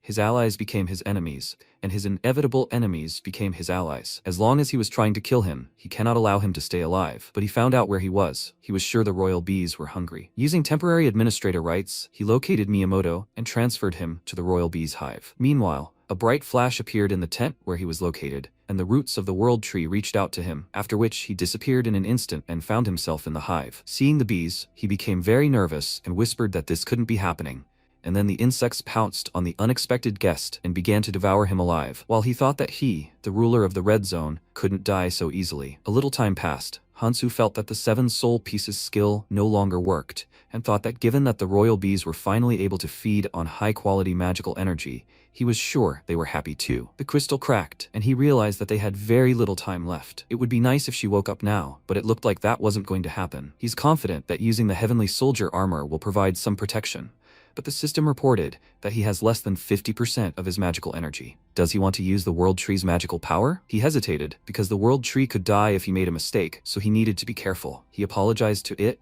then used its magical energy and, empowering himself, thought that with such a volume of magical energy, he could use it as much as he wanted. Taking the girl in his arms, he used the heavenly soldier armor, concentrated all his strength in his legs, and rushed forward. The core cracked, and then a bright beam of light shot from Ouroboros' body into the sky, and a roar was heard. Everything around shook, and then Ouroboros woke up. Its eyes suddenly opened and immediately began to move. And MC, meanwhile, thought that it didn't look like it had a full-fledged mind. Otherwise, it would have immediately attacked him. For now, instead of destroying the Alpha, he would focus on stopping it. He used the Administrator's Mark, and the branches of the World Tree began to move. They wrapped around the Ouroboros' body, preventing it from moving any further. And Hansu, towering over it, told his old friend that the time had almost come for them to meet again. Tekiron. It was time for him to wake up, and the winds of Elvenheim would blow in the direction he had chosen, so let him wait for him on the path of the king. He would see him soon.